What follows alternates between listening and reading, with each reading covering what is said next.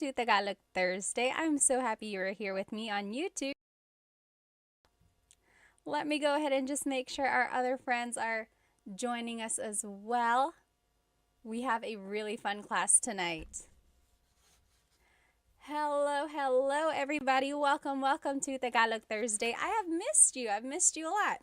Tonight is going to be a very fun night because I actually have something that we're going to use, and I think it's going to be very, very helpful. So if you looked at my Instagram story, you'll notice that I put a link up there for some flashcards that I made for us. So I have been working really hard. I made some Tagalog verb flashcards for you. And not only are they vocabulary words about the different verbs in Tagalog, but on the back of the flashcards are conjugations of the verbs as well. Oh, TikTok, let me see if I can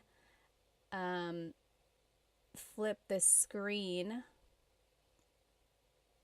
so that you can see it. Is that better? Yeah, there we go. Okay. So these flashcards are so great because they have the word on them, and then on the back is how you conjugate the verb. Okay, a lot of you have said, oh, verbs and conjugation are like some of the most challenging things about Tagalog. And it's true. And if you have watched my full-length Tagalog lessons on YouTube, then you know that there are different types of verbs, and then there are different categories, different conjugation patterns, and everything like that. And one of the things that I said is the more verbs you learn, that's kind of how you will learn what group these verbs fall into, right? So it's just a matter of gaining more vocabulary, and getting these flashcards will help you with that. Again, tonight's Tagalog lesson is about Tagalog verbs, and we are going to be using these flashcards that I made for us that have the Tagalog verb on the front, and on the back is the conjugation. Conjugation means changing something into a different form. So these are the conjugations in the present tense, the past tense, the future tense, and then there's one more conjugation in there, or one more type of phrase. It's the command. You'll see how they are used when we go through them. Again, if you want to get your own copy of these flashcards that I made, the digital download is on my Stan store. I put the link in my stories, but also it's in the in my bio as well. Go ahead and write where you are currently watching from. Maybe tell me how old you are, and does anyone have a shout out? One time someone said, oh, it's my girlfriend's birthday. Can you say hi? If anyone has a special event, please let me know. Or is it just a fun night? No special event on your side, but just something something to celebrate, just being with me learning Tagalog. Let me go ahead and catch up on some of these comments. Okay, let me catch up on some of these comments on Instagram here. Major said, Ate Pat, gumagawa ako ng mabuti. You're doing something good. Are you trying to say you're doing well? You can say, mabuti ako, mabuti naman. What you said literally means I am doing something good, like you are doing a good deed or something. Oh, Chunkin Deuces said, quick question. Is there a difference between learning Filipino versus Tagalog? Very, very good question. Does anyone know? I know the answer, but does anyone know the difference between Filipino and Tagalog? Think about it, write it in the comments, and let's see what everyone thinks. Hello, magandang araw, Vic said. Let's see. Hi, Ate. Kawabanga said. Miss Anna Adams said, kumusta ka, ate? Mabuti naman. Hi, Love and Lulu. All right, let's see here. Again, we're just waiting for everyone to join. Hello, hello. Oh, so many people. Let's see here. Rose from San Diego, Ronnie from LA, Royston from Singapore. I'm Heme from California, Brandon from Jacksonville, Florida. Hello, hello. Dilshan from New Zealand, Fritz from New Jersey. Hello, hello. Mabuhay Thursday. Hello, hello. Let me see. Oh, did someone have a shout out? I forgot. Earrings are fire. Team D Texas said, Salamat. These are from Pick You Official. I think Pick You Official. Let's see. How about over here on TikTok? Captain says, I'm a Filipino. I'm all the way from LA, California. Hello, hello. Yes, exactly right. So Rocky's Barber. So the question was, Chunkin Deuces asked, what is the difference between Filipino and Tagalog?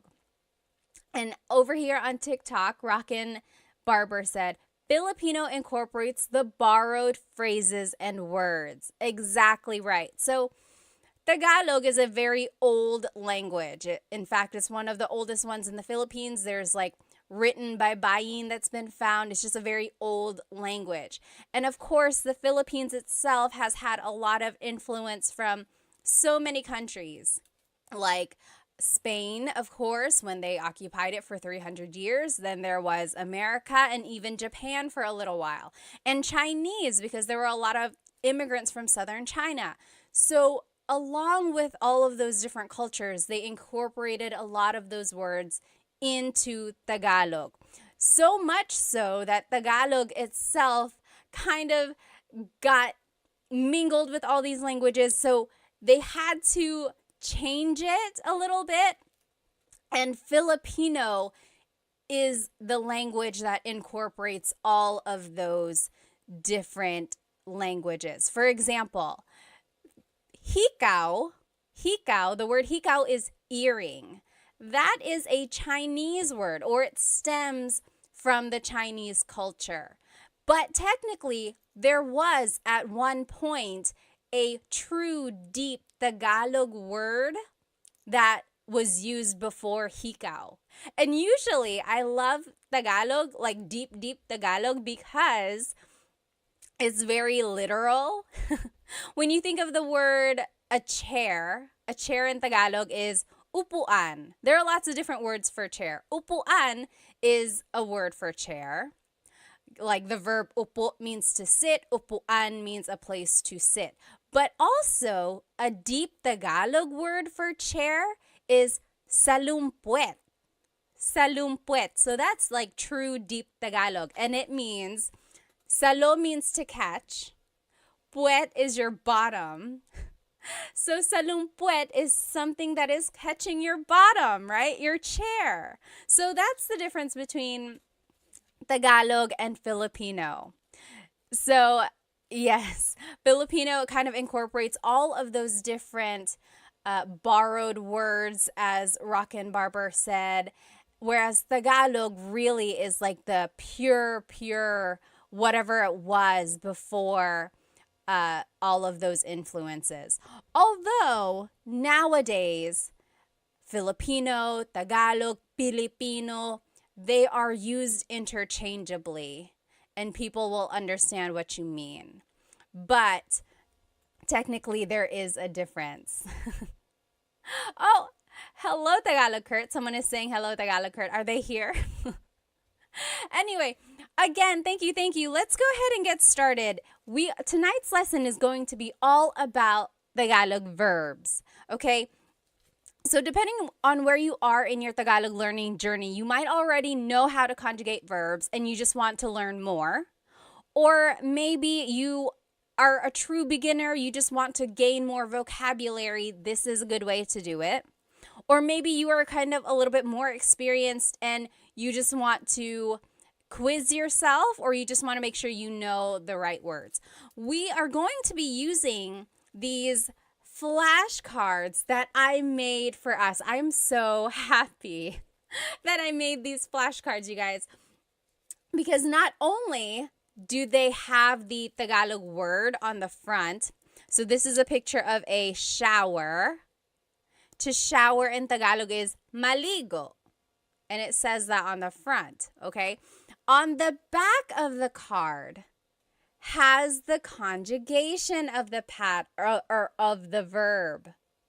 Okay, so it's like there are different ways you can use these cards. One way is to cover the Tagalog word and then quiz yourself. Be like, okay, what is to shower? What is to shower?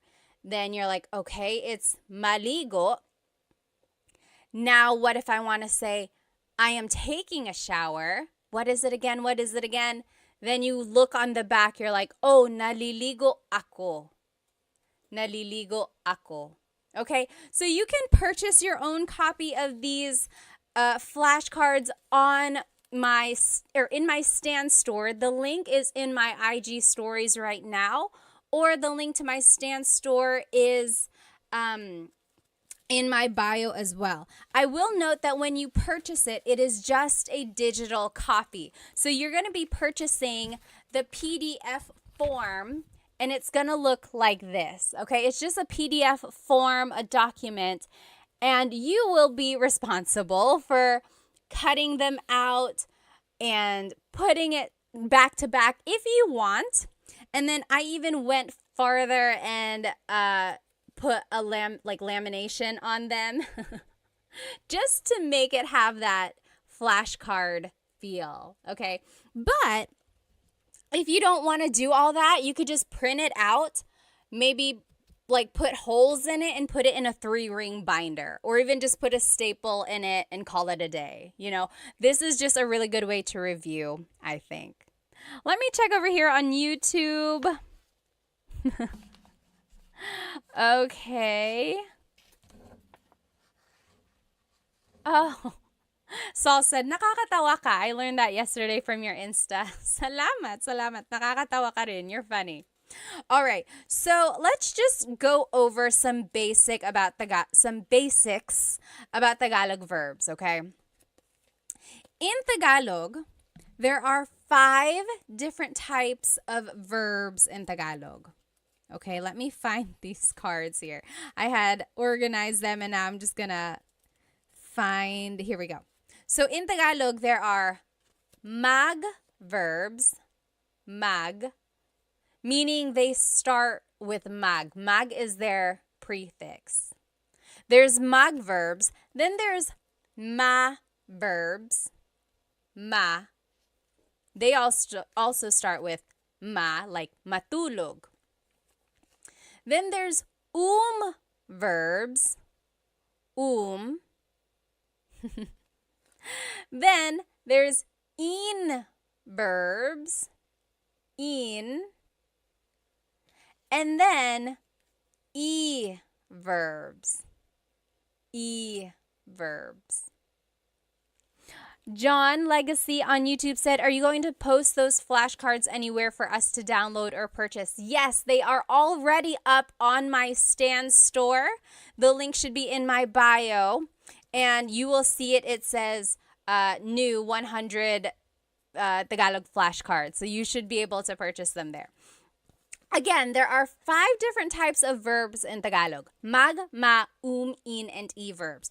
Why is that important? Well, it's all going to determine the patterns that we use when we conjugate them, okay? And if you need a review of how to conjugate these different types of verbs, you can watch the full-length Tagalog lesson on my YouTube channel. There's like present tense conjugation, past and future tense conjugation videos there. It will go step by step with lots and lots of practice. But we can also just learn them tonight, okay? I don't want you to get too bogged down about the patterns themselves, but I do want you to recognize that there is a pattern. Okay, you'll see. There's repeated syllables. There's certain affixes or prefixes or infixes. Okay, so I want you to just listen and see what we get. Okay, so let's just go through some of these verbs here. If you know the answer, write it in the comments. What is to clap in Tagalog? What is to clap in Tagalog? Do you know? What is to clap? Oh, thank you so much for all the gifts on TikTok. They are going so fast. FJMLV, thank you so much. And I think someone else up there, thank you. What is to clap in Tagalog?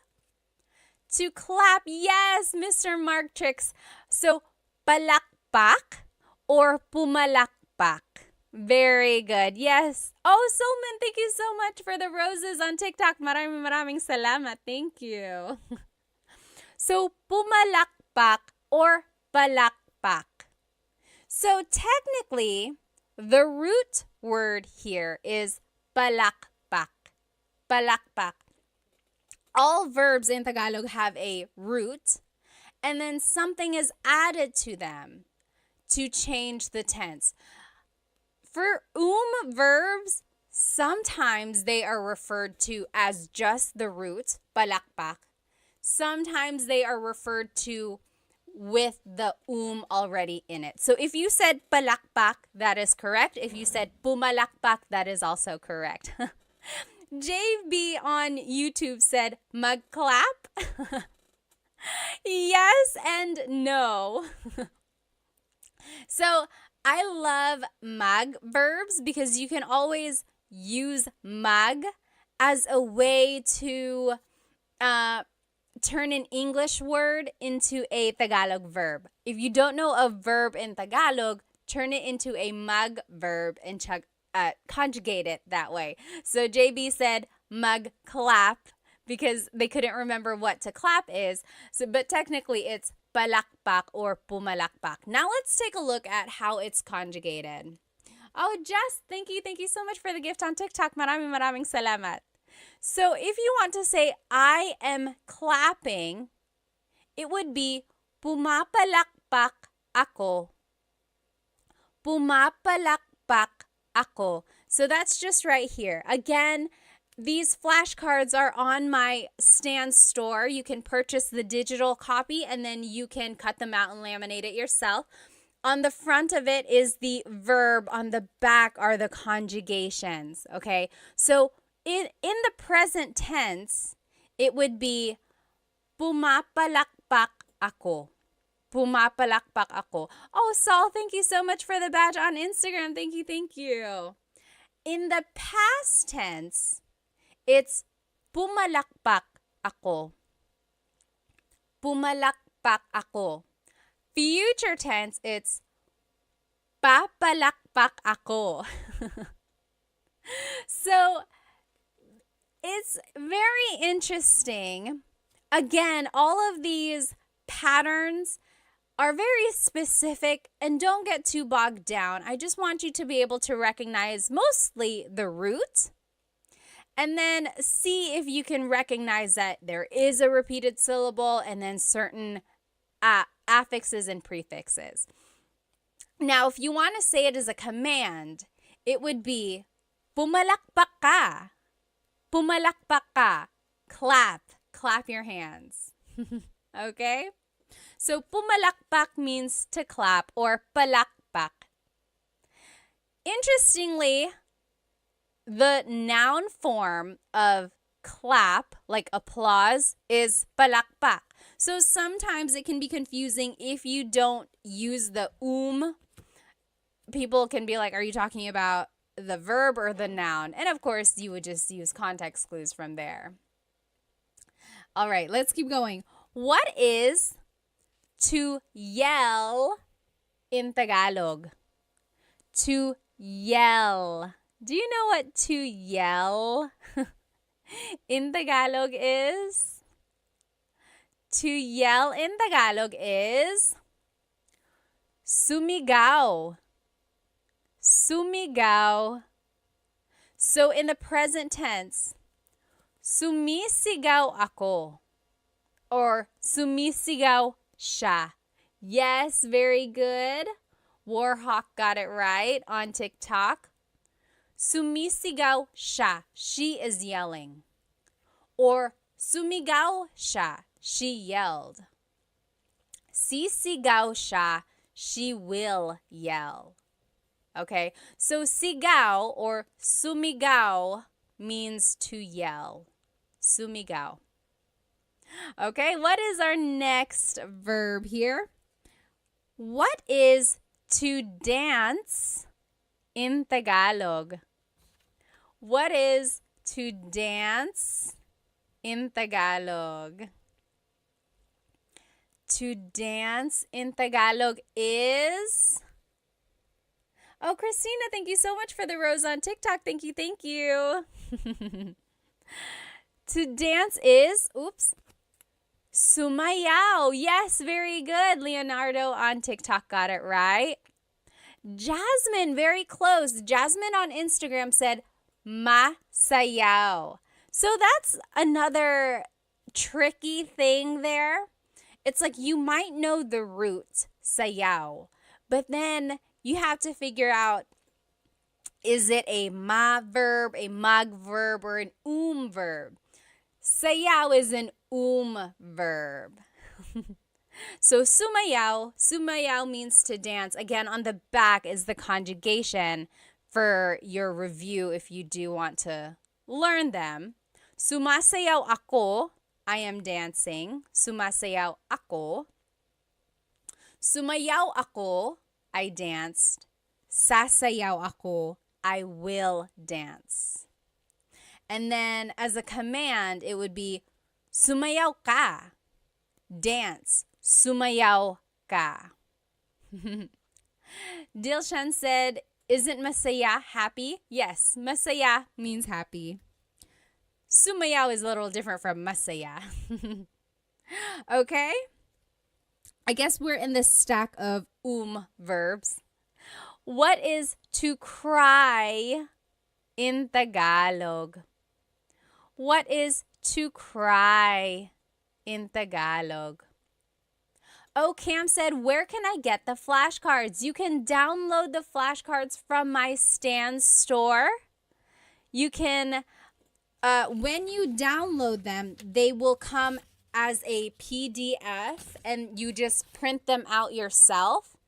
And you can cut them, laminate them like I did, front and back, or just print them, maybe put a staple or put holes in it and put it in a 3-ring binder. So however you want to use them, you're going to download it. It'll come like this.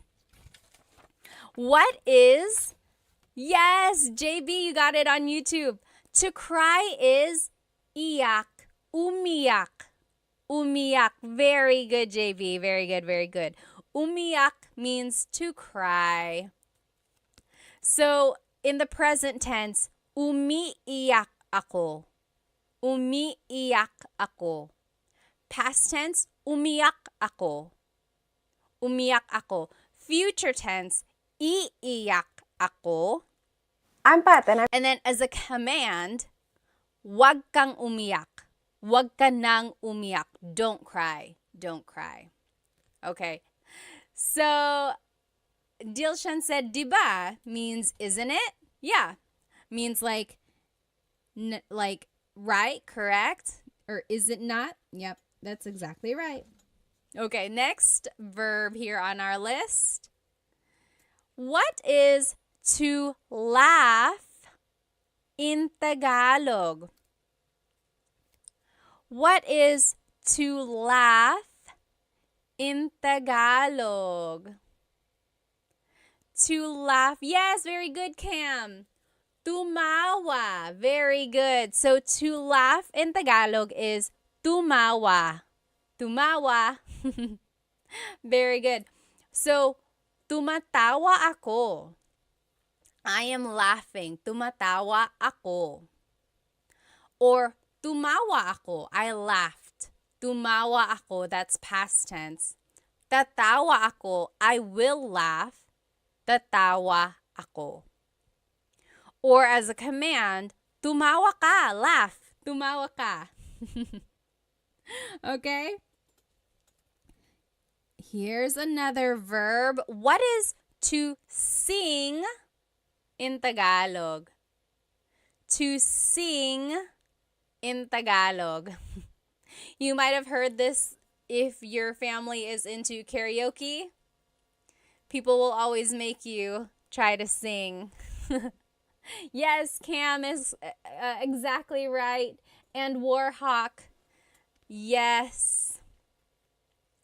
Very good. Kumanta. Kumanta. Yes. Alpoblit. Kumanta. Very good. JB said, once again, where do we download these cards po? It's in my Stan store. So the link should be in my bio, or if you just go to my profile, look for the Stan store link. Again, when you download it, it will be a PDF like this, and then you will print it yourself and turn them into flashcards, or you can just keep it like this, put it in a folder, things like that, okay? So, kumakanta ako, I am singing. Kumakanta ako. Kumanta ako, I sang. Kumanta ako. Kakanta ako, I will sing. Kakanta ako.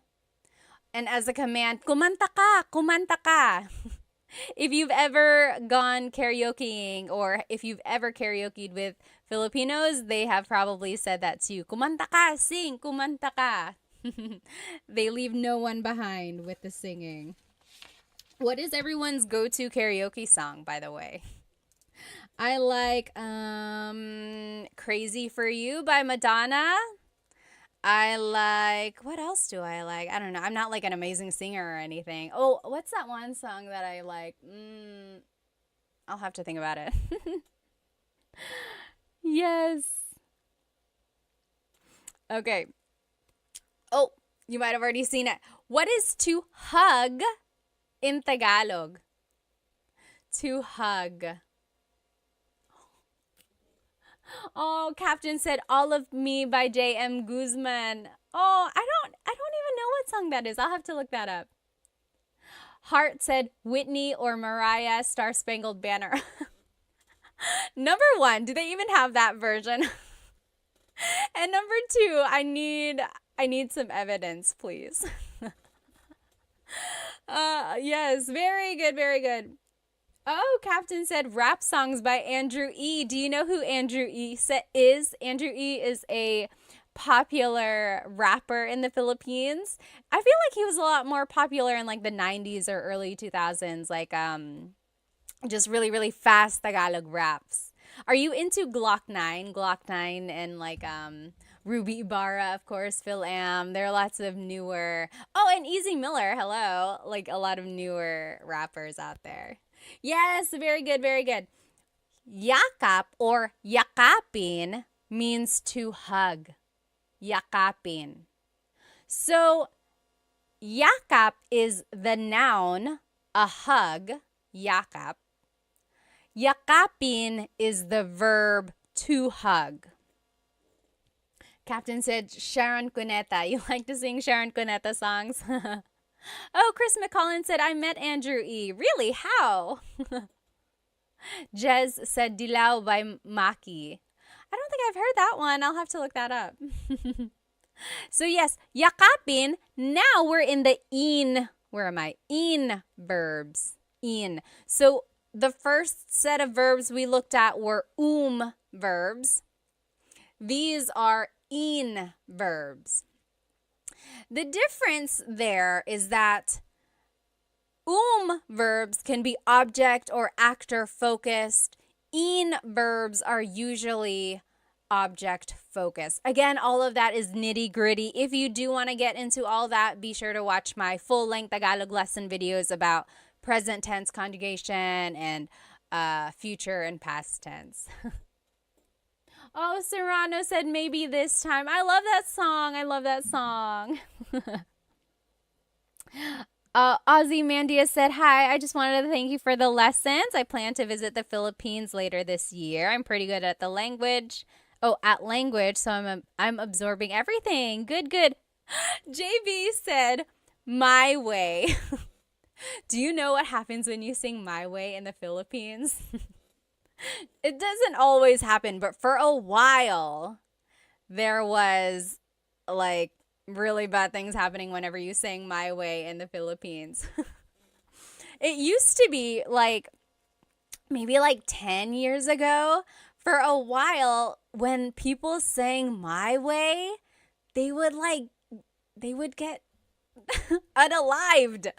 They wouldn't, I don't know what would happen. Like, it would be so violent. And then, yeah, so for a while, there was just that thing where it was like, don't sing My Way, or it became a joke where it was like, oh, you're going to sing My Way. So be careful with that song. Okay, yeah, so yakap or yakapin means to hug. In the future tense, it's, I'm just trying to think because I don't want to say it wrong. Yinayakap ko siya. I am hugging him. Yinayakap ko siya. Past tense, yinakap ko siya. Future tense, yayakapin ko siya. Okay, so yakap is an in verb. As a command, maybe you can use this on your sweet, lovey loved one. Yakapin mo ako. Yakapin mo ako. That means hug me. Yakapin mo ako. I'll put it up here so you can see it. That's the command. Hug me. Yakapin mo ako. Try saying that to your honey tonight. I'm sure it'll make them super kilig. Yakapin mo ako. Okay? Someone put it or wrote a question up here. Someone asked why. Why is it that when you sang My Way, you would get like unalived? I don't know. It was just like, maybe it just happened to be that when people were singing that, there were like violent people around them. I don't know. But for a while, you should look it up. It was like singing My Way at karaoke was kind of dangerous. Oh, and then someone asked, do you know how to speak Bisaya? No, I do not, but I know someone who does, and I'll be sharing them with you in just a little while, like maybe next week or in a couple weeks. Oh, someone up here asked, Ladorabi said, is Filipino Sign Language the same as American Sign Language? So I feel like either last year or the year before, I posted a video of Filipino Sign Language. And then people commented, oh, it's the same as American Sign Language because American Sign Language actually is universal. So people said it's the same. But I'm sure there might be some nuances. But that is a great question. If anyone knows, like, is there a difference between Filipino Sign Language and American Sign Language? Let us know. Jasmine said, I heard of you sing it badly. So maybe if you sing My Way badly, then that's why it was so violent. Patch said, your tutorials really helped me in my tutoring sesh with my US students. Thank you, thank you, thank you. Maraming salamat. Thank you din. Oh, interesting. Okay, so PJ said Japanese Sign Language is a little different. Interesting. Okay, so yeah, there might be some similarities between Filipino Sign Language and then like American Sign Language, but also there might be some differences as well. Warhawk said, I'll never sing that song in the Philippines. Yeah, don't sing My Way. You might not want to. Okay, and then someone asked, do I speak Waray? No, I do not, but I'm looking for someone who can teach it. If you know anyone who can teach Waray, send them my way. Okay. What is to pull in Tagalog? What is to pull in Tagalog? Yes, JB, yakapin was an in verb. We're actually in the in verbs now. Tots asked, can you speak Kapampangan? No, I cannot. I wish I knew people who could, though. Yes, Serrano. Hilahin. Very good. Very good, Warhawk. Hilahin. Hilahin. Very good. Hilahin means to pull. Hila means to pull. That's the root. Hila. Hilahin is like the conjugated version, or it's just incorporating that in affix there. So hila means to pull. Hilahin is conjugating it as an in-verb. In the present tense, it's hinihila ko ang lubid. I am pulling the rope. Hinihila ko ang lubid. In the past tense, hinila ko ang lubid. In the future tense, hihilahin ko ang lubid. As a command, it would be hilahin mo ang lubid. Okay, so again, I just want you to notice the root word. I want you to notice that there is a pattern. You don't have to get into the nitty-gritty of all the exact patterns if you don't know them yet. But see if you can recognize oh, that sounds like it's present tense. That sounds like it's past, or that sounds like it's future. Okay? But more than anything, I do just want you to get the root word to be able to recognize that, oh, hila means to pull. Again, these cards, these flashcards are on my Stan store. You can purchase them. When you buy them, though, remember that it's going to be the digital download, and it will come as a PDF. When you print them out, you can cut them, you can laminate them like I did, or you can just keep it like this in a folder and use it to study, okay? You said, can you send me that card? Someone said on TikTok. Just go ahead and get it from my Stan store. There are 100 verbs. 100! I found 100 verbs for you. But tonight we're only going to do maybe 25 or 30. I went through and got some of the more common ones for us to learn. But there are 100 verbs. You gotta go get it. Oh my goodness, you gotta go get it. Okay. Now, what is to sweep in Tagalog? What is to sweep in Tagalog? Samurai said there are many Filipino shops and restaurants in our region in Oman. Oh, that's nice. Very good, Serrano. To sweep in Tagalog is walis. Oh, Serrano, you bring up a really, really good point. So in this card, I am showing it to you as an in verb. Walisin. Take a look at the conjugations. Winawalis ko ang sahig. Winawalis ko ang sahig. I am sweeping the floor. Now, Serrano on TikTok said, magwalis. Oh, I love this, you guys. Walis is one of those verbs which can be either object-focused or actor-focused. Okay?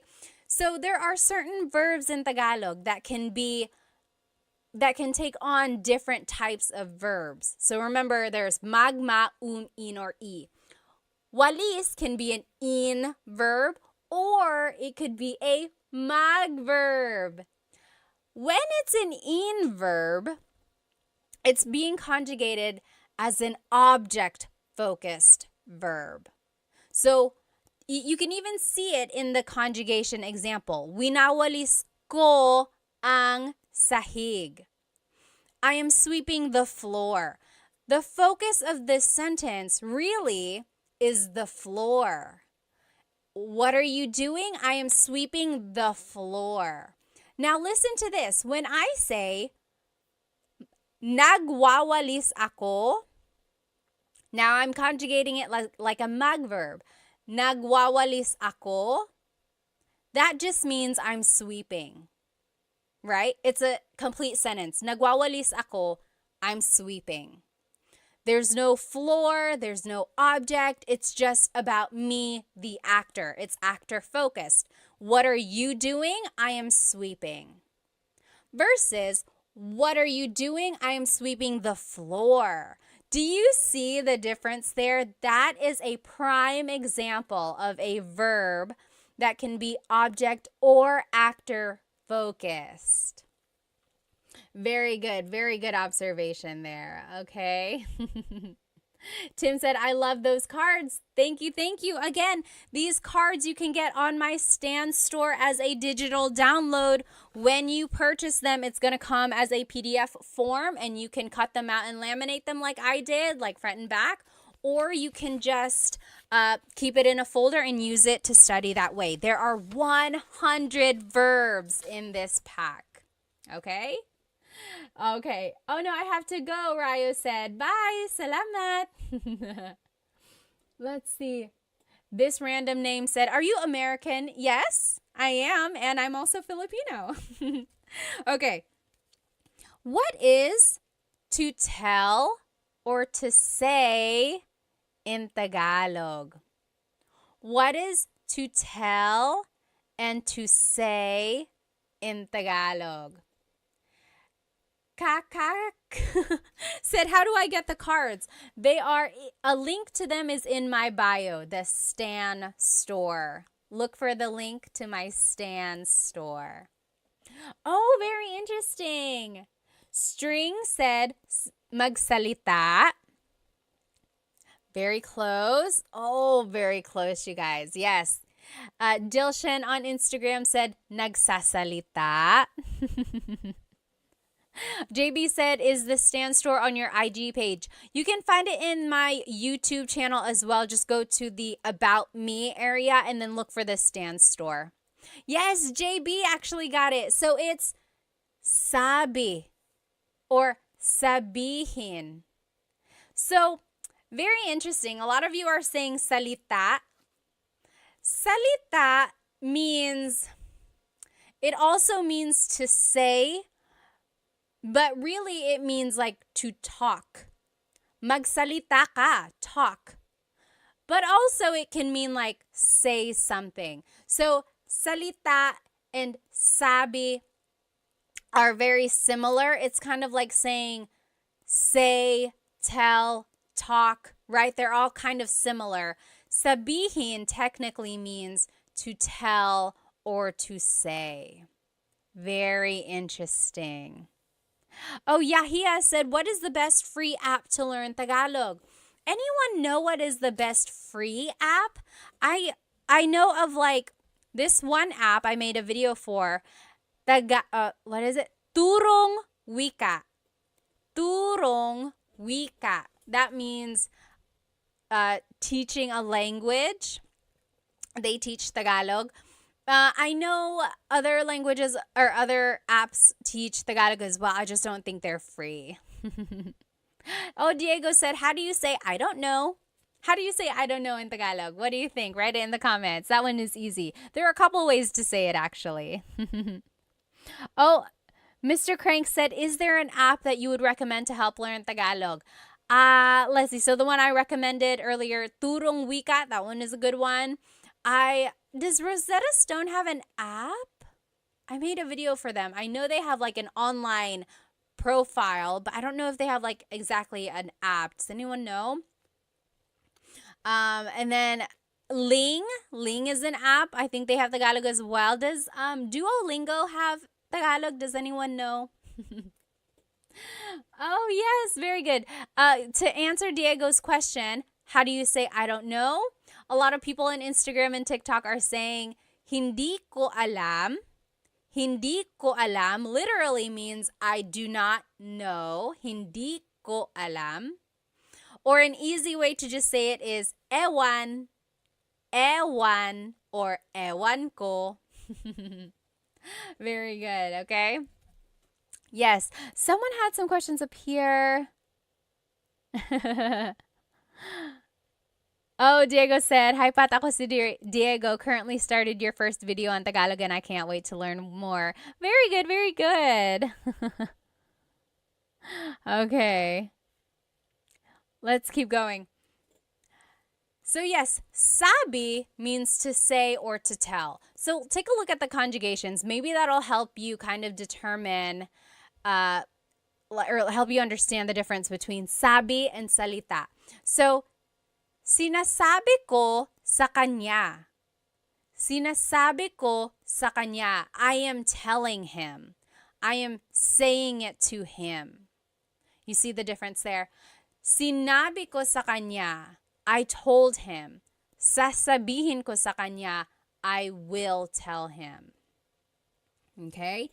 And then, as a command, sabihin mo sa kanya. Tell him. Sabihin mo. Oh, okay. Diego said Duolingo does not have Tagalog. Interesting. What is to find in Tagalog? What is to find in Tagalog? Oh, Warhawk said Bluebird app is decent. Bluebird app. To find in Tagalog is... Yes. So, hanap is the root word. Hanapin is the verb. Hanapin, to find something. Hanapin. Like, oh, hanapin mo. Find it. Hanapin.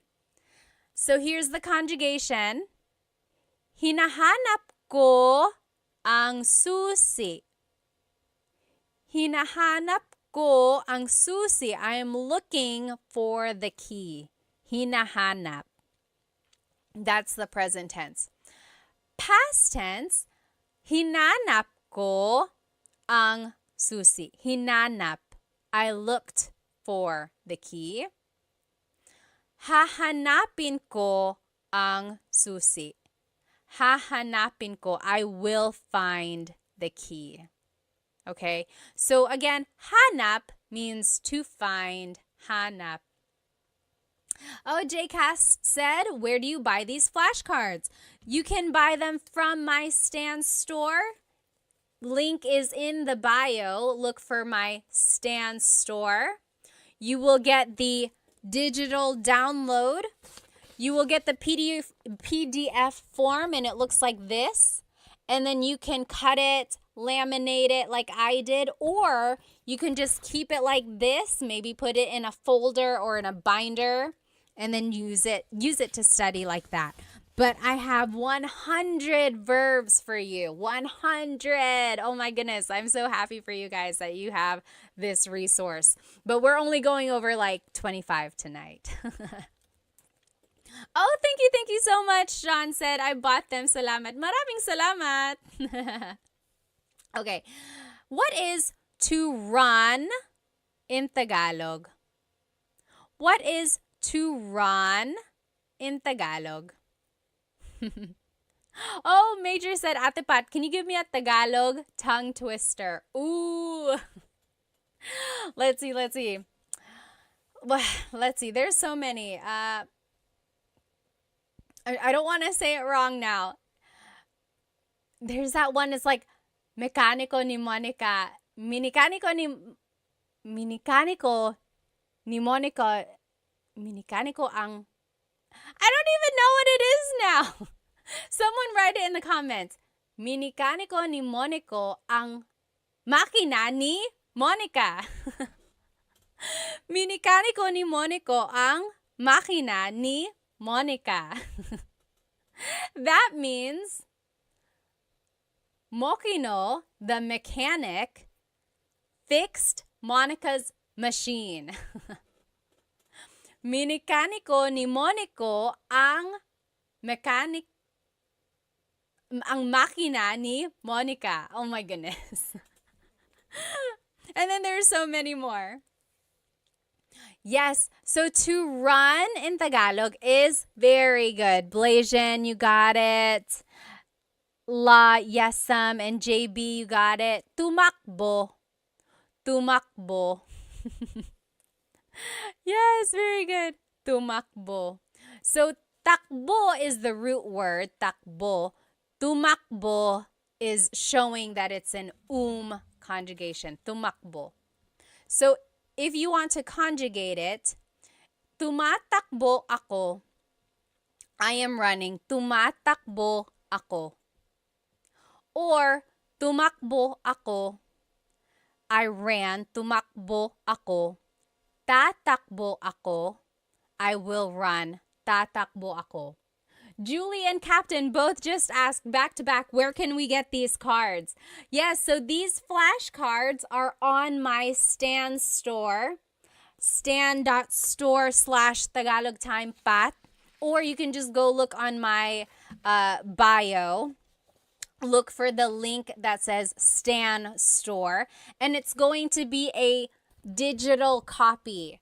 When you purchase it, it's going to look like this as a PDF, and then you will be able to cut it, put it together, laminate it like I did, or you can just keep it like this, keep it in a folder, and study it like that. But there are 100 cards, 100 verbs. Oh my goodness.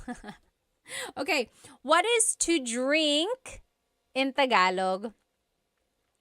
What is to drink?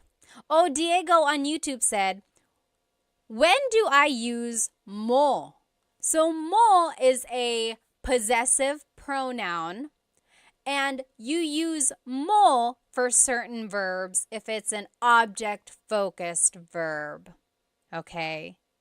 So, it goes into all of that in my full-length Tagalog lesson, I think 3, present tense conjugation. Take a look at that. It will break down how to use mo in certain verbs. Yes, very good.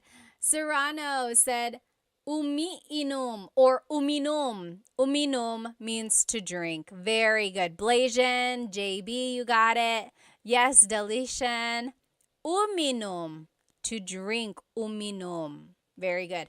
Now, as a conjugation or to conjugate it, umiinom ako, I am drinking.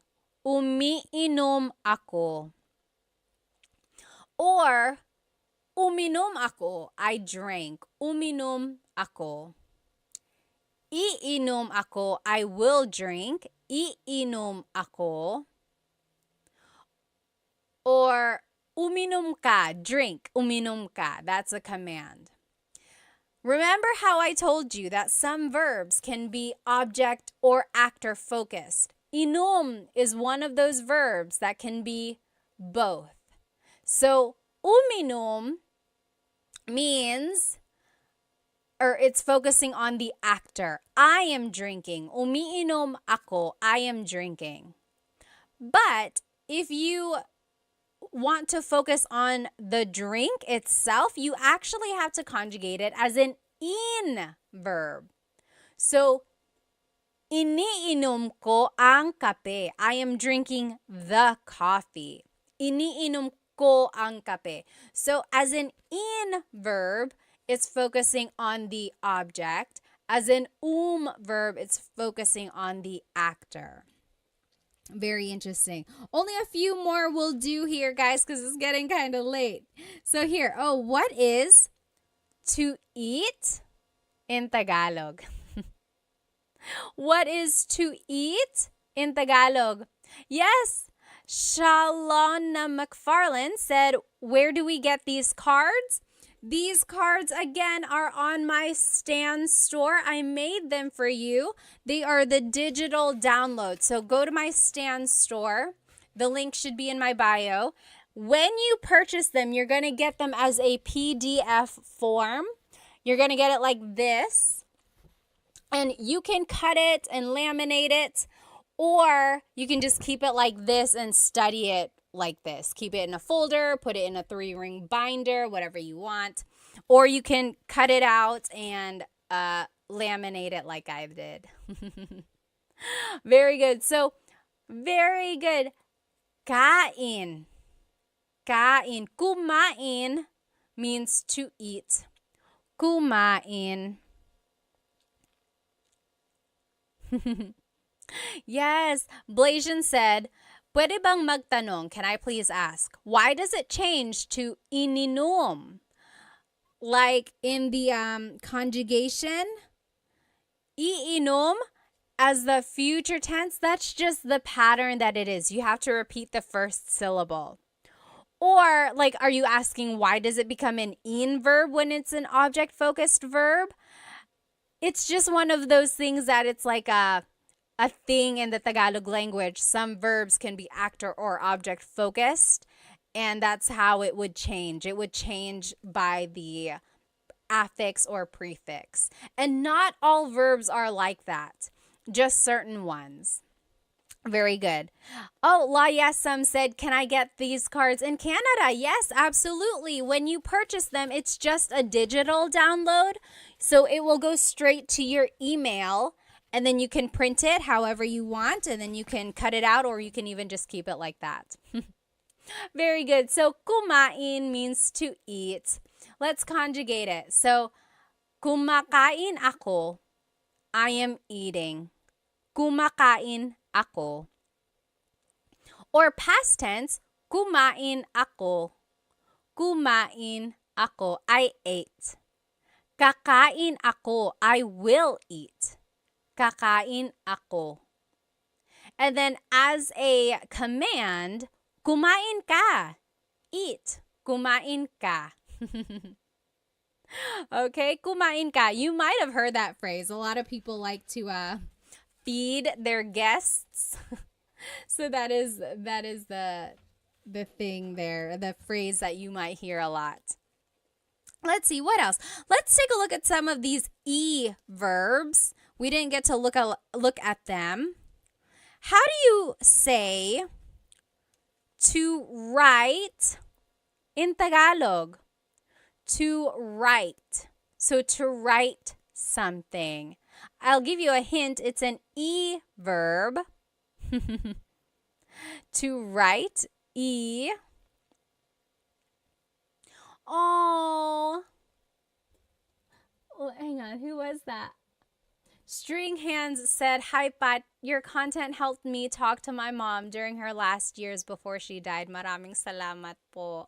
Oh, my goodness. Strings, first of all, I'm so sorry for your loss, but also, I'm so happy to have helped you. Stay strong, okay? I lost a parent too, and it's not easy. Not easy at all. Oh, Julie said, I can't find your Stan store. Let's see. Go to my link or go to my bio, and I think just click on whatever link is there, and then more links should pop up.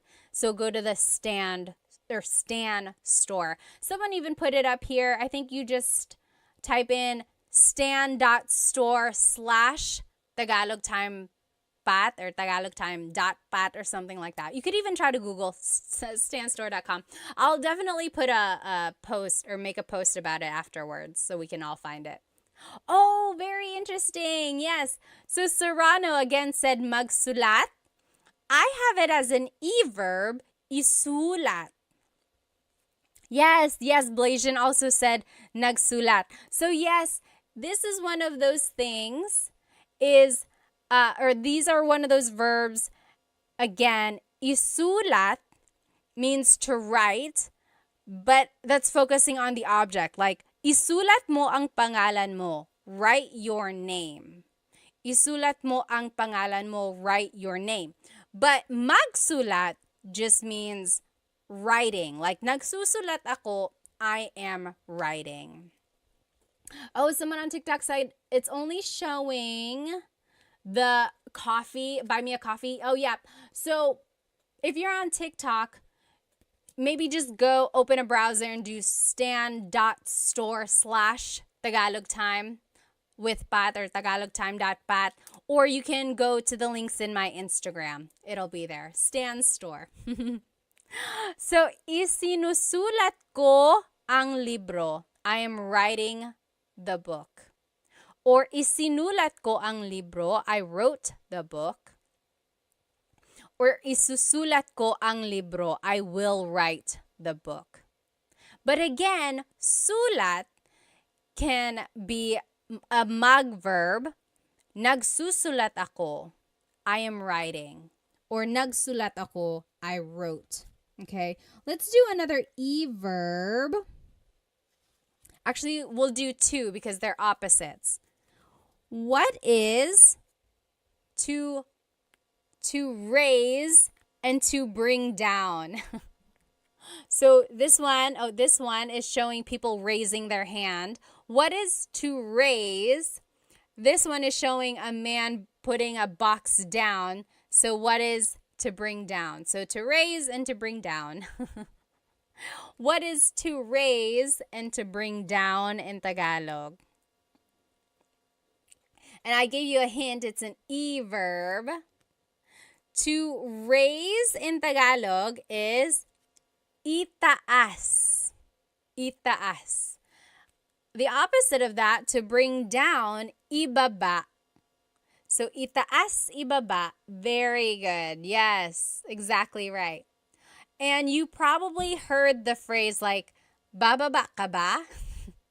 It's one of those things in Tagalog. It's like, baba, just depending on how you put the emphasis, it can mean different things. So, bababa ka ba means, are you going down? Like, are you going down the stairs? Are you going down the elevator? So, ibaba means to go down. Itaas means to raise, like to raise your hand. Let's take a look at ibaba. So, ibinababa ko ang bagahe. I am bringing down the luggage. Ibinababa ko ang bagahe. Or past tense, ibinaba ko ang bagahe. Future tense, ibababa ko ang bagahe. And then, as a command, ibaba mo ang bagahe. Bring down the luggage. Okay? Now, let's take a look at itaas, again, to raise.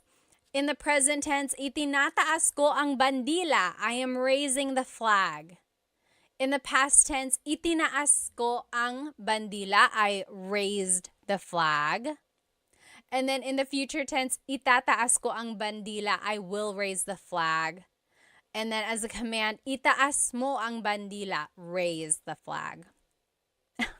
So Love said, spaghetti pababa, pababa ng pababa. Does anyone remember that song?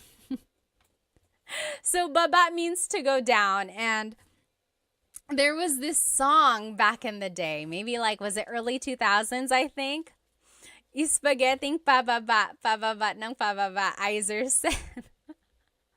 And then spaghetti pataas, pataas ng pataas. And it was just this silly, silly dance, and you heard it on every variety show on the Filipino channel.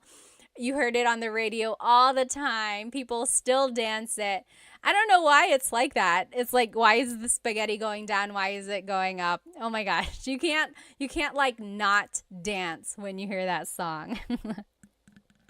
Yes, Blasian said, is there another word for flag? Yes. So I said bandila. Bandila means flag.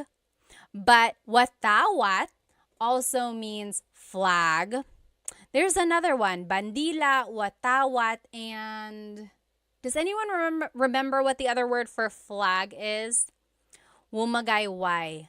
Watawat, wumagayway. Wumagayway means to wave, or like to wave around, correct? I'm pretty sure. So watawat is like waving the flag, exactly.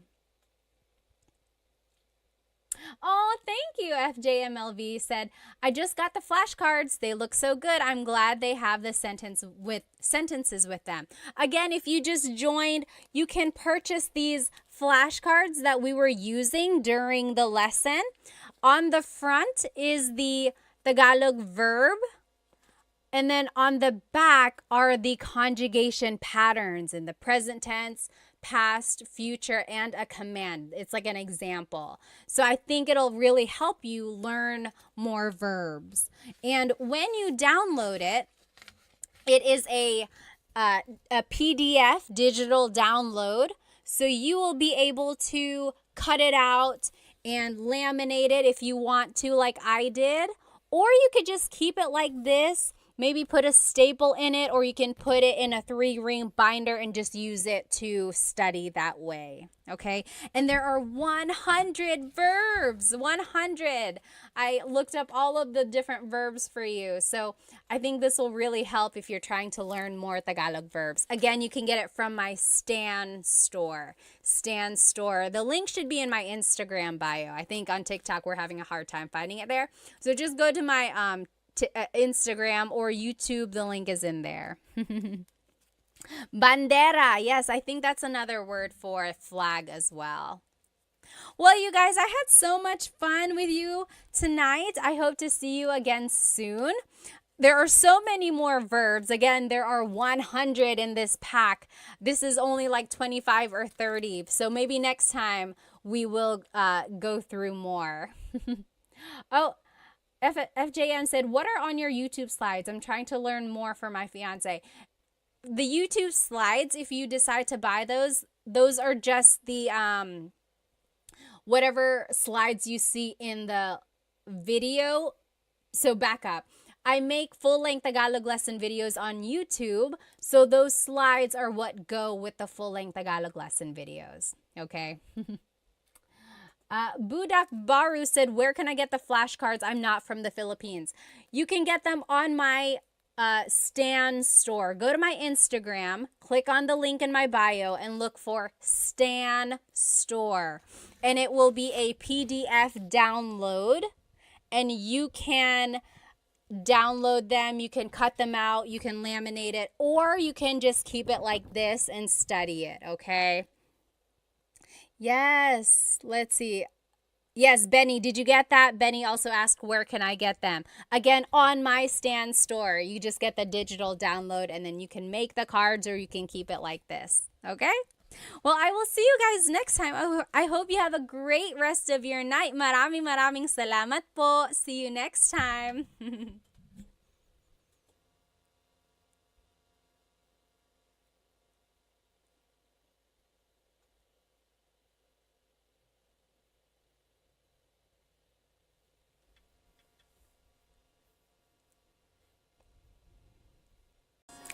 Hello, everybody. Welcome. Let me just go ahead and invite our friends.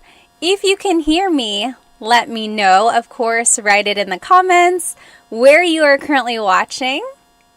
And also write maybe how old you are, because I like to see how old everyone is. Also, let me know on YouTube if my mic sounds okay. I was watching the replay last week, and I heard a lot of it didn't sound very good. So if it's too close, I can always scoot back. I just want to make sure it sounds okay for everyone. Let me go ahead and invite our other friends, of course. Hello, everybody. Welcome. You know what day it is. Happy Thursday. Happy Tagalog Thursday, in fact. Let me know if you can hear me okay, especially on TikTok. I'm trying out this new microphone. And actually, it would help if the mics were up here. Okay, again, let me know if you can hear me okay. If I am too close, I will simply push it back. If you can't hear me, let me know. I'll try to make some changes. Let me know if you can hear me by writing where you are currently watching and maybe how old you are. And as always, this Tagalog lesson is up on my YouTube channel. I am live on YouTube, TikTok, and Instagram. Hop onto my YouTube channel, Tagalog Time with Pat, and you will be able to follow along with this lesson. And this is a good lesson. I think you're going to enjoy it. You're going to find it pretty useful. Awesome. Okay, so I see, let's see, Soul Tuwiz is from California.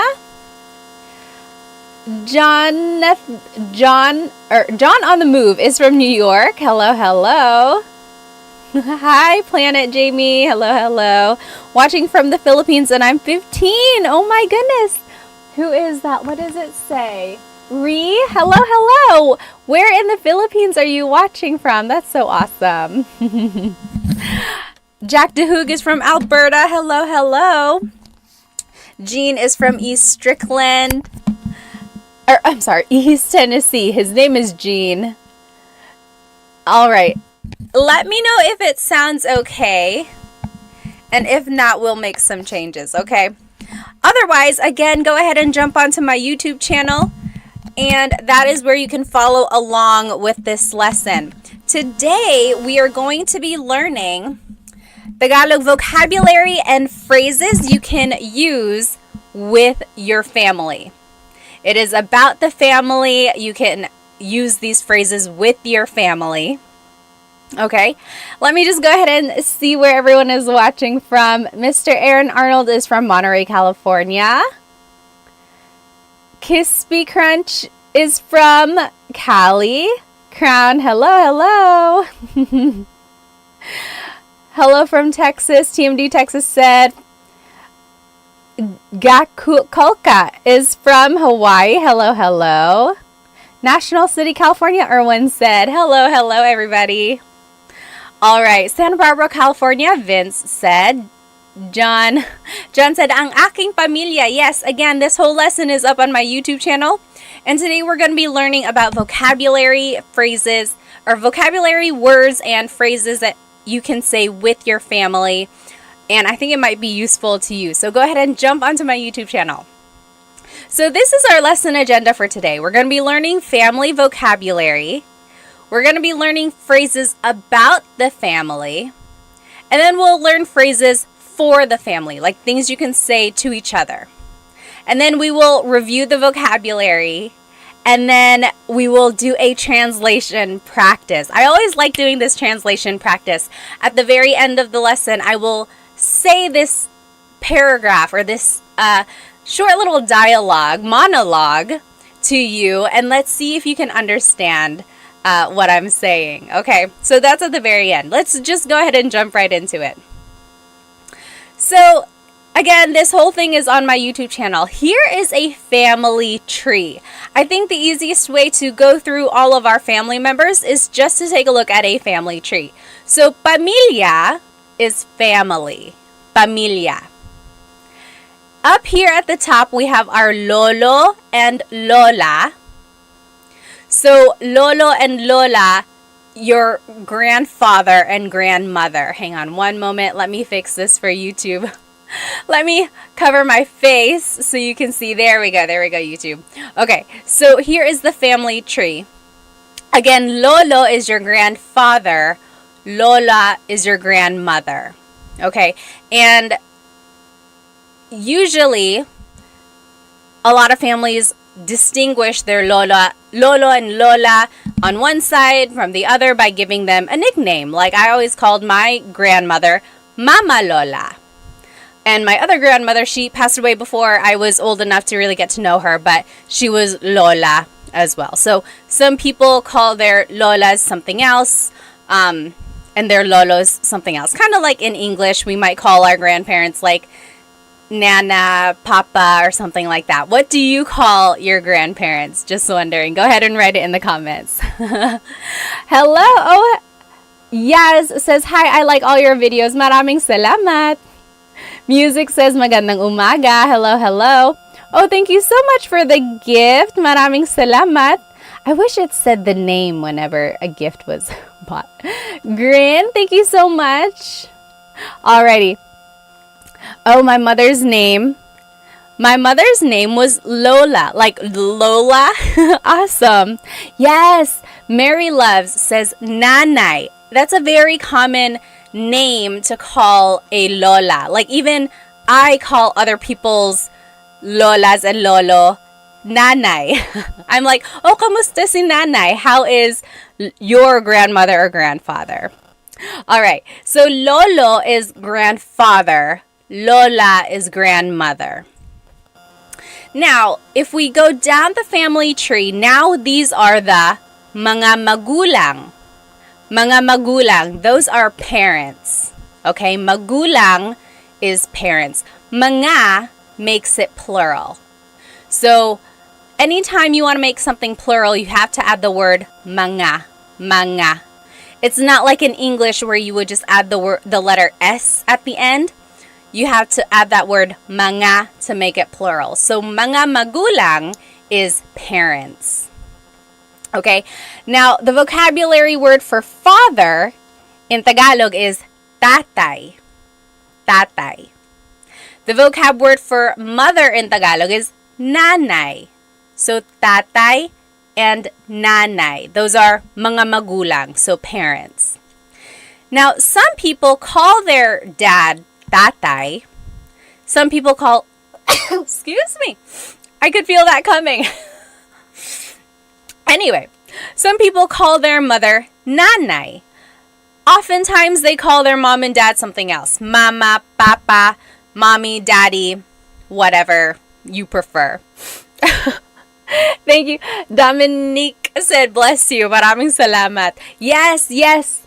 Francis said, nay. Sometimes you can just call your nanay, nay. Right? So, nanay, tatay, that is mother and father in Tagalog. And those are mga magulang, parents. Okay? Then, when they have a child in Tagalog is anak. Anak. That is a child. That is their anak. So, the nanay and tatay, or the magulang, they have an anak. Anak. Sometimes moms and dads will call their child anak. Like, oh, anak, kain na tayo. Anak, kain na tayo. It's almost like saying, son, it's time to eat. Or daughter, it's time to eat. It's just anak. But very interesting is there is no word for like son or daughter. Anak by itself is a gender neutral word. In order to distinguish whether or not someone is talking about their son or daughter, what do you think you would have to do? We touched on this last week when we played Filipino Jeopardy. We had a question about like gender neutral words. Do you remember what you have to do in order to kind of distinguish what like gender it would be, whatever gender they're talking about? Well, so if you wanted to say son, it would have to be anak na lalaki. Yes! Richard V on YouTube, you got it. Anak na babae is daughter. Anak na lalaki is son. Drake on Instagram, exactly right. You got it. So again, anak is a gender-neutral word. There are a lot of words, actually, in the family vocabulary that are gender-neutral, which I find very interesting. Like, anthropologically, why is that? It's just like one family unit, and it's like, it doesn't really matter if they're talking about a boy or a girl. It's like, yeah, that's just my son. I think it's so interesting. Like, a language will tell you a lot about the values of a culture. Anyway, that's a side note. So again, anak is a gender-neutral word. So in order to say son, you would have to say anak na lalaki. So if someone was like, this is my son, it would be, ito ang aking anak na lalaki. That was a very formal way to say it, but you get what I mean. They would have to distinguish anak na lalaki. Or if they wanted to say like, I am buying this for my son, it would be, binibili ko to para sa anak kong lalaki. Anak kong lalaki. I'm trying to figure out where you add the nang. Anak kong lalaki. I think that's right. Anak kong lalaki. Anak na lalaki ko. No, you don't ever add ko at the end like that. But yes, you get what I mean. Yes, exactly right. A Douglas, babae or lalaki. Babae is woman. Lalaki is man. And then Ricardo said, like, ma'am, sir. Ma'am, sir is a little, it's an interesting thing. Like, whenever someone is shopping in the Philippines, they're like, hi, ma'am, sir. I think just over time, people got used to saying it together. And so it became one thing.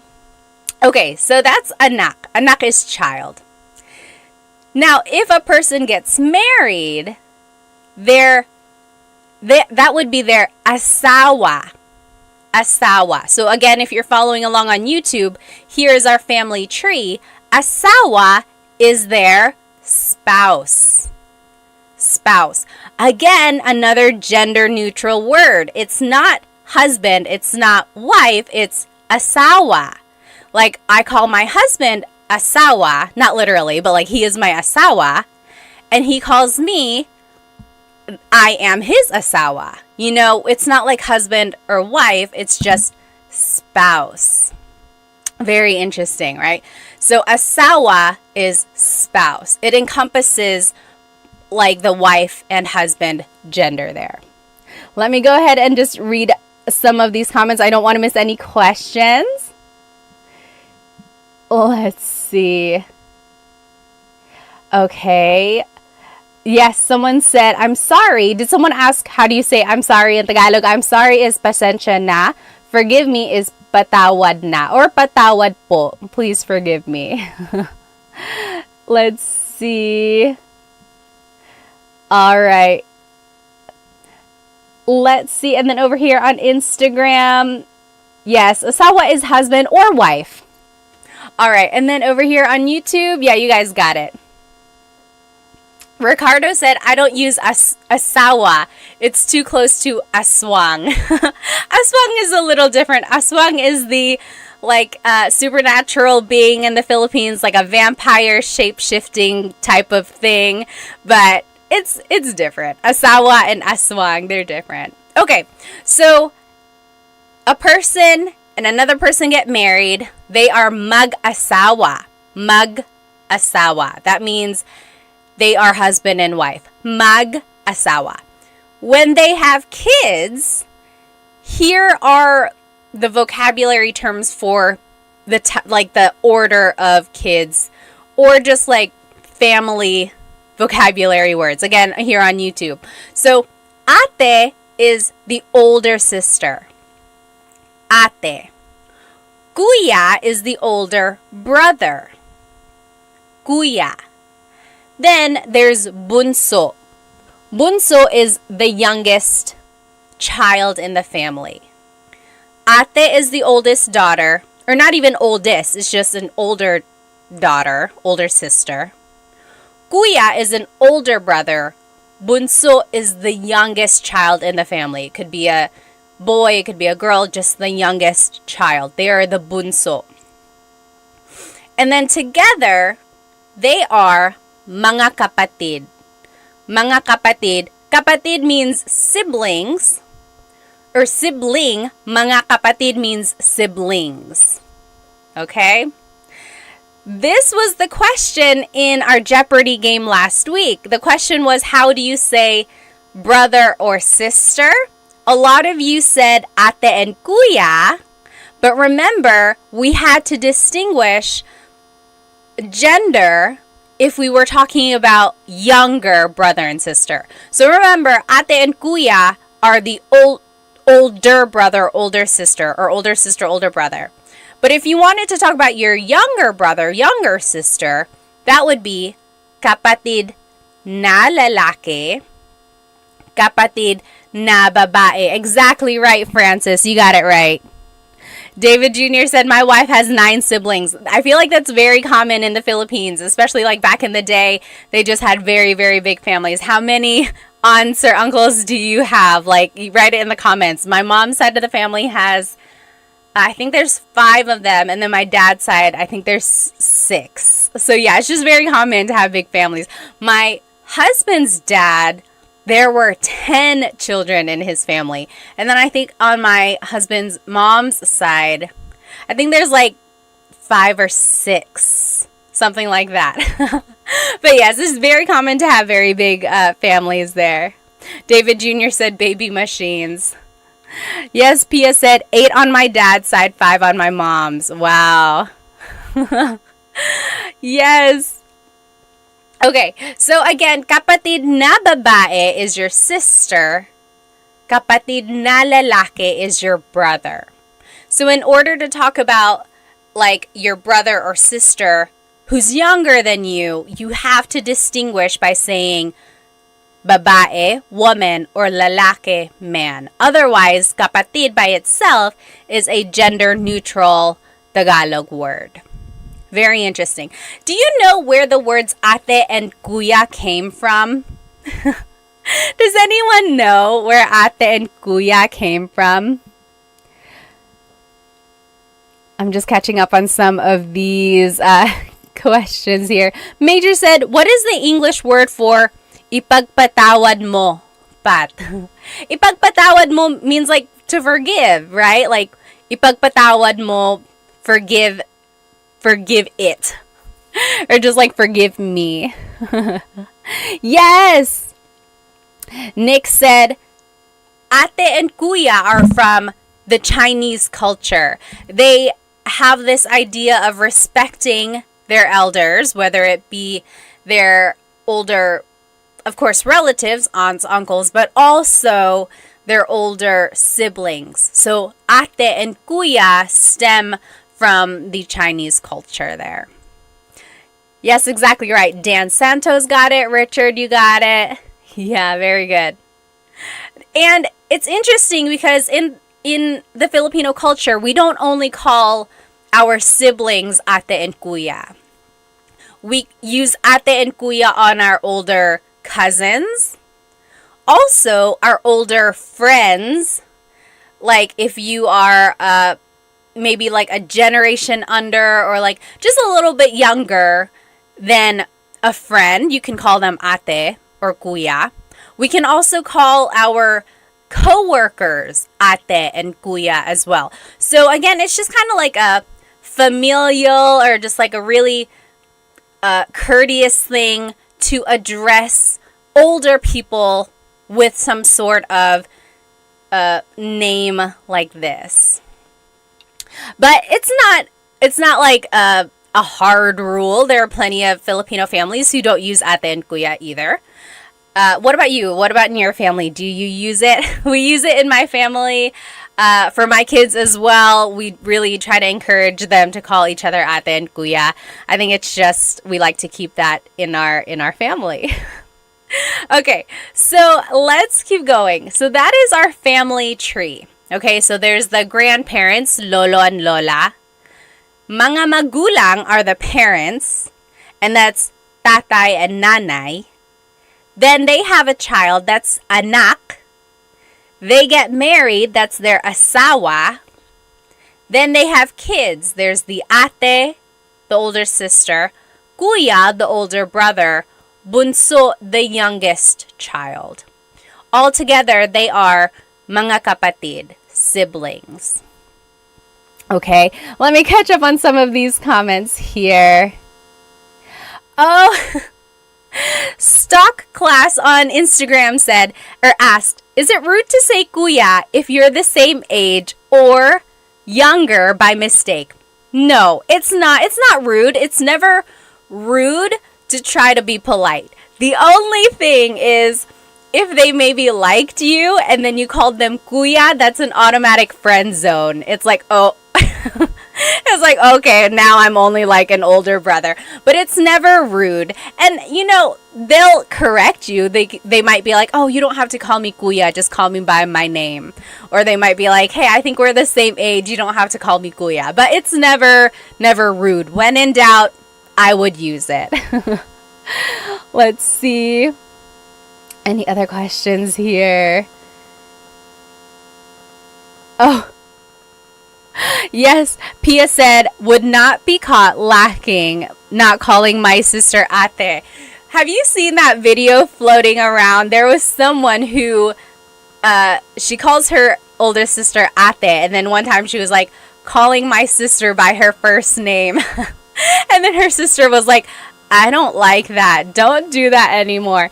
Again, it's just one of those things. It's like respect, but also it's just like a family thing.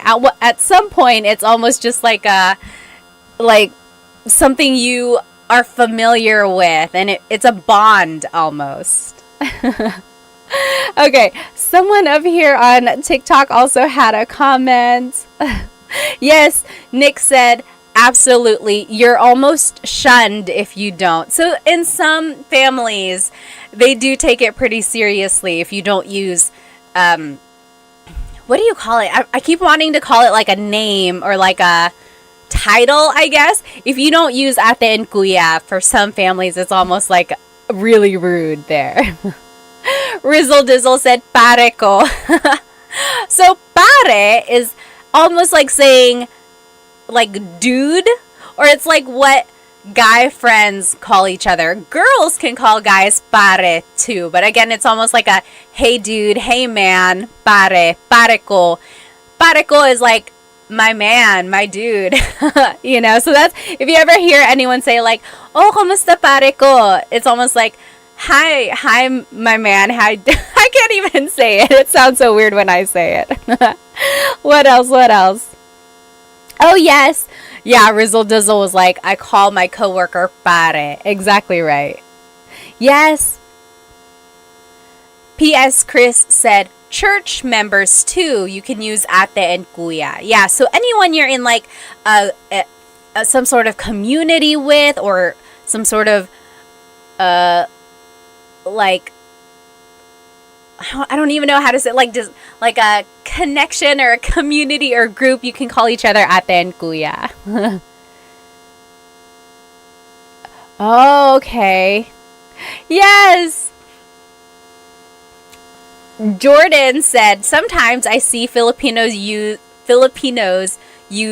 pre in comments. What does that mean? Pre is just short for pare. So again, it's that word of like dude, man. It's just like, hey man, hey dude, pre. Yes. Jay from the Bay said, I thought pinsan is cousin. It is. We will go through that in just a second. Okay. Let's keep going here. Yes, Timothy said, I noticed that many Filipinos call their relatives cousin even if they aren't, even if they are technically not. That's a very common thing. Almost like we call our parents, friends, tito and tita, even though they are not literally our aunt and uncle. It's just one of those titles that we use. Again, it's almost like we are all just one big family. Okay, let's keep going. So here are just some more vocabulary words about the family. Someone mentioned it here on TikTok.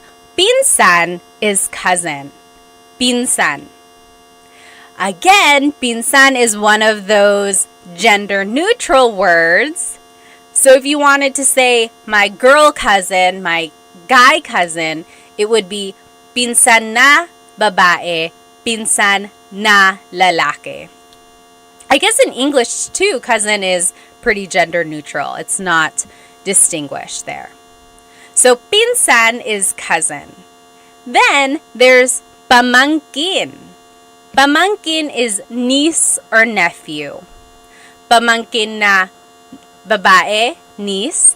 Pamangkin na lalaki, nephew. And then tito and tita is your aunt and uncle. I'm sorry, uncle and aunt. Tito and tita.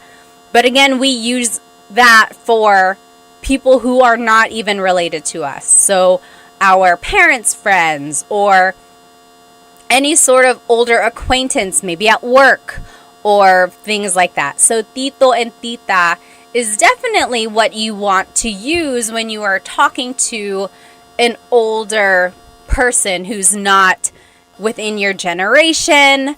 You never ever want to call anyone by their first name. It's all up to you, of course. You are your own person, but I would highly recommend you not calling anyone by their first name. It comes off as very, very rude. Hipag is sister-in-law. Hipag. Bayaw is brother-in-law. Bianan is parent-in-law. And then there's ninong and ninang.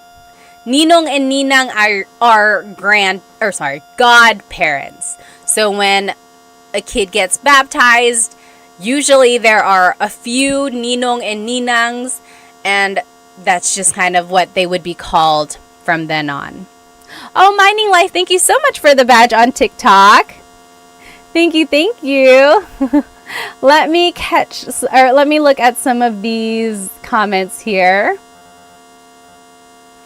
Yes, CV said, I also heard that kaibigan has two meanings. So kaibigan means friend, kaibigan. But if you put the stress somewhere else, like kaibigan, that means lover. So kaibigan is friend, kaibigan is lover because the word ibig means love. Very interesting. It's a homonym there. All right. Let me look here on Instagram. Major Horn said, "Saan ka sa Pilipinas, Ate Pat?" Actually, dito ako sa Amerika. Dito ako sa North Carolina. Pero pinanganak ako sa Maynila. Lumipat kami dito sa States nung 1.5 ako. Dito ako nag 2 years old. Tapos dito na ako lumaki. Dito ako nag-elementary, middle, high school, college. Pero bumabalik kami sa Pilipinas mga every 2 years. Kaya palagi kami nandoon. Sila mama taga Sorsogon, sila papa taga Catanduanes. Kayo, taga saan kayo? Alright. Let me catch up on some of these questions on YouTube. Yes. Let's see. So Civil War guy said, would native speakers ever use kapatid na lalaki or babae for an older brother or sister, or would they always use kuya or ate?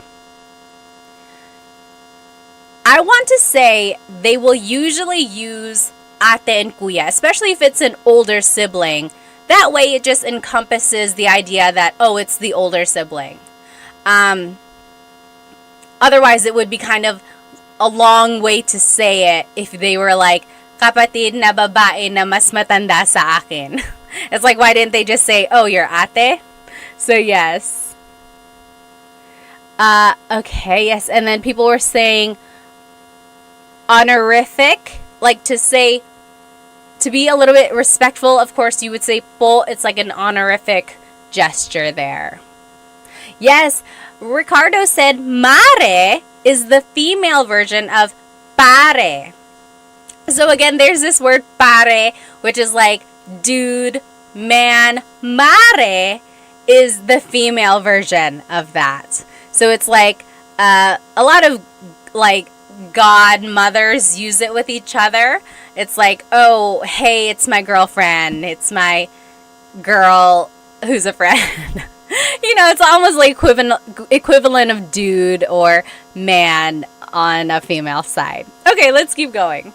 So we learned a lot of vocabulary, right? So again, if you are just tuning in now, this whole presentation is on my YouTube channel. And we looked at a family tree. We learned all the different vocabulary words for grandparents and then parents and then all the way down to the children. Now, let's learn some phrases about the family. Okay, so if you want to maybe introduce your family members to someone, or if you're simply just like talking about them, these are some phrases that you might use. Okay? All right, let me just catch up on some of these comments. Need a nap has a really good question. How should I address my fiance's mother? Should I call her tita? This is an interesting question, of course, because of course you want to make a good impression, right? So number one, you don't ever want to call them by their first name. Tita is a good start. Yes, maybe just call them tita, whatever. That will definitely kind of make them smile. Now, when you do get married, this is up to you. You can either start calling your mother-in-law mom or mama or nanay, whatever your fiance calls them. You know, just kind of assimilate. Or you can keep calling them tita.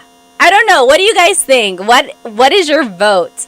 What was your name? Need a nap. What should Need a Nap call his fiance's mom? I think tita is a good start there. I know a family. The wife is Filipino, the husband is white, and he just calls her parents Mr. and Mrs. blank. You know, he didn't really take on the tita and tito concept. He just kept using Mr. and Mrs., which is fine as well. But if you really do want to kind of assimilate more to the Filipino culture, I would encourage you to use tita and tito. TMD Texas said, call her Lola. Maybe if you want to give her a heart attack. Maybe if you're like, hey, Lola, she's going to be like, are you guys pregnant? So I don't know if you should do that yet. Okay, Ben on TikTok said, call them mom. I don't know. They're not quite married yet. I guess you could. She might be like, I don't know if we're there yet. Oh, yes. RK Nudson on Instagram kind of has a similar idea. What should I call my father-in-law? Okay. Oh, see, very interesting. So, what was your name again? RK Nud was asking, what should I call my father-in-law? My wife calls him tatay. Is it appropriate for me to call him that as well? I would say it is appropriate. I don't think it's rude. Maybe ask your wife, though. Just say like, hey, do you think I should call him tatay like you? If she wants you to, yes, by all means, go ahead. If she feels a little weird about it, you know, she knows her dad a little bit more, then just kind of go off what she says. Maybe she'll say, you know, maybe just call him Tito or something like that. But I think give it a try. Ask your wife, see what she would suggest. Oh, okay. So Sam said, before I got married to my Filipino husband, his parents told me to call them tita and tito. Very interesting. So Sam's in-laws told her to call them tita and tito. You could ask. That's a perfectly good question. It's like, what would you prefer me to call you? Or ask your significant other, and then they'll tell you. Oh, yes. Don't hate what I say said, I assimilated to make it easy, and I just call her nanay. I think that is so sweet. Also, props to my husband. Like, as soon as we got married, he started calling my mom mama. That is so sweet. Even now, he's like, hey, is mama home? Or, hey, does mama need food? So sweet. I think it's nice. You'll definitely get bonus points. Oh, and then Sam said, and then on my wedding day, they said to call them mom and dad. Oh, you crossed over. How sweet. Let me catch up here on YouTube. You guys are still talking about po. Yeah, so po is an honorific, like, part of speech. You use it to be respectful. Yes. Okay. So here are some phrases about the family. If you wanted to introduce someone, like introduce, oh my goodness, what is happening, Instagram? Why am I sparkling? Okay, there. For some reason, sometimes I hit a filter and then it makes me look different. For a while over the summer, I always had like dog ears and stuff. Okay, so if you want to introduce your family member, you would say, ito ang blank ko. This is my blank. For example, ito ang nanay ko. This is my mother. Ito ang kapatid ko. This is my sibling. Ito ang asawa ko. This is my husband or wife, my spouse. Okay, so if you want to introduce a family member, it would be ito ang blank ko. Ito means this. Ang is a part of speech that can take on many different things, but in this phrase, it kind of translates to is. Ko is my. So, ito ang nanay ko, this is my mother. Ito ang kapatid ko, this is my sibling. And you can use that for anything. Like if you're like, oh, ito ang ballpen ko, this is my ball pen, this is my pen. Ito ang cellphone ko, this is my phone. So this is my blank. That's just the sentence structure there. If you want to be specific and you want to add someone's name, you would add this word si. Si. si is a part of speech in Tagalog which is used to introduce a person. So, ito ang nanay ko, si Samantha. This is my mother, Samantha. Ito ang kapatid ko, si AJ. This is my sibling, AJ. Ito ang asawa ko, si Chris. This is my husband, Chris. Okay, so I wanted to show you two different things on this slide. Again, this whole presentation is up on my YouTube channel. First, just get to know, become familiar with this phrase, ito ang blank ko. This is my blank. Ito ang nanay ko. Then, if you want to be specific, you can use this word, si. So, ito ang nanay ko, si Samantha. This is my mother, Samantha. Okay, let me catch up on some of these comments. I don't want to miss any questions. Let's see. Oh, Guardian Angel said, besides using all of your videos, how is the best way to learn Tagalog? This is going to be a little biased, but I think the best way to learn Tagalog is having one-on-one tutoring, which, by the way, I have Filipino Tutors LLC. If you go to myfilipinotutors.com, that is my very new tutoring company, and I have some really good tutors for you.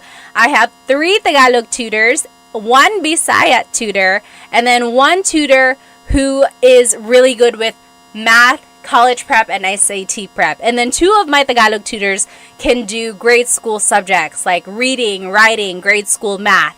So check out myfilipinotutors.com for one-on-one tutoring. Okay, let's see. Okay. Oh, Nita Knapp said, my mom will get jealous if I call my in-law mom. Yeah, that can happen sometimes. Again, just kind of ask your significant other, maybe get a feel for what you think they would feel like. Okay, let's see. Manglia said, ito ang aso ko. Oh my gosh, what is this filter? Okay, yes. So Manglia said, ito ang aso ko. This is my dog. Exactly right. So if you want to just talk about something that is yours, you can use this phrase, ito ang blank ko. Okay? Civil War Guy on YouTube said, is it incorrect to say itong? Very good question. In Tagalog, it's very common to put words together, especially when the word is ang. But in this case, you keep them separate. Not a lot of people say, itong nanay ko. You can if you're speaking really fast. But usually, it would be, ito ang nanay ko. Ito ang nanay ko. So it's one of those instances where you don't usually put it together. Very good question, though. Usually, you do put ang together with the other word to make yourself sound like a native speaker. Oh, yes, Richard V said, can you use siya instead of ito?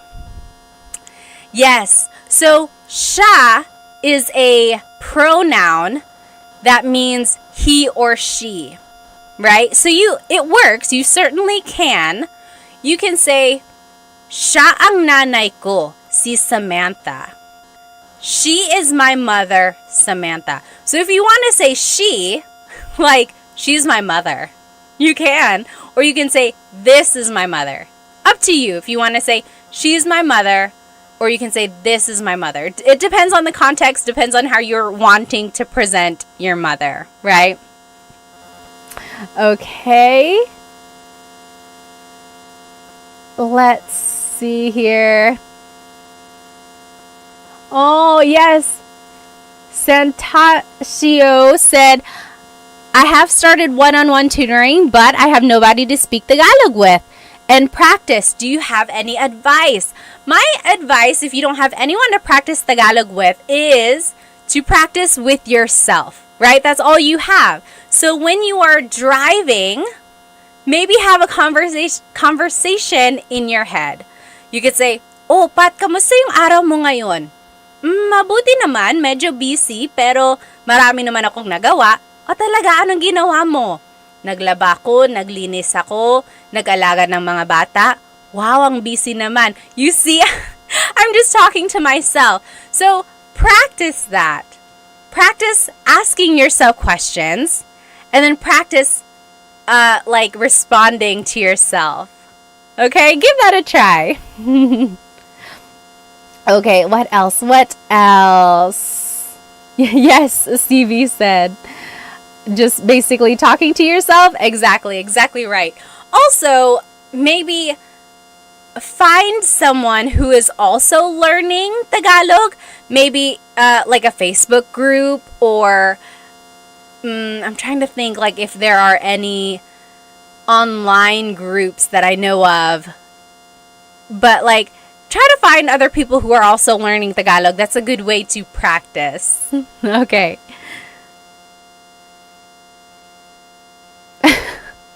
Tim Tactic said, "Masyado ko kasing kinakausap ang sarili ko sa English." He's already talking to himself a lot in English.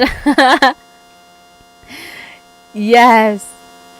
Let's see. Nita Nap said, "My friend says uy a lot. So uy is just an expression that means like, oh.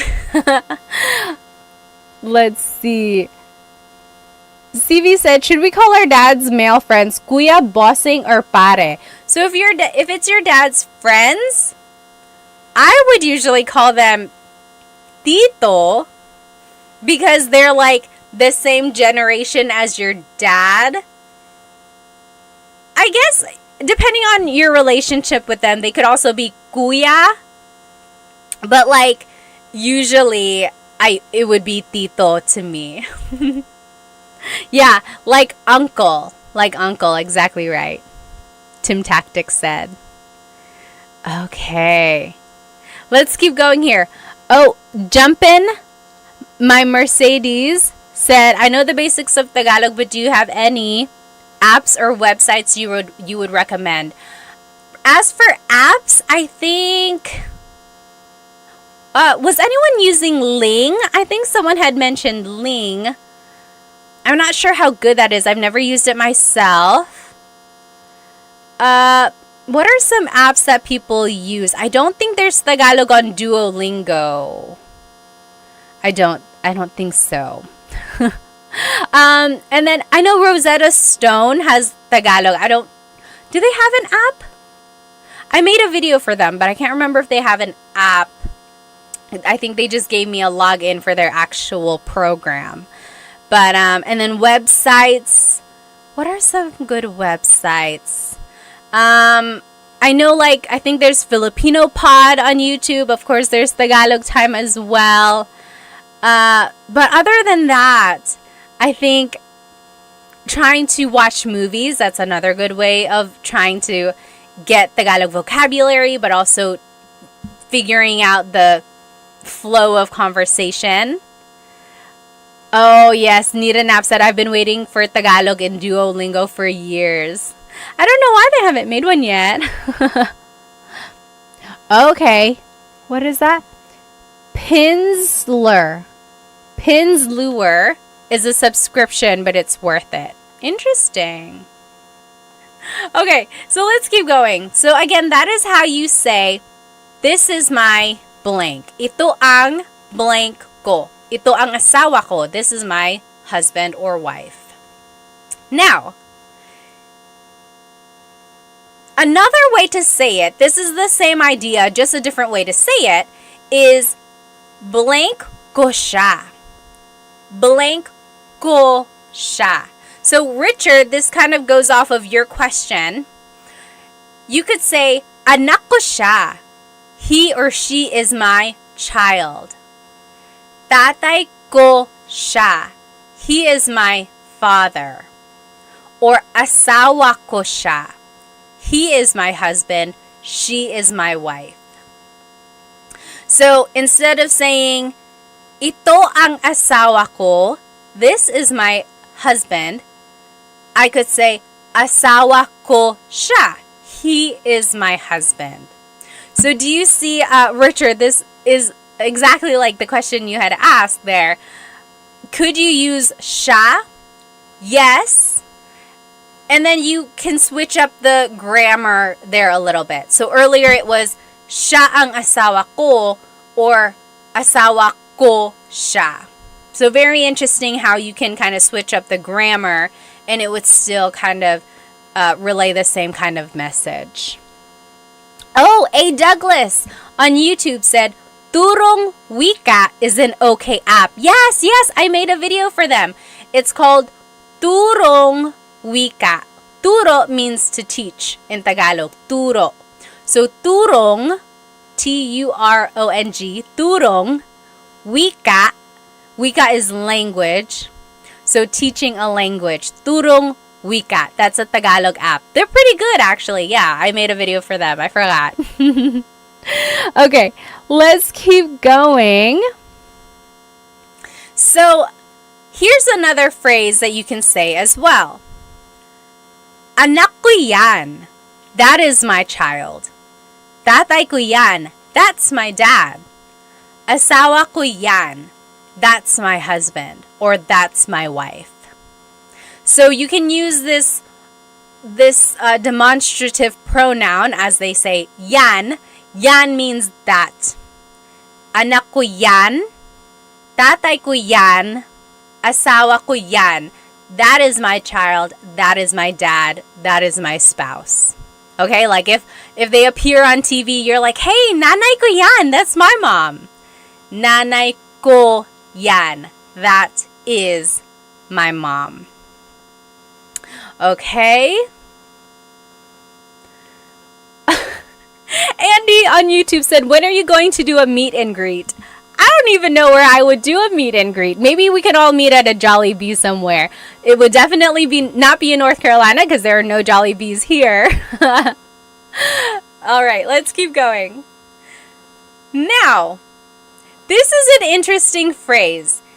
If you're talking about how many siblings you have, this is the phrase you would use. Blank ang kapatid ko. Blank ang kapatid ko. So, I have blank number of siblings. So, let's take a look at the numbers here. Again, if you're on Instagram and TikTok, hop onto my YouTube channel. This is where all of the words are written out. Isa is 1. Dalawa is 2. Tatlo is 3. Apat is 4. Lima is 5. Anim is 6. Pito is 7. Walo is 8. Siyam is 9. Sampu is 10. Okay, so those are just the numbers in Tagalog, 1 through 10. Isa, dalawa, tatlo, apat, lima, anim, pito, walo, siyam, sampu. Okay, so those are just numbers 1 through 10 in Tagalog. Now we're gonna use these numbers in this phrase. So if you want to say I have 3 siblings, it would be tatlo ang kapatid ko. Tatlo ang kapatid ko. So I have 3 siblings. Tatlo ang kapatid ko. Okay? Now, if you want to add like other words to be specific here, you could say like, isa lang ang kapatid ko. Isa lang ang kapatid ko. That means I only have 1 sibling. I only have 1 sibling. Lang means only. So, isa lang ang kapatid ko. Or if you don't have any siblings, you would say, wala akong kapatid. Wala akong kapatid. I forgot who it was who asked about putting the 2 words together. This is the case where you can. So, wala ako ng kapatid. You could just say, wala akong kapatid. Right? We're putting the words ako and nang together.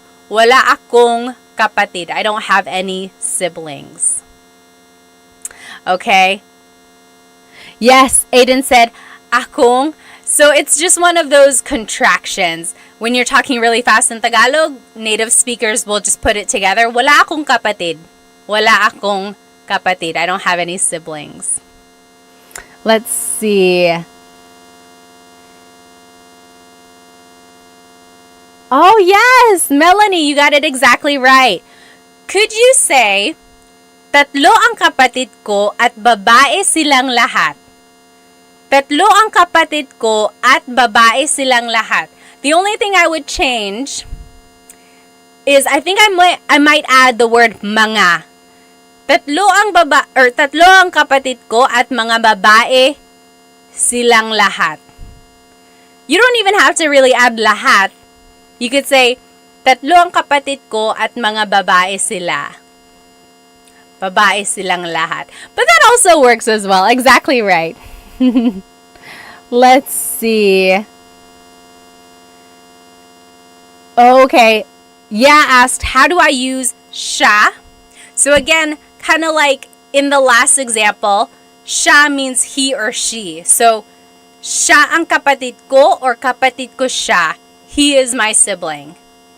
He is my sibling. Siya ang kapatid ko or kapatid ko siya. Same thing. All right. Let's see here. Mr. OK said, how old are you? How old do I look? Pop quiz, how old do I look? So, let's look at this. What was I trying to do with this asterisk? Can use for pinsan. Oh, yes. So you can also use this phrase if you're talking about your cousins or your ninongs or ninangs. So, apat ang pinsan ko. I have 4 cousins. Or dalawa ang ninang ko. I have 2 godmothers. Okay? David Jr. said 32. Exactly right. I am 32. 32. All right. Now, those are some phrases that we can use to describe our family, right? We learned how to say, this is my mother, or that's my mother, or he or she is my sibling, and so on. Now, here are some vocabulary words when you're talking about birth order, or like your order in your siblings. So, panganay is the oldest child. Panganay. That can be a girl or a boy. It doesn't matter. Panganay is the oldest child. Bunso is the youngest child. So, panganay, bunso. Panganay, bunso. Now, if you want to go like in the order, like the second child, the third child, go back and think about the numbers we had just learned. This is how you would say it. Pangalawa, the second child. Pangalawa. Pangatlo, third or third child. Pangatlo, pangatlo. And so on. So, pang-apat, pang-lima, pang-anim. And then if you want to just use those words to describe your order in your siblings, you would just add the word ako. So, panganay ako. I am the oldest child. Or bunso ako. I am the youngest child. Blank ako. Okay? So, pangalawa ako. I am the second child. Pangatlo ako. I am the third child. And so on. Another way to say it, you could say, instead of saying, bunso ako, I am the youngest child, you could say, ako ang bunso. Literally, that means, I am the youngest child. Ako ang bunso. So you could say, bunso ako, or ako ang bunso. Same thing, I am the youngest child. if you want to just be like long-winded and you want to say the whole phrase, you could say, pangalawa ako sa magkakapatid. Pangalawa ako sa magkakapatid. Literally, that means I am the second of my children, or of my siblings. Hang on, TikTok is making me make sure I'm still here. There we go. So, pangalawa ako sa magkakapatid. I am the second of the siblings. Interesting, right? Let me catch up on some of these comments. I don't want to miss any questions. Jeff said, di ba po kailangan ng plural marker mga? For which one? Oh, for siblings? You can. You can add mga when you're talking about multiple siblings. Sometimes if native speakers are talking really fast, they drop mga. But very correct. You can always add mga. Richard said, another interesting thing, showing the numbers with your fingers, you don't start with your thumbs. So, right, like 1, 2, 3, or 1, 2, 3, or 1, 2, 3. That's very cultural, right? Depending on where you're from. Let me catch up on any comments from Instagram here. Oh, okay. What the F said, I can understand the Tagalog and Ilocano, but I cannot speak either or write it. So that's what I call receptive bilingualism, right? You can understand, but it's hard for you to use it to like speak or to write. Very interesting. I always say, if you can do that, if you can understand, then you are halfway there, right? You're halfway there. You can understand.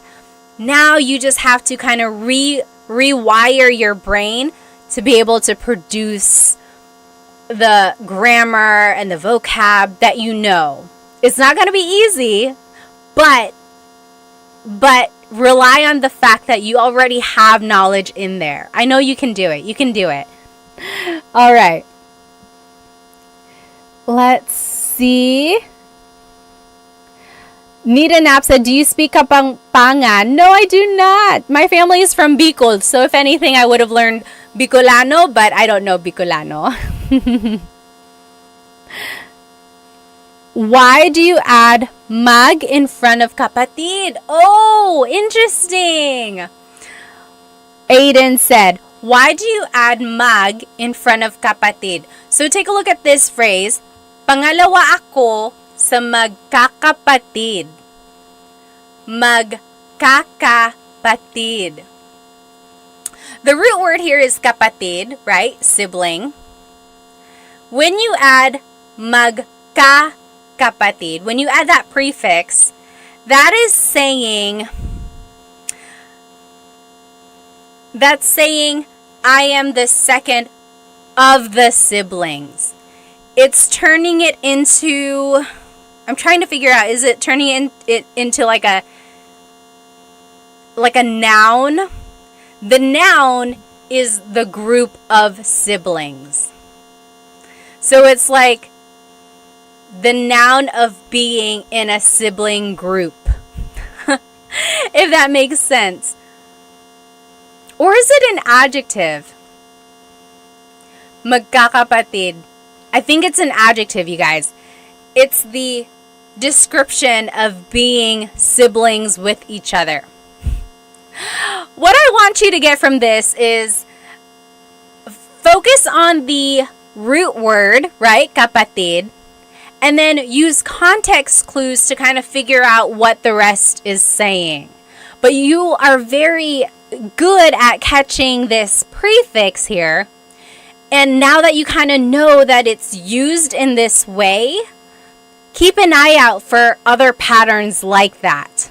Okay, so now you know that the word can be rearranged like this to describe the group of siblings. Another use of this is magkakaibigan. Magkakaibigan. Same idea. That means the group of friends. Magkakaibigan tayo. We are all a group of friends. So it's the same idea, right? Magkakapatid sila.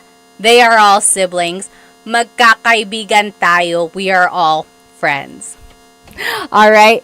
Esteban said, "Are you still in the Philippines?" No, I'm here in the US. I'm here over here in I'm here in North Carolina. Superflative. Is that what it is? Superflative? Oh, Nair Grease said, "I love your YouTube channel. You explain stuff very easily. Salamat." Oh, yes. Learning Tagalog grammar can be very difficult. Okay, let's keep going. Mari said, "Where in North Carolina?" I'm in South Carolina. I'm here in the Raleigh area. All right. Now, just a couple more phrases. These are phrases that you can use with your family. So we learned phrases that you can use about your family, right? If you're describing them. Now here are phrases you can use with your family. For example, nasaan si blank? Where is blank? Nasaan si nanay? Where is mother? Nasaan si ate? Where is older sister? Nasaan si tito? Where is uncle? So nasaan si blank. Remember, anytime we use that word si, we are indicating a person is coming after that word, right? So si is the part of speech in Tagalog that is used to indicate a person coming after. Nasaan si blank. Now to respond, another way to ask is, nasaan ang blank mo? That means, where is your blank? For example, nasaan ang lola mo? Where is your grandmother? Nasaan ang lola mo? Where is your grandmother? Or nasaan ang pinsan mo? Where is your cousin? Nasaan ang asawa mo? Where is your husband or wife? Now, to be respectful, don't forget to add po, and it would be nasaan po si blank. So if you're talking to your grandparents, you could say, nasaan po si nanay? Where's mom? Where's nanay? Nasaan po si blank? Now, to respond, you would simply use this phrase. Nasa blank siya. He or she is at blank. So, nasa trabaho siya. He or she is at work. Nasa tindahan siya. He or she is at the store. Nasa blank siya.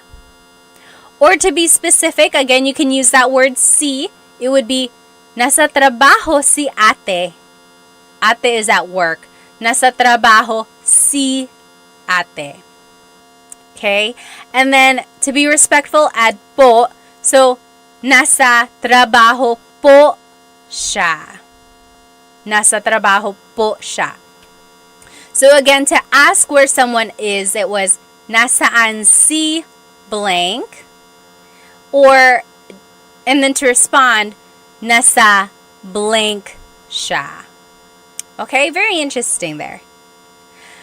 And if you want to ask what someone is doing, it would be, anong ginagawa ng blank mo? What is your blank doing? So, anong ginagawa ng tatay mo? What is your father doing? Anong ginagawa ng kuya mo? What is your older brother doing? And then, if you want to kind of be specific, anong ginagawa ni tatay? What is father doing? So you're dropping the your, right? So anong ginagawa ng tatay mo versus anong ginagawa ni tatay? Both asking what is father doing versus what is your father doing. And then don't forget to add po to be respectful. Ano po ang ginagawa ni tatay? Ano po ang ginagawa ni tatay? So I always get asked, like, where does po go in a phrase? Usually, po is the second word. So, ano po ang ginagawa ni tatay? Saan po si nanay? When in doubt, you can always add po to the end and it will work. It's not always common, like that's not where it naturally goes, but it will never be incorrect if you add it at the end. I do have a full-length Tagalog lesson video on my YouTube channel, how to use po. I think it's lesson number 2. On my YouTube channel, how to use po. There's lots of practice in there, and it goes through all of the different placements. You can check that out if you'd like. Now, you can ask someone, saan ka pupunta? Where are you going? Saan ka pupunta? Or, pupunta ako sa blank. Pupunta ka, or pupunta ako sa blank. That means I'm going to somewhere. So, pupunta ako sa tindahan. I'm going to the store. Or, pupunta ako sa banyo. I'm going to the bathroom. Pupunta ako sa bahay ni Kuya JR. So, I want you to get used to this phrase here. Pupunta ako sa blank. I am going to blank, and then you can fill in the blank there. Let me just catch up with some of these comments. Okay. Let's just keep going here. Oh, CV said, I'm confused with past, present, and future tense in Tagalog. It can be very confusing. The main differences between the tenses in Tagalog is the prefix that is used. And there's a lot of different patterns depending on the type of verb you're using. Again, I have another full-length Tagalog lesson on present tense conjugation, and then another full-length Tagalog lesson on my YouTube channel for past and future tense. And it breaks down how to conjugate the verbs in different tenses depending on their verb types. It can get tricky, but with some practice, I think you can kind of see the differences. Okay, again, if you want to use po to be respectful, it would be, saan po kayo pupunta? Where are you going? Saan po kayo pupunta? Or pupunta po ako sa trabaho. I'm going to work. Pupunta po ako sa trabaho. The opposite of where are you going is where are you coming from? So, saan ka galing? Where are you coming from? Saan ka galing? Your response would be, galing ako sa, I came from, blank. So, saan ka galing? Galing ako sa tindahan. I came from the store. Galing ako sa trabaho. I came from work. Galing ako sa bahay ni Kuya. I came from Kuya JR's house. And then to be respectful, saan po kayo galing? Galing po ako sa blank. Oh, DJ Marsky, thank you so much for the gift on TikTok. Maraming salamat. Okay, so those are just some phrases that we can say to our family members. Again, this whole lesson is on my YouTube channel. If you want to review those, the live recording will be up on there as well, and everything will be written out. I'm actually going to go ahead and just go through this review really quickly because I want us to have enough time to do the listening comprehension at the end. So just follow along with me here. Oh, YouTube, let me go ahead and turn off my camera so you can see this. There we go. So let's just go through these vocab words. Remember, godparents in Tagalog, pamilya is family. Godparents is lolo and lola. Lolo and lola. And then, tatay is father.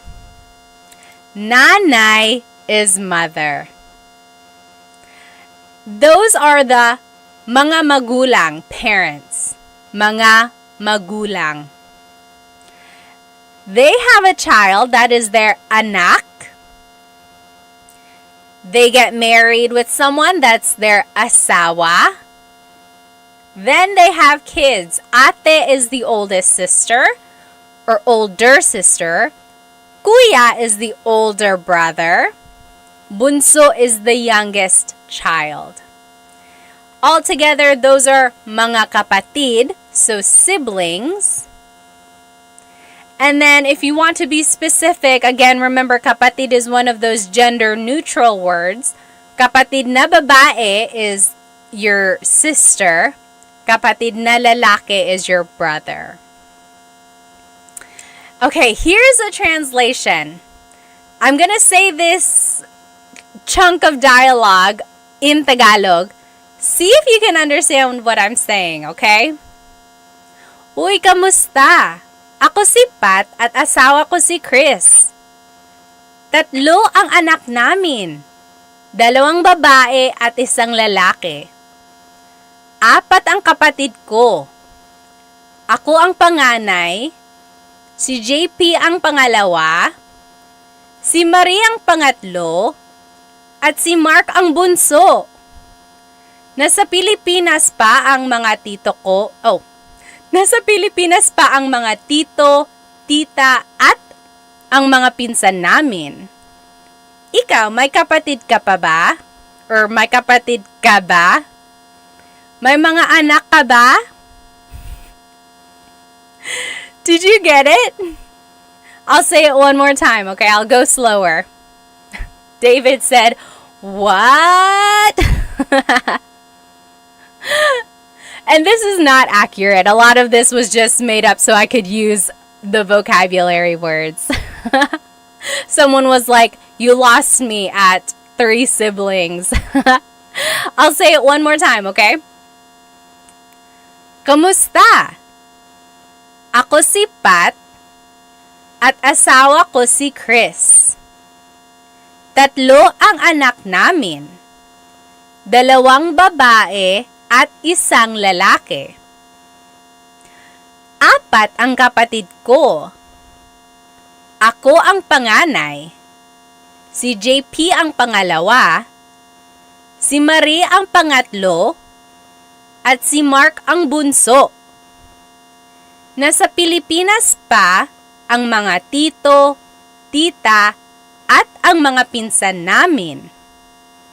Ikaw, may kapatid ka ba? May mga anak ka ba? How was that? Oh, yes. Aiden said, "I understand, but it's still hard." Yes, exactly right. I see some people here. You guys are translating it. Very good, very good. Let's go through the translation line by line, okay? Again, it's all on YouTube. Kumusta? Hello. Kumusta? Ako si Pat at asawa ko si Chris. I'm Pat and Chris is my husband. 3 ang anak namin. 2 babae at 1 lalaki. We have 3 kids, 2 girls, 1 boy. And then, 4 ang kapatid ko. I have 4 siblings. Ako ang panganay. Si JP ang pangalawa.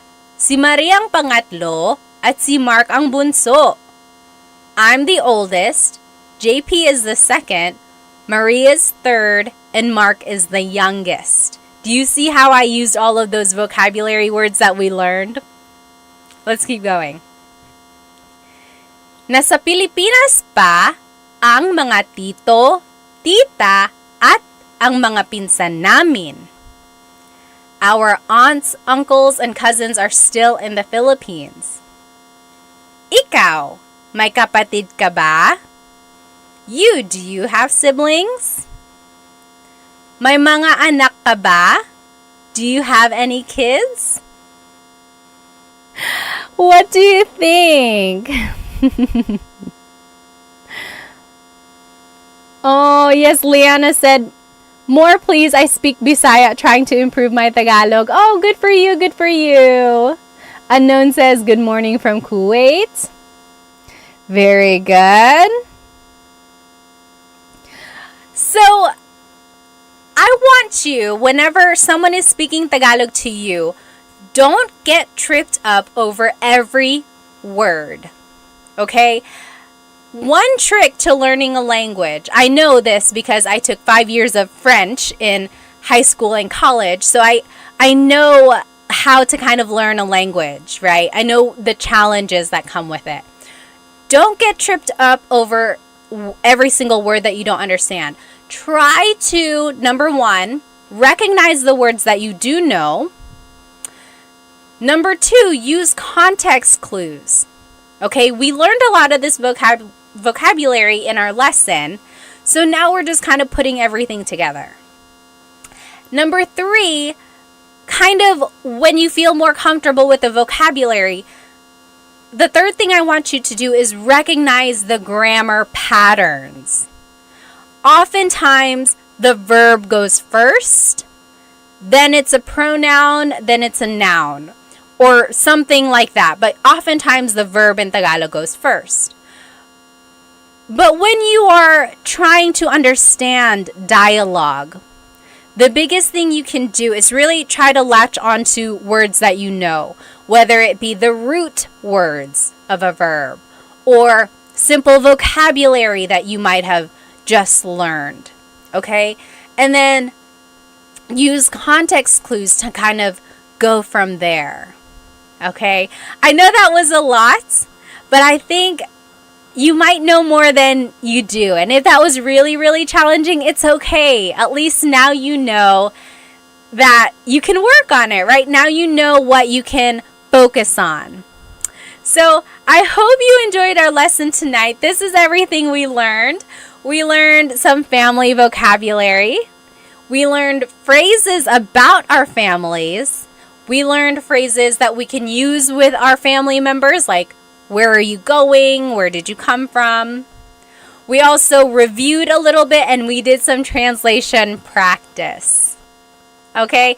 I hope you were able to get some vocabulary that you didn't know yet. I hope you learned some phrases that you can start using with your families. And I hope to see you next week in our Tagalog Thursday. So, I hope you have a good rest of your night. I don't want to keep you any longer. Maraming salamat. Thank you so much for joining me. Have a good night.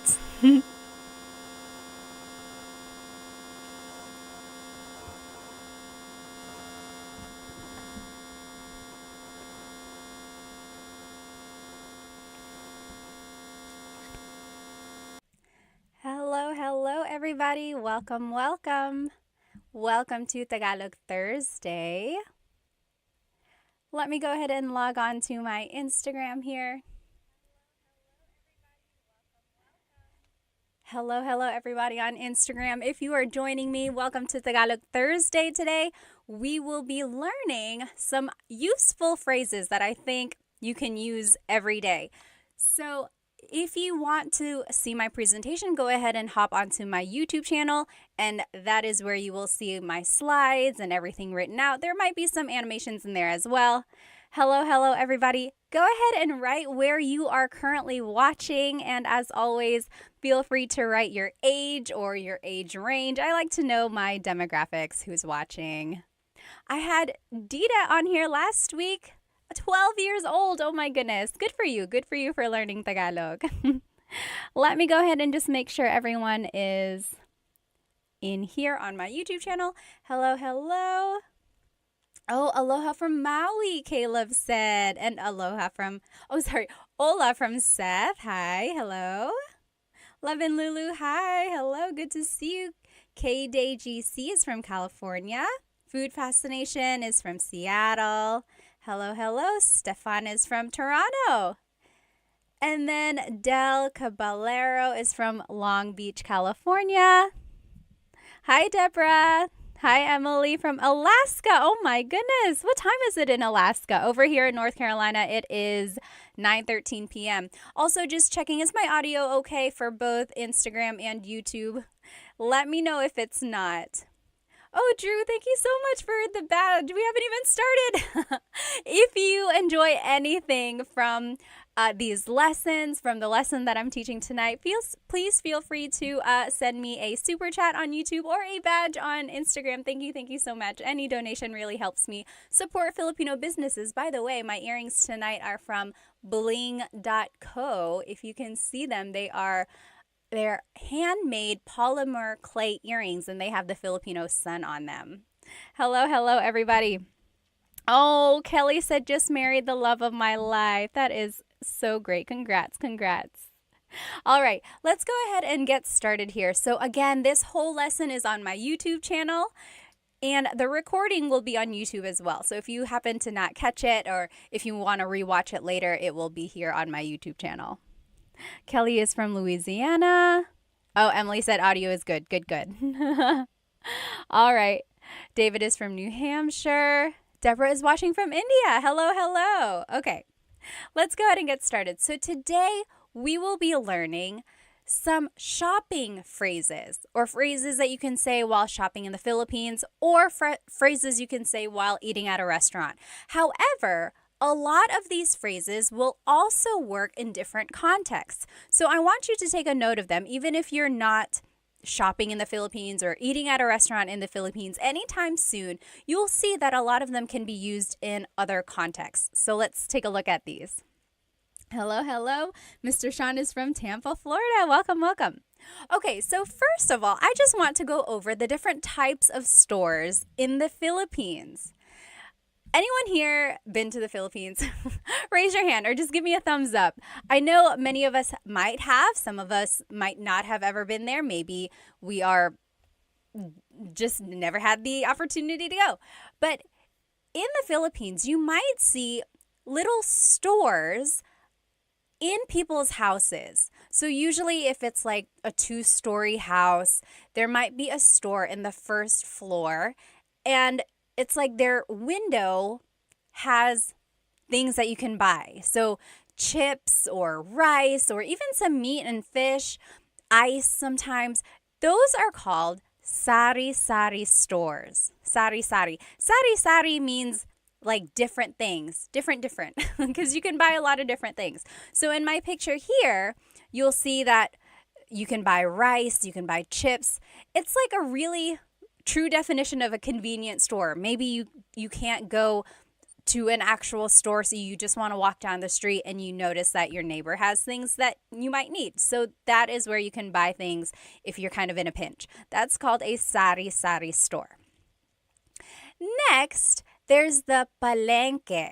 Palengke. This is like an open market, sometimes called a wet market. And you can buy meats, vegetables, but really you can buy anything here. School supplies, clothes, household items. And the thing about the palengke is that some people might consider it not as clean as a grocery store, because they are just there chopping up the meat, preparing the vegetables, weighing it right there. So it's not quite the same as a grocery store because everything is open. Another thing about the palengke is that they are open very, very early, like before dawn. They are hustling and bustling, getting their stalls ready. And then they're usually closed, or like activity isn't as busy in the afternoons. Whereas in the grocery store, they are open all day long, usually pretty busy. After people go, get off from work, they'll probably go there. So that's the difference between a palengke and like a grocery store.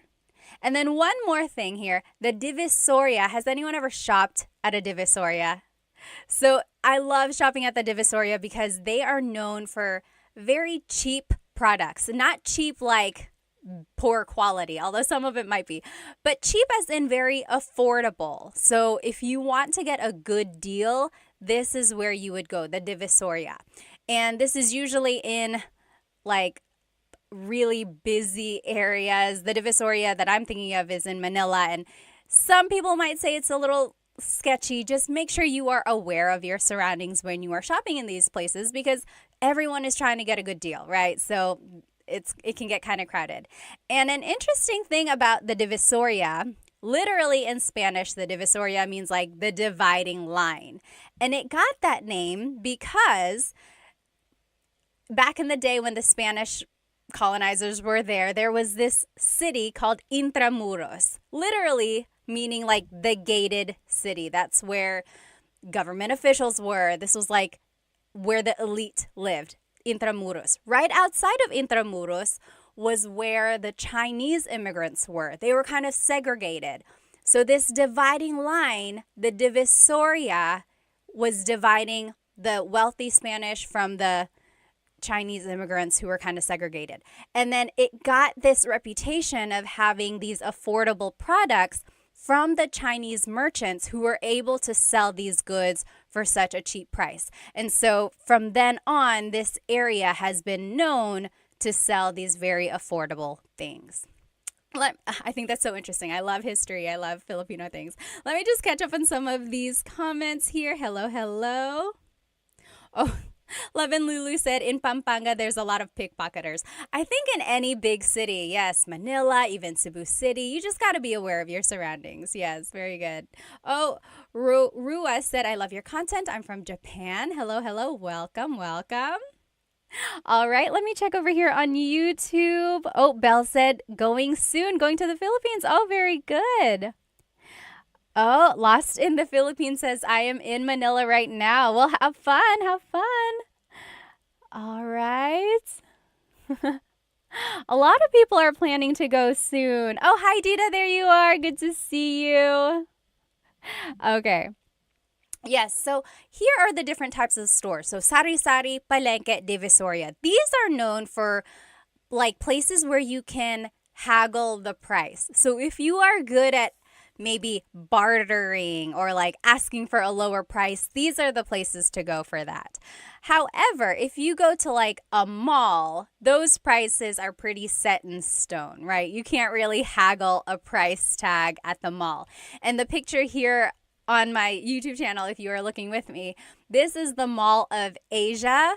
Raise your hand if you've been to the Mall of Asia before. At one point, it was the biggest mall in Asia, but I think last I saw, there are bigger malls now, I think in other countries, but it's still the biggest mall in the Philippines.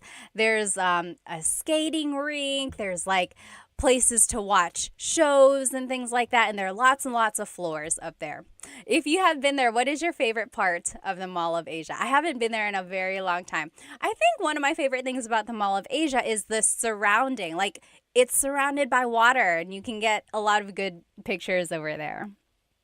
All right, so that's the mall. That is another place you can go shopping. And then lastly, nowadays, people can go shopping online. So online selling, I don't know if you've ever seen them. It's much like here in America, or if you're just scrolling through your TikTok, a lot of people will sell things online. They'll just hold up the product, and then whoever says mine in the comments, that will go to them. So those are just some different stores in the Philippines. Okay, awesome. Corner is from North Carolina. Welcome, welcome. Are we neighbors? You must be in my backyard. Yes. Frank said, amazing that they have a skating rink inside of the Mall of Asia. Oh, yes. Oh, TMD Texas says, Mall of Asia fireworks. I don't think I've seen the fireworks at Mall of Asia. Yes.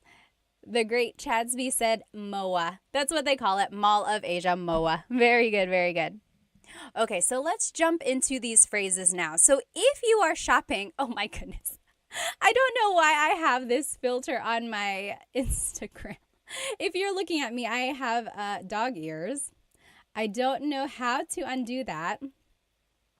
So it's going to have to stay like that. I'm sorry. If anyone knows how to turn off this dog filter on Insta, let me know. Anyway, we're going to keep going. So here are some phrases that you can use while shopping. So an employee might come up to you, or they might ask, ano po ang gusto nyo? Ano po ang gusto nyo? So ano means what, Po is a sign of respect. Ang means is, or sometimes it's an article. Gusto means to want or like, but in this case, it means to want. Nyo is referring to you. So, ano po ang gusto nyo? What do you want? That is something they might ask you when you enter a store. Yes, very good. And then to reply, you can say, pabili ng blank. Can I please buy blank? Pabili ng blank. When you're listening to Tagalog, this is one of my biggest tips for anyone who is like very beginner, still trying to get an understanding of Tagalog. Listen for root words. Okay, so let's take a look at pabili ng blank. The root word here is bili. Bili means to buy. Pabili, the prefix pa, is turning it into like a question. Can I please buy? Pabili ng blank. Can I please buy? So here's some things you might ask for. Pabili ng tubig, water, tubig. Pabili ng yellow, ice, yellow. And then pabili ng chocolate, chocolate, chocolate. So pabili ng blank. Ng means some or a thing. Can I please buy some water? Can I please buy some ice? And so on. Okay? Now, if you want to be specific, you can add an amount or like a number. So, pabili ng dalawang tubig. Can I please buy 2 waters? Pabili ng dalawang tubig. So, let's just take a look at some of these numbers. Isa, 1, isa. Dalawa, 2, dalawa. Tatlo, 3, tatlo. Apat, 4, apat. Lima, 5, lima. Anim, 6, anim. Pito, 7, pito. Walo, 8, walo. Siyam, 9, siyam. Sampu, 10, sampu. So say those with me one more time. Isa, dalawa, tatlo. Isa, dalawa, tatlo. Apat, lima, anim. Apat, lima, anim. Pito, walo, siyam, sampu. Pito, walo, siyam, sampu. So that's 1 through 10 in Tagalog. Again, if we want to use them, so if I want to say, can I please buy 3 waters? Pabili ng tatlong tubig. So the number goes before the noun.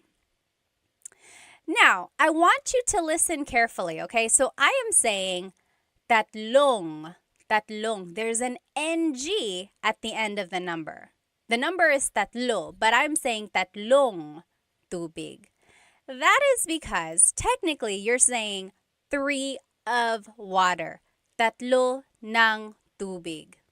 So 3 of water. The NG we're just adding there at the end, or tatlo na tubig.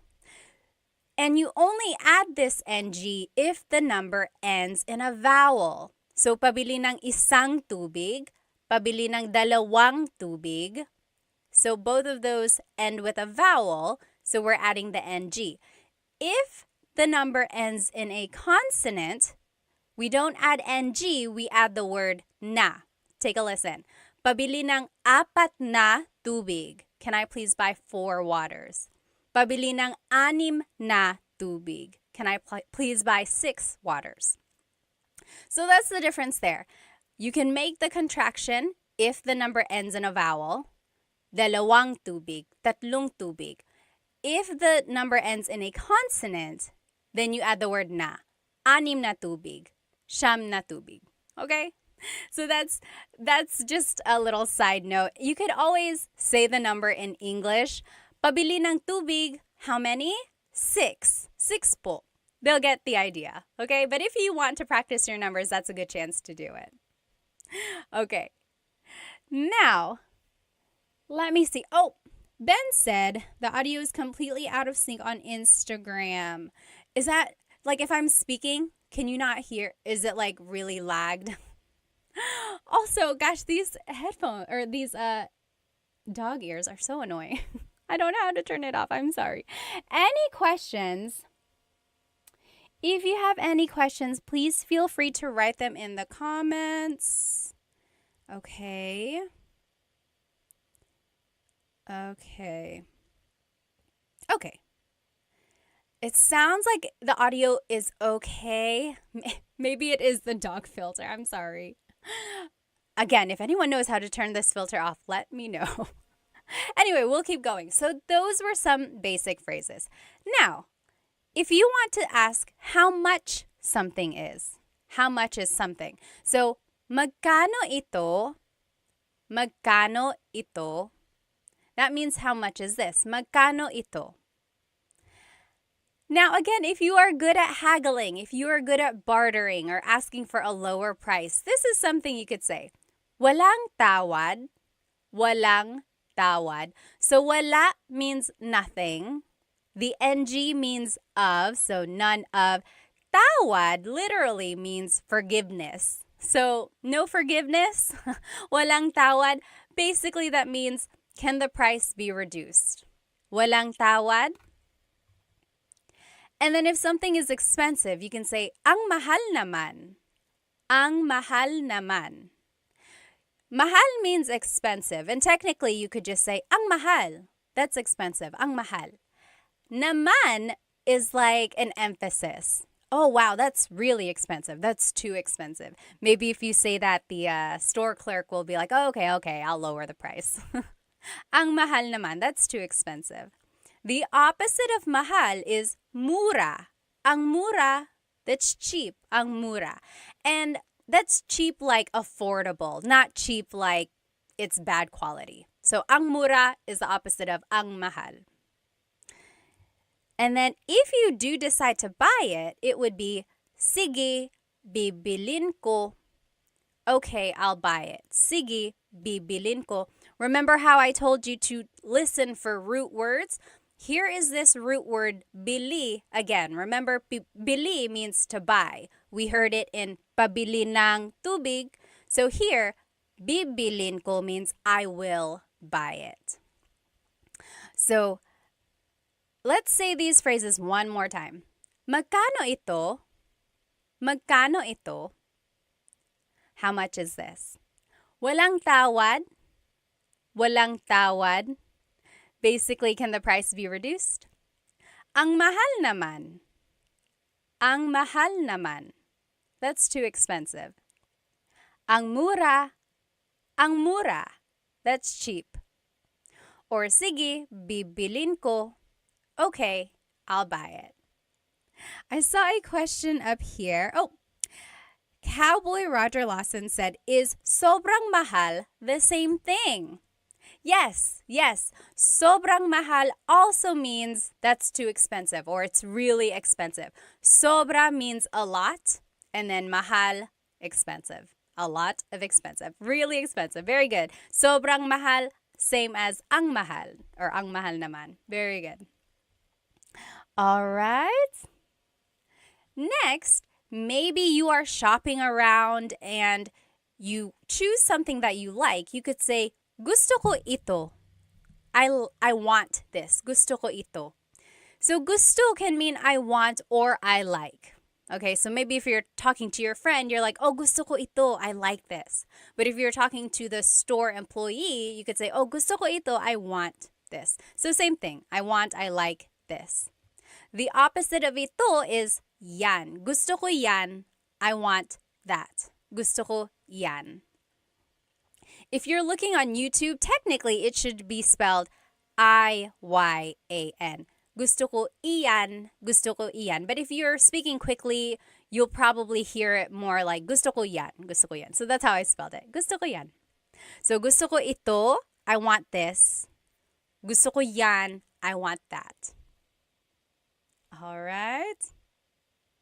Oh, yes. Free Training Online said mahal, love versus mahal, expensive. So, yes, mahal is a homonym, so it has a couple different meanings depending on how it's used.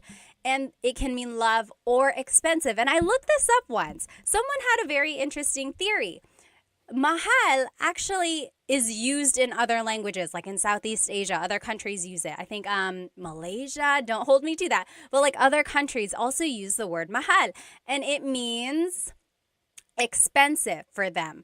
Or it means actually valuable. So someone like concluded that maybe if something was valuable, like over time, the person you loved is valuable to you. So that's how mahal came to be, love as well. So I think it originated as being valuable and then meaning expensive and then love because the person you love is valuable to you. Ah, nakakakilig.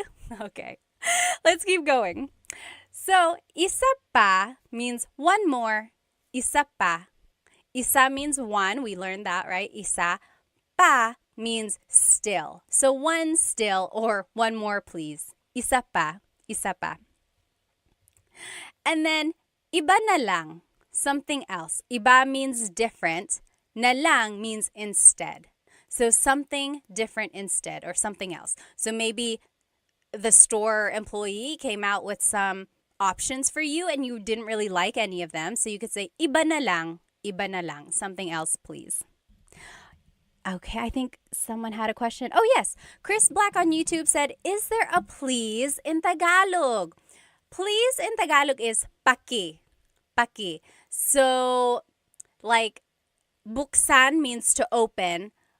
Paki buksan yung bottle. Can you please open this bottle? Paki buksan. So, paki is like what you would add before the verb. It's not so much like its own word, like we would say please by itself. Although I've heard people say, hey, can you do this, paki? But it's not quite the same. Very good question, though. Let's see. Yes, yes.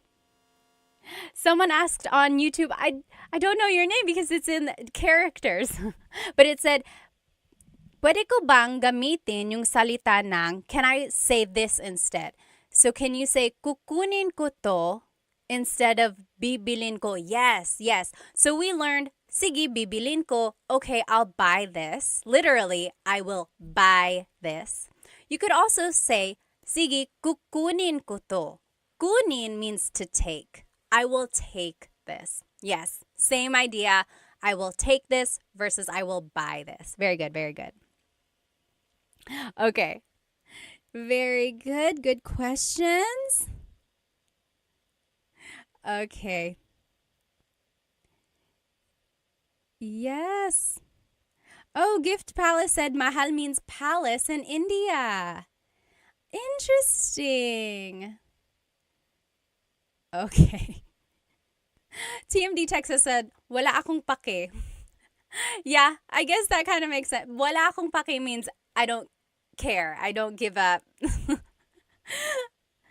Let's see.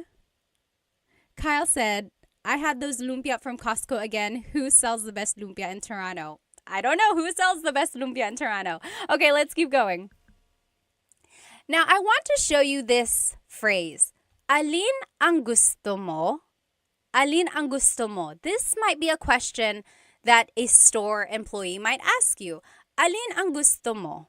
Alin ang gusto mo? Alin means which. Ang means is. Gusto means to want. Mo is referring to you. Alin ang gusto mo? Which do you want? So for example, maybe if there's something behind the counter and you're like, hey, I want one of those. And they're like, oh, alin ang gusto mo? Which do you want? Here are ways you can respond. We already learned, gusto ko ito, gusto ko yan. I want this, I want that. But you can also add an adjective. For example, gusto ko yung, I like the, or the one that is, and here are some colors. Gusto ko yung pula, I want the red one. Gusto ko yung kahel, I want the orange one. And then just some other colors. Dilaw, yellow, dilaw. Verde, green, verde. Azul, blue, azul. Lila, purple, lila. Puti, white, puti, itim, black, itim. Now, before you get on my case, yes, these are the Spanish colors, because remember the Philippines has a lot of Spanish influence both in the culture and the language. There are true Tagalog colors like for verde and azul, but most commonly they would just say the Spanish color. And I want you to sound natural, right? I want you to sound like you know what you're talking about. So there are true Tagalog colors. They are just not as commonly used. You are welcome to use them, but these are the ones that are just more commonly used in conversation, and I want you to sound natural, okay? So again, this is the phrase or the sentence structure you could use if you want to say, oh, I want the red one. I want the blue one. Which one do you want? I want the white one. Gusto ko yung puti. Gusto ko yung itim, the black one. So you would just add the adjective there at the end. If you're talking about something and it's not a color, you could use a different adjective. For example, gusto ko yung malaki.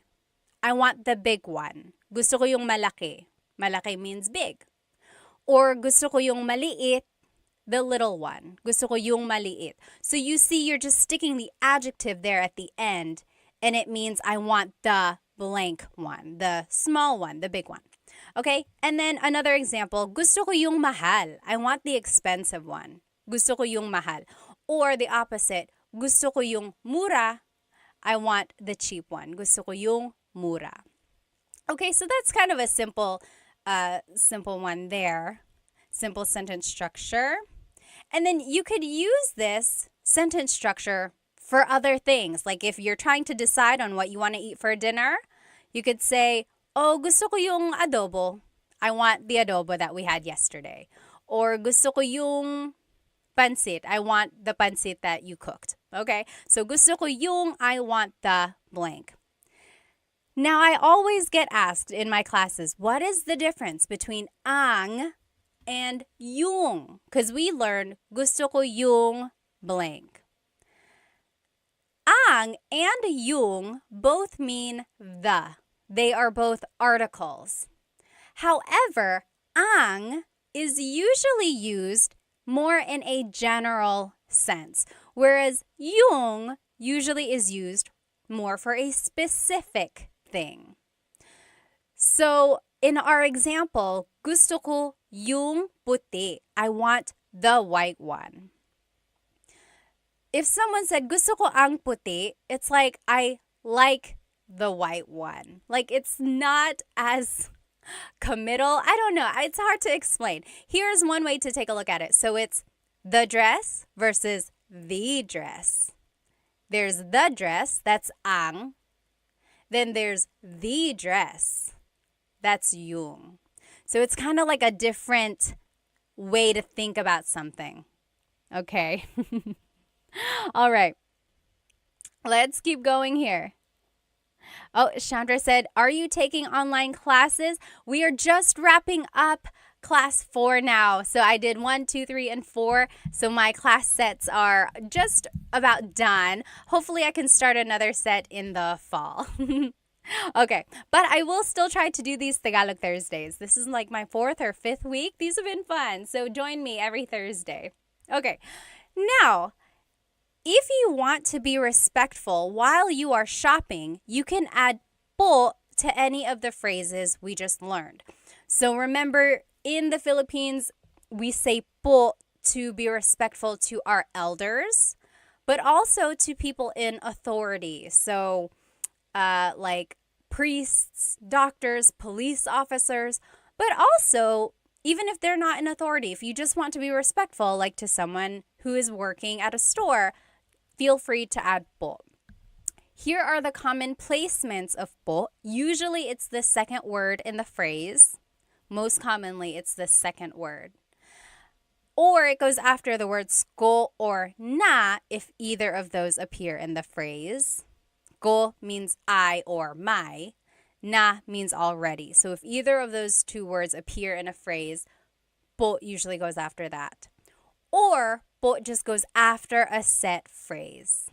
So when in doubt, always add po to the end of anything you say, and it will be respectful. Okay, that is key there. When you are learning po and you want to be respectful, just add it to the end and it will always work. But let's take a look at the phrases we just learned and see where the po usually goes. Pabili po ng blank. Can I please buy blank? So as you can see, it's the second word there. Pabili po ng tubig. Pabili po ng blank.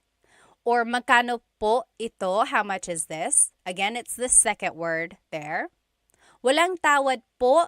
It's just after this set phrase. And basically for the rest of them too. Ang mahal naman po. It's a set phrase, so it just goes at the end. Ang mura po. Another set phrase. And then, sige po, bibilin ko po. It's just another set phrase. Okay. Let's see. And then just to finish up, here are the other phrases we learned and where po would go. Gusto ko po ito. I want this. Gusto ko po yan. I want that. Remember, we learned gusto ko ito, gusto ko yan. Gusto ko ito, gusto ko yan. If you want to add po, it's gusto ko po ito, gusto ko po yan. And that was rule number 2. If ko appears in the phrase, po would go after that. Next, isa pa po. Isa pa po, that's just a set phrase. One more, please. And then, iba na lang po. Something else, please. Iba na lang po. Just another set phrase. Let me catch up on some of these questions.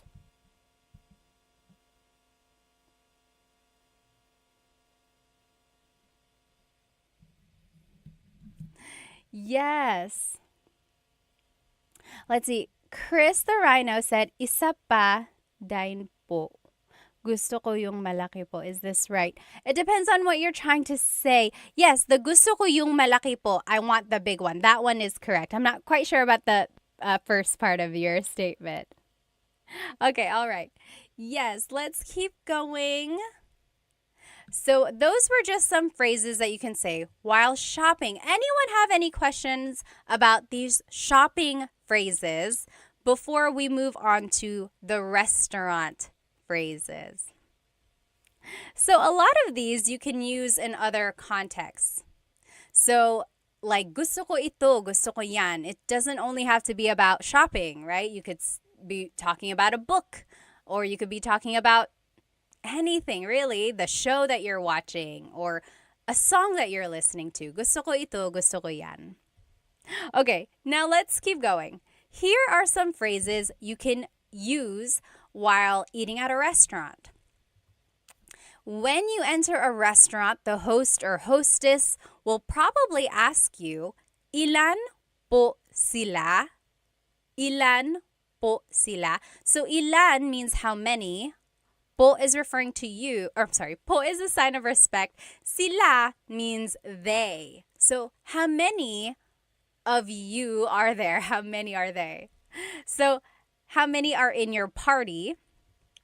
And then this is where you can just use your numbers in Tagalog. So isa, dalawa. You could say like dalawa kami. There are 2 of us. Dalawa kami. Or tatlo kami. There are 3 of us. Or you could say isa lang, just one. Isa lang. Okay? Now, if you want to ask for a menu, maybe you sat down and they haven't given you a menu yet, this is how you would do it. Pahingi ng menu. Pahingi ng menu. May I please have a menu? Let's take a look at the root word here. Hingi. Hingi means to ask for something. Hingi, hingi. Pahingi means, can I please ask for a menu? So the pa is like asking to do that action. Can I please ask for a menu? Pahingi ng menu. And then if you're looking on YouTube with me here, these asterisks mean that you can switch out this word. So pahingi ng napkin. The thing about napkin, though, in the Philippines, if you ask for a napkin, they call a napkin the feminine, like, sanitary pad. So if that's not what you're asking for, don't ask for it. A napkin that you use to wipe your face, they call that a tissue. So pahingi ng tissue. Can I please have a tissue? Okay, so that's just one thing. I made a video once of like restaurant phrases and I said pahingi ng napkin, and a lot of native Filipinos were like, why napkin? Napkin is sanitary pad. Haha, yes, I understand. So don't ask for a napkin if you're at a restaurant. Ask for a tissue. Okay, so pahingi ng blank.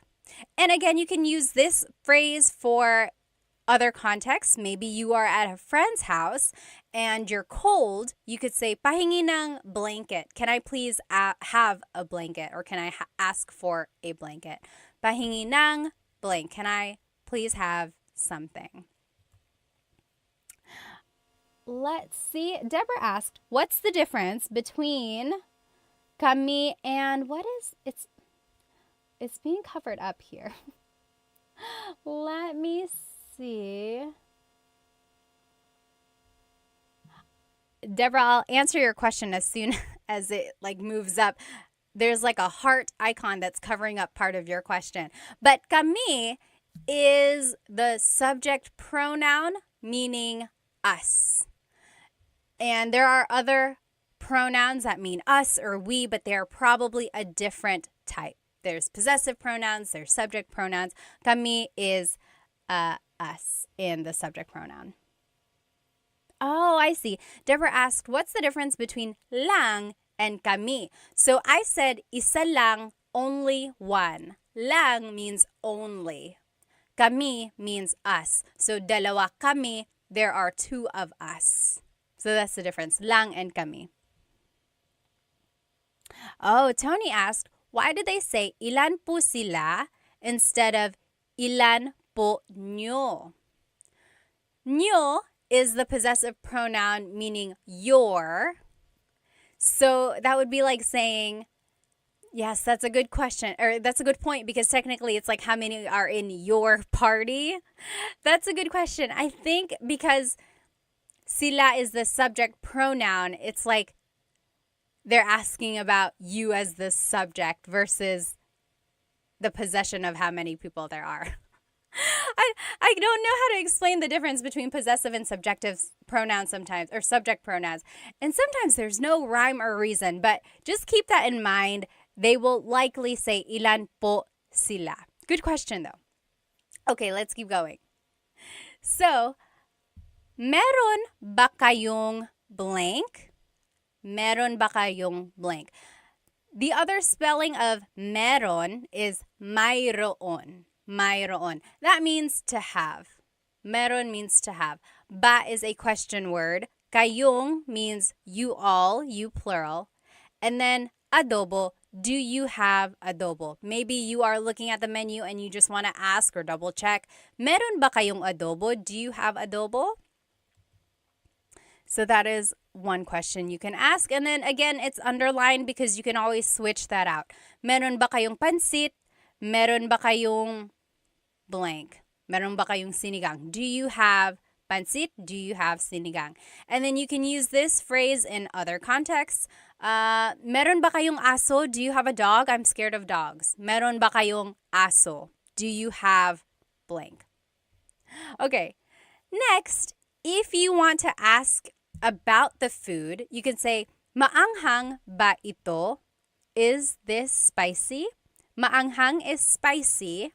Ba is a question word. Ito means this. Maanghang ba ito? Is this spicy? And then they would say, oo or hindi, yes or no. This is a good phrase to know if you are allergic to something. So, allergic ako sa blank. Allergic ako sa blank. I am allergic to, and here are some things you might be allergic to. Allergic ako sa mani, peanuts. Allergic ako sa mani. Or allergic ako sa gatas, milk, gatas. Or allergic ako sa itlog, eggs, itlog. And feel free to fill in the blank with an English word. So, allergic ako sa garlic, allergic ako sa blank. And it doesn't only have to be food. It could be allergic ako sa pusa. I'm allergic to cats. Allergic ako sa blank. I am allergic to something. Next, maybe you are done reading the menu and the waiter comes over and says, "Ano po ang order nyo?" Ano po ang order nyo? Ano means what? Po is a sign of respect. Ang means is or are. Order is order. Nyo is referring to you. So what is your order or what would you like to order? Ano po ang order nyo? Ano po ang order nyo? Your response would just be, gusto ko ng blank. Gusto ko ng blank. I want blank. And if you want to add a couple different things, the word and in Tagalog is at. So let's take a look at these. Here are some things that you might order. So kanin is rice, kanin. Kape, coffee, kape. Tubig, water, tubig. Tsaa, tea, tsaa.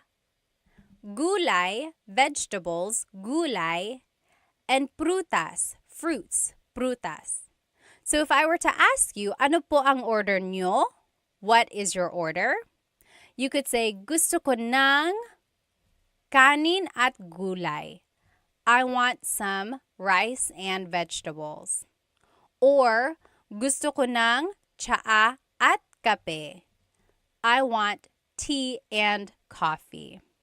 Okay, so that's how you would kind of respond there. Let me just catch up here. All right. The great Chadsby said, allergic ako sa isda. He is allergic to fish. Yes, that's one way you can use that.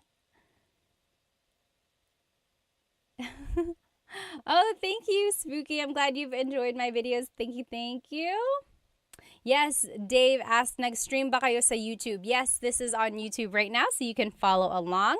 Okay, any questions about any of these phrases that we have learned so far? So we know how to say how many are in our party. We've learned how to order something. We've learned how to say things we're allergic to.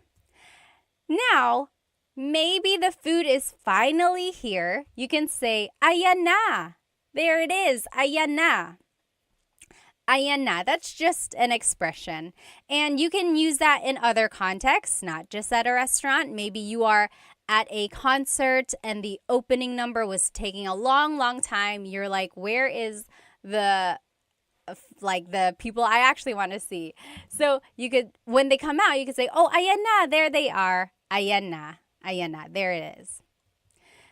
And then a lot of people say, kain tayo, let's eat. Kain tayo, or kain na tayo. Na means already, or sometimes it's like an emphasis. Let's go ahead and eat. Kain tayo, kain na tayo.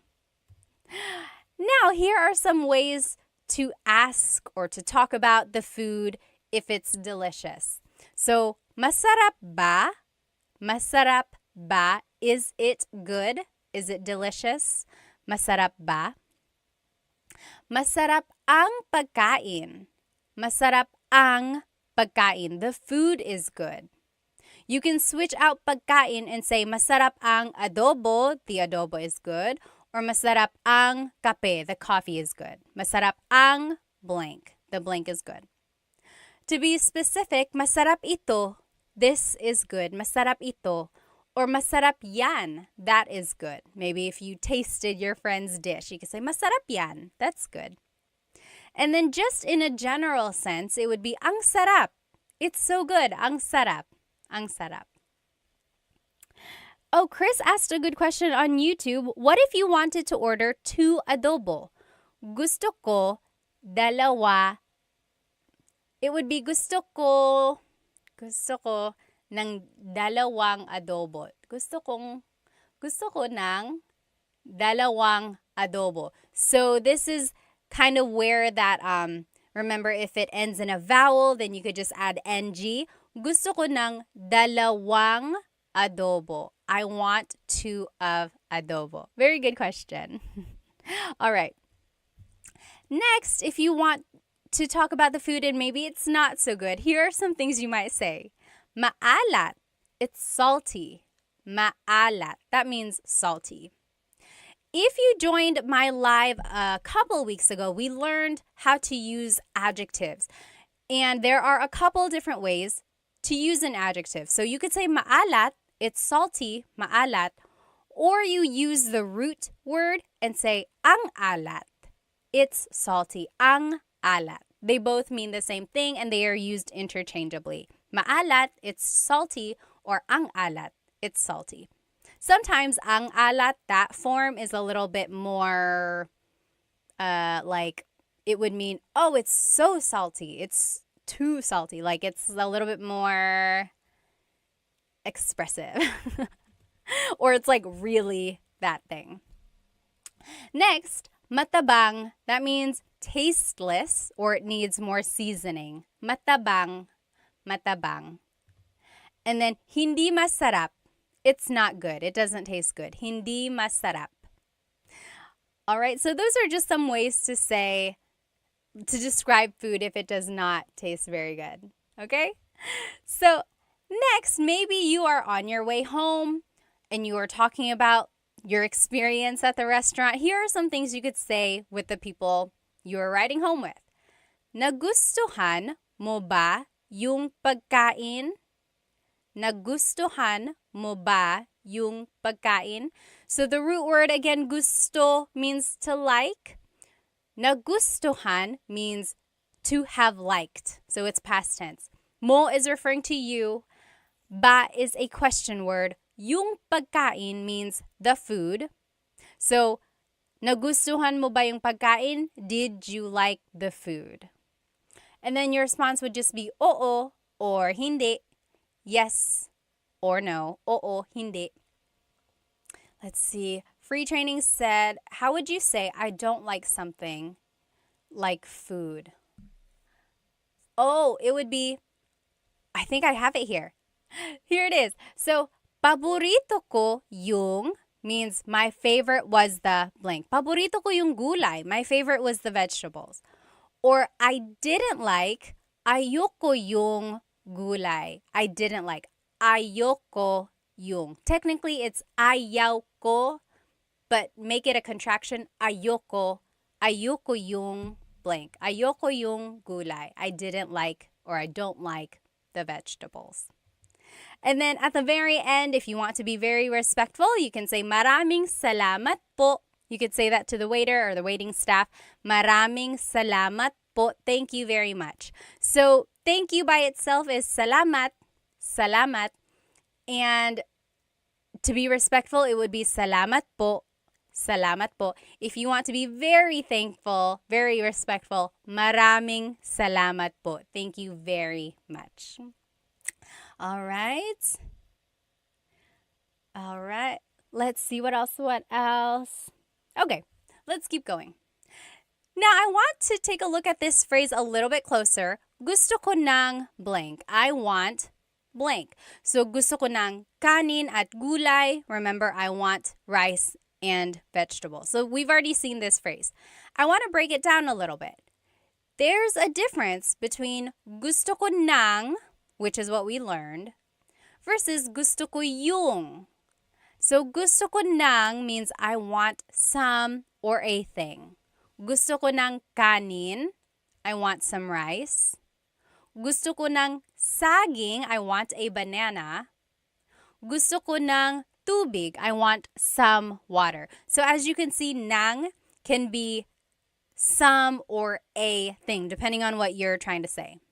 So, gusto ko ng blank means I want some or a thing. I want. However, if you say gusto ko yung, that means I like something. So, gusto ko ng means I want. Gusto ko yung means I like. So, let's take a look at these. Gusto ko yung tinapay. I like the bread. Gusto ko yung tsaa. I like the tea. Gusto ko yung server natin. I like our waiter. Okay, so that's the difference there. The ng means you want it. Yung means I like it.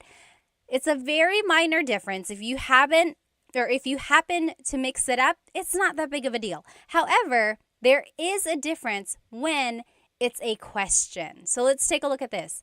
Gusto mo ba ng tinapay? Gusto mo ba ng tinapay? The ng means do you want some bread? Do you want some bread? Gusto mo ba ng tinapay? However, if you say, gusto mo ba yung tinapay? Gusto mo ba yung tinapay? That means, do you like the bread? The bread that we are eating right now, do you like it? So that's just the difference there. It really pops out when it's a question. Gusto mo ba ng tinapay? Do you want some bread? Versus gusto mo ba yung tinapay? Do you like the bread? Okay, so very minor difference there. If you happen to mix it up, it's not that big of a deal. It's just one of those things that is just like a nuance of Tagalog. Mr. Urban World said, gusto ko ng McDonald's. Ako din. You pay. Yes, McDonald's tayo. Okay. Nanay, tatay, gusto ko ng tinapay. That's a nursery rhyme.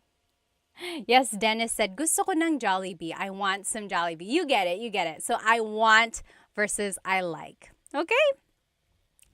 Now, we are wrapping it up here. I will finish this lesson by asking you, ano ang paborito mong restaurant?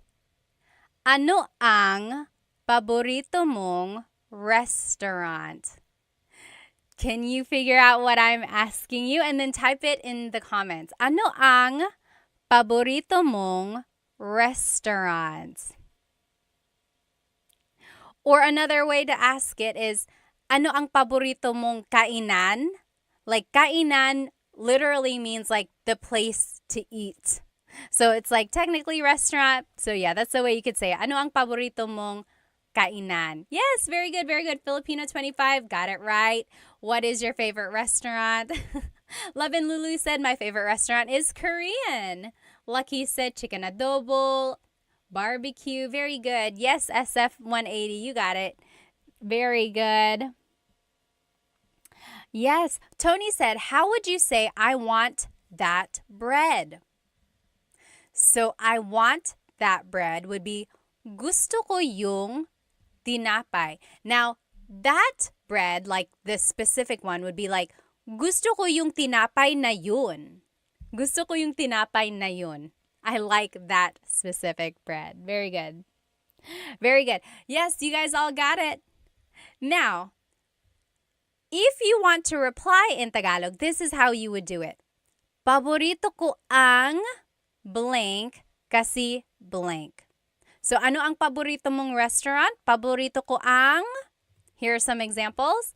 Paborito ko ang Jollibee kasi masarap ang pagkain. So, kasi means because, kasi. And then, masarap ang pagkain means the food is delicious. Very good. Paborito ko ang blank kasi blank. I want you to write that in the comments. Ano ang paborito mong restaurant? And then formulate your answer. Paborito ko ang blank kasi blank. Here's another example. Paborito ko ang McDo kasi mura lang. So my favorite is McDonald's because it's cheap. So that's just to show you the sentence structure here. Paborito ko ang blank kasi blank.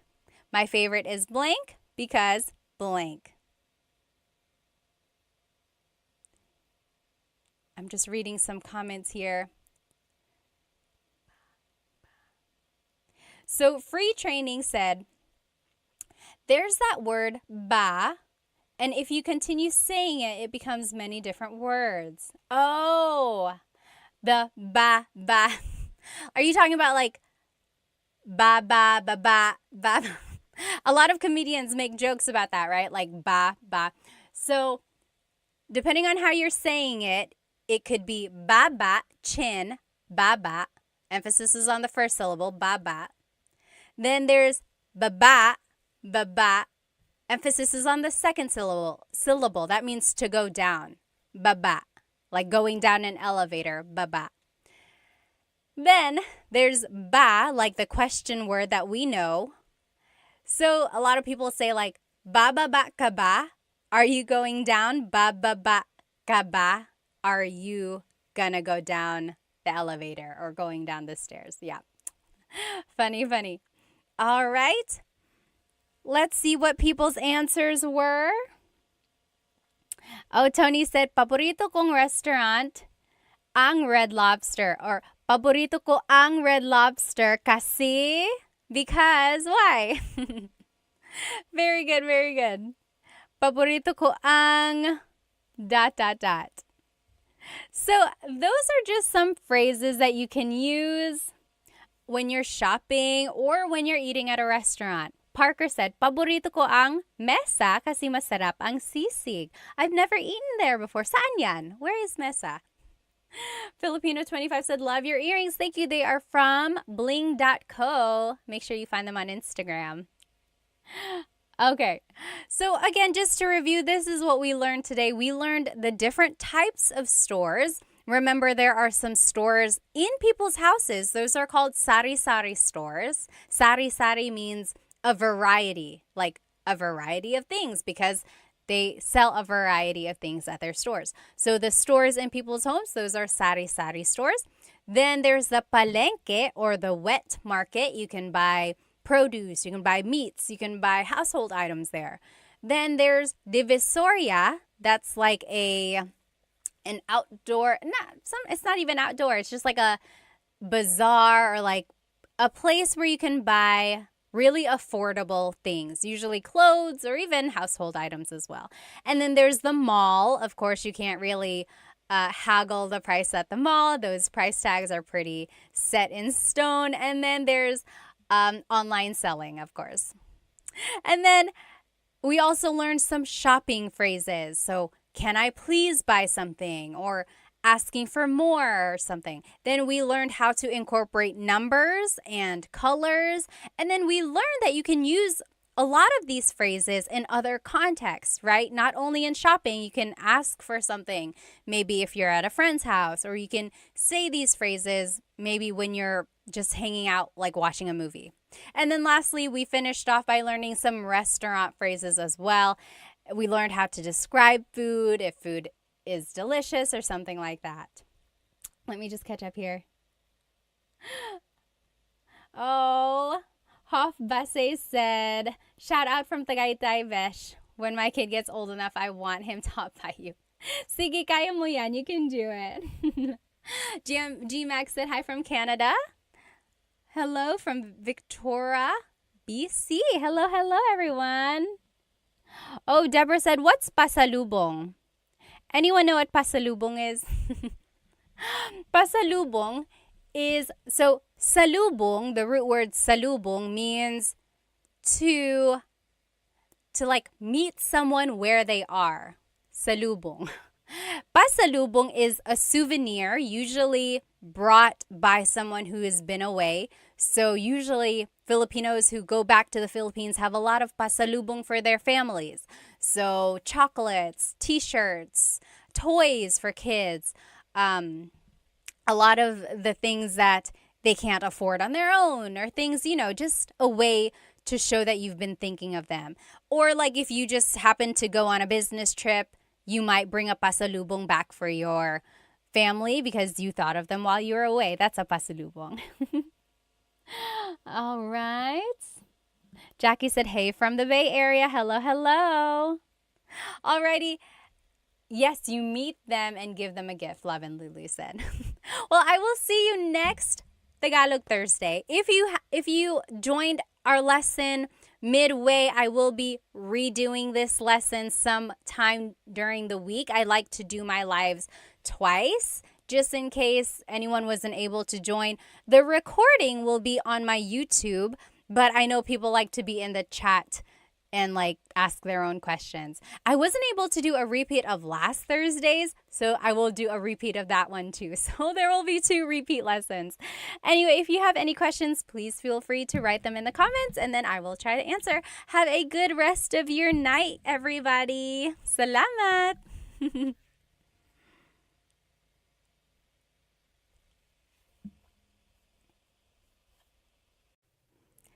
Hello, everybody. Welcome to another live Tagalog lesson on YouTube. I am starting my TikTok now as well. So hello. If you are joining me tonight, we are going to be doing a live Tagalog lesson on YouTube.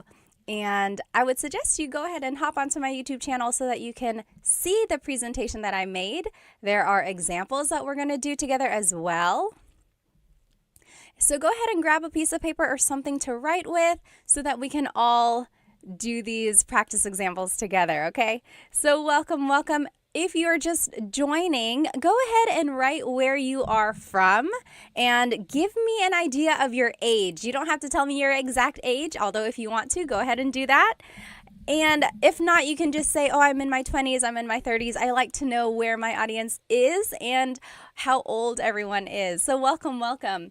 This is a new Tagalog lesson. If you saw me the other day, I did a repeat lesson of what I had taught last week because I was testing the waters of when people watch. Because usually I do these lives on Thursday nights. And I wanted to see if people are active during the day as well. And it seemed like it was. So maybe I will try that, like teaching the same class some other time in the week, just so other people can join if they were not able to join live. So again, this is a live Tagalog lesson on my YouTube channel, Tagalog Time. And if you want to see the presentation that I made, there are practice examples, go ahead and jump onto my YouTube channel. Otherwise, you're welcome to stay on my TikTok. Okay, so let's go ahead and get started. Hello, everybody. It looks like we have, let's see, Starry Moon is from Calgary, Canada. Killionaire is from Oahu. Hello. Thank you for joining us. David is 64. Taho 0000 is from California. Hello. The Gehring family is from Ohio. Welcome. Let's see. We have someone from Pennsylvania. Kenna Morrow. Hello. David is from Auckland. Who is here with us on TikTok? Let's see where everyone is from. I'm here in North Carolina, the east coast of the United States. So it's about 8:30 p.m. here. Oh, Hima, thank you so much for a gift. Thank you so much. If you enjoy anything that you learned tonight, please feel free to purchase a super chat on YouTube or a badge or one of the gifts on TikTok. They really help because it helps me support Filipino brands. As you can see, I'm wearing Filipino earrings. So again, I just love supporting Filipino companies. So any donation you give really helps. Let's see. Oh, user 488 is from LA. Hello. Who else do we have? Oh, someone is Korean. Well, welcome. I hope you learned some Tagalog. Okay. Oh, Trent is from Iowa. Hello. Okay, let's go ahead and get started, guys. Flo Cash is from West Virginia. Hello. Joe is from Alaska. Taga Japan. Someone is from Japan. Sure is from New Mexico. Hello. Good to see you. James is from Texas. Johnny is from Oklahoma. Okay, let's go ahead and get started. So again, we are on YouTube and on TikTok, but if you want to see the presentation, it's on YouTube. And we will be learning some adjectives as well as some sentence structures so we can say some simple descriptions and compliments or any like short phrases to describe someone or something. Okay, I think this will be a very useful lesson because then you'll be able to start saying short, useful phrases. So when you want to describe someone, the simple sentence structure is adjective, then pronoun. So the adjective comes first, then it's the pronoun. For example, maganda ka. You are beautiful. Maganda ka. And that's a very common phrase. A lot of people already know how to say that. Maganda ka. You are beautiful. So there's the adjective, maganda. And then it's the pronoun ka, meaning you. You are beautiful. Or you might hear matalino ka. You are smart. Matalino. Matalino means smart. Matalino ka. Or nakakatawa ka. You are funny. Nakakatawa. So people ask, why are some adjectives, why do they have this ma prefix. So maganda, matalino. And then why do some adjectives not have that? So nakakatawa means funny, but it doesn't have that pattern of having the ma prefix. And in Tagalog, the ma prefix just means it's describing the quality of something. So when you take off the ma, it's actually a noun sometimes. So take the word maganda. That means beautiful. But if you take off the ma and it's just ganda, that is the noun meaning beauty. Isn't that interesting? But it doesn't work for all adjectives. It does work for matalino. Matalino means smart. Talino means your intelligence. So it's the noun meaning your intelligence that you have. So interesting, right? And then yeah, nakakatawa does not follow this ma adjective pattern. And that's just how it is. Some words don't follow the pattern. But yeah, so this is the simple sentence structure when you want to describe someone or something. Maganda ka. So it's adjective pronoun. You are beautiful. Maganda ka. Matalino ka. You are smart. Nakakatawa ka. You are funny. Okay, so let's keep going. Oh, one more example. Mabait ka. You are nice. Mabait ka. Now, I want to show you the different subject pronouns that you can use if you're talking about someone or multiple people. So, ako means I. So, mabait ako. I am nice. Mabait ako. Ako means I. Mabait ka means you are nice. Mabait ka. And then, mabait siya, he or she, mabait siya. A couple things I want to point out about siya. First is the pronunciation. It looks like it should be pronounced siya, siya, but it's actually pronounced sha, sha. So the S-I-Y, it's a sha sound, sha. And then another thing I want to point out about the subject pronoun sha is that it is gender neutral. So it can be man or woman. So you actually have to figure out who they're talking about based on the context clues. So mabait siya, he or she is nice. And then sila is they, mabait sila. Mabait sila, they are nice.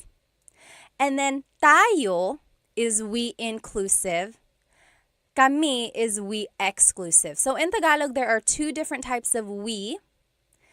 And I don't know why. It's very interesting. So tayo is we inclusive. That's you and me, all of us as a class. We are nice. All of us. Mabait tayo. You get it? Everyone is included, so it's inclusive. Mabait tayo. Versus kami is we exclusive. So that would be like if you were calling me on the phone and you were like, hey, what do you like? Or what do you guys like? And then I would say, oh, mabait kami. Me and my husband, Chris, mabait kami. We are nice. So you're not included. I'm just telling you about it. Okay, so that's kind of the difference there. And then kayo is you plural. Mabait kayo, you all as a class, mabait kayo. Okay, so those are the different subject pronouns. Let me catch up on some of these questions here. Let's see. Oh, yes. Turtle Tim asked or said, I get confused about the placement of po in sentences. We're actually going to see where po would go here, so hold that thought. Robbie said, Filipino teacher ka ba? Hindi po. I mean, I am Filipino and then teacher ako. So, nagtuturo lang ako ng Tagalog sa mga anak ko, tapos I wanted to share it with everyone else. Okay, salamat. I wish this was posted to go over it again. Trying to keep faith said. Actually, this whole presentation is on my YouTube channel and the recording will be posted after the live.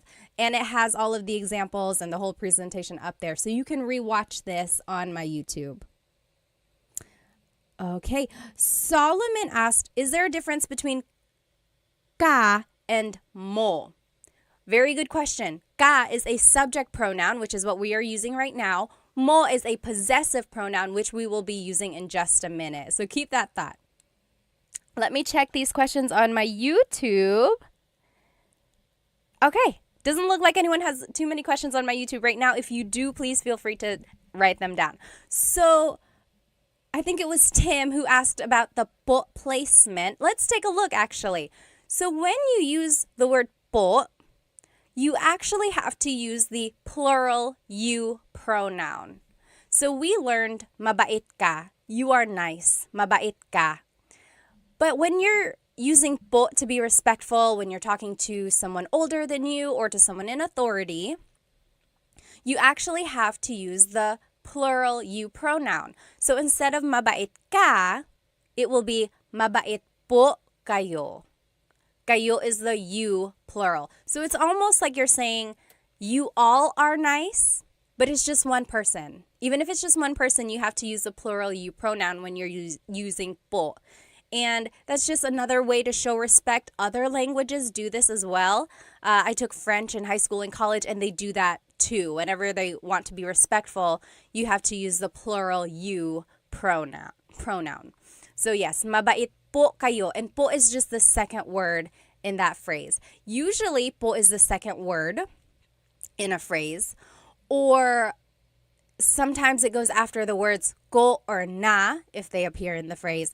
Or it just goes after a set phrase. And then when in doubt, always add po to the end of anything you say and it will be respectful. Okay, that's usually how kids are taught to use the word po. Just add it to the end. And then as you hear po being used, then you'll start to pick up on where it does go, like the patterns. Okay, let's see. Lori said, where can I start learning Tagalog as a minor? Well, you can follow Tagalog Time. I teach very simple, basic Tagalog. I have some very easy kids videos, and then I have just some like starting with the fundamentals of Tagalog and then moving on. They all build on each other on my YouTube channel. So I would say start there. But then there are also lots of books on Amazon and listening to Filipino music or watching movies. I think those are good ways to learn as well. Okay, so those are some pronouns. Now let's just add more vocabulary to what we know. So here are some Tagalog adjectives. Let me put both of these up. So there are two lists here, and they are opposite. So let's take a look at them. Maganda is beautiful. Maganda. Pangit is ugly. Pangit. Matangkad, tall. Matangkad. Maliit, little or short. Little, maliit. Mabigat, heavy. Mabigat. Magaang, lightweight. Magaang. Mabilis, fast. Mabilis. Mabagal, slow. Mabagal. I'm sorry, I was trying to read some of the comments. Hang on. Yes. Sure said, I made the mistake of trying to skip the basics when I started learning. I know it's sometimes you want to just go fast, but sometimes people can do that. But yeah, if you want to start from the beginning, I have fundamentals of Tagalog on my YouTube channel. Okay, so we did mabilis, fast, mabagal, slow. Malakas, strong, malakas. Mahina, weak, mahina. Tahimik, quiet, tahimik. Maingay, noisy, maingay. Malinis, clean, malinis. Madumi, dirty, madumi. Mahal, expensive, mahal. Mura, cheap, mura. Matalino, smart, matalino. Bobo, stupid, bobo. Bago, new, bago. And then luma, old, luma. So those are just some different adjectives. Fidel, thank you so much for the gift on TikTok. Thank you. It really, really helps. Thank you. So those are the different adjectives that we can use. And again, as I mentioned, usually Tagalog adjectives have the prefix ma. As you can see, a lot of these adjectives have the prefix ma. Maganda, matangkad, mabigat. And when the ma is dropped, sometimes it's the noun form. So like I said, ganda is beauty, maganda is beautiful. But it doesn't really work for all of them. Like mahina is weak. Hina isn't like weakness. Kahinaan is weakness. So you kind of get the idea. If you can kind of recognize root words, that'll help with your translation. Yes, Deborah asked, is mahal the same word for love and expensive? Yes, it is. Mahal can mean expensive, like, oh, ang mahal ng pagkain. The food is expensive. Ang mahal. Or it can be love. Mahal kita. I love you. Mahal kita. Interesting, right? Okay. Oh, Solomon asked on TikTok, is it right to say ganda mo? Hold that thought. We're going to see that. Okay. So I want us to do some practice. So here on the top left corner are the is the sentence structure. Adjective plus pronoun. And the example is maganda ka, you are beautiful. Maganda ka. There's the adjective, there's the pronoun. Under that is the subject pronouns.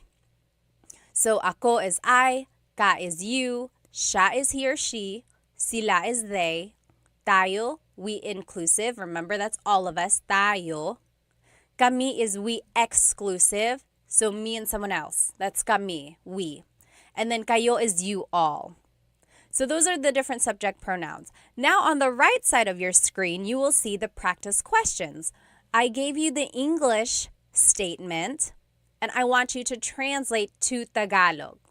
And I even gave you a hint in the parentheses is a vocab word that you might need in the phrase. So for example, they are happy. They are happy. How would you say that in Tagalog? Let's do number 1 together. They are happy.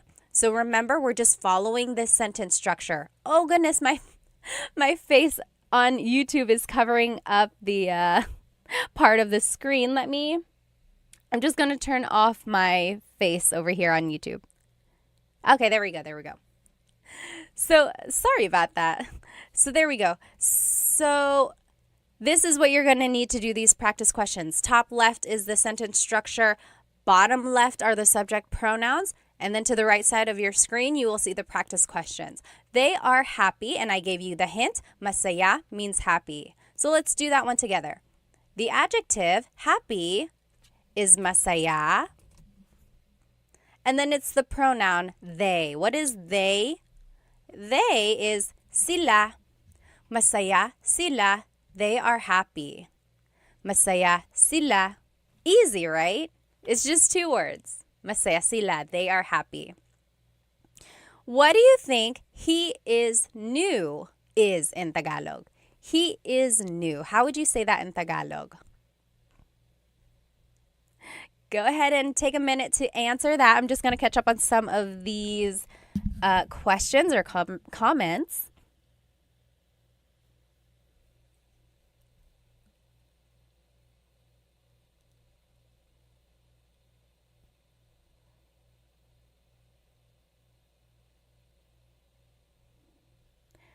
Okay, what do you think he is new is? Yes, sure got it right. Cassidy got it right. Rebe got it right on YouTube. Very close over here on TikTok. Very close. Yes, I'm seeing some very close answers. So in Tagalog, if you want to say he is new, it would be, the adjective goes first. New in Tagalog is bago. And then he is siya. Bago siya. Bago siya. He is right. Yes, bago siya. Yes, Tony got it right. You did. Very good. Eileen got it right. Very good, everybody. So bago siya. That means he is new. Again, that could also mean she is new because siya is gender neutral. So you would just have to listen to the context clues there.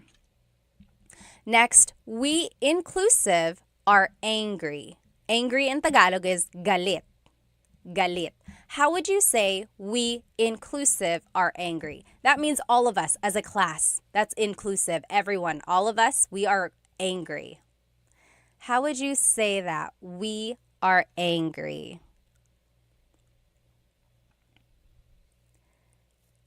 Yes, Carl. Oh, Carl is very close. Your pronoun that you are using, Carl, that's not quite the one we're using, but we'll actually see that in just a minute.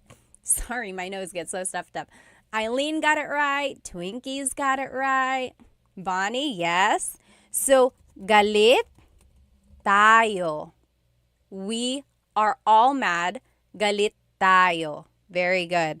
Yes, sure got it right. Kaz got it right. Yes. Okay. Number 4, I am sleepy. In Tagalog, sleepy is antok. How would you say I am sleepy in Tagalog? I am sleepy in Tagalog. I am sleepy is very close. Yes, Eileen, antok na ako. So, antok is the adjective and it goes first. And then it's just ako. Antok ako. I am sleepy. When you add na, like Almarie did and like Eileen did, na can mean already, like, oh, I'm already tired. I'm tired already. Or sometimes it's an emphasis. So like, oh man, I'm tired. Antok na ako. So yes, very good. But you could also just say, antok ako. I am sleepy. Antok ako. Yes, very good. Doctor got it. Sure got it. Very good. Yes, Cassidy asked on YouTube, can I use inaantok ako? And then someone on TikTok said that as well. Yes, inaantok also means sleepy. It's almost like the verb form of I am feeling sleepy, if that makes sense. Machi, thank you so much for the gift on TikTok. Thank you. But yes, basically the same. Inaantok ako and antok ako both mean I am sleepy, I am feeling sleepy. Very good. Last example here. Are you tired? So now this one is a little different because it's a question form. So I want to see if you can guess how to make it a question. So are you tired? Pagod is tired. Ba is the question word that you would add. Where do you think it would go? Are you tired? How would you say that in Tagalog?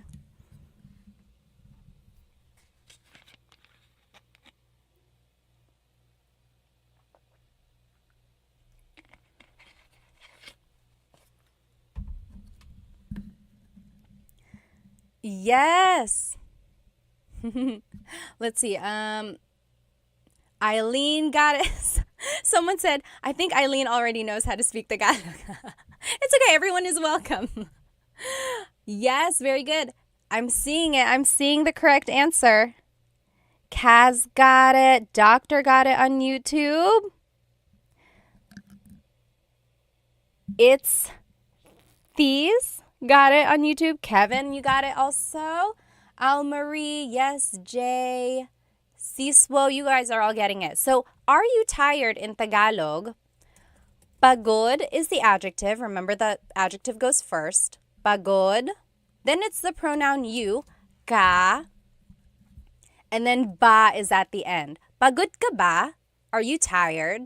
Pagod ka ba? You should say this to anyone you know. Maybe it's your husband or wife later tonight. You just say, pagod ka ba? They're going to be like, yes, I am. First of all, where did you learn that? Pagod ka ba? So if it's just the phrase, pagod ka, you are tired, pagod ka. But when you add the ba, it turns it into a question. Pagod ka ba? Are you tired? Okay? Carl said, do you do live daily? No, usually I've been trying to do Thursdays, so Tagalog Thursdays. And then there was one other time this week when I went live and I did the same lesson that I had already done just to get an idea of who would be watching. So I might do that. I might do the same lesson another time just so people can see it if they weren't able to join live. Although the recording does pop up on my YouTube, but I know people want to be in the live so they can ask questions as well. Hang on, let me catch up on some of these questions. Okay, someone asked, how do you use nang? NG. So this is not really related to adjectives, but I want to answer this question. So let's look at the word nang, NG. Nang is actually a preposition. Sometimes it's an article. Sometimes it takes the place of like something else. Sometimes it's just a sentence marker, meaning it doesn't have a direct translation. Here's an example of when nang is used. So let's say, kumakain ako. I am eating. Kumakain ako. Kumakain ako. I could say, kumakain ako ng saging. I am eating a banana. Kumakain ako ng saging. So in this case, it's translating as I'm eating some or a banana. So it's like an article. Does that make sense? So kumakain ako ng saging. Or nanonood ako ng TV. I'm watching some TV. So nang is just an article. Again, sometimes it's a sentence marker. It's usually the word that comes before a noun. Good question, though. Okay, let's move on with our lesson here. So that is one way to use adjectives. It's just the adjective and pronoun. Masaya sila, bago siya. Easy, right? Just 2 words and you already have a complete sentence.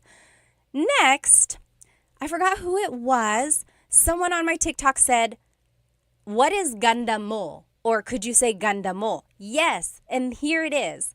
So let me make my screen bigger again.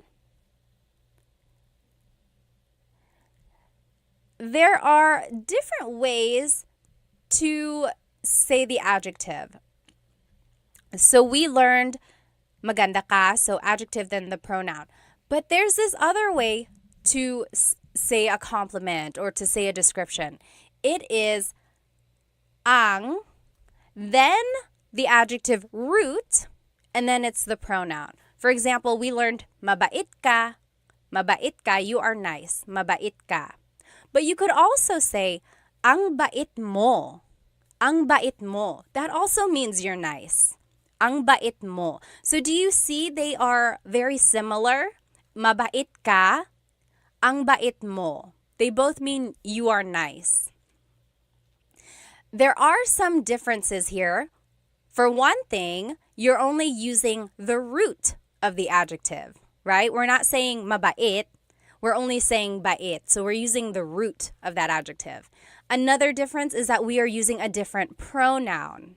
So instead of ka, now it's mo. Someone asked about that as well. Can you use ka and mo interchangeably?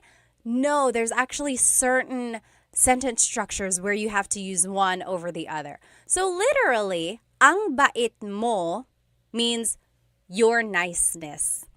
It's almost like saying you have the quality of being nice. So it's very interesting. Let's see some more examples here. Ang talino mo, you are smart. Ang talino mo, you are smart. Because earlier we saw matalino ka. Matalino ka, same as ang talino mo. And then, ang ganda mo, you are beautiful, same as maganda ka. Maganda ka. And then another example, ang bagal mo, you are slow, versus mabagal ka, you are slow. Some would even say that this form, ang bait mo, is a little bit more with emphasis. Like, if someone was walking really slowly, and you're like, oh, mabagal ka, you're slow. But if you're like, oh, ang bagal mo, you are so slow. That's kind of like sometimes when you might use one over the other. But generally, they are interchangeable. Yes, let me catch up. Winter Storm said, I see it like your goodness and you're good. Yes. That's kind of the idea. It's like it's almost like the noun form of the adjective versus the adjective describing someone. Yes. Wonderful day said, ang galing mo. Yes, that's another example. Like, magaling ka, you are good. Magaling ka, you are good at doing whatever you're doing. Or ang galing mo, You are good. Yes, very good, very good. So you're just using the root of the adjective. Okay. Yes, someone said, you got a YouTube channel? Yes, it's the same, Tagalog Time. I have full Tagalog lessons all on there as well. Someone joined on my Tagalog lesson recording, and they were like, I think they just wanted a faster lesson. Whenever I do a live, I sit and I try to catch up on comments and things like that. And they were like, can you go a little bit faster? If you want a straightforward lesson, I would say go watch my full-length Tagalog lessons because those are just straight to the point. There's not a lot of fluff. And then, of course, on my YouTube, I like doing polls, like challenges, which we'll do later. So that takes up some time, too. Let me see these comments on YouTube.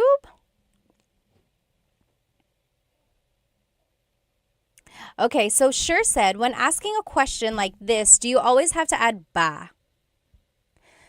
Yes, that's right. Sometimes native speakers don't add ba. That is exactly right. Sometimes you don't have to add the word ba. You can just change the intonation of your voice, right? Like, pagod ka? Are you tired? Pagod ka? But if you want to emphasize that it is a question, yes, add ba. So as for the question, do you always have to do it? No. But you're welcome to. And then again, it just emphasizes that it is a question. Yes, good question, good question. Okay. Is the ang construction stronger? David asked. Yes, a little bit. So it's kind of like an emphasis. I kind of mentioned that earlier. It was like, oh, mabait ka, you're nice. You're a nice person, mabait ka. Whereas maybe you did something really nice and then someone is like, oh, ang bait mo. You are so nice. Ang bait mo. Yeah, so it's a little bit like it has an emphasis. Sibay says, I have a question po. Yes, what is it? Go ahead and type it out and then I'll answer it when I see it. So let's move on with our lesson. I want to show you the different possessive pronouns that you can use with this sentence structure. So now, ang bait mo is using a possessive pronoun. Earlier, we were using a subject pronoun. So these are the different possessive pronouns. Ko means I. Mo is you singular, ang bait mo. Ang bait niya, he or she, niya, he or she. Nila is they, ang bait nila, they are nice. Natin is we inclusive. Maybe we all did something nice, so I'm like, oh, ang bait natin. We are so nice. Ang bait natin. All of us. Versus ang bait namin, we or me and someone else, we are nice. Ang bait namin. You're not included. I'm just telling you about it. And then ang bait ninyo, you all as a class. Ang bait ninyo. Okay. So those are the different possessive pronouns. So whenever you're using the ang sentence structure, you have to use a possessive pronoun. And it's almost like, because bait is a noun, so it's almost like the person in the sentence possesses that quality. That's kind of how I see it. So again, when you're using po, you have to use the plural you pronoun. So instead of ang bait mo, it's ang bait po ninyo. Ang bait po ninyo. And po goes after the word bait here. And that doesn't really fall under the po placement rules that I had mentioned earlier. Usually po is the second word, or it goes after the words ko or na, or it goes after a set phrase. This one is just like a miscellaneous placement. But again, you can always add po to the end and it would work. Okay. Now, let's do some examples. Oh, I just want to show you again these Tagalog adjectives. We just saw these, and I want to show you that you can use them in this ang format. So, mabilis ka, you're fast, mabilis ka. Or, ang bilis mo, you're so fast, ang bilis mo, ang bilis mo. Again, it's not always an emphasis, but that's kind of sometimes when it's used. Or, madumi ang bahay, the house is dirty. Madumi ang bahay. Or ang dumi ng bahay. Ang dumi ng bahay. So again, same translation there, just kind of a different way to say it. But they are interchangeable. Feel free to use whichever you would like. So let's do some practice questions with this ang sentence structure. So it's the word ang, which technically means the, but sometimes it translates to it is. So ang, and then it's the adjective root, and then it's the pronoun. And then beneath that are the possessive pronouns that we talked about. So over here on the right side are the examples that I want us to do. You are nice. Mabait is nice. But I want us to use the ang sentence structure. So we actually wouldn't use the whole word mabait. It would be ang, and then the root bait, and then you, pronoun is mo. Ang bait mo. You are nice. Ang bait mo. Okay, let me just catch up. You try number 2. I am beautiful using this ang sentence structure.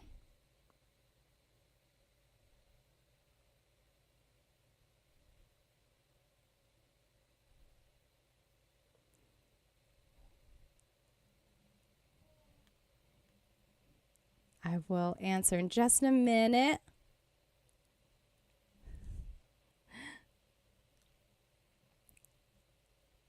Oh, thank you, Solomon, for the rose on TikTok. Oh, thank you. AJ asked, when was the last time you went back to the homeland, tita? First of all, you don't have to call me tita. And then I went back to the Philippines last July. I went to Manila, and then my husband's family is from Cebu. We went there as well. Let's see. There was one question. Oh, yes. Solomon asked, does Tagalog have to be, like the verb to be, or is it left out most of the time? Or is it I in Tagalog? Yes, AY means is or to be. Yep. However, I'm trying to think if there's an actual to be verb, like one that can be conjugated. I think it's just I that I like when I think about it. If I can think of a different one, or if I can think of an example, I'll let you know. But yes, for the most part, it is I. Okay, let me see on YouTube here. Oh, Kaz asked, are nila and sila the same? They both mean they. However, one is a subject pronoun, one is a possessive pronoun. Sorry, sometimes my nose gets so stuffed up and it just clogs up on its own. But yes, so sometimes you have to use nya, like in this example when we're using possessive pronouns, or sometimes you can use sila, or yes, siya, whenever it's a subject pronoun. Okay, very good, very good. So it looks like you guys are getting it. If you want to say I am beautiful in Tagalog, in this ang sentence structure, it would be ang ganda ko. Ang ganda ko. Maybe you can say that to yourself whenever you're feeling a little bit down. Ang ganda ko. I'm so beautiful. Ang ganda ko. Very good. Ang ganda ko. What do you think? Number 3, we exclusive are happy. So me and someone else, oh, we're happy. We're happy. Not you. I'm just telling you about it. We're happy.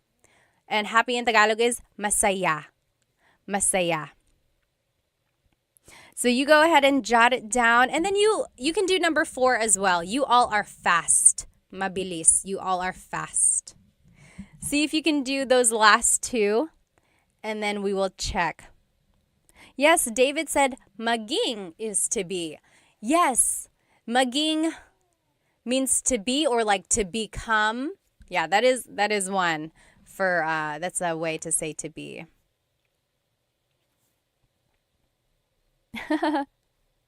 Nez said, mapalad ako kasi guro mo ko po. He feels lucky because I'm his teacher. Oh, thank you po. Masaya kami. Yes. Oh, Very close, very close. So yes, those are good those are good answers. But when we're trying to say it in this ang sentence structure, it would be ang saya namin. Ang goes first, then it's the root of the adjective, and then it's the pronoun we exclusive, which is namin. Ang saya namin. We are happy. And then how would you say you all are fast? You all are fast.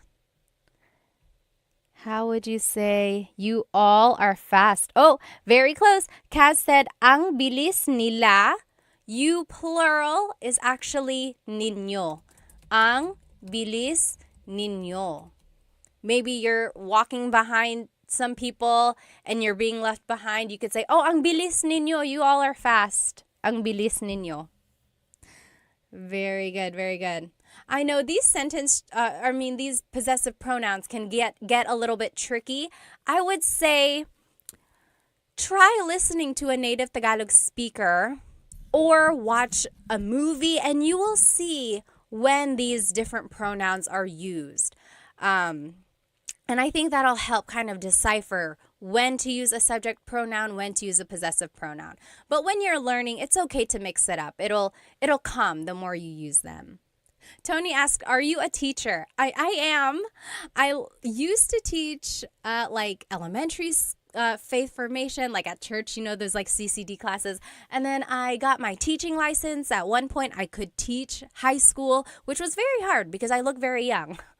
But yes, and then I just love teaching Tagalog. You guys on YouTube, why didn't you tell me that my face was covering up part of the page again? I'm so sorry. Next time I'll make sure that's not covering it. But yes, okay, let's go ahead and do this other sentence structure.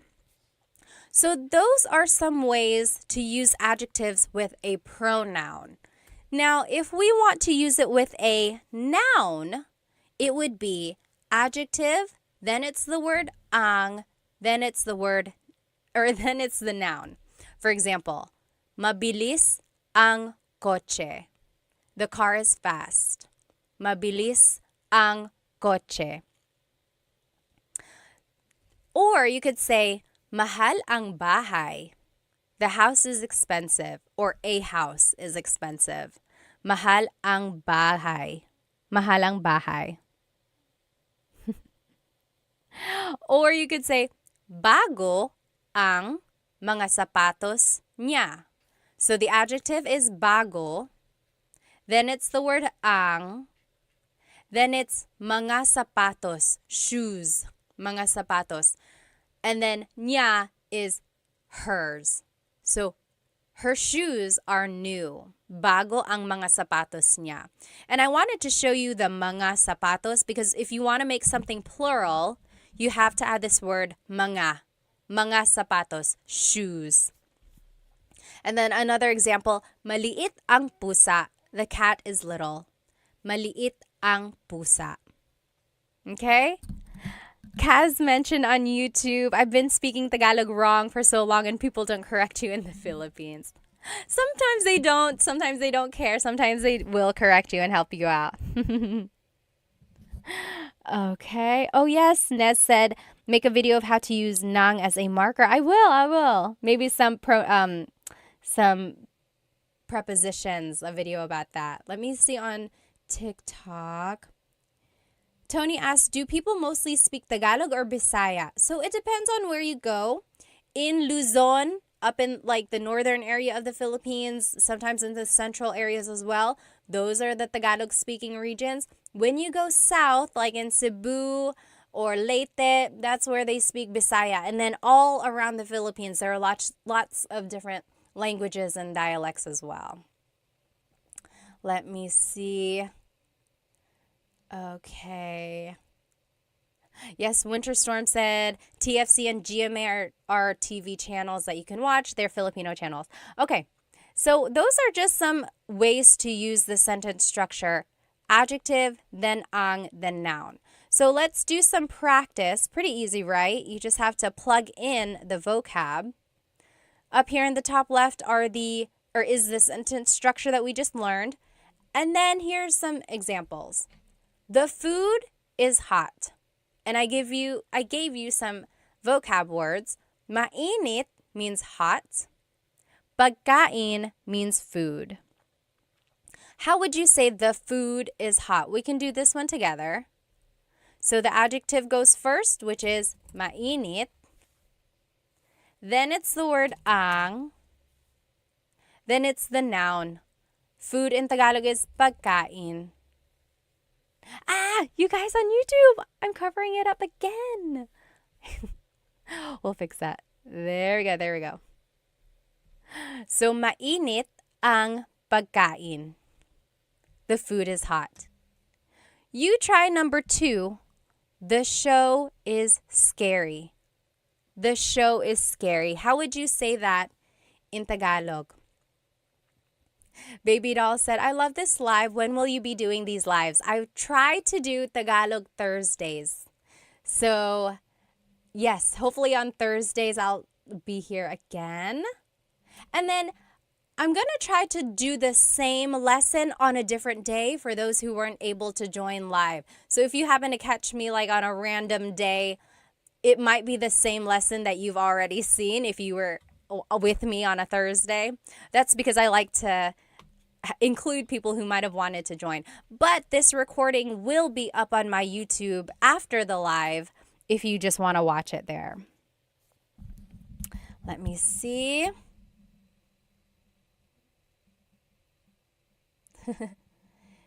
Yes. Az said hello from Brazil. Hello. Okay. Oh, thanks everyone for telling me about my screen on YouTube. Okay. So let's go ahead and answer this one. The show is scary. So the adjective for scary is nakakatakot. Nakakatakot. Then it's the word ang. Then it's the noun. Show in Tagalog is palabas. Nakakatakot ang palabas.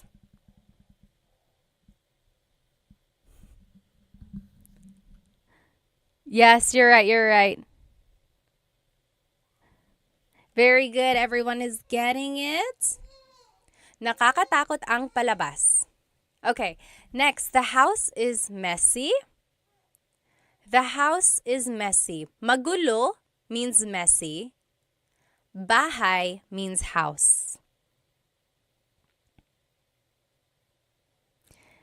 David asked, is ang takot ng palabas okay? So this is an example of when you cannot use the ang sentence structure. So you cannot use ang takot ng palabas. That doesn't really work. It's almost like you're saying the show is scared or something like that. So it doesn't really work like that.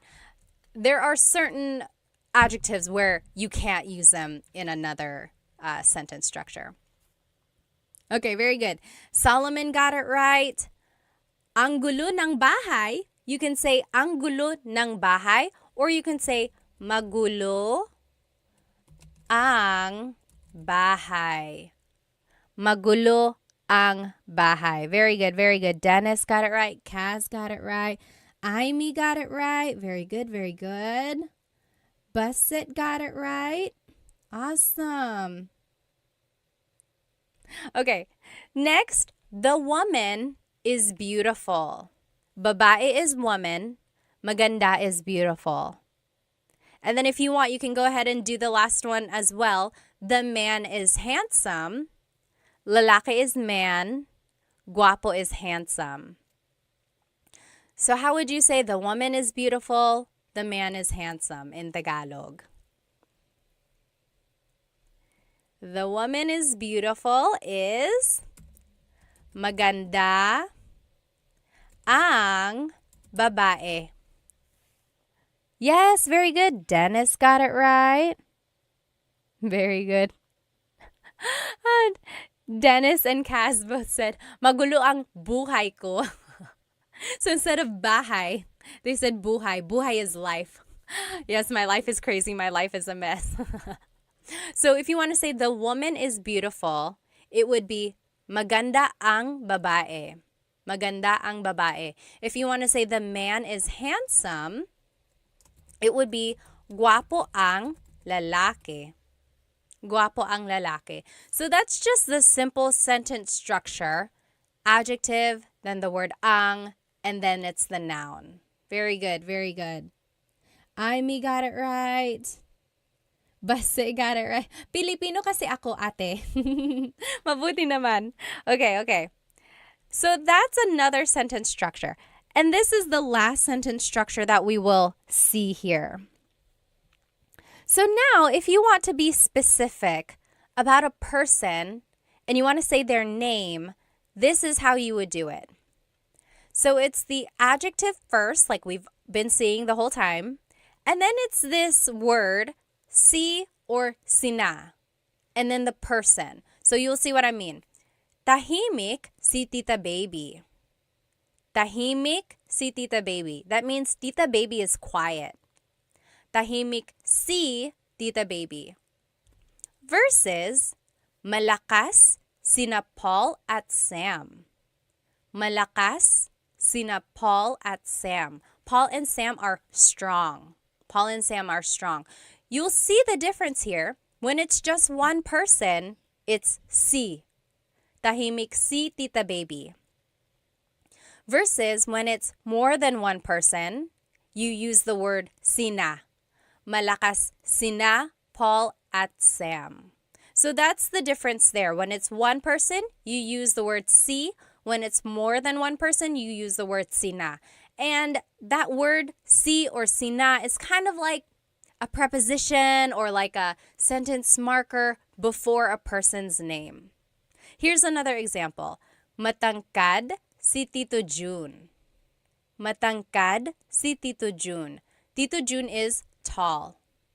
Tito June is tall. And then another example. Is there another example? Oh, that's it. So those are the three examples. So the only thing to remember here is if it's one person, it's si. If it's multiple people, it's sina. Okay. Let me catch up. Someone had a good question up here. Going back to one of the examples, Aimee said, can you use maganda yung babae? Because we said maganda ang babae.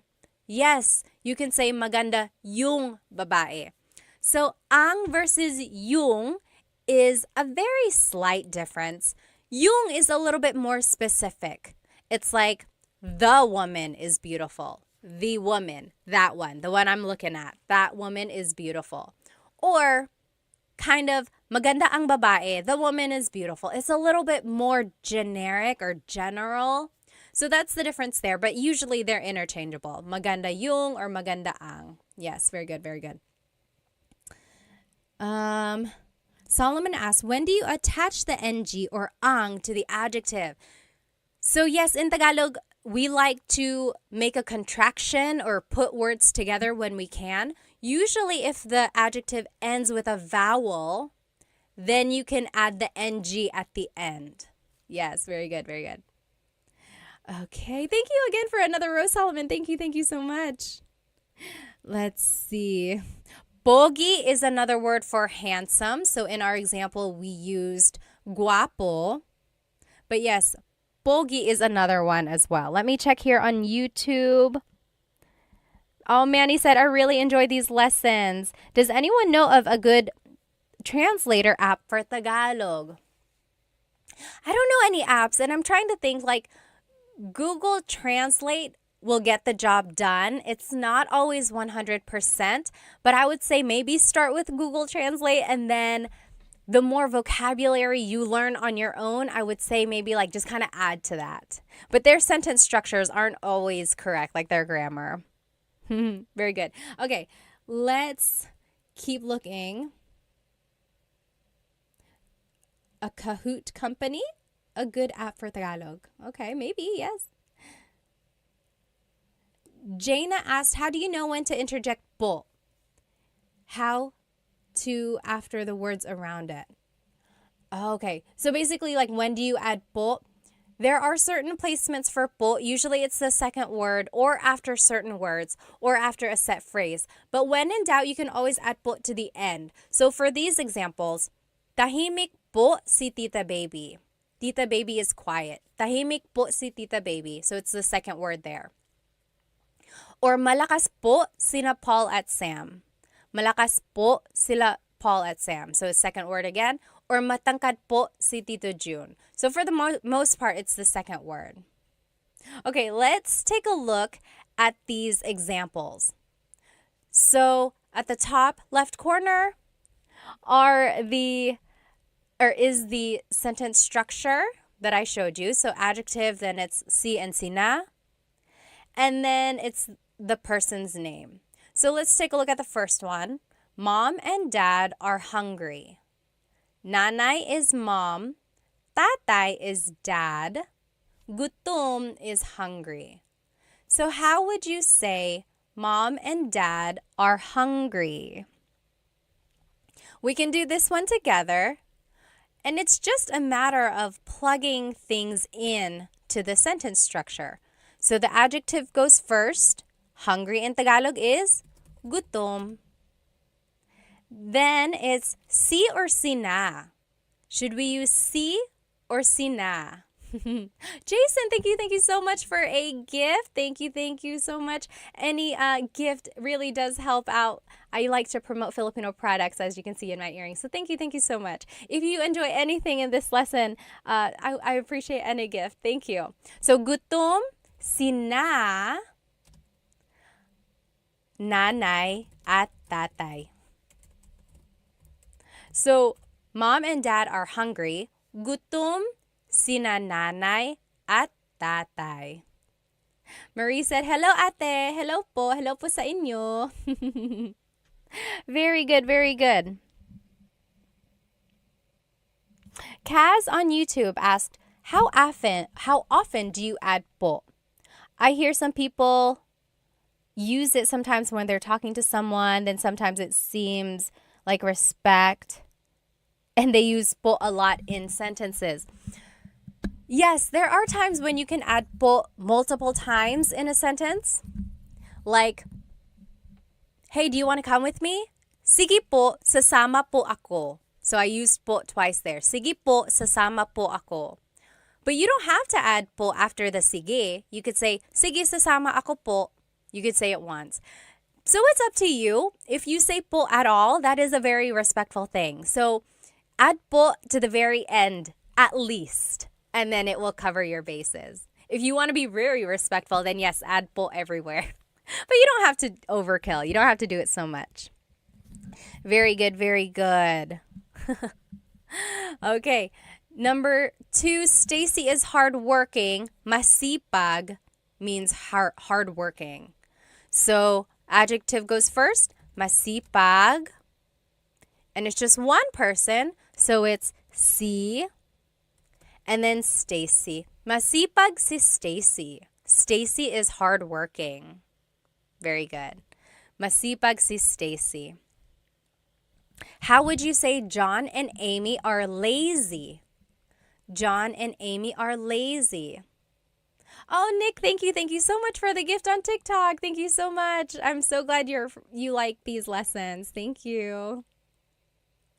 Yes.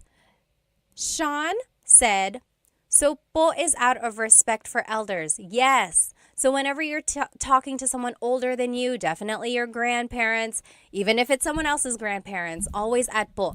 But you can also use po when you're talking to authority figures. So priests, teachers, police, doctors, anyone you want to show respect to, yes, definitely say po.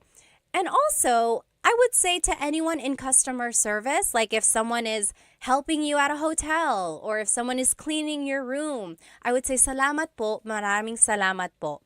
Always add po. I don't think you can go wrong. Okay, there was one more thing I wanted to add here. Oh, Elena asked, what is excuse me in Tagalog? Honestly, it's just excuse me po. Excuse me po. It's very Taglish, and that is a lot more common than the actual Tagalog phrase, excuse me po, is almost like pasensya po. That's kind of like I'm sorry. Does anyone know what excuse me po in Tagalog is? Honestly, because everyone just says excuse me po. Let's go back to the example here. Yes, you guys are getting it. OP colon got it right. Sure, got it right on YouTube. Tamad sina John at Amy. John and Amy are lazy. Tamad sina John at Amy. Oh, yes. Ashley got it. Pasintabi po. See, no one says that. I guess you could. Pakidaan po. Yes, Eileen said pakidaan. I guess it depends on what kind of excuse me. Pakidaan means like, excuse me, I need to get by.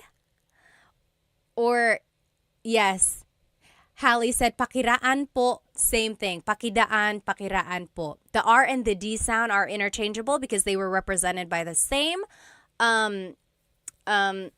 symbol in the baybayin alphabet. Very interesting. Very good, very good. Yes, Bayani on YouTube said, excuse me po could also be mawalang galang po. Mawalang galang na po. Yes, lots of different ways to say excuse me. And then last example, Ate Jane is sad. Malungkot is sad. How would you say Ate Jane is sad? Very good. Let's see. Ate Jane is sad. So malungkot is the adjective. Then it's just one person. So si. Yes, Millennial Aviation got it right. Malungkot si Ate Jane. Malungkot si Ate Jane. Yes. Crying, Hashira got it right. Eileen got it right. Very good, very good. Awesome. Okay, now here is just a quick review of what we learned today. So we learned some adjectives. We learned a lot of vocabulary words. Hopefully you can start using. Take a look at that list of vocabulary words that I had shown you kind of in the beginning so that you can add these adjectives to your everyday conversation. We also learned the different sentence structures when you're using a pronoun or a noun or when you're adding people's names, right? Sometimes you have to add si or sina. Sometimes you have to add the word nang. And sometimes you can change up the whole sentence structure and it would be ang blank mo or something. So take a look at those different sentence structures. And then we talked about the po placement and then a little bit of question formation as well, right? So those are the different ways to use adjectives. Does anyone have any questions about this lesson before we move on to the poll? Can I do a poll on TikTok? There is a quick poll. Oh, that'll be fun. Does anyone have any questions about this lesson? If you do, go ahead and write it down. And then I am going to share my screen here. Let's do a quick challenge. If you don't want to do this contest or challenge, feel free to leave. Someone was like, you're doing too many games. You don't have to stay, but thank you for joining us. So here we go. Today's bracket challenge is our favorite Filipino American, not even Filipino American, our favorite Filipino athlete. So our very first bracket challenge was our favorite Filipino food. And then last week we did our favorite Filipino American celebrity. Today it's our favorite Filipino athlete. So our first poll here is going to be Manny Pacquiao versus Nonito Donaire, or is in the Tagalog pronunciation, Nonito Donaire. I think someone had a question on YouTube. Hang on. Sure said, is ate capitalized when speaking of someone? No, it doesn't have to be. It can be lowercased. Yes. Yes, Michelle said, si is one person, sina is two people. Yes, sina can be two or more. Correct. All right, let's go ahead and do this poll.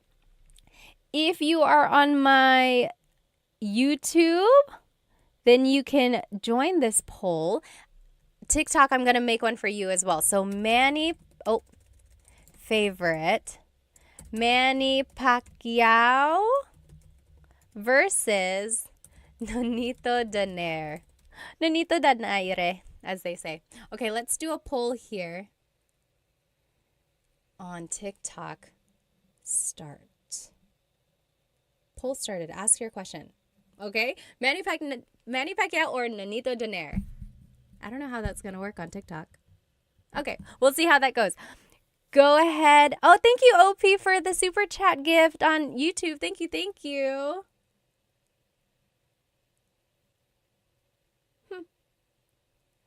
Okay. There we go. So take about 30 more seconds. Who is your favorite Filipino athlete, Manny Pacquiao or Nonito Donaire? And then we'll move on to the next part of the bracket. Oh, I see. I see how it's working now. Okay. Yeah, so it looks like Manny Pacquiao is the winner by a landslide. Okay, so Manny Pacquiao is going to move forward in our bracket. You can follow along on YouTube if you're over here on my TikTok.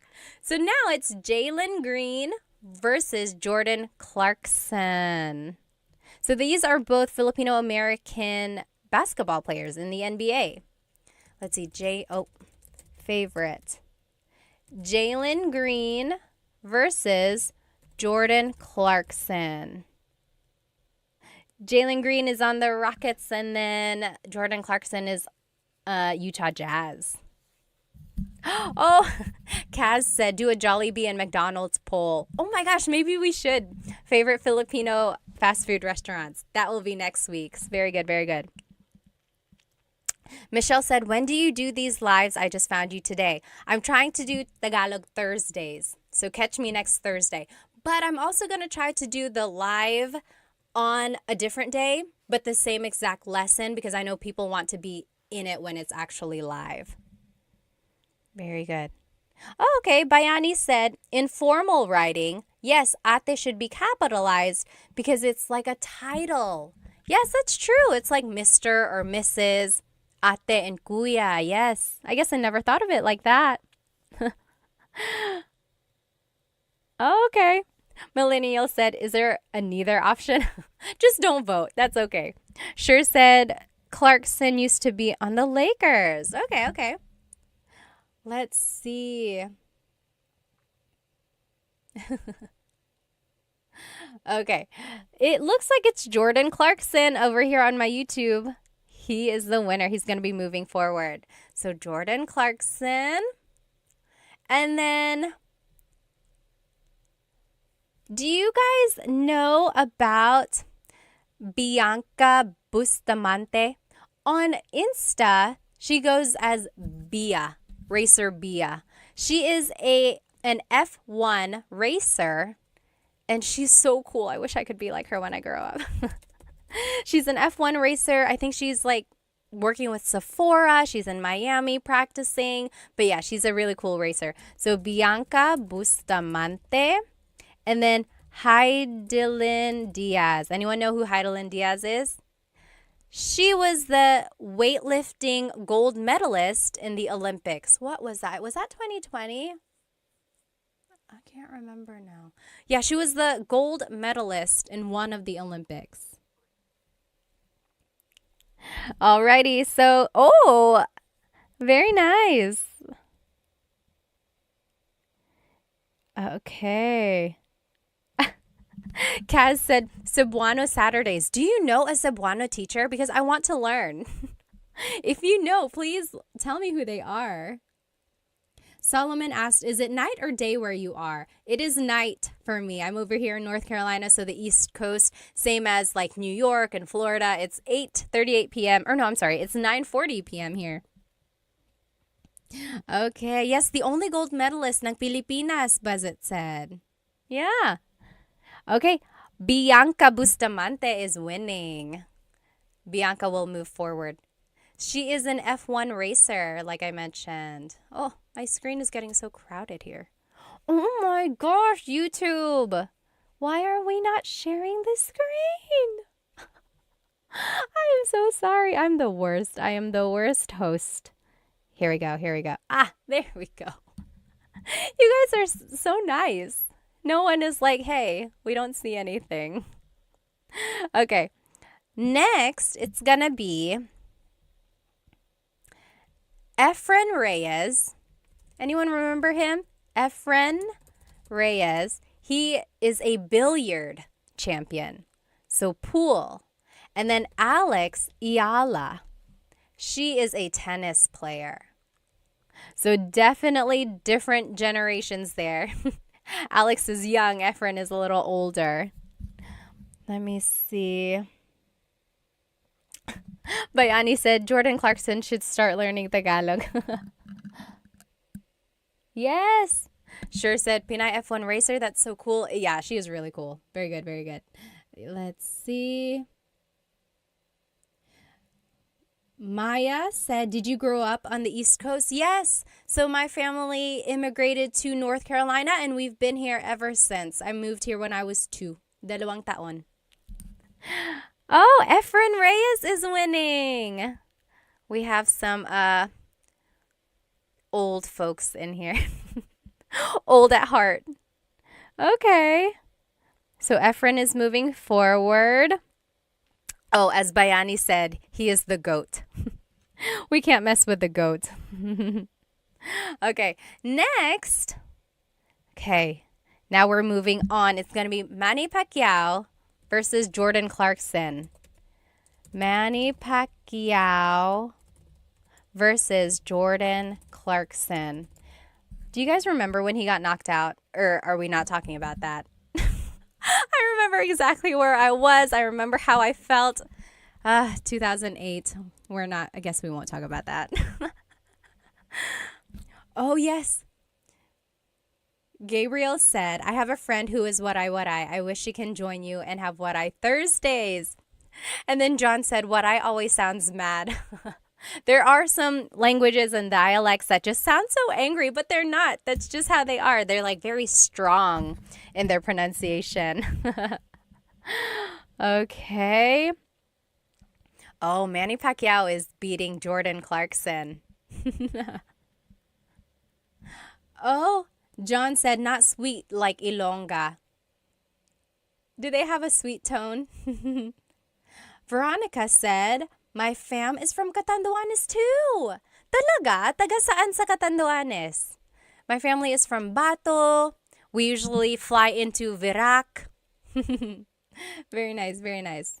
Okay. Manny Pacquiao is winning. Manny Pacquiao is going to move on. No surprise. I'm not surprised. Okay. Next, it's Bianca Bustamante versus Efren Reyes. I think I know what's going to end up happening here. Is it going to be Manny Pacquiao versus Efren Reyes? Battle of the goats. So right now it's going to be Bianca Bustamante. Again, she is an F1 racer. Super young, super hip. Efren Reyes is a billiard champion. So he plays pool. Super popular back in the day.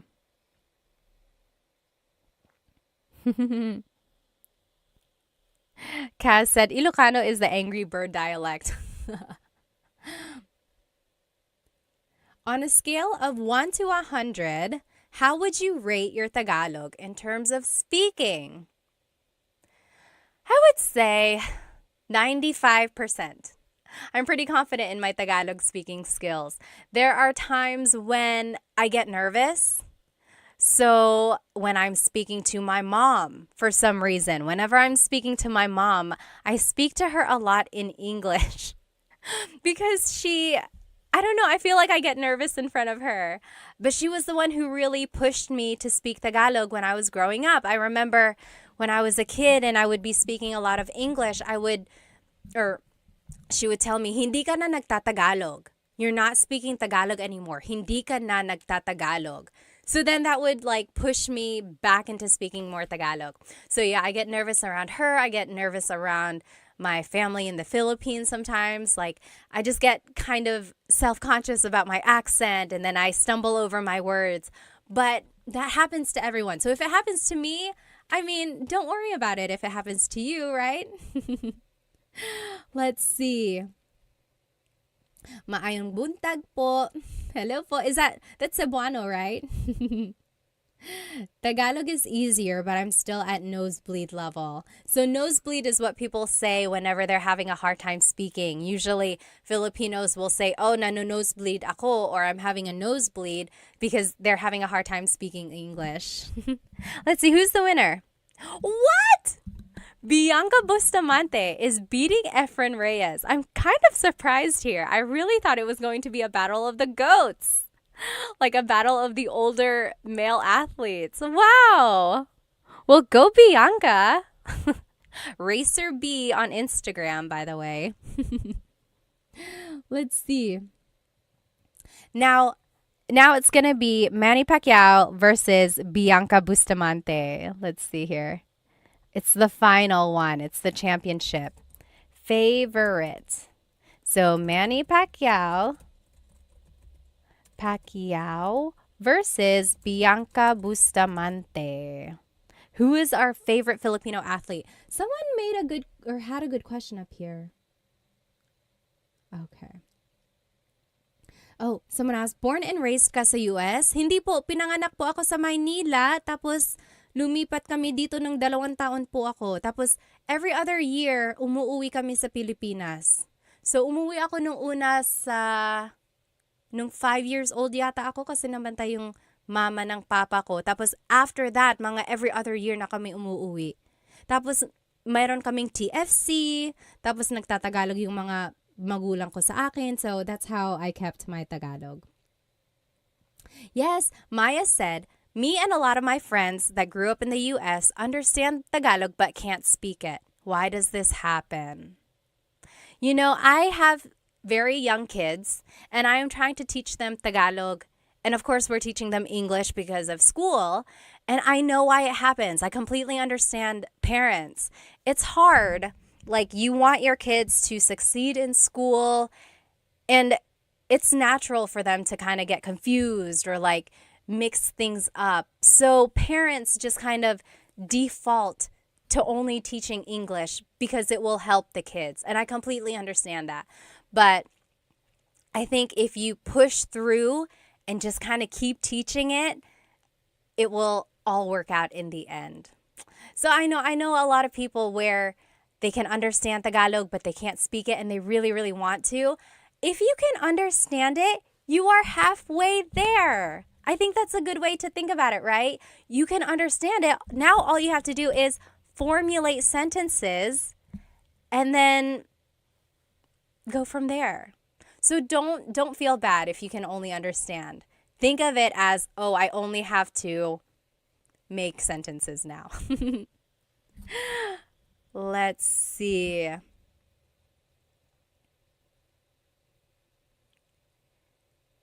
Let's see.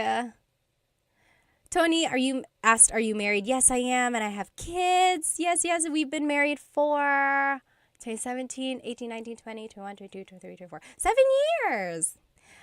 Oops. I don't know what your name is. It's in characters. But yes, someone asked, that's rare, yung marunong magtagalog na lumaki sa US. Opo nga, ngayon ko lang na-appreciate actually, ngayon na matanda na ako. Pero nung bata ako, I always kind of got teased na marunong ako magtagalog. Okay, let's see who's the winner. Manny Pacquiao is the winner. He is the overall favorite Filipino athlete. Although I know there are some things that he's said and done that kind of make him not the favorite.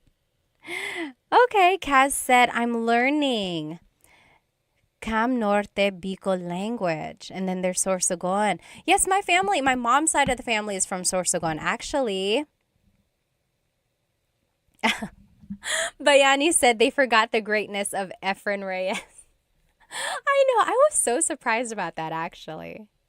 Let's see, does anyone have any questions about anything we learned today?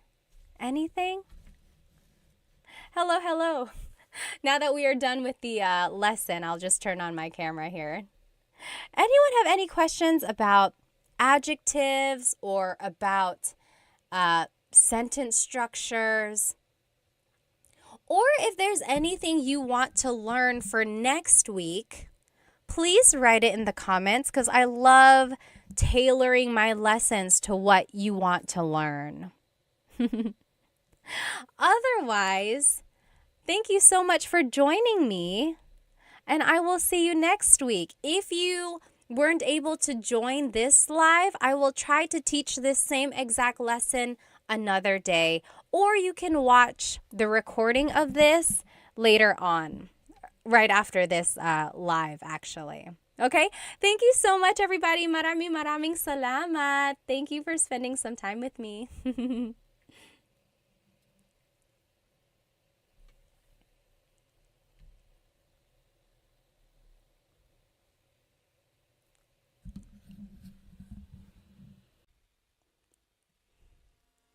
Hello, everybody. Welcome. I am live right now on Instagram, on TikTok, and on YouTube. Hello.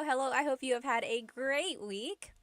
My week has been very busy. We finished a playground at my house, and I've just been busy. I've been doing lots of different things around my house. I have a really fun lesson planned for us tonight. If you are joining me on YouTube on Instagram or TikTok, go ahead and jump onto my YouTube channel because I have the whole presentation up here. You will be able to follow along. You can see the words, see any images up there that's associated with the lesson. If you are a paying Instagram subscriber, these slides will be posted on the news feed after the class. I would have done it before the class, but I just finished the slides. Next time I will do it early so that we can post it before the class. Anyway, I'm so glad to see you all. I think it was like a couple weeks ago, I did like 4 or 5 Tagalog lessons back to back, and then I took a break, and then now we are back. And the last couple lessons were just like games. We played Jeopardy, we played Filipino bingo. Tonight's class is a true Tagalog lesson. So again, if you are joining me on YouTube, again, on Instagram or TikTok, go ahead and jump onto my YouTube channel where you can see this whole presentation. Let me just make sure everything is set up here. Okay. Hello. Go ahead and write where you are currently watching and how old you are. I always like to know my demographics, where everyone is, how old you are. I always have some people who are super young, like Dita, who's 12 years old, watching from India, right? And then sometimes I get people who are just seasoned, as I call it. And also let me know why you are learning Tagalog. I like to know. Some people are either in a relationship with someone who speaks Tagalog, or they are relearning it. Maybe they knew it before, they lost the skill because they don't speak it with anyone anymore, and they just want to learn it. Or maybe you were never taught Tagalog, which is a very common thing if your family moved to a different place. Or maybe you are just someone who loves the Philippines, who loves the Filipino culture. Maybe you are traveling there for work. Tell me in the comments why you are learning Tagalog and where you are and how old you are. Basically, tell me your whole life story, okay?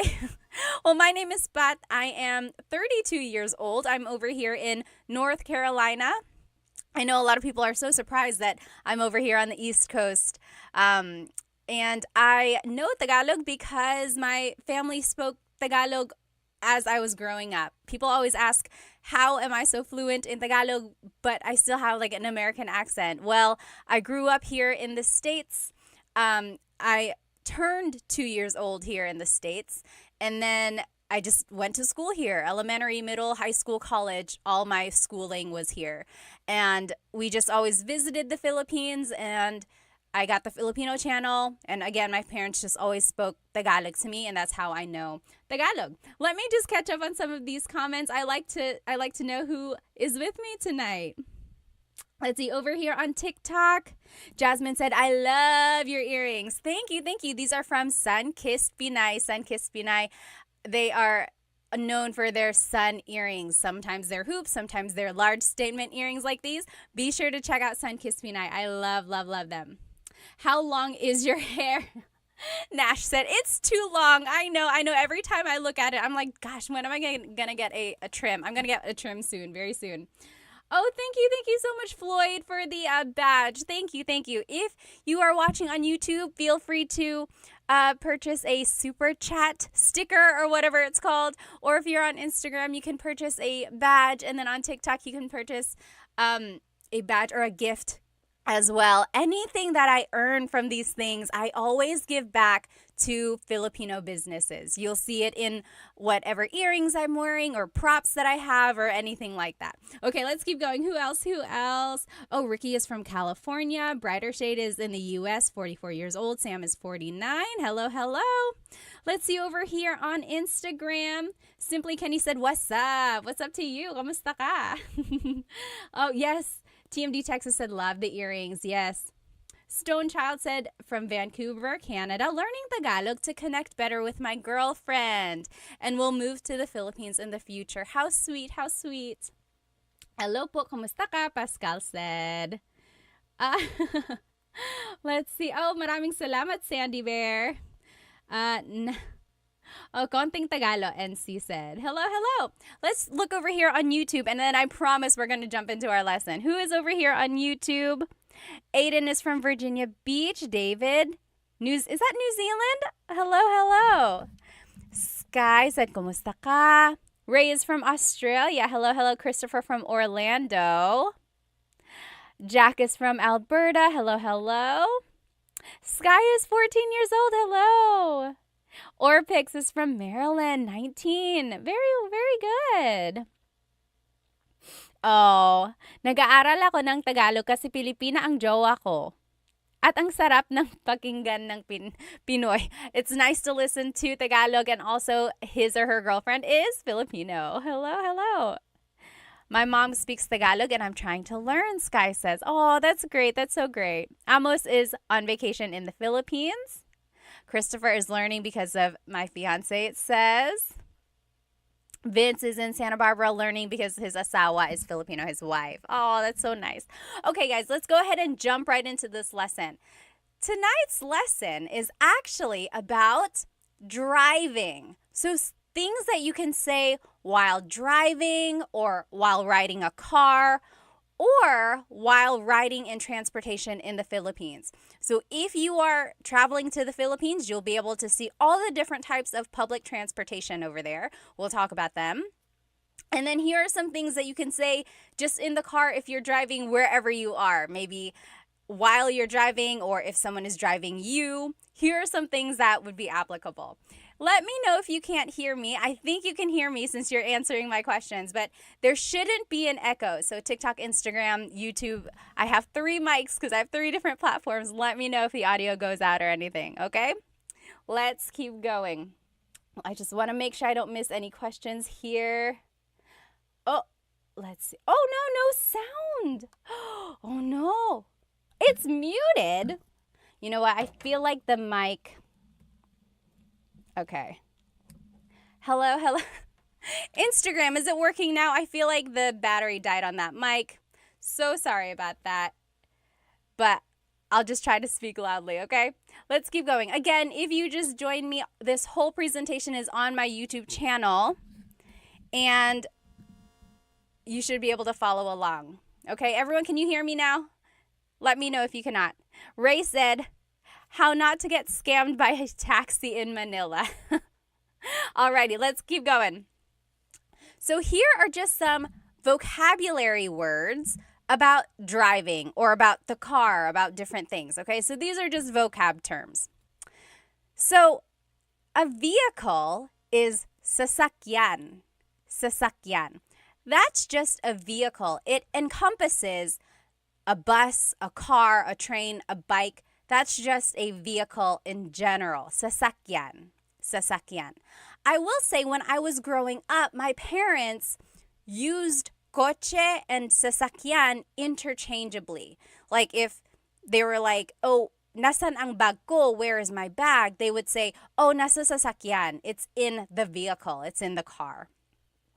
But just know that technically sasakyan is vehicle. Okay? And here are the different types of vehicles, okay? Oh, let me just double check here. Their phone is sira. Whose phone is sira? Can you hear me okay? Oh, Joyce, Mommy, thank you so much for the gift on TikTok. Thank you, thank you. Okay. You got a Filipino accent. Me, a little bit, yeah. Okay, again, here are the different types of vehicles in the Philippines. This very first one, if you are here on YouTube, what is this called? What is this called? If you are here on Instagram and TikTok, I will describe it to you. So this vehicle is a very large and long vehicle. Inside it has benches where people can sit along the sides. There's usually a handrail at the top and you can grab on so that you're not like swinging back and forth. Yes, J-Rod, you got it on Instagram, and Philipati, you got it on TikTok. Yes, and over here, Brian, Ray, Miss Signo, Dree, yep, you guys all got it. So this is a jeepney. A jeepney. So the jeepney is this very, very long jeep. It's like a long, elongated jeep. Inside, there are benches, and people can sit on both sides of the jeepney inside. And then the handrail is there so that when the jeepney stops and goes, you're not just like flying all around inside. And some people like it, some people don't like it. I personally love riding in the jeepney, and my cousins always tease me for this because I love it. I love the fresh air. I'm doing air quotes because, I mean, how fresh can the air be in Manila, right? But I love the breeze that you feel. And then I love being with the locals, but I also love that some of these jeepneys are so decked out. Has anyone been in a decked out jeepney? Some of them have like lights, like it's a disco in there. And then some of them have like music, and not like crazy loud music, but like really jazzy or like OPM music. It's a vibe. It really is. I love it. So I personally love the jeepney. When it rains, if you're looking at the picture here on YouTube, the windows are just open. There's just a big opening on the sides here. When it rains, there's like a plastic tarp that you put down over the windows so that you don't get wet. And I love it because everyone knows that. Everyone knows that when it starts to drizzle, you go ahead, you untie this plastic, and you just pull it down. It's like a known thing. You don't have to wait for the driver to be like, hey, can you pull down the tarps? You just do it so you don't get wet, right? I love it. So again, this is called the jeepney. If you have ridden in a jeepney before, leave me a jeep emoji or like a car, whatever emoji looks like a jeep over there. I love the jeepney. Another thing, if you're traveling to the Philippines, this is how you ride a jeepney, okay? So jeepney riding 101. First, you have to find the correct jeepney stop. There are certain stops where jeepneys will go, and you have to look at the sign that's on the front of the jeepney. Sometimes they're small, so if you don't know what you're looking for, make sure you have someone there who knows how to ride a jeepney. You got to look for the sign, and it'll say like, oh, Cubao or Rosas. So it'll say the location it's going to, because not all jeepneys go to the same spots, right? It's like a bus. It has a route. So you got to find the right jeepney. Once you get in, they're going to slow down. You hop in, try to hop in as fast as you can. Number one, because there might be someone behind you. Number two, because the jeepney has places to go, okay? Everyone has a place to be. So just kind of run in there. And then when you sit down, that is when you pull out your money, okay? Pull out however much it is. At one point, it was like 8 pesos a person, but it might be different. If you are in the Philippines or if you've traveled to the Philippines recently, how much is it to ride a jeepney? It could depend on like the distance, but just like generally, how much is a jeepney nowadays? Write it in the comments. Anyway, you pull out your money, and then you got to pass your money person to person until it gets to the driver, okay? And you don't have to worry about like people stealing your money or taking your money. Usually it's just like a few coins, right? Now, if you do have a big bill and then they have to give you like a big change back, that might be a little iffy. But the general idea is that you pass the money from person to person. You say, bayad po, bayad po. So bayad is payment. Po is, oh my gosh, is it 20 pesos already? JP Hustle said, wow, okay. Yes, you say bayad po, which means payment, please. Okay, so that lets the driver know money is going to come their way. And they're usually facing forward, so they're going to reach back to get the money. Or someone might be beside them, like their assistant or something, grabbing the money. They will usually have like bills in their fingers, or they have a little container of coins and they'll just grab however much they need. Then they will send the change back to you. And again, it will go from person to person to person until it gets back to you. Okay, so that's how you pay. That's how you get your change. Now, if you are getting close to your stop, you really got to pay attention because they might just keep going. And your stop doesn't have to be at a designated stop. You can stop anywhere as long as it's on the route, right? Usually. There might be exceptions. When you get to the place you want to go, you have to say para. That means stop. Or like that's letting the driver know someone has to get off. Para po. Okay, para. So then they will stop. They will go to the side of the road. They'll stop. You just get out the way you came in, okay? Again, try to be fast, grab all your things, make sure you didn't leave anything behind, and then get off because, again, they have places to go. Also, be careful because someone might be trying to come in, okay? So just be aware of your surroundings, definitely. Be careful if you have, like, expensive things. Really hold your bags close to you and things like that. Just be aware. Be aware of your surroundings. And then that is how you ride the jeepney, okay? Another thing about the jeepney, goodness, I love the Filipino culture. I love jeepneys and everything like that. But it's really cool because on the top, on the front of the jeepney is usually a name. So like if a family has a jeepney, they might name their jeepney after one of the children, like Sabrina. It's like, oh, I'm going to take the Sabrina today. Or it's like this one in this picture says, what does it say? I think it says like God is with us.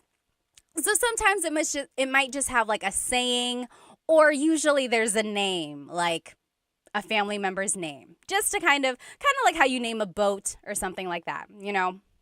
Okay, so that is a jeepney. Now here's another type of vehicle in the Philippines. If you're looking here on YouTube, what is this type of vehicle in the Philippines? Again, if you're just joining me here, someone said, is this a Tagalog lesson? It is, I promise. We are learning vocabulary and phrases about driving. So right now we're just talking about the different types of sasakyan. Sasakyan is vehicle. So we're just talking about the different types of sasakyan in the Philippines. So we talked about the jeepney.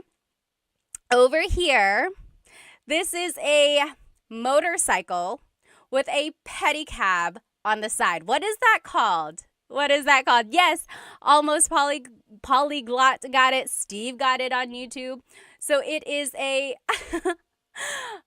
Mista said a sidecar motorbike. Yes, literally. Yes, Roach Clip said tricycle. Yes, and it's Richard on Instagram. It's called a tricycle. So a tricycle is a motorcycle with a pedicab attached to the side. Sometimes it's not a motorcycle, in which case it's a bicycle. Sometimes in like the province, or if you're just going a really short distance, it might just be a bicycle. It's a little bit more work for the driver in that case, right? But for the tricycle, the pedicab can fit usually 2 people facing forward. In the front of that same sidecar, there might be a little seat facing the other direction. So that's another person who can fit in there. And then there might also be a little seat on the side next to the driver. So that's 4. So if there are very small people or like children, they can fit in those tiny seats. So again, there's 2 seats in the back of the pedicab. There might be a tiny seat in the front. There might be a tiny seat on the side. Okay. And then there are 2 seats behind the driver on the actual motorcycle. So that's another 2 people who can sit there. Sometimes they're usually sitting sideways so that your feet dangle off. That's just how you would fit there.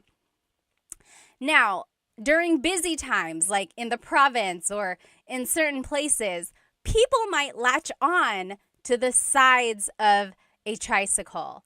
They'll hold on to the sides, they'll hold on to the back. Some of them might even sit at the very top of a tricycle.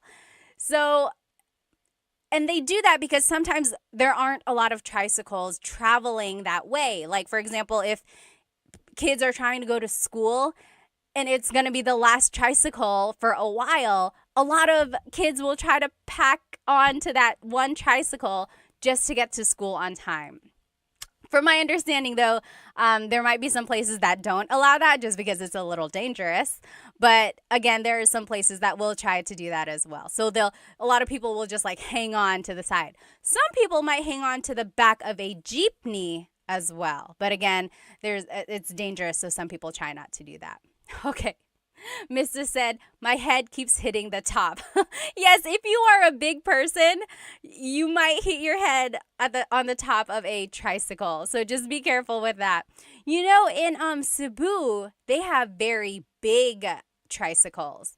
They have tricycles with like a front seat and a back seat. I had never seen that until I went to Cebu. Very interesting. Okay, so yes, again, this is called a tricycle.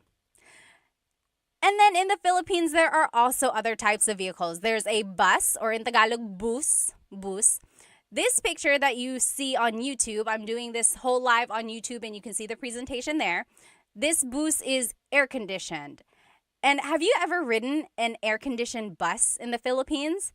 They turn the air conditioner up so high, or like very, very strong. It's just very, very cold. Like it's a freezer in there because I guess you want to get your money's worth, right? So when it's an air-conditioned bus, it is an air-conditioned bus. It feels good for like the first 30 minutes or so, but then if you're taking a really long drive, it's like a freezer. I got really cold one time. Let me know if that has ever happened to you. It was so cold. But then some buses are not air-conditioned, in which case they just leave all the windows down.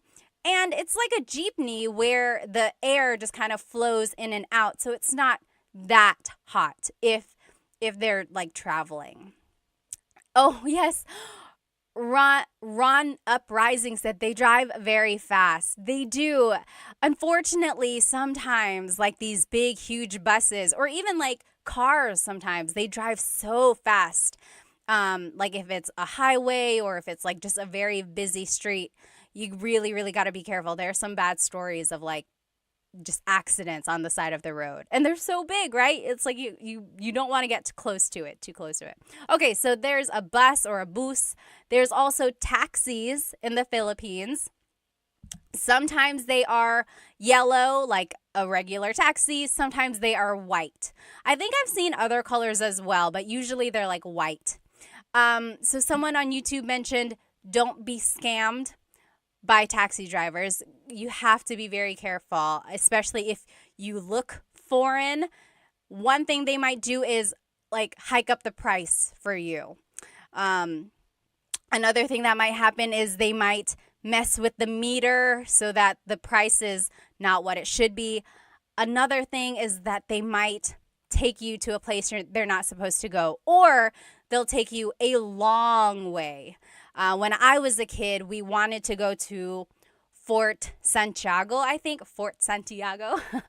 but the person didn't hear us, they said, and they were taking us to Fort something else, like Fort San Pedro or something like that. Like we clearly had said Fort Santiago, but then they were taking us to a different fort because they misheard us. So they, it was just not a very nice thing. But yes, so just be very aware. They also have like grab cab or grab taxi or something like that. That kind of helps with the liability, or like just keeps someone accountable because there's like the record of you getting that one taxi, right? So just be careful. And then there's also the MRT or the LRT. If you're looking over here on YouTube, you'll see it's like an above the ground subway. So it's like a train. And this is usually in Metro Manila. The difference between the MRT and the LRT is the route that it goes. So the MRT goes one way around EDSA, the LRT goes a different area. Okay, but just know it's like an above the ground subway. So there are lots of different types of vehicles in the Philippines. Again, let's go back to our Tagalog lesson. So vehicle in Tagalog is sasakyan. Sasakyan. Okay? Now, coche is car. Coche. Coche.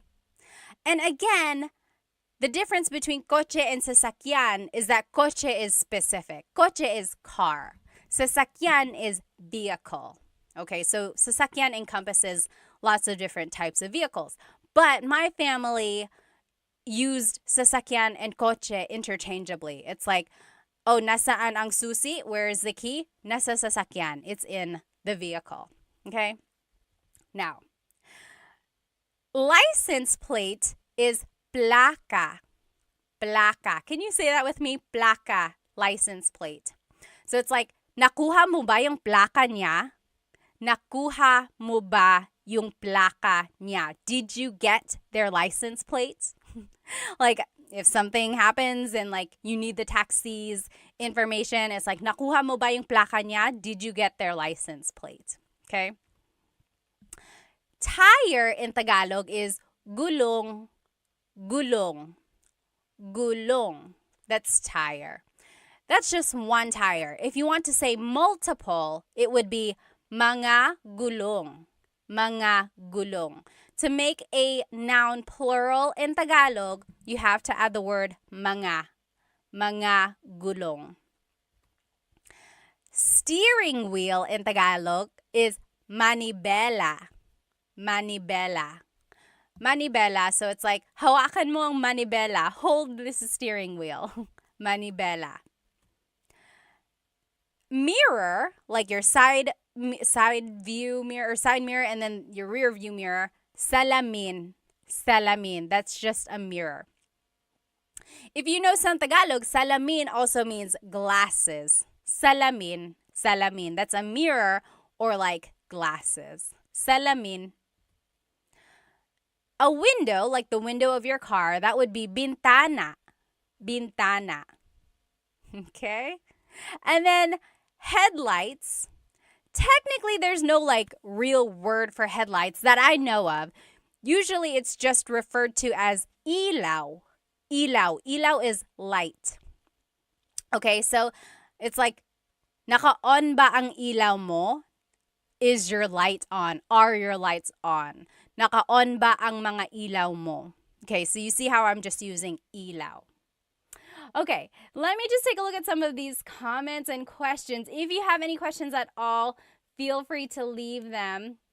HM94 said, isn't that Spanish? Yes, absolutely. You will hear Spanish words in a lot of these vocab because there's a lot of Spanish words in Tagalog from the colonization period. Yep.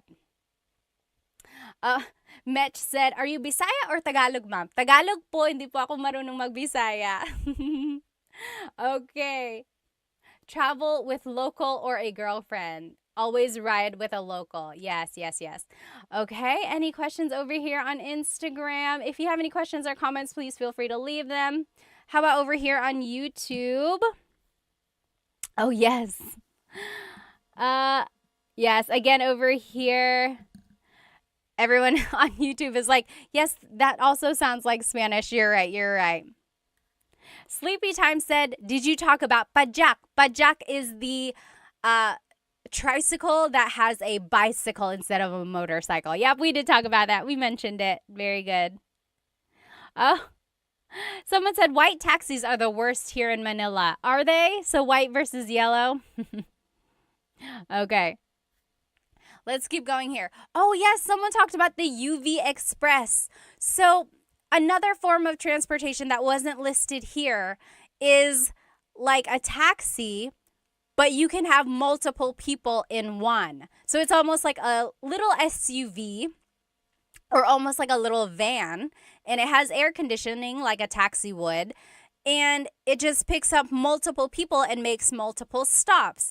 Kind of like a jeepney. It's a cross between a jeepney and a taxi, right? It's like multiple people, but it still has air conditioning, and it's making multiple stops like a jeepney would. Yep, that's like a UV Express. Oh, someone asked, is there Uber in the Philippines? There is, right? I'm pretty sure. If you're in the Philippines right now, let us know. But I'm pretty sure there is. There's Uber. There's, what is the other one? Not Uber. What are the rideshare? Grab. Oh, Grab. Okay, so someone was saying Grab. Grab is like the Uber there, right? Mr. Talk said. Okay, let's keep going. Oh, yes. Someone said, I kind of like the rideshare. I like it too. Yeah. Sometimes if you are trying to go to a place really, really fast, you might not want to do a rideshare. Very good. Okay, yes. Everyone is saying it's Grab. So instead of Uber, it's called Grab. It's an app, right? You just have an app. Lyft. Is there Lyft in the Philippines? Yes? No? Oh, Love and Lulu said it's expensive for locals. Yeah, I can see that. So if you're getting like Grab or like Lyft or Uber or whatever, yeah, it can be kind of expensive. Grab is the best, they're saying. Only Grab and taxi, Peter said. Interesting. Okay. Let's keep going. So here are some more. Let's review though. These are the vocabulary terms about driving that we've learned so far. Repeat after me, okay? Sasakyan, sasakyan. Vehicle, sasakyan. Coche, car, coche. Placa, license plate, placa. Gulong, tire, gulong. Manibela, steering wheel, manibela. Salamin, mirror, salamin. Bintana, window, bintana. Ilaw, headlight or like light, ilaw. Okay? Very good, very good. So, now a license, like the license, the ID that you carry, that is lisensya. Lisensya. So it's like, nasaan ang lisensya ko? Where is my license? Nasaan ang lisensya ko? Lisensya, that's license. Ilaw, light. So again, we used ilaw for like headlight. Now you can say ilaw for like the stop light. It's like hinto ka dun sa ilaw. Stop at that light. Okay? And then gasolina, that's gas, gasoline. Easy, right? Gasolina. Canto is the corner, or like, so for example, if I wanted to say turn left at that corner, I would say kaliwa ka dyan sa kanto. Kaliwa ka dyan sa kanto. Kanto is corner. Okay? And then here's just directions. Kaliwa is left, kanan is right. Kaliwa is left, kanan is right. Okay? Now, is my audio okay? I don't know if someone mentioned that on TikTok here. So, the way I remember kaliwa and kanan is that kaliwa has an L for left. Kaliwa has an L for left. Oh, thank you, Blue. Said audio is good. Awesome, awesome. So kaliwa and kanan. Kaliwa, kanan. Kaliwa is left because it has that L. Kaliwa, left. And then kanan, right. Grace said, do you guys have an alphabet? Yes, there is a Tagalog alphabet. Abacada. Okay. So kanan is right. Kaliwa is left. Now, mabilis is fast. Mabilis. The opposite of mabilis is mabagal. Mabagal. Oh, Ms. Fernini had a great question. Can you use kanan like saying, yes, right? No, very good question. So kanan is the direction right. if you want to say right as in correct, that would be tama. Tama. Correct. Tama. Very good question. So again, kanan is right, the direction. Tama is right as in correct. Very good question. Okay, let's keep going here. So let's review these words again. So, licencia is your license. Licencia. Ilaw, stoplight or just light. Ilaw. Mabilis, fast. Mabilis. Mabagal, slow. Mabagal. Gasolina, gas. Gasolina. Kanto, the corner. Kanto. Kaliwa, kanan. Left and right. Kaliwa and kanan. Remember, how are we going to remember kaliwa? Kaliwa is left because it has the letter L. Kaliwa is left. So kanan has to be right. Okay. Now, here are just some verbs. Okay, so here are some verbs. One thing about verbs that I want you to get from this lesson is that all verbs have a Tagalog root. Okay, so for example, maglakad is to walk. Maglakad.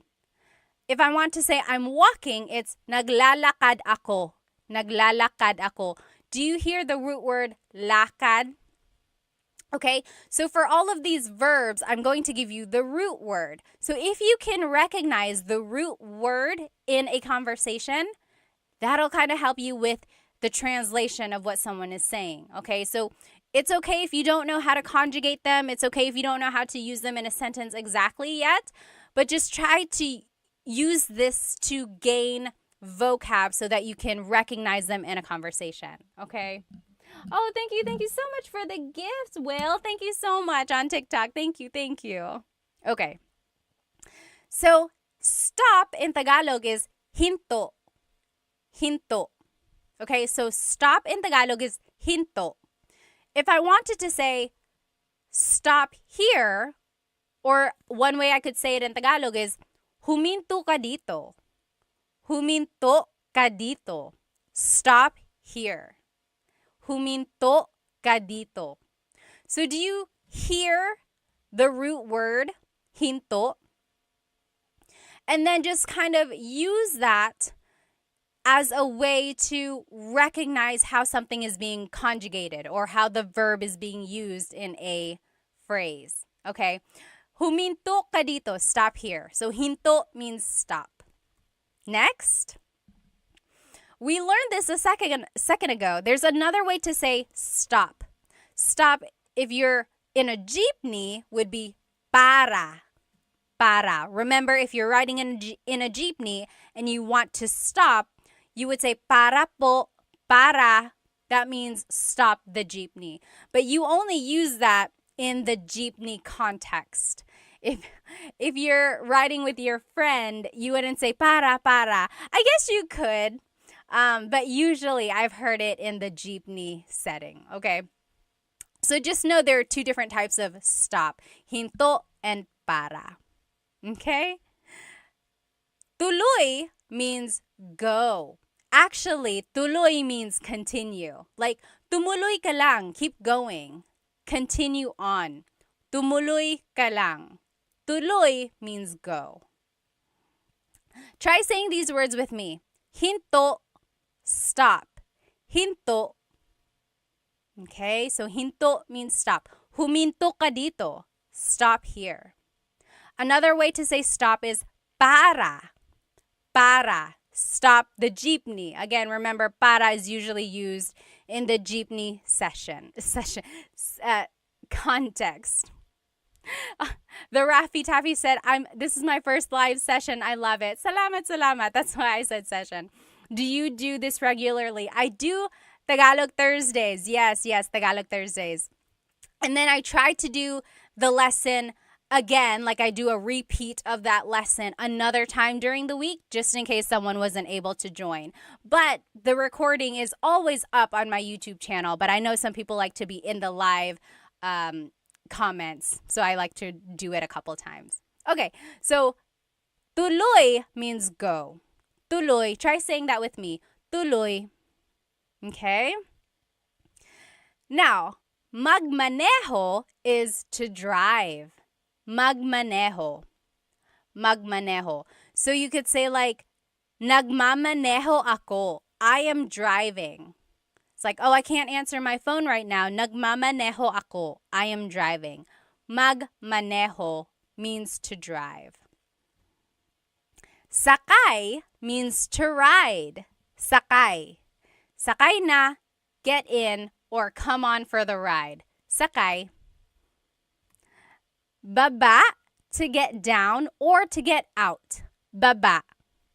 You might have heard the joke like, bababa ka ba? Opo, bababa ako. Right? So baba is a homonym, as they call it. A homonym has a couple different meanings depending on its context. So baba is like to go down or to get out. Like if you want to get out of the jeepney, you would say bababa ako. I'm getting out. I'm getting down. Or if you're riding in your friend's car, you could be like, oh, hinto ka dito, stop here. Bababa na ako. I am getting out. Okay. Liko means to turn. Liko. Liko. So it's like, lumiko ka dito. Turn here. Lumiko ka dito. So it's an verb. If you've been watching some of my lessons, you know that verbs come in 5 different categories. Mag, ma, in, and e verbs. Liko is an verb. Lumiko ka dito. Turn here. Atras is to back up. Atras. The opposite of atras is abante, to move forward. Atras, to back up. Abante, to move forward. Very Spanish, right? Going back to these different types of verbs, number 1, I have a full-length Tagalog lesson on my YouTube channel, and it just goes through how to use verbs in the present tense. And then I have another one in the past and future tense. So if you want to learn how to specifically use different types of verbs and how to like conjugate them for sentences, go ahead and watch my full-length Tagalog lessons on my YouTube channel. I think that's lesson 3 and 4.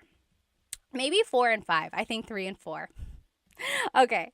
So let's try saying these verbs one more time. Again, just focus on the root, okay? These are all the root of the verb. So if you can recognize these roots in a conversation, that should help with the translation, okay? Try saying them with me. Hinto, stop. Hinto. Para, stop a jeepney. Para. Tuloy, go. Tuloy. Magmaneho, to drive. Magmaneho. Sakay, to ride. Sakay. Baba, to get down. Baba. Liko, to turn. Liko. Atras, to back up. Atras. Abante, to move forward. Abante. Okay? So now we're just going to finish off with some common phrases that you might hear or say while driving. Okay? We already talked about this one. Nagmamaneho ako. I'm driving. Nagmamaneho ako. Okay? Next, sakay na, get in, sakay na. So if you are picking someone up, you could be driving and you're stopping right there next to them. You could say, hey, sakay na, get in, sakay na. Or if you are trying to get your kids in the car and they are taking so long, you could say, sakay na, get in the car. Sakay na. Next, if you're out of gas, you can say, ubus na ang gasolina. Ubus na ang gasolina. So it's out of gas. And then if you want to say, I'm going to get some gas, it would be, Maggagasolina ako. Maggagasolina ako. I'm going to get gas. It's almost like you turned that noun, gasolina, into a verb. You are doing the noun. But you could also say, kukuha ako ng gasolina or bibili ako ng gasolina. Meaning like, I'm going to get gas, I'm going to buy gas, or something like that. Okay? Next, repeat these phrases with me. Nagmamaneho ako. Nagmamaneho ako. Or sakay na. Sakay na. Ubus na ang gasolina. Ubus na ang gasolina. Or maggagasolina ako. Maggagasolina ako. Okay? Someone said, ang mahal ng gasolina. Ang mahal ng gasolina. That means gas is expensive. You're right, you're right. Here are just a few more phrases. Susunduin kita. Susunduin kita. So the root word sundo means to pick someone up, driving, like you're driving to pick them up. Susunduin kita means I will pick you up. Susunduin kita, I will pick you up. Okay? Now, malapit na ako, I'm close. Like I'm nearby. Malapit na ako. Malapit na ako. The opposite of malapit is malayo. Malayo pa tayo. We are still far away. Malapit na ako means I'm close, I'm nearby. Malayo pa tayo means we're still far away.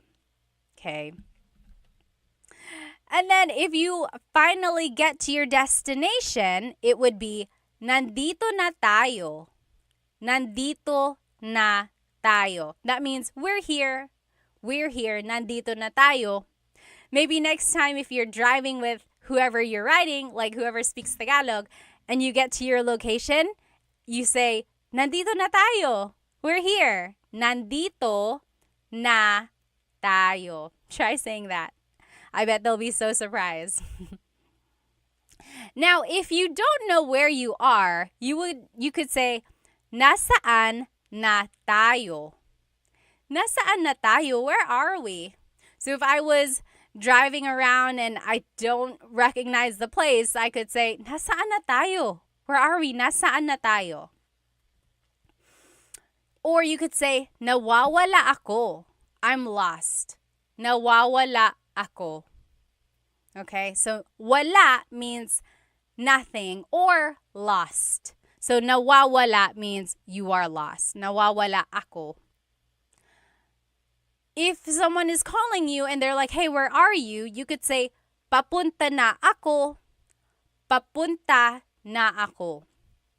The root word punta means to go. So that means I am on the way. Papunta na ako. Papunta na ako. Okay? And then someone said this earlier. You could say, sama ako. Sama ako. Sama means to be with. Ako means I. So it's like, I want to come.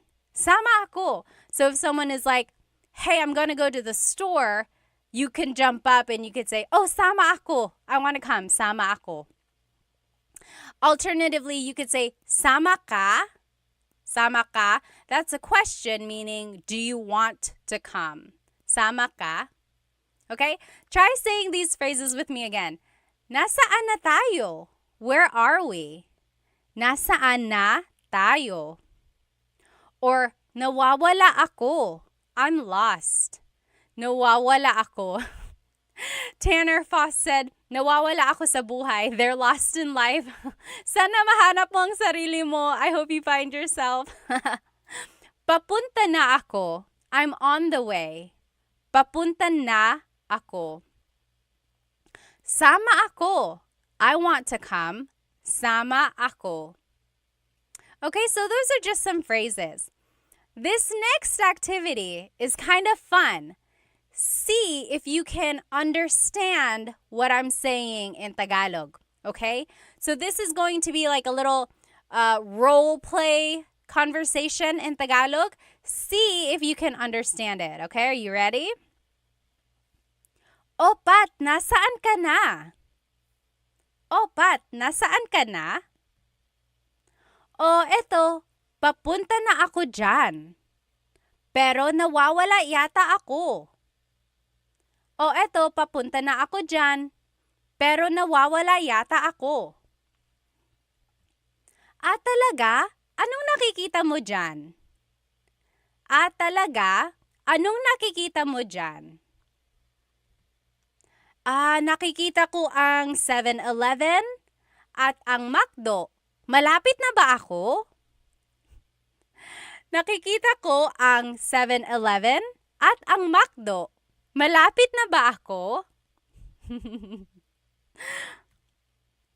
Ay, malayo ka pa. Diretso ka lang ng 1 kilometro. Tapos kumaliwa ka sa Jollibee. Tapos kumanan ka sa gasolinahan. Pagkatapos nun, makikita mo na yung bahay ko. That was a lot, wasn't it? Did you get it? I will say the whole thing one more time, okay? O Pat, nasaan ka na? O eto, papunta na ako dyan, pero nawawala yata ako. Talaga? Anong nakikita mo dyan? Nakikita ko ang 7-Eleven at ang McDo. Malapit na ba ako? Ay, malayo ka pa. Diretso ka lang ng 1 kilometro. Tapos kumaliwa ka sa Jollibee. Tapos kumanan ka sa gasolinahan. Pagkatapos nun, makikita mo na ang bahay ko. What did I say? If you are just joining me, you're probably like, what are you talking about? So we are doing a Tagalog lesson about driving, directions, vocabulary, and just common phrases about like driving. And I wanted you to see if you could understand what I said. Brianna on YouTube said, I just joined. I'm very confused. I'm sorry. That was the worst time to join, but this whole recording will be up on the YouTube channel, okay? Let's go ahead and see. Yes, I see some of you guys got some of the phrases. Yes, you're writing it in the comments right now. Oh, Agzi said, I understood pretty much everything, but I would be so confused in a real situation. I think you can understand more than you think. Even in a real situation, just kind of focus on what you know, okay? So let's go through these phrases one more time to see what it means, okay? O Pat, nasaan ka na? O Pat, nasaan ka na? That means, Pat, where are you? O Pat, nasaan ka na? Where are you? O eto, papunta na ako dyan. Oh, I'm on my way there. Pero nawawala yata ako. But I think I'm lost. Yes, very good. You guys are writing it in the comments as we go. Very good, very good. Yes. J3 said, what is your YouTube channel? It's Tagalog Time. Same name, same name. Okay, very good. So I asked, or the question was, Pat, where are you? And I said, oh, I'm on my way there, but I think I'm lost. Okay, let's keep going. Talaga? Anong nakikita mo dyan? Oh, really? What do you see there? Talaga? Anong nakikita mo dyan? What do you see there? And then the response was, nakikita ko ang 7-Eleven at ang McDo. Malapit na ba ako? That means, I see a 7-Eleven and a McDonald's. Am I close? Am I close by? Okay. Yes. Swingovic said, I would just say mahal kita. I don't know if you want to do that. That might give off the wrong impression. I don't know what would happen if you say that. Okay, so are you with me so far? So first, it was like, hey, Pod, where are you? And I said, oh, I'm on my way there, but I think I'm lost. Then the person asked, oh, really? What do you see? And I said, I see a 7-Eleven and I see a McDonald's. Am I close? Let's see what else I said. Okay. Ay, malayo ka pa. Oh, you're still far away. Ay, malayo ka pa. Derecho ka lang ng 1 kilometro. Keep going straight for 1 kilometer. In the Philippines, they measure everything by kilometers, not miles, like they would in America. So, derecho ka lang ng 1 kilometro. Go straight for 1 mile or 1 kilometer. Tapos, kumaliwa ka sa Jollibee.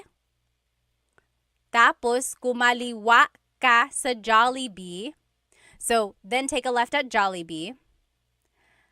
Tapos, kumanan ka sa gasolinahan. Take a right at the gas station. Kumanan ka sa gasolinahan. Remember, how do we know kaliwa versus kanan? How do we know kaliwa versus kanan? What was my trick? Do you remember? Yes. Kaliwa is left because kaliwa has the letter L. Kaliwa is left. Kanan is right. Okay? So let's keep going. Pagkatapos nun, makikita mo na ang bahay ko. After that, you'll see my house. Okay? Pagkatapos nun, makikita mo na yung bahay ko. So how was that translation? I'm going to say it one more time. Now that you know the translation, pick out the words that you recognize. Also take a look if you can, or see if you can recognize any grammar patterns, okay? And then use all of that in the future, okay?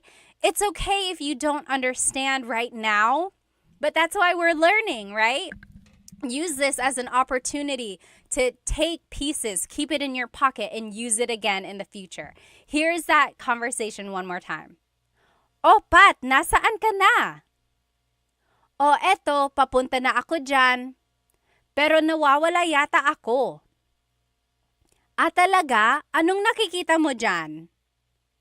Nakikita ko ang 7-Eleven at ang McDo. Malapit na ba ako? Ay, malayo ka pa. Diretso ka lang ng 1 kilometro. Tapos kumaliwa ka sa Jollibee. Tapos kumanan ka sa gasolinahan. Pagkatapos nun, makikita mo na yung bahay ko. Okay? Yes.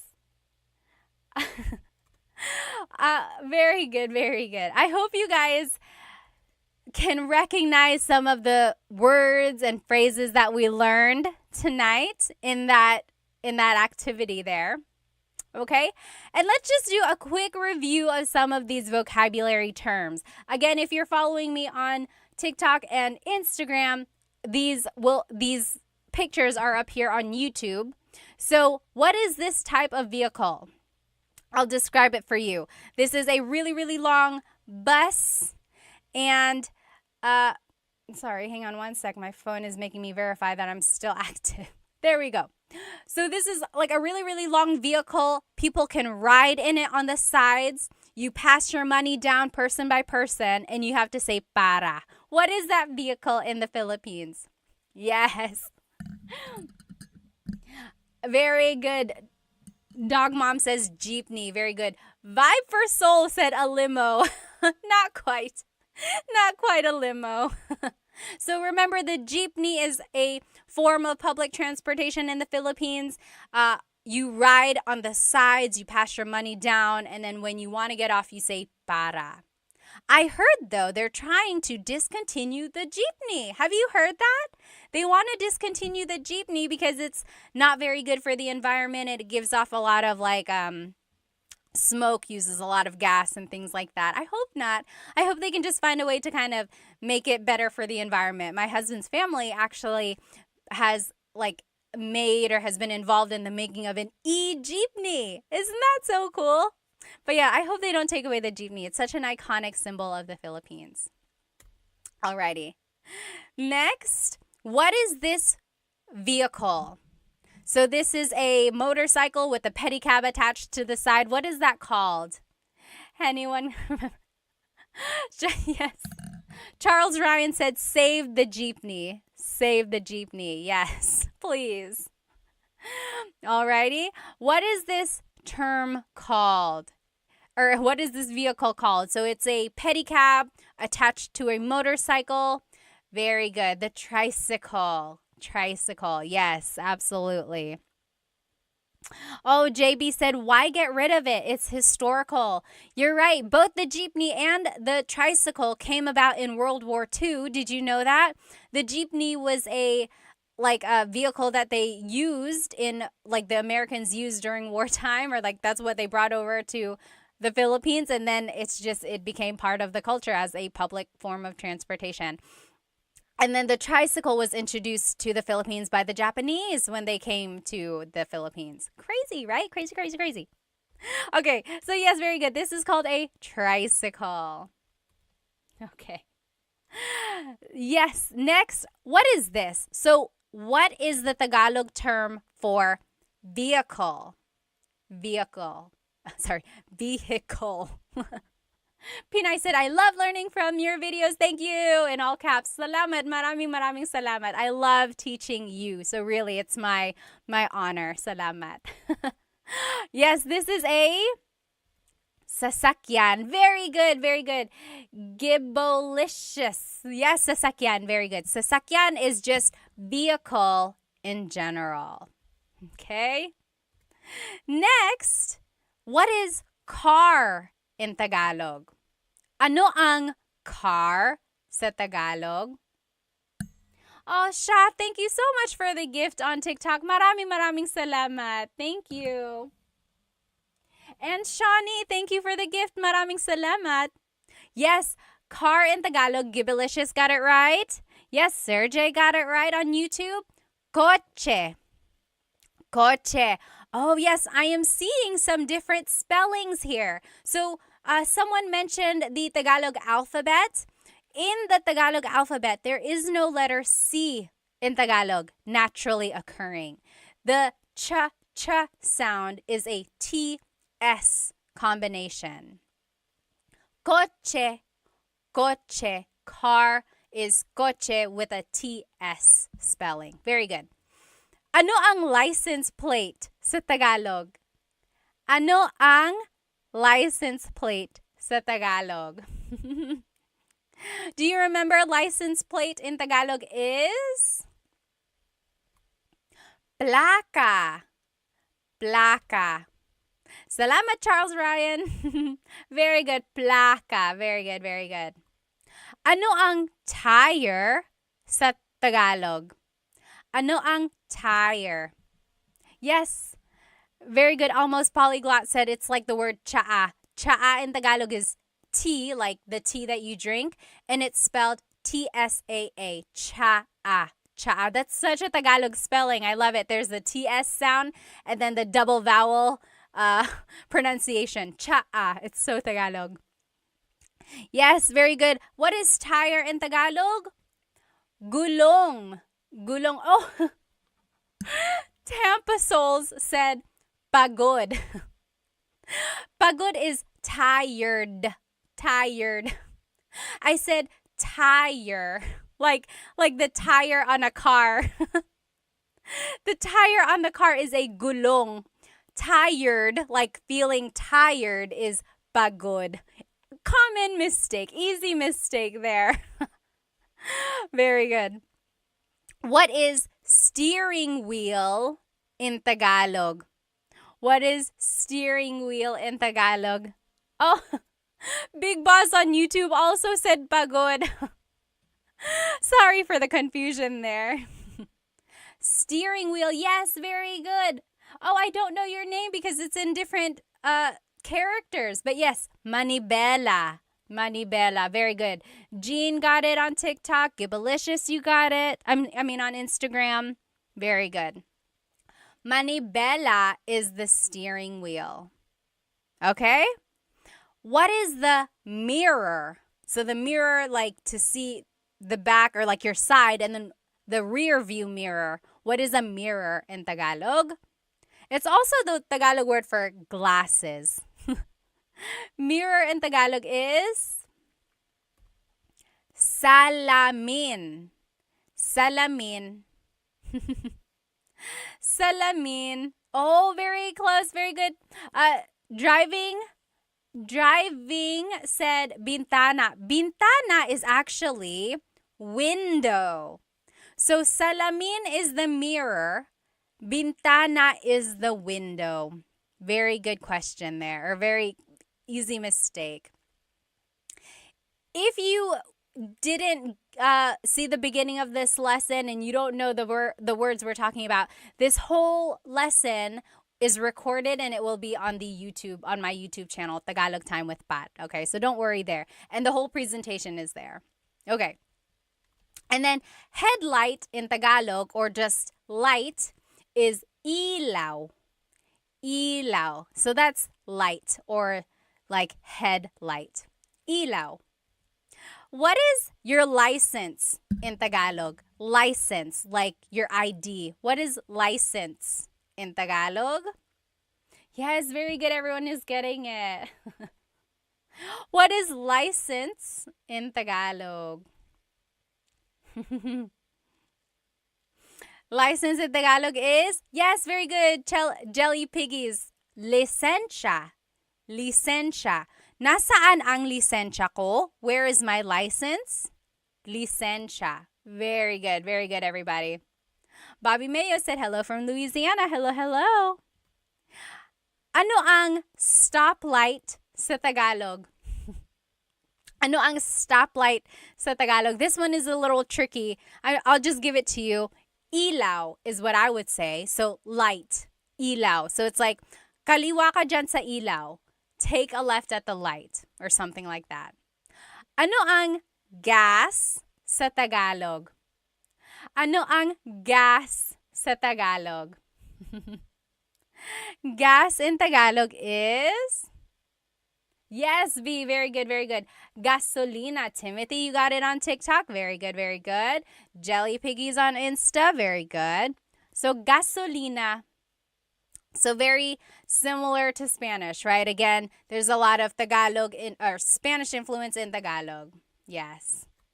Ano ang corner sa Tagalog?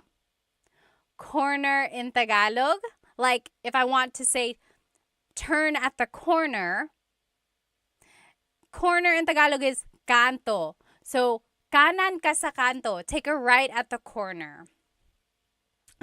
Tampa Soul said, stoplight, close the light. So yes, ilaw in Tagalog is light. And there's that running joke of Filipinos when they say close the light, right? When they want to say turn off the light, they say close the light.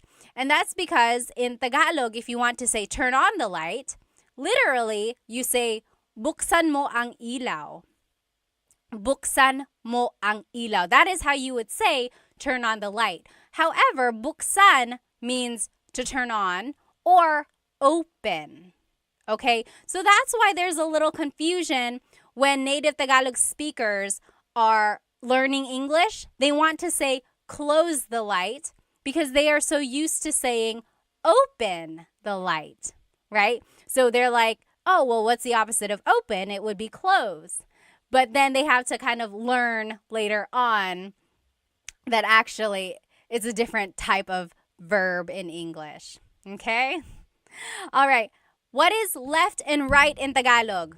What is left and right in Tagalog? Remember, I gave you a way to remember it. What is left and right in Tagalog? Left. Yes, very good, very good. Aubrey got it right. Y got it right. Yes, so kaliwa is left. Kanan is right. Almost polyglot. You got it right. Very good, very good. Yes, so kaliwa is left because it has the letter L, right? Kaliwa, left. Kalala, kaliwa, left. Kanan is right. Okay? JB on YouTube said, I've heard patay mo ang ilaw or patayin mo ang ilaw. Yes. So in Tagalog, if you want to say turn off the light, usually they say patayin mo ang ilaw. Patay means dead or kill the lights, literally. Kill the lights, patayin mo ang ilaw. Yeah, very good, very good. Okay, next. So kaliwa is left, kanan is right. How do you say fast in Tagalog? Ano ang fast sa Tagalog? Fast in Tagalog is, yes, V and Matt, Nick, you got it. Bilis. Bilis means fast, but if you want to use it like an adjective, like in a sentence, it's mabilis. Mabilis. Bilis is like the root word there. Mabilis, fast. What is the opposite of mabilis? Ano ang slow sa Tagalog? Ronald Smith on YouTube said, rapido. Rapido. Yes, that also means fast. That's more of the Spanish. Ano ang slow sa Tagalog? Yes, very good. Matt, you got it. Nick, you got it. Slow is mabagal. Mabagal. I am seeing some people say nakaraan. So nakaraan means in the past. Like, if you've ever watched a teleserye, you know what a teleserye is? It's like a soap opera, a Filipino soap opera, or like a Filipino drama on the Filipino channel. Usually, like, if today's episode is on, they have a short recap of what happened in yesterday's episode. At the bottom of the screen, it would say, ang nakaraan, which means in the past or what just happened. So nakaraan means past. Very good. Yes, exactly right, Nick. That means previously on. Exactly. Ano ang paborito mong teleserye, ha? What is your favorite teleserye? Very good, very good. So, mabilis is fast. Mabagal is slow. Levin Lulu said they take too long to end. You are exactly right. They will drag on a story and they will add more problems, more characters until you're like lost in this crazy whirlwind. But then you can't stop watching because you got to know how it all ends, right? Side note, I was watching Halik on TFC, or no, I Want TFC with my husband, and they had the English subtitles, but then we lost it. And then I tried to resubscribe, and they didn't have the one with the English subtitles anymore. What the heck? And so now my husband can't watch it with me.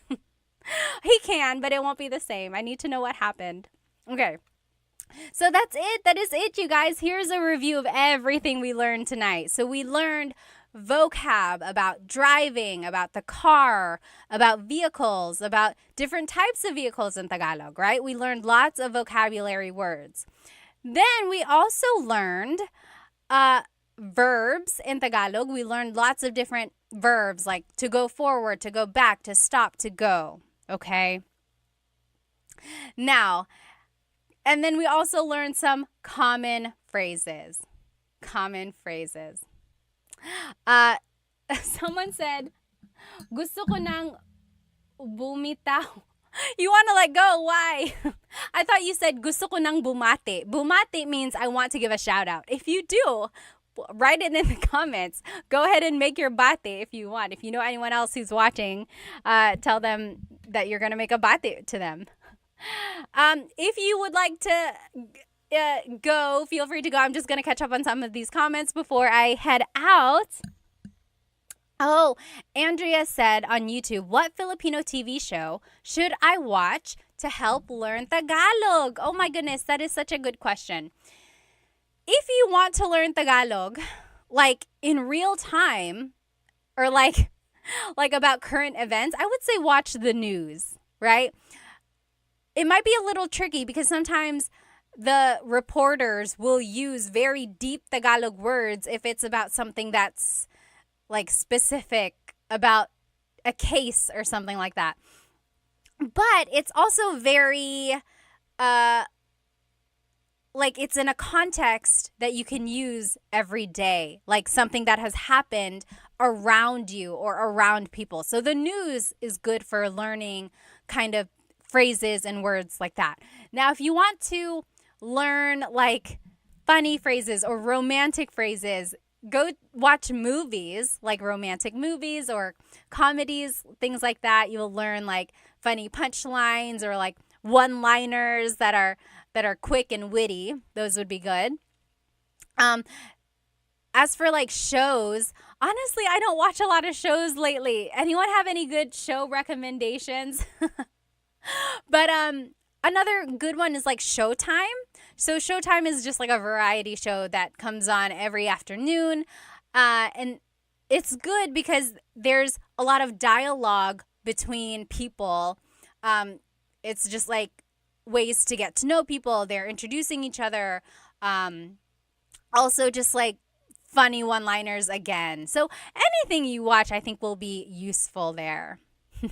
JB said, oh, totally immersing myself in Tagalog. That's great. That's great. Yeah, just like surround yourself with Tagalog movies, shows, or music, things like that. Very good. Salamat, Jay. Maraming salamat din. Oh, Hank said, I loved watching or enjoyed watching your brain multitask. Talaga, I hope you don't see it. I have a lot going on sometimes. Is Vice Ganda still on Showtime? David Jr. said. I believe so. Yes, I believe so. Oh, Ate, General Daughter, Filipino drama. What is the new one with Kim Chu? What is that one called? I haven't been watching it. Love and Lulu said Coco Martin and his drama show. So Coco Martin had a show that went on for years and years and years. Ang Provinciano, FPJ Ang Provinciano. It's like I remember starting to watch it and then I kind of just stopped watching it. And then I would check back and it was still on, and then it was still on, and then it was still on. But finally it ended. Yes, you're right. B said FBJ was so long. I don't know why. They just kept like changing the storyline. Oh, yes. What is your name? It's in different characters. But over here on TikTok, someone said OPM songs are too good for learning. They are really good. They are really good for learning. Okay, awesome, everybody. Let's see. Any more questions here? Oh, Maging Sino Ka Man. It's a pretty corny series. So the thing about Filipino shows and movies, if you're not used to them, you might find them to be corny or like the jokes are cheesy, right? And my theory for that is because Filipinos just love lighthearted things. A lot of us have things going on in our lives. Sometimes they can get really, really heavy. So what do we like to do? We like to laugh. We like to watch light-hearted things. So if things come off as corny or cheesy, it's just because Filipinos like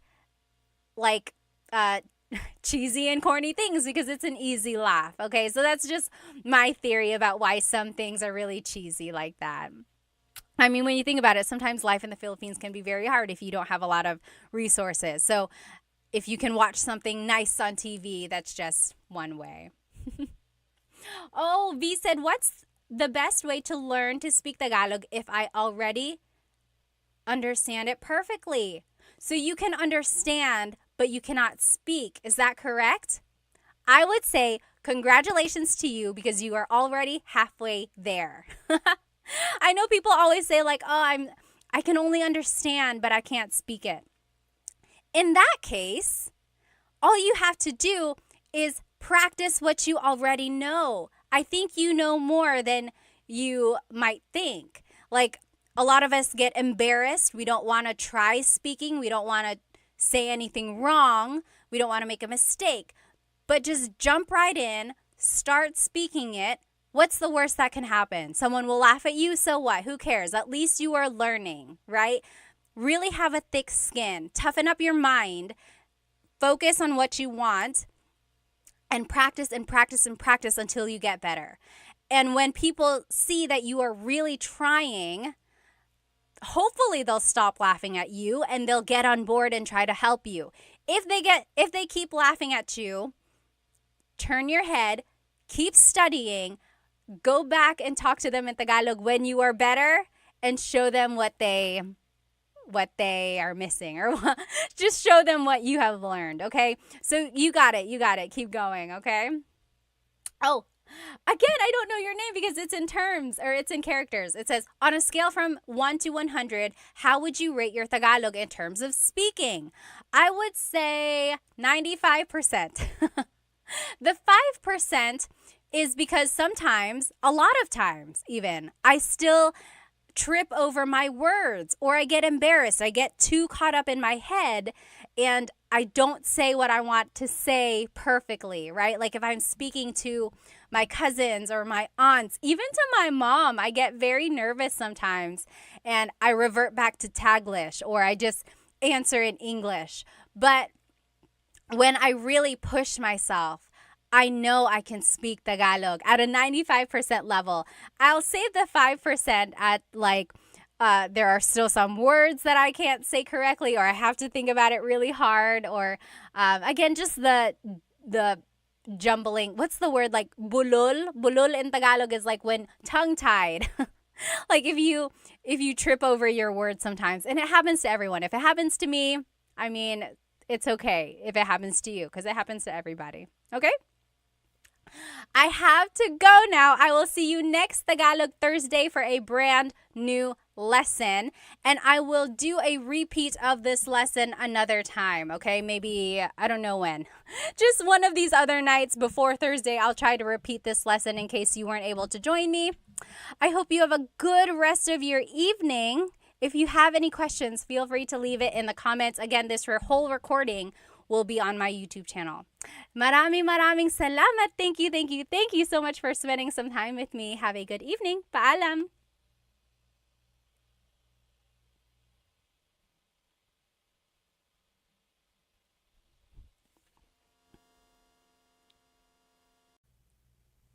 Hello, everybody. So sorry for the delay, but I'm so glad you're here with me now.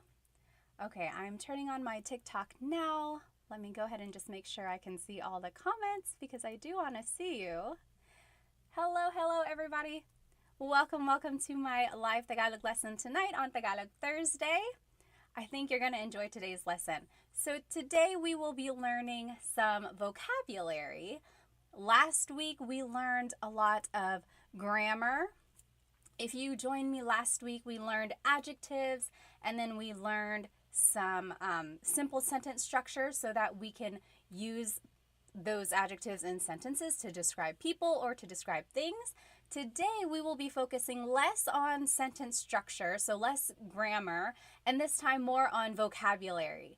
I know a lot of you guys wanted to learn more useful phrases, so I think tonight will be a fun lesson for you. Hello everyone. If you are joining me on TikTok, you are welcome to join me on YouTube where you will see my presentation. And if you are on YouTube, hello. I know there's a little lag on YouTube, so if you are like listening to me on TikTok and then joining me on YouTube, there might be a little delay there.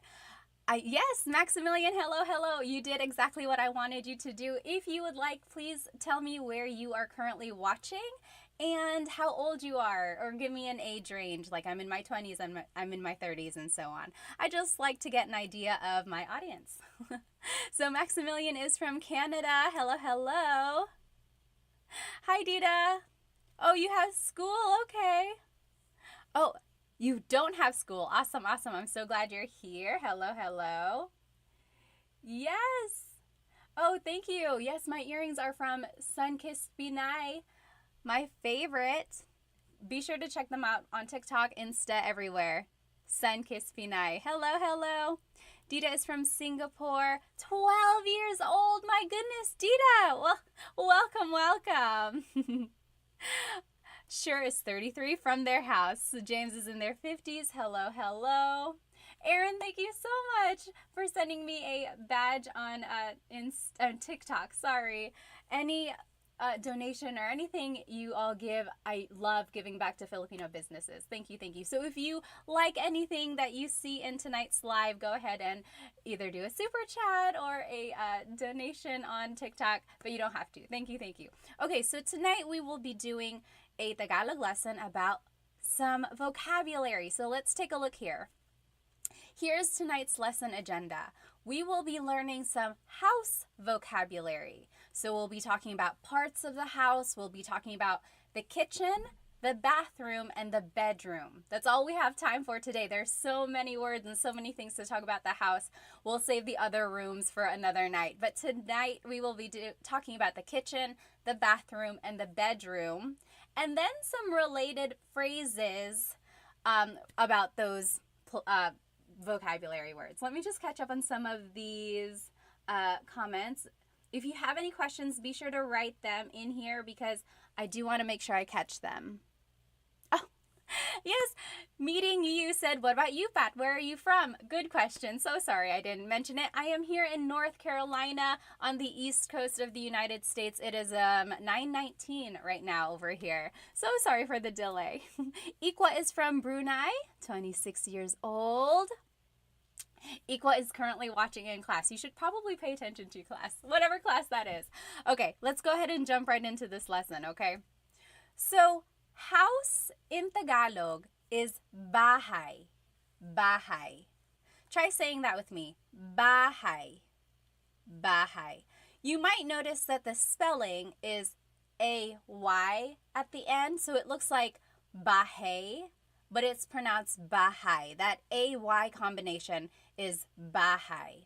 Bahay. Now, you might also hear the word tahanan. Tahanan. That means home. So it's the difference between a house and a home. A house and a home. So bahay is house. Tahanan is home. Okay? And here are some phrases that you might hear about the house. Malaki ang bahay ko. Malaki ang bahay ko. So my house is big. Malaki ang bahay ko. The opposite of malaki is maliit. Maliit ang bahay ko. Maliit. So if you were with me last week or even yesterday when I did the repeat lesson, malaki and maliit were some of the adjectives we learned. Big and little. Malaki, maliit. Okay? So that's one way to describe your house.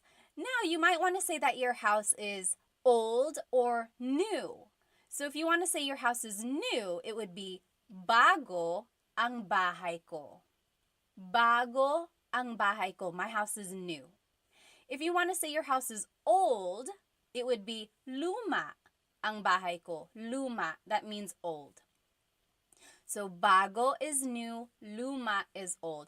And it's just the same sentence structure all throughout. And we learned this last week, if you remember. So it's adjective, then it's the word ang, which means is or are. Technically, it's an article. It's all different.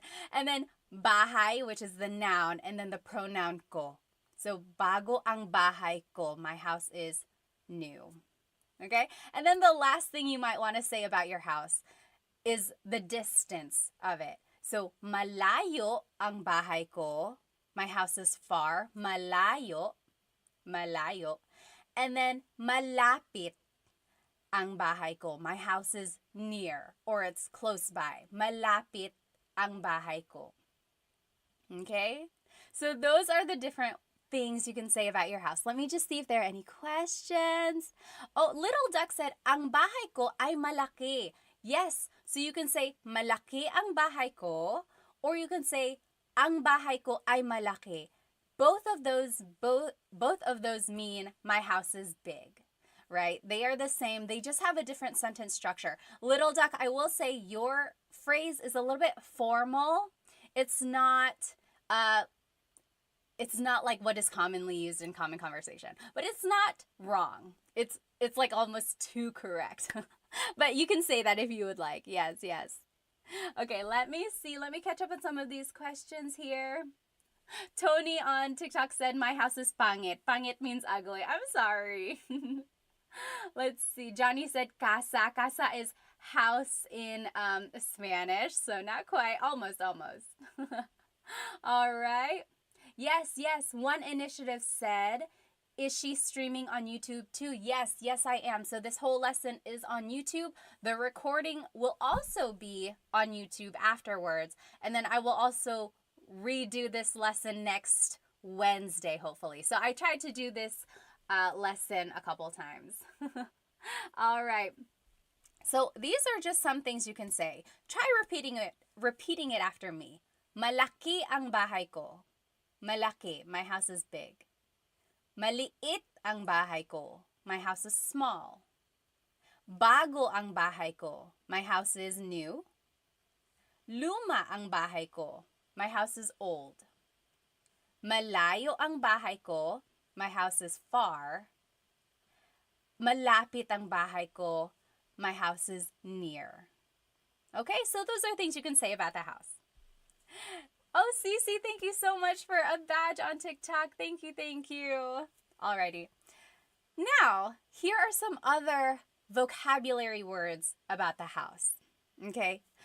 Bintana is window. Bintana. Very similar to Spanish.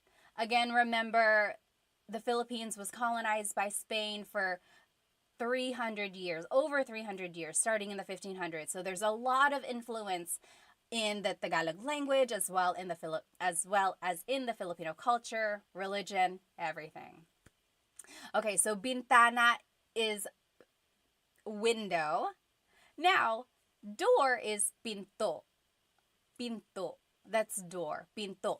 Do you hear the glottal stop when I say pinto? Pinto. So it's not pinto. It's not pinto beans, right? It's pinto. It's pinto. Pinto. Make sure you stop it at the end. Pinto. Okay.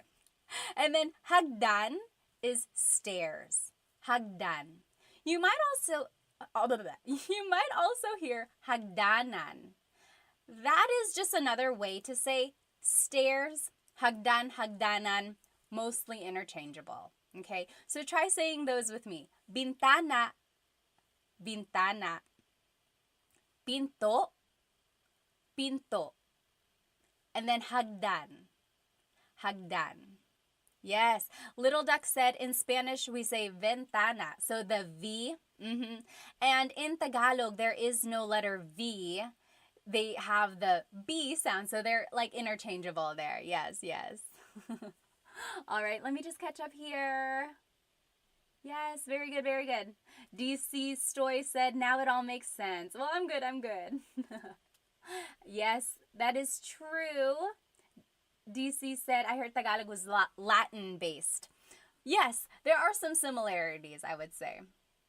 Okay. Oh, Teddy Bear said, it would be nice if we could see the spelling or kind of like a whiteboard. Teddy Bear, if you jump onto my YouTube, this whole presentation is there. Okay, so let's keep going. Now, here are some phrases about these objects in the house you might use them with. Bukas ang bintana. The window is open. Bukas ang bintana. Or bukas ang pinto. Bukas ang pinto. The door is open. So bukas ang blank means the blank is open. The opposite of bukas is sarado. Sarado ang bintana. The window is closed. Or sarado ang pinto. The door is closed. So bukas and sarado mean open and closed. Okay, so that's kind of the sentence structure there. Bukas ang bintana, sarado ang pinto. Now, if you want to tell someone to open the door or close the door, this is how you would do it. Buksan mo ang bintana. Buksan mo ang bintana. Open the door. You go open the door. Or the opposite of buksan is isara. Isara mo ang pinto. Close the door. Isara mo ang pinto. Okay, so do you see that again? It's all on my YouTube channel live right now too. You'll see all of these words written out. So buksan means open, like to open something. Isara means to close something. Okay? Any questions so far? Yes, very good. Oh, Lord Cortez says, you are missing po. Very good observation. I'm just imagining maybe we are talking to our younger siblings or to our friend. But yes, if you are speaking to your parents or speaking to your grandparents or to anyone you want to be respectful to, always add po. Buksan niyo po ang pinto. Isarado niyo po ang bintana. So always feel free to add po. Usually, po is the second word in the phrase. When in doubt, add po to the very end and it will always work. Yes, good observation there. Clay said, magandang umaga ate, magandang umaga. Although sa akin, gabi, magandang gabi. Yes, D, the YouTube name is the same, Tagalog time. All right, let's keep going. Alrighty, ding ding means wall. Ding ding. So right behind me, this is the ding ding. Puti ang ding ding. The wall is white. Ding ding. Roof is bubong. Bubong, roof. Ceiling is kisame. Kisame. So repeat those after me. Ding ding. Ding ding. That's the wall. Ding ding. And then bubong is the roof. Bubong, so that's on the outside, the roof, bubong. And then kisame is the ceiling, kisame. So sorry, YouTube. Can you hear me now? My mic was all the way down here. Hopefully this is a little bit better. Okay, awesome. Any questions so far? Yes. Harmonica said, ding ding, LOL. I know, it's a funny word. I have no idea where that came from. Okay, let's keep going. So all of that was about the house, like the outside of the house, things inside the house. Now, these are vocabulary words about the kitchen. So kitchen in Tagalog is kusina. Kusina. So in Tagalog, there is no letter C. So in Spanish, if it's spelled with a C, usually in Tagalog, it's spelled with a K because there's no letter C naturally found in the Tagalog alphabet. So the cocina is the kitchen. The stove is kalan. Kalan. Oh, who? Thank you so much for a badge on TikTok. Thank you so much. Yes, and my earrings are from San Kiss Pinay. Thank you. All of the earnings I earn go to Filipino businesses. So thank you. Okay, yes, Lucky Duck said most of these sound like Spanish words. A lot of them do. You will see that in all of these words, really. Next, knife in Tagalog is cuchillo. Cuchillo. And then fork in Tagalog is tinidor.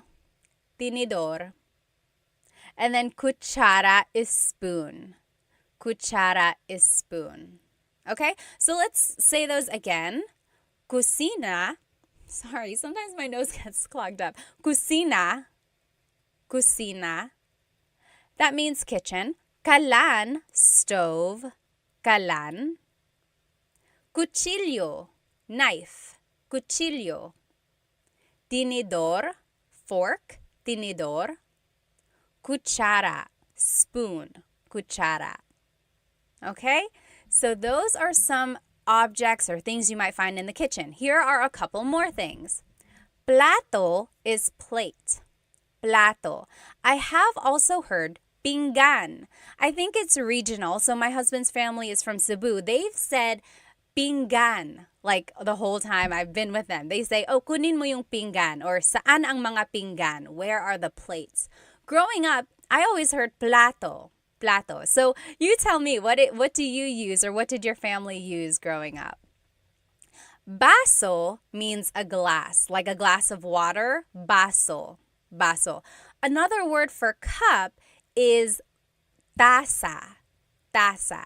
So that's like a cup, or like a little mug, taza. Whereas a glass is baso. Baso, okay? Now, pagkain is food. Pagkain. And then ulam is specifically the entree, or the dish, the meat dish. So if you're looking on YouTube right now, anyone know what this dish is? What ulam is this? Anong ulam ito? Does anyone know? Anong ulam ito? You write it in the chat and then we'll check. So ulam, again, is the dish, like adobo, pansit, sinigang. Pansit isn't really an ulam. It's like the meat dish, okay? Whereas pagkain is just food in general. Okay. And then over here, kain is the verb to eat.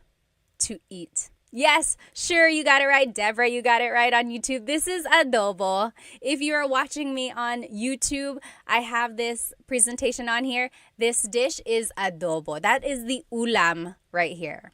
Okay. So, kain means to eat.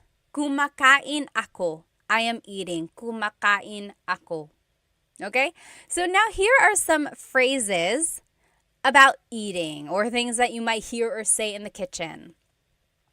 Nagluluto ako. I am cooking. Nagluluto ako. Nagluluto ako. So the root word luto means to cook. Luto. So I am cooking is nagluluto ako. And you can always switch out the pronouns. Nagluluto siya, he or she is cooking. Nagluluto ka, you are cooking. Okay, but if you want to say I am cooking, it would be nagluluto ako. Nagluluto ako. Oh, Rui said my favorite dish is dinuguan. I like that too. Do you know what dinuguan is? Dinuguan is a dish usually made of pork. There's ginger, long green beans, but the main ingredient is pork blood. Dinuguan. Dugo means blood. So dinuguan means made of blood or bloody. And a lot of people call it like chocolate meat if you see it at Filipino parties. But I like it. It's one of those iconic Filipino dishes. You write it in the comment. What is your favorite Filipino dish? TikTok Pocket, thank you so much. Oh, Tick Pocket, thank you so much for the badge on TikTok. Thank you. All right. Okay. So the next phrase that you might hear in the kitchen, anong niluluto mo? Anong niluluto mo? So you might see the root word luto again. So we said, nagluluto ako, I am cooking. So now maybe you can figure out, okay, so something about cooking. Anong niluluto mo means, what are you cooking? What are you cooking? Anong niluluto mo? That is a good question to ask. Maybe if your significant other is cooking something, you surprise them by saying, anong niluluto mo? Okay? Next, kain tayo. Kain tayo. That means let's eat. Kain tayo. Okay? Let me just check on some of these questions here. Yes.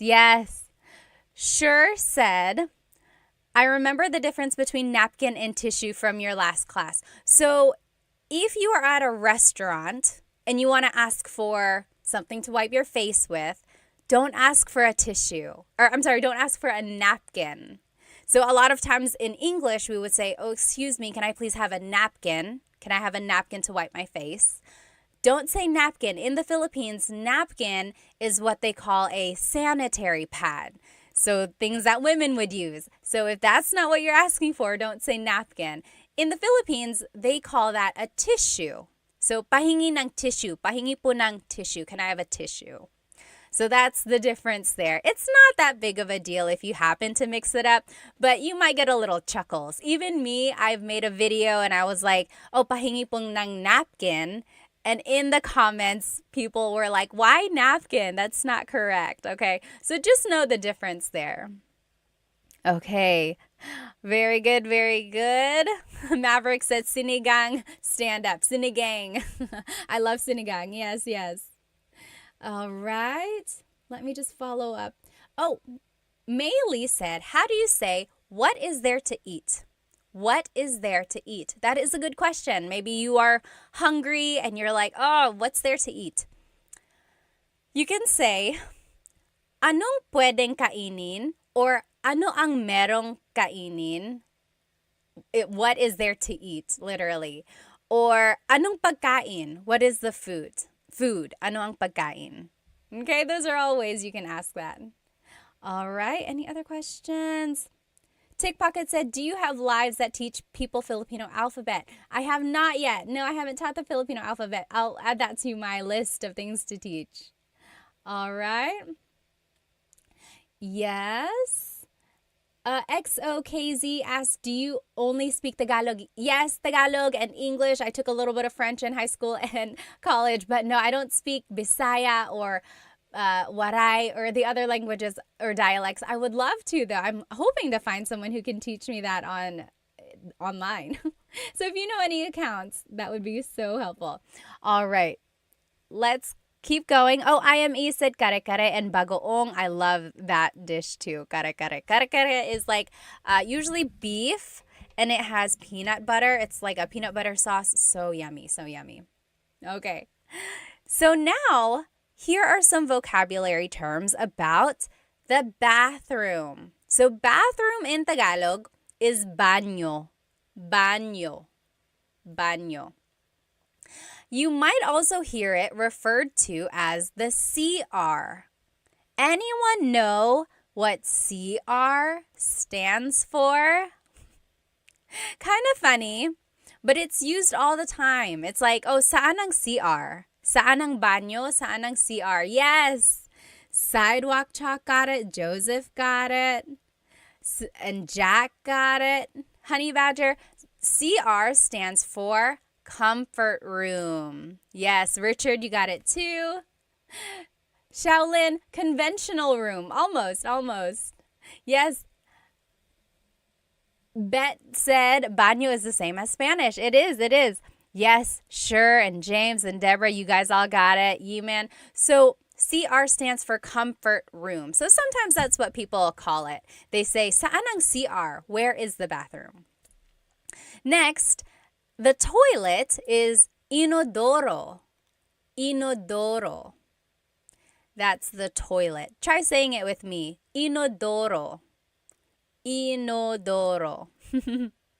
Now, just to add to your vocabulary, here are some other things. So, pee is ihi.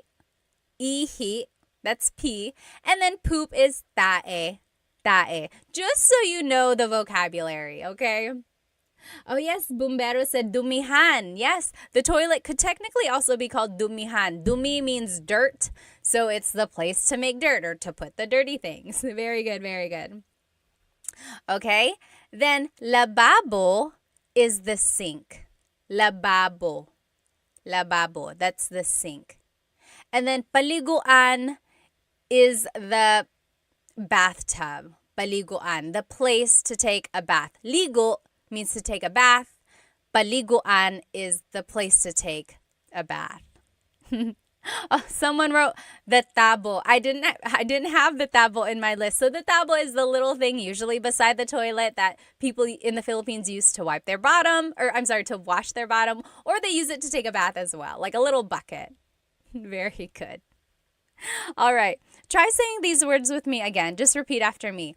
Baño. Baño. Inodoro. Inodoro. Ihi.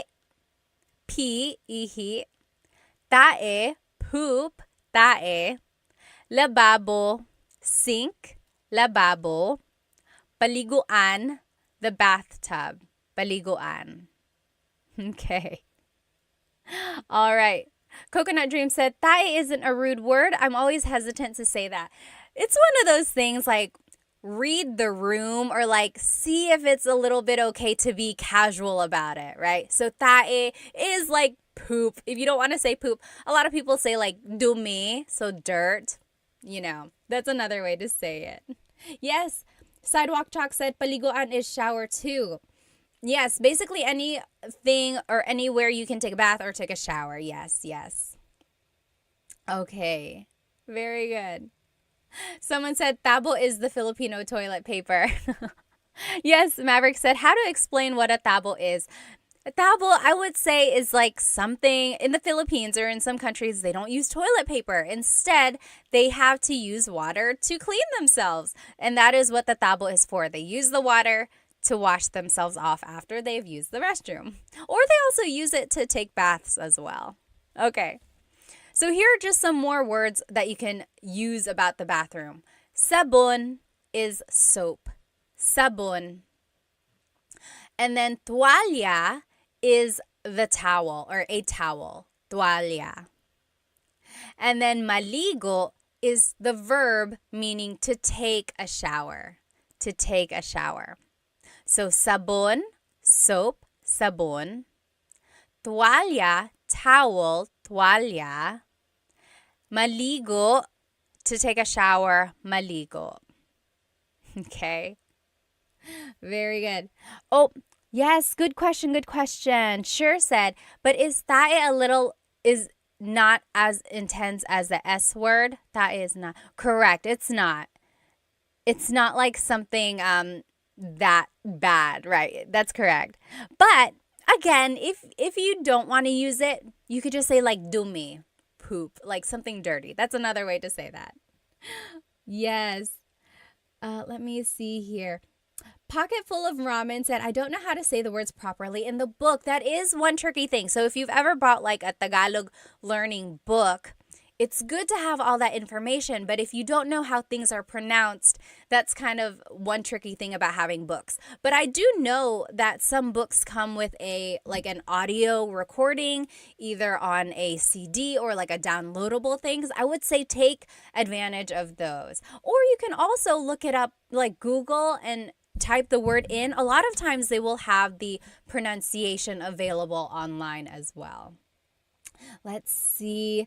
Mo Money said, do you teach intermediate to advanced classes? Not yet. I only have the basic, really simple, from the beginning Tagalog classes right now. But hopefully I can have some though. Okay.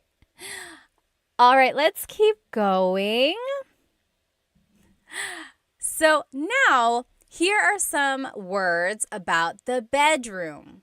So we learned words about the house in general.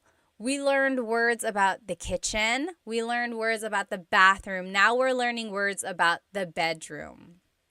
Okay, so bedroom in Tagalog is cuarto. Cuarto.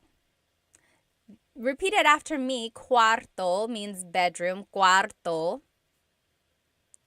And then unan, pillow. Unan. Cama, bed. Cama. And then kumot, blanket. Kumot. All right. So any questions about these? These are just super basic, straightforward words here. Repeat them after me. Cuarto, again, is bedroom. Unan is pillow. Cama is the bed. Kumot is the blanket. I don't know about you, but if you have ever, maybe in your family, someone speaks Tagalog and then another family member might speak another language, like my dad spoke Bicolano, and he always called the blanket not kumot. He called it tamong, the tamong.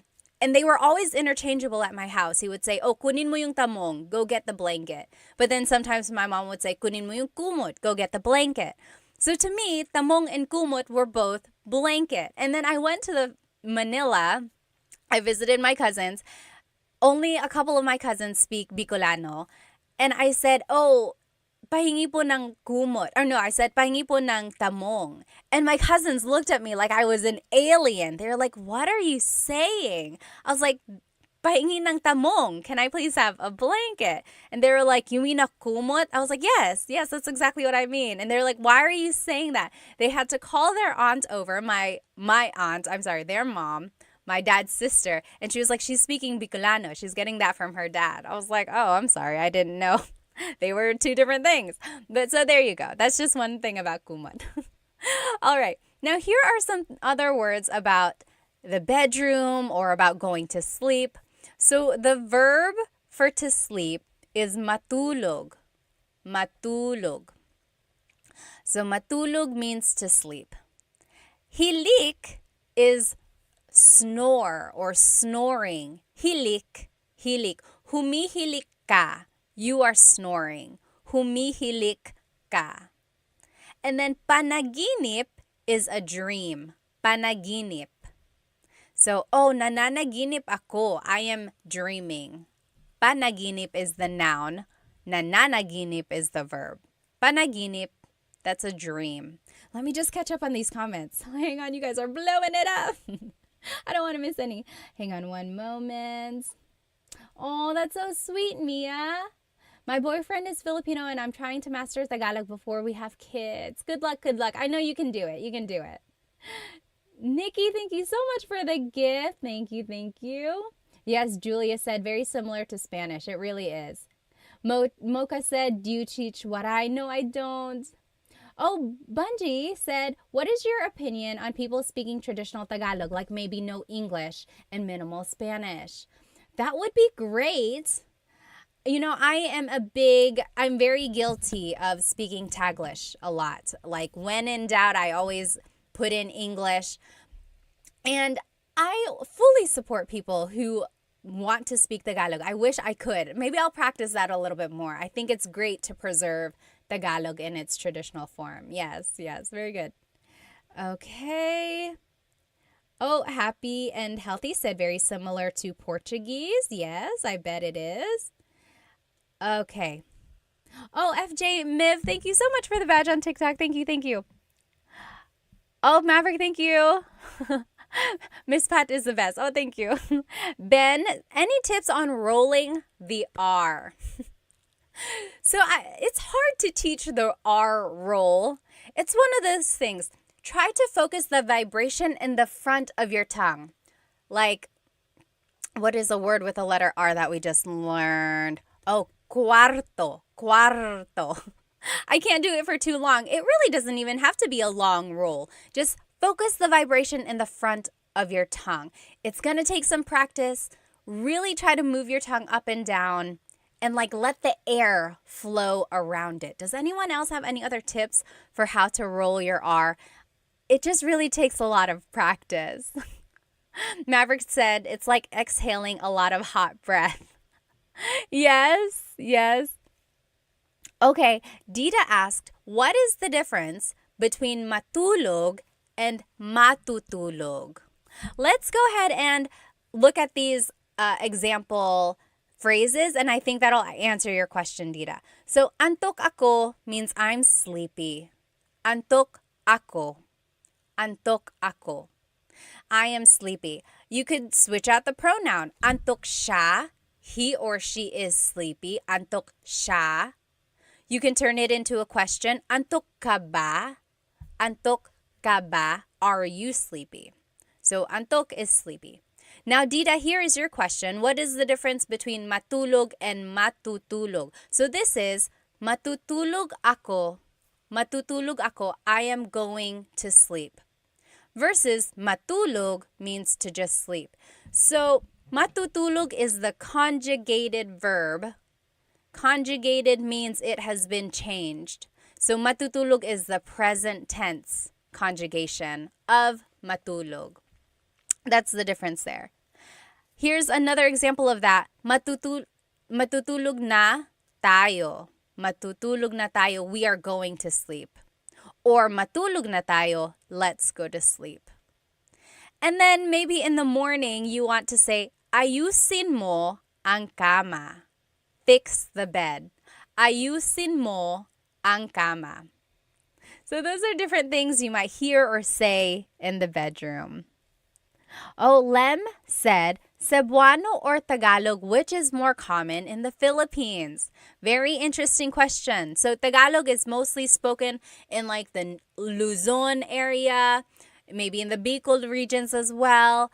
And then Cebuano or Bisaya is spoken in the southern parts of the Philippines. From what I've seen, it looks like there might be a little bit more Tagalog speaking areas, but Cebuano and Bisaya are also very, very popular in the Philippines. It's funny because my husband's family is from Cebu, so we visit there sometimes, and they don't speak Tagalog there. They know how. They are taught it in school, but they would much rather speak to you in English because that's just what they are more comfortable with. Very, very interesting. And I don't understand Cebuano. Like, even when his family speaks it around me, it is a very, very different language / dialect, whatever you choose to call it. In my head, I call it a language, but I know people call it a dialect. And sometimes I've said it other ways, like, oh, I've called it a dialect, and people call it a language. You choose what you want to call it, and then stick with that. Yes, sure said, if I'm not mistaken, there are over 1,000 dialects in the Philippines. Yes, I don't know the exact number, but I know there are a lot. Yes. Oh, Coconut Dreams said, what is the difference between panaginip and pangarap? Very good question. So we learned panaginip is your dream. Pangarap is also a dream. The difference is whether or not you're awake. Panaginip is the dream you're having when you're sleeping. Pangarap is like your dreams and your goals in your life. Things you want to happen. Oh, pangarap ko yan. It's like, pangarap ko to have a Range Rover. It's my dream to have a Range Rover, right? Versus panaginip is like, oh, I woke up and I was having a good panaginip. I was having a dream. Or is like, panaginip ba to? Is this a dream? That's the difference there. Pangarap is like your dream achievements in the future. Good question. Yes. All right.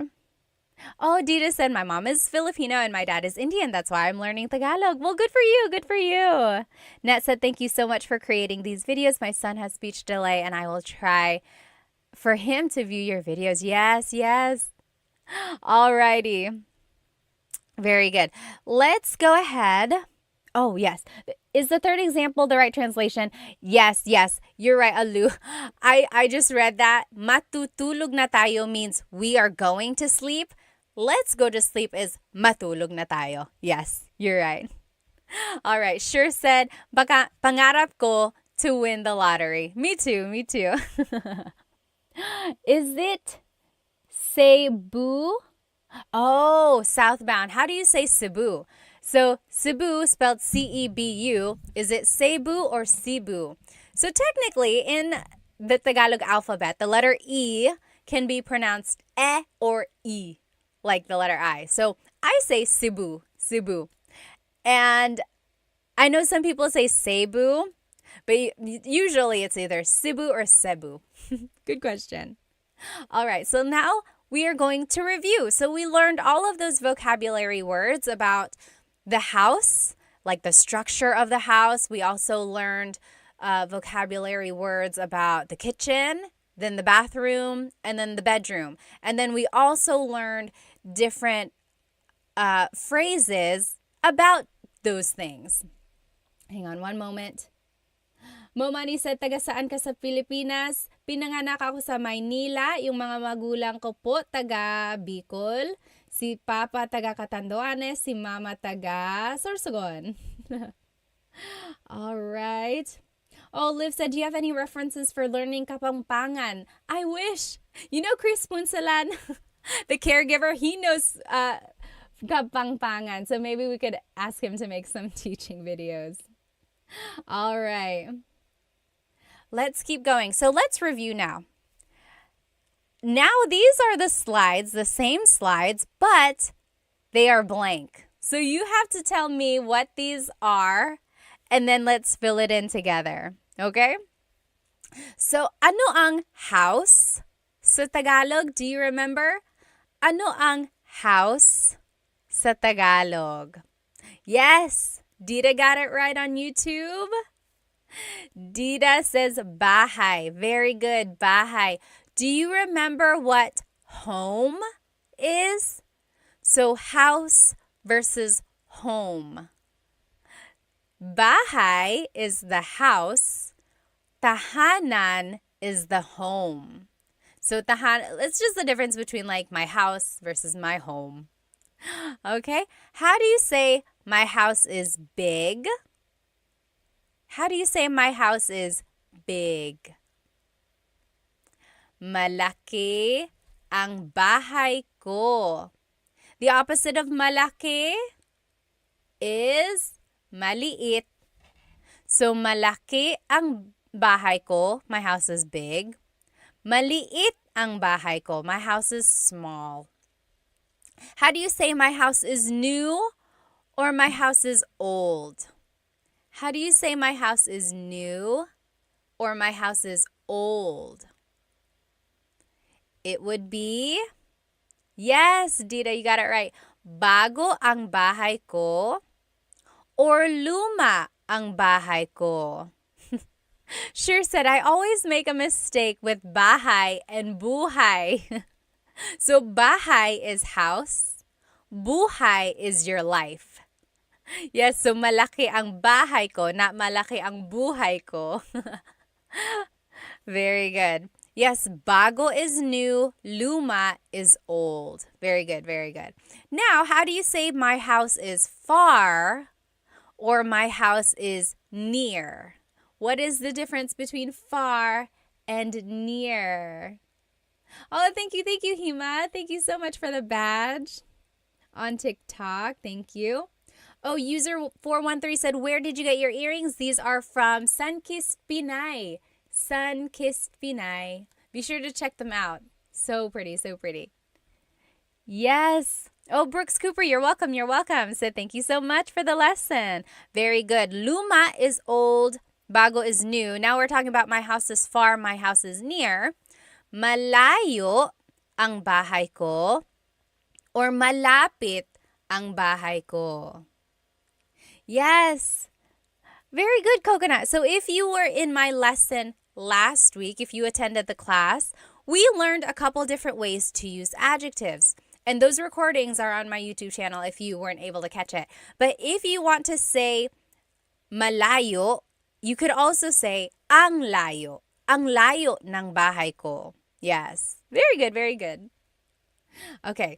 Now, what is window in Tagalog? Ano ang window sa Tagalog? Artsy, how do we join the lesson? It's on YouTube. Jump onto YouTube right now and you'll be in it. Shadi said, do you do one-on-one? I really want to learn. Not right now. I don't have any one-on-one classes. And my group classes are finishing up right now. We're on lesson 3 and my group classes. We're going to do lesson 4 next week. Oh, Shell, right there. I'm Kapangpangan. There you go. Shell, maybe you can teach us. Do you make lessons on somewhere? We would love to watch those. Yes, very good, very good. Sure. And Gabby, Harmonica, I think you might have just missed one letter. Window in Tagalog is bintana. Bintana. Tiny pancakes, you got it. Bintana, that's window. Very similar to Spanish, remember. Ano ang door sa Tagalog? Ano ang door sa Tagalog? Diego, you're welcome, you're welcome. Door in Tagalog is pinto. Pinto. And remember, don't forget the glottal stop. Don't forget to stop the sound at the end. That's called a glottal stop. Pinto. Pinto. It's not pinto. It's pinto. Stop it at the end. That's just a word on pronunciation there. Alrighty, and then stairs, hagdan. Hagdan. Stairs is hagdan. All right. Now, how do you say the blank is open or the blank is closed? Like the window is open. The door is open. It would be bukas ang pinto or sarado ang pinto? Yes, Dita says, ang pinto ay bukas or ang pintana ay bukas. That is correct. That is correct, Dita. Again, whenever you use I, it's kind of formal. It's not what is commonly used. More commonly, it would be said like, bukas ang pinto, sarado ang pinto. But you are correct. It's not wrong. It's just not casual. Very good, very good. All right. Sink said, amiga, amiga, are you Mexican? No, I get that a lot though. Okay. How do you say open the blank or close the blank? Open the door, close the door. Okay, how would you say that? It would be, buksan mo ang bintana, open the window, or buksan mo ang pinto, open the door.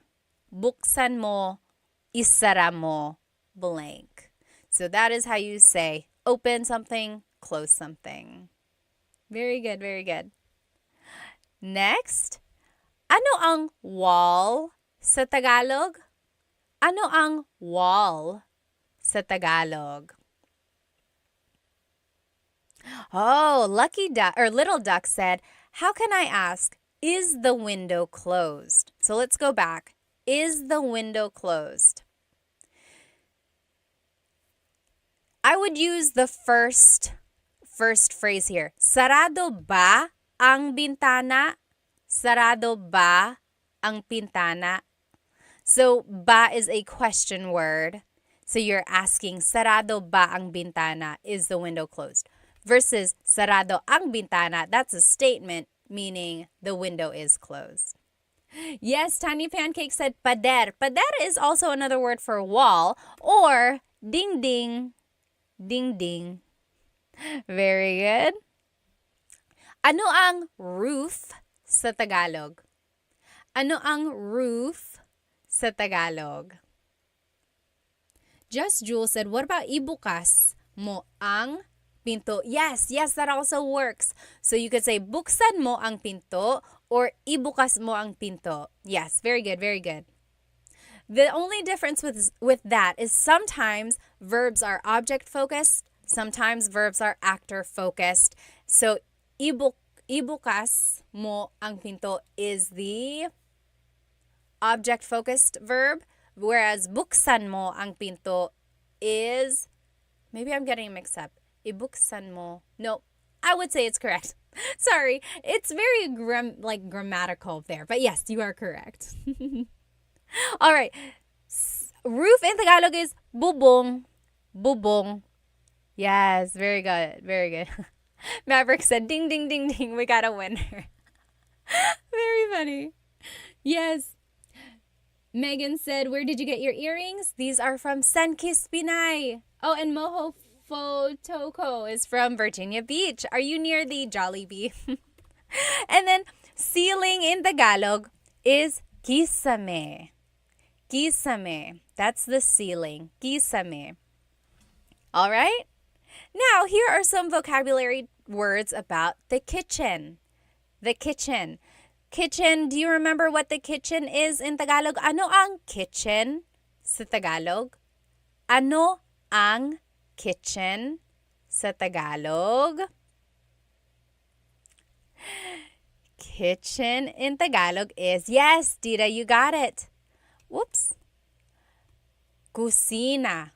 Kusina, yes, FYP January. And Tiny Pancakes, you got it. Kusina, that's the kitchen. Manal on YouTube said, is bukas? Does that mean tomorrow too? Yes. So, bukas is tomorrow. Bukas means open. So, it's a homonym. Homonym means it has more than one meaning depending on the context or depending on the pronunciation. If you say bukas, the emphasis is on the second syllable. That means open. If you say bukas, emphasis is on the first syllable. That means tomorrow. Very interesting. Like, oh, may work ako bukas. I have work tomorrow. May work ako bukas. Or, bukas ang bintana. The window is open. Bukas ang bintana. Very good, Manal. Very good observation there. All right. Yes, very good. So next, what is stove in Tagalog? Ano ang stove sa Tagalog? Stove in Tagalog is kalan. Kalan. Kalan. Okay, how do you say knife in Tagalog? How do you say knife in Tagalog? Knife in Tagalog is cuchillo. Cuchillo. Maverick said, how do you say we open tomorrow? Bukas kami bukas. Bukas kami bukas. Funny, funny. Very good, Gabby, you got it. Cuchillo, that means knife in Tagalog. How do you say fork and spoon in Tagalog? How do you say fork and spoon in Tagalog? Very similar to Spanish. Yes, Shell, you're right. How do you say fork and spoon? Fork in Tagalog is tinidor. Tinidor. Yes, Elizabeth, you got it. Cuchara. Cuchara. Elizabeth is spelling it with C's. So instead of C's in Tagalog, it's K's. And the TS makes the ch sound. In Tagalog, there's no letter C in the abacada alphabet. That only came later on. In Filipino, in the Filipino alphabet, there is a letter C. So Filipino is different from Tagalog. Filipino incorporates all of the loan words and all of the influences from Spanish, Chinese, and English. So yes, the Filipino alphabet has the letter C, but the Tagalog alphabet, abacada, does not. Very interesting, very interesting. All right. Oh, Isa said, how do you say see you tomorrow in Tagalog? Kita tayo bukas. Kita tayo bukas. Kita means to see. Kita, tayo means us. And then bukas is tomorrow. Very good, very good. Very good. Tinidor is fork, kutsara is spoon. Next, what is plate in Tagalog? Ano ang plate sa Tagalog? Ano ang plate sa Tagalog? What is plate in Tagalog? Plate in Tagalog is, yes, madapaka and, are you saying madapaka?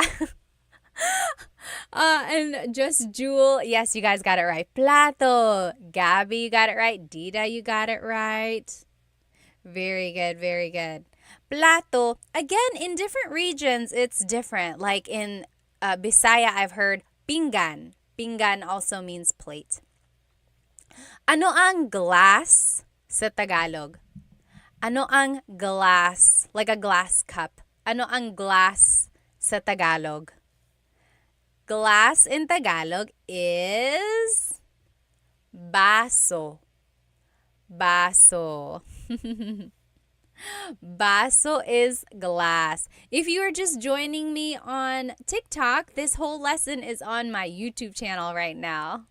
Okay, ano ang food sa Tagalog?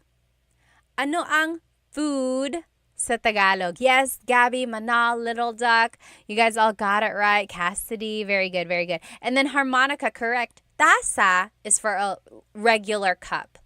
Tasa is a regular cup. Baso is for a glass. So what is food in Tagalog? Yes, very good. Just Jewel got it. Definitely not Robin got it. Harmonica and Gabby, yes. Pagkain is food. And then the meat dish or the entree is the ulam. Ulam. So ano ang ulam natin? What is our dish? Ano ang ulam natin? Oh, adobo or sinigang or kare-kare or dinuguan, all of those are ulam. James said ulam. O-O-O-L-A-M.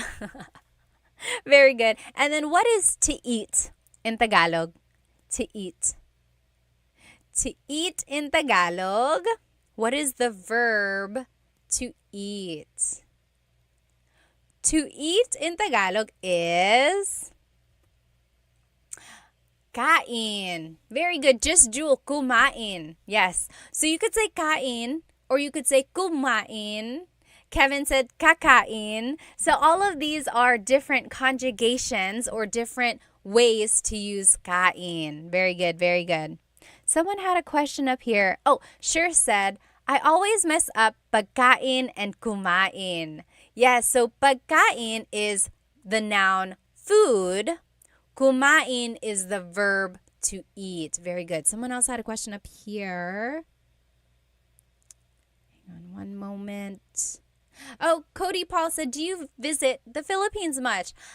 I do. I try to go every couple years, every 2 to 3 years. When I was younger, my family visited every other year, and I think that really helped me retain Tagalog. Yes, yes. Okay, very good. Alrighty. Now, how do you say I am cooking? I am cooking. If someone walks into the kitchen and they're like, oh, what are you doing? You say, I am cooking. It would be, nagluluto ako. Nagluluto ako. So, luto means to cook. Luto. Nagluluto ako means I am cooking. Very good. Oh, Gabby said nagluto ako. Very close. Nagluto ako means I cooked. Past tense. I cooked. There's a repeated syllable there. Nagluluto ako. Yes, very good. Sure got it. Cassidy got it. David, very good, very good. Awesome. And then how do you say, what are you cooking? What are you cooking? It would be, anong niluluto mo? Anong niluluto mo? What are you cooking? Ano means what. Niluluto means cooking. Mo is referring to you. Very good, very good. And then how do you say, let's eat? Let's eat. Let's eat. A lot of people say this. You might hear it. Kain tayo. Kain tayo. Oh, Gio, thank you so much for the badge. Thank you, thank you. Let me catch up on some of these comments here. Let's see. John asked, where are you from in the Philippines? Taga Maynila ako. I was born in Manila. Let's see. Oh, Panda World said, is the Philippines a safe country? I hear 1 in every 5 Filipinos is a criminal. I don't know about that statistic.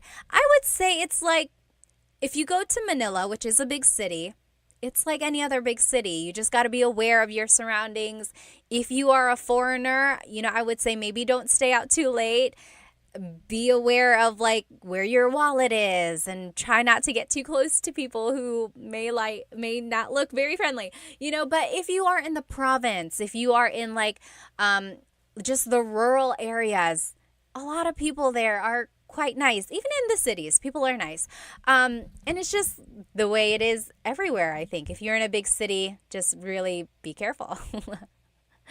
Oh, Marvel said, how do you say I'm back? Hang on one moment. Okay. How do you say I'm back? So maybe you came back from somewhere. It would be, there are a couple ways to say it. You could say like, andito na ako. I'm here already. Andito na ako or nandito na ako. Or bumalik na ako. I came back. Bumalik na ako. Anyone else have any other suggestions for how to say I'm back? All right. Yes. Very good. Very good. Gabby said, how often do you do live lessons? I'm trying to do Tagalog Thursdays. So every Thursday, there's hopefully going to be a new live. I've done it for like 3 or 4 weeks now, Tagalog Thursdays. And then I try to do the lesson again live another time during the week. It's the same exact lesson, just for those who weren't able to join the live the first time. So I try to do the live twice with the same lesson. Yes, Cassidy said, babalik na ako or bumalik na ako. Sure said, back na ako. That also works. Back na ako. All right. Blockmaster Scott said, is there a time to use kasi and dahil, or are they totally interchangeable? So this is off topic, but kasi and dahil mean because. So if someone asks you bakit means why, usually your answer is because ... So kasi is casual. You can use it with friends anytime you want to be casual. Dahil is formal. So yes, that one, you might want to stick to dahil if you are using po or if you just want to be formal. But dahil can also be used casually. But kasi, usually you don't want to use it in a formal setting. Good question. Actually, this is a great time to promote my latest YouTube lesson. On YouTube, I have full-length Tagalog lessons. And lessons 6, 7, and 8 are all about questions. I had to split it up into 3 different parts because the final video was over 2 hours long. I did not mean for that to happen. But there's just so many questions, like question words in Tagalog. So I broke it up for you so that you can watch it in like smaller chunks. Go take a look at that. And I talk about the words dahil and kasi in there. All right. Let's get back to work here. Okay. Shell said Tuesdays and Thursdays for Tagalog lessons. Usually it's Thursdays. Sometimes the repeat is on Wednesdays. Okay. Now, how do you say bathroom in Tagalog? How do you say bathroom in Tagalog? Anyone know? Bathroom in Tagalog. There are 2 ways. Bathroom in Tagalog is?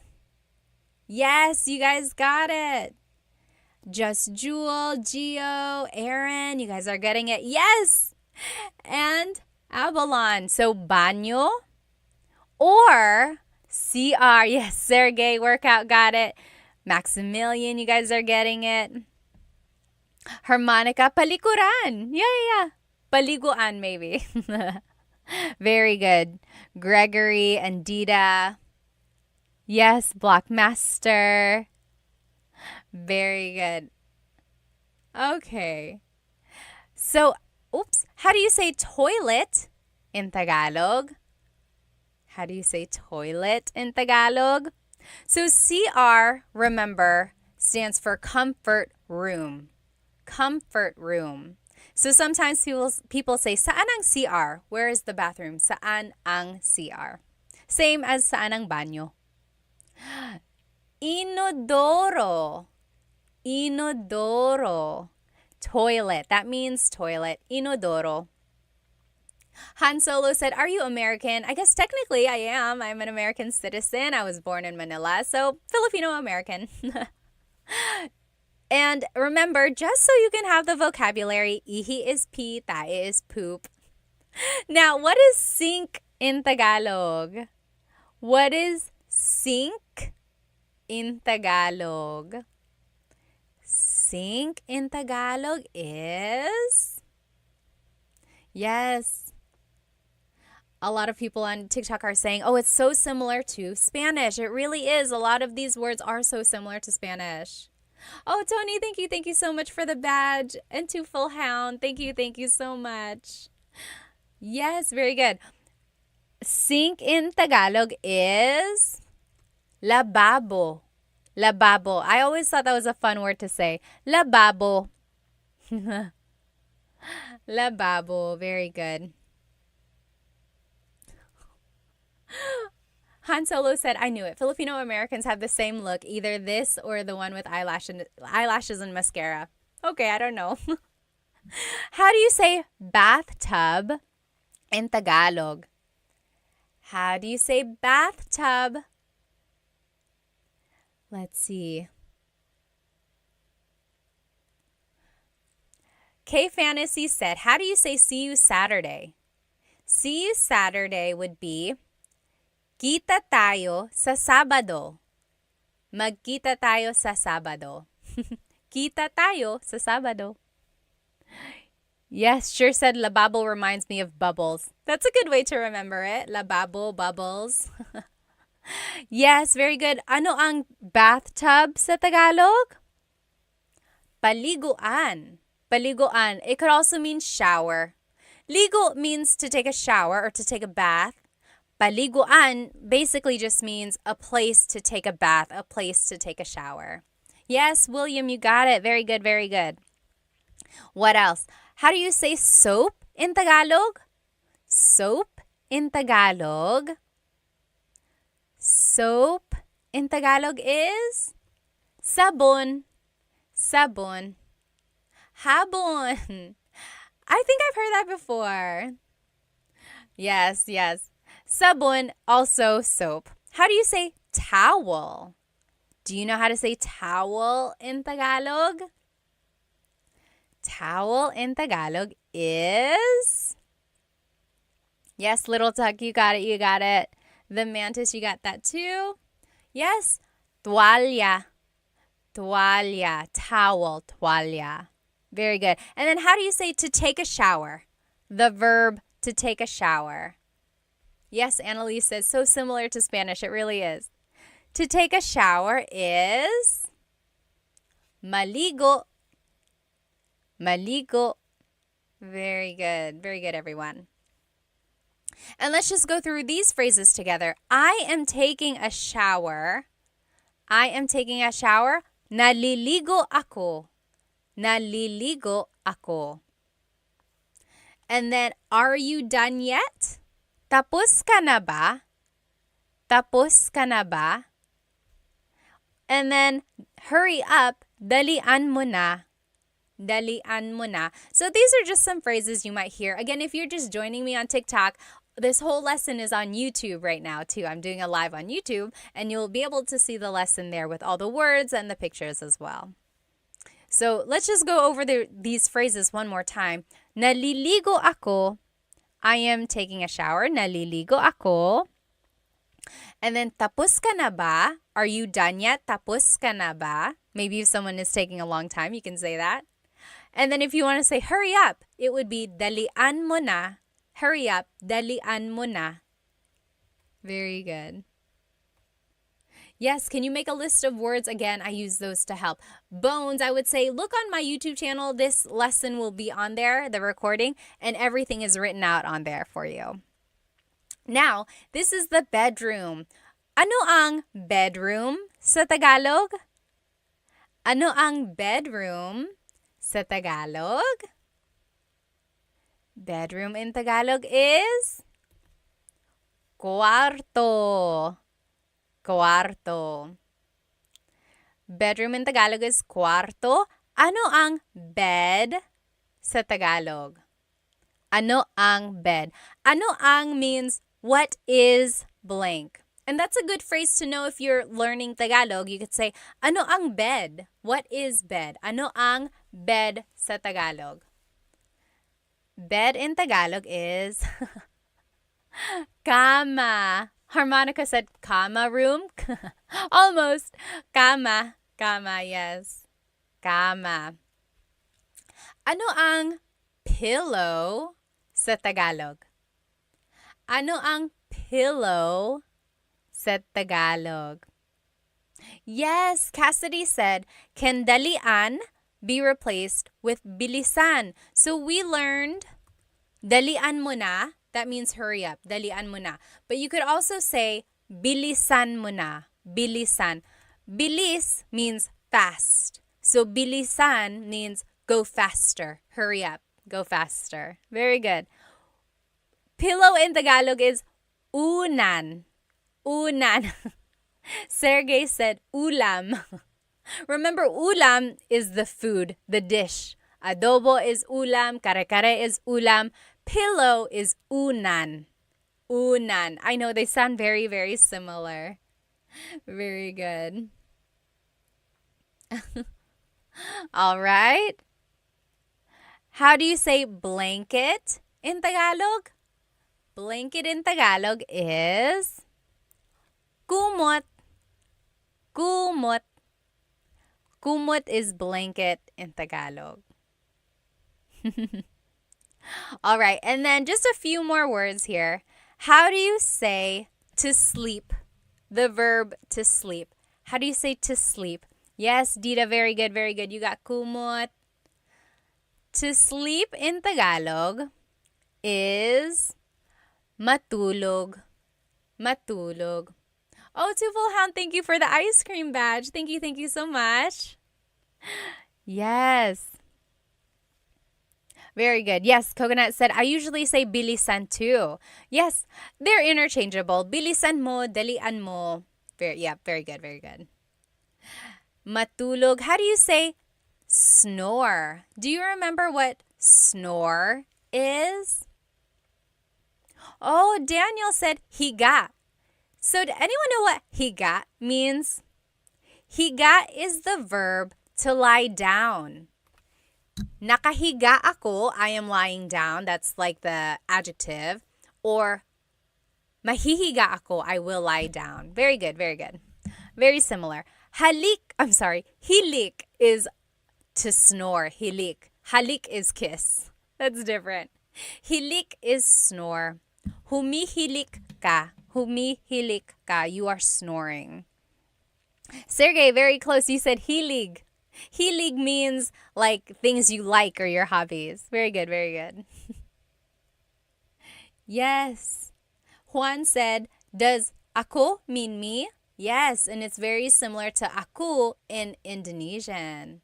Very good. Oh, Sha said, how do you conjugate verbs? I have Tagalog lessons on my YouTube channel. I think Tagalog lessons 3 and 4 are how to conjugate verbs in the present tense, in the past, and the future.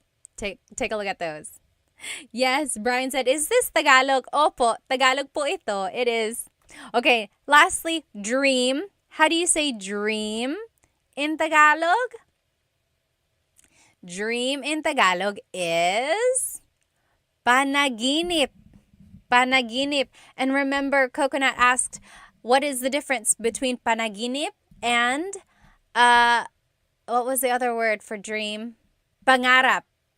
So panaginip is the dream you have when you're asleep. That's just your dreams. Pangarap is the dream you have when you're awake, or like your achievements that you want, your goals. That's your panaginip. Panaginip ko to win the lottery, right? As Sher said, panaginip. That is your dream thing to happen. That's the difference. Yes. And then let's take a look at these phrases. I'm sleepy would be antok ako. Antok ako. Try saying that with me. Antok ako. And then I'm going to sleep. Matutulog na ako. Matutulog na ako. And then let's go to sleep. This was the wrong one. Matutulog na tayo means we are going to sleep. If you want to say let's go to sleep, it would be matulog na tayo.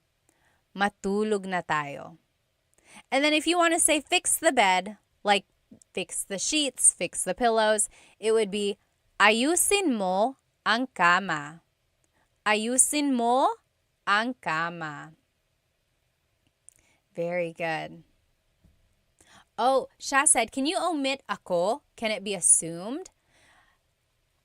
It depends on what you're trying to say. So like, antok ako, you need the ako there. Otherwise, you're just saying antok, antok. That means sleepy, sleepy. So it's not really a phrase. Also, with matutulog na ako, you need the ako there. Again, because you're saying, I am going to sleep. If you say matutulog na, you could say matutulog na if someone asks you, Anong ginagawa mo? What are you doing? Oh, matutulog na. I'm going to sleep. But usually you do need ako. So I would keep ako in there. Oh, Isa Turtle said, what about pagod? Pagod means... Oh, Gabby on YouTube also asked that. Pagod means tired. Pagod ako, I'm tired. Antok ako, I'm sleepy. Very similar, but just a little bit different. All right. William said, is Tagalog a strange language? I guess it depends on what you think is strange. It is a little tricky just because the grammar is different from English. Also, the conjugations of the verbs or how the verbs are changed can be a little bit tricky. Jay said, why is my cousin teaching Tagalog? Are you my cousin? Pinsan ba kita? All right. Yes, very good, very good. And I think that's it. So now here is the lesson review, just to go over everything we learned today. Again, if you are catching me on TikTok, this whole lesson is on my YouTube channel. I'm doing a simultaneous live on my YouTube account, and you are welcome to watch the recording on my YouTube channel, and all of the writing and pictures are on there. So just to review, we learned vocabulary about the house. We learned vocabulary about like the structure and like the windows, the doors, everything like that. So just about the house in general. Then we learned vocabulary about the kitchen. And then we learned vocabulary about the bathroom, the baño. Then we learned vocabulary about the bedroom, the cuarto. And we learned about related phrases that you can start using about those places in the house, right? Oh, Sha, thank you so much for the badge. Thank you, thank you. So if you have any questions, feel free to write it in the comments of this recording or just write it wherever you would like, and I'll try to see if I can find it, okay? And if you only joined for part of this live and you want to watch it, the recording will be up on my YouTube channel right after. But I will also try to teach this lesson again live sometime next week. So just catch me. If you subscribe to my YouTube channel, you should get the notification when I go live. I think that is set. But otherwise, I hope you have a good rest of your night over here where I am, or day wherever you are. Thank you so much for joining me tonight. I hope to see you next time. Paalam.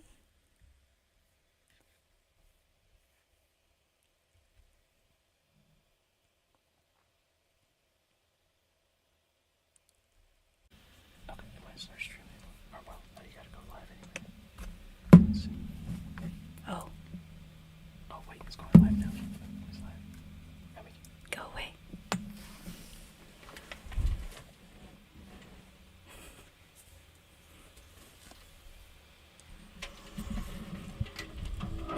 Hello, hello. Please let me know if you can hear me.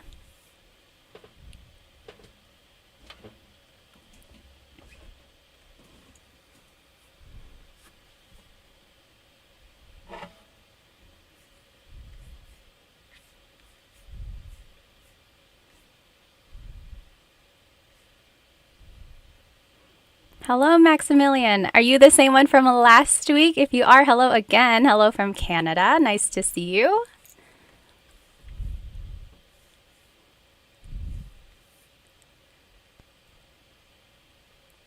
Great. Loud and clear from Australia. Hello, hello. Let me go ahead and share my screen again, like I did last time.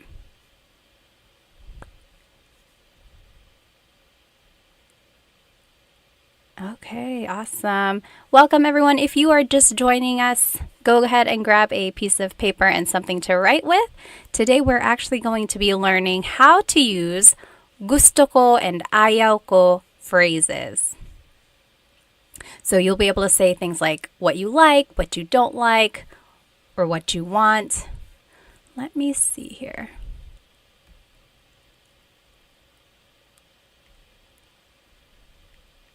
Oh, I see. There we go. Okay, hello, hello.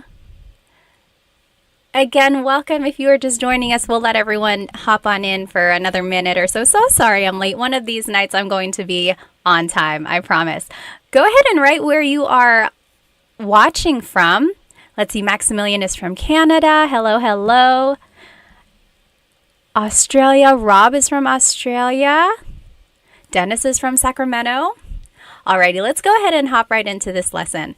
So last week, we learned some question words. We also learned how to use possessive pronouns. And we learned how to put everything into a sentence, a simple sentence, and then how to answer those questions as well. Today, we're going to be learning how to say I like or I want something, and then how to say what you don't like or you don't want something. And then we're going to learn the kasi clause. Kasi means because. So everything's going to tie into each other.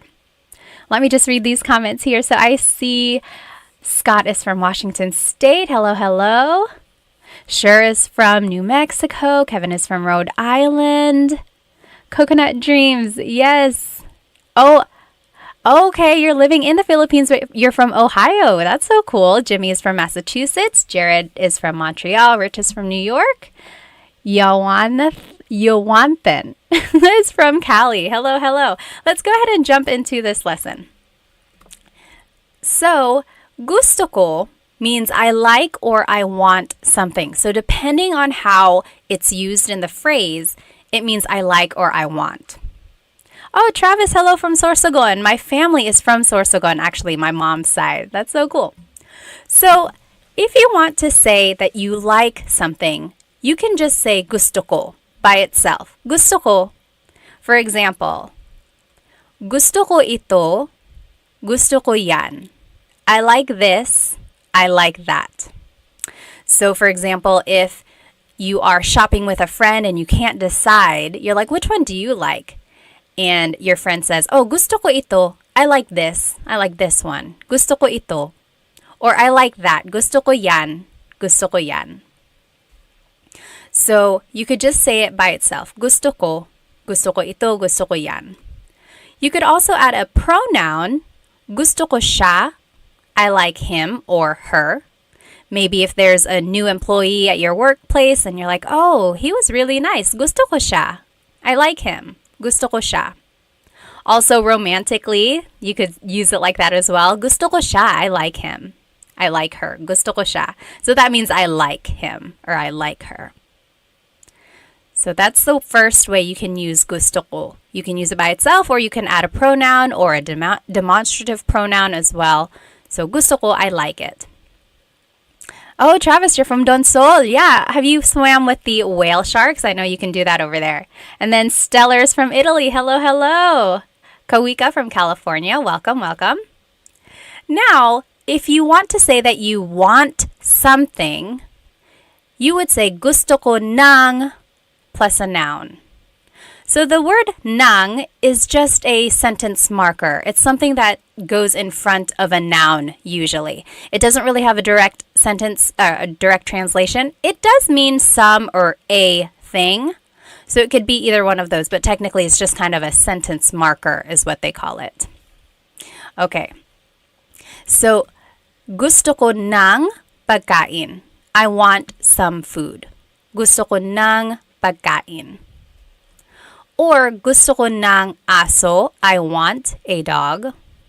So gusto ko ng plus a noun is I want some or a thing. Gusto ko ng blank. All right, so that's the second way to use gusto ko. Now, if you want to say you want to do something, it would be gusto kong plus a verb. Gusto kong plus a verb. Kong, K-O-N-G, is actually ko plus ng put together. And this ng, N-A-N-G, is different from this ng, N-G. Remember up here, NG is just a sentence marker, or it means some or a thing. Kind of like an article, but sometimes it has different purposes as well. So that's NG. But N-A-N-G here is actually an adverb. It always goes with a verb. So even though they sound the same, it is spelled differently and it has different purposes. So gusto kong plus a verb means I want to do something. For example, gusto kong matulog. I want to go to sleep. Gusto kong matulog. And some people say gusto ko nang matulog. So you could separate the ko and the nang. But usually people just put it together. Gusto kong matulog. I want to sleep. Or gusto niyang bumili ng kotse. She wants to buy a car.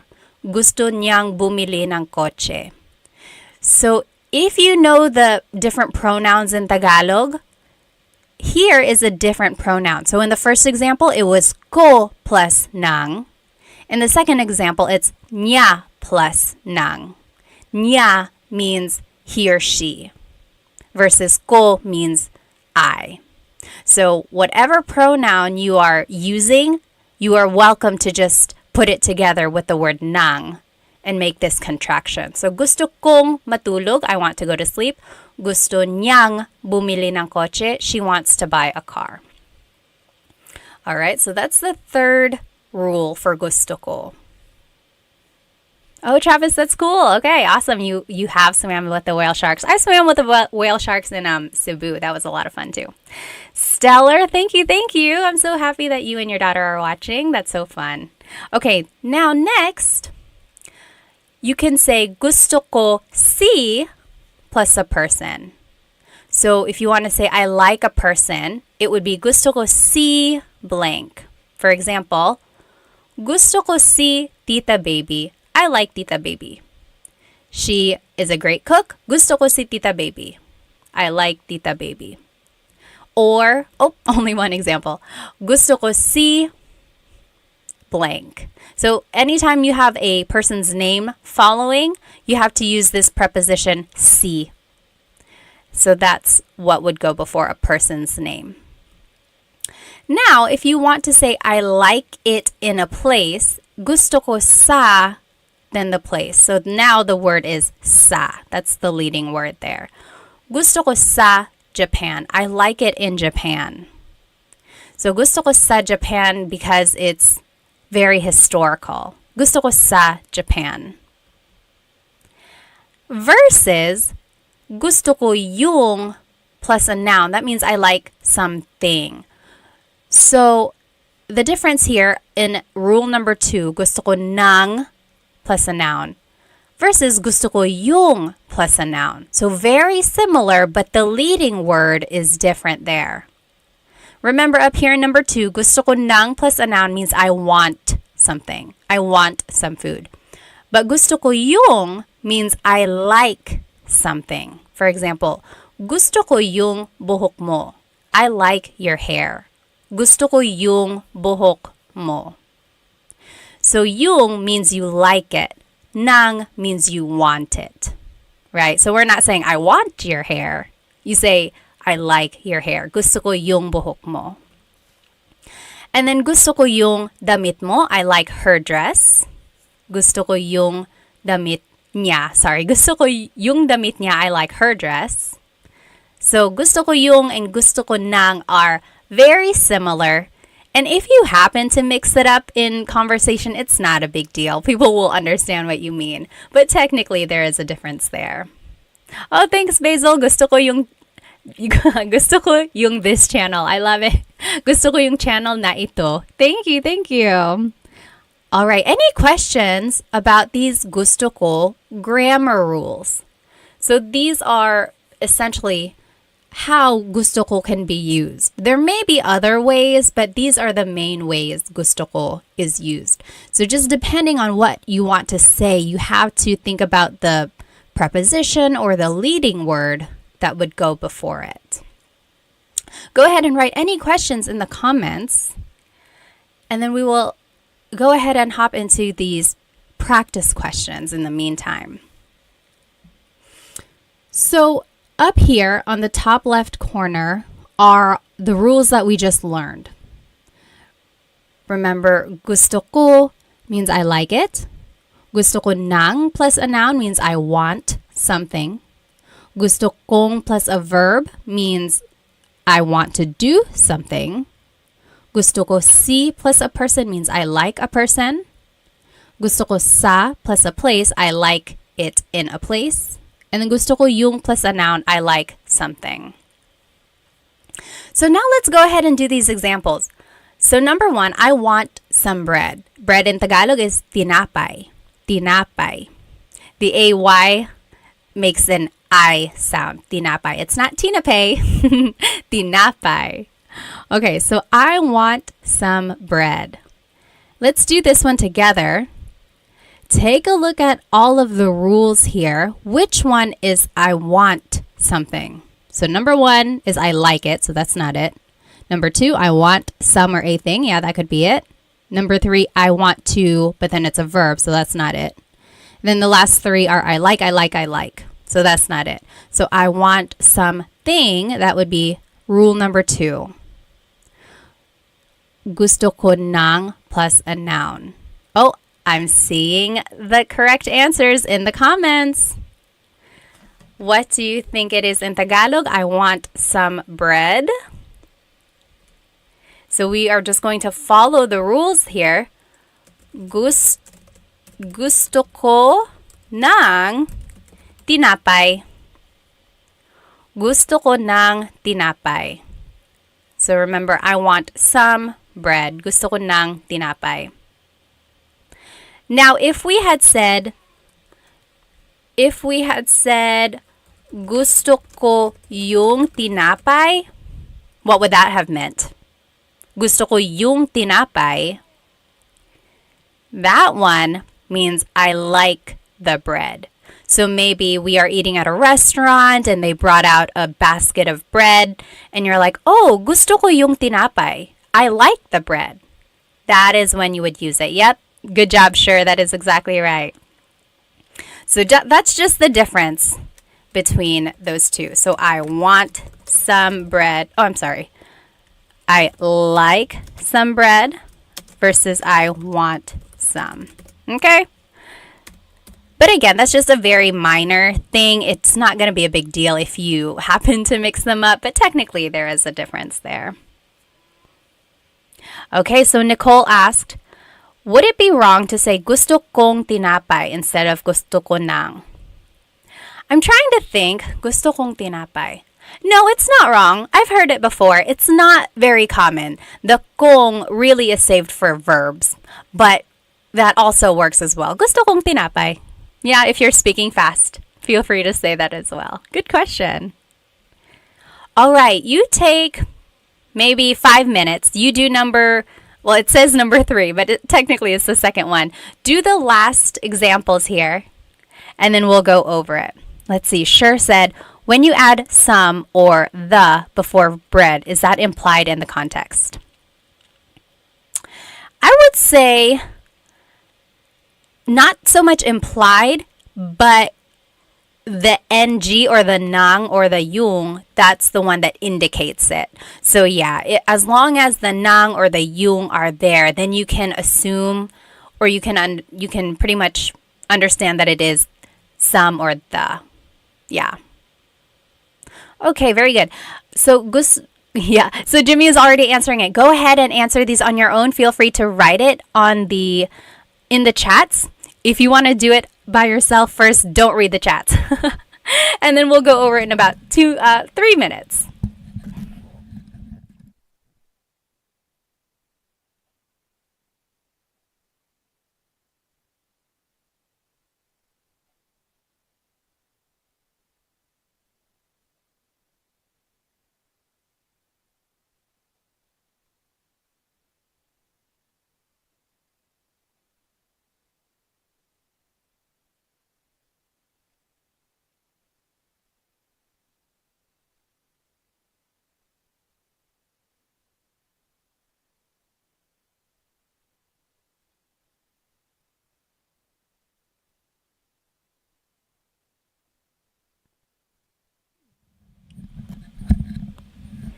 If you are just joining us, we are doing these examples. That's why it's pretty quiet. So we are learning how to say gusto ko or I want or I like something in Tagalog.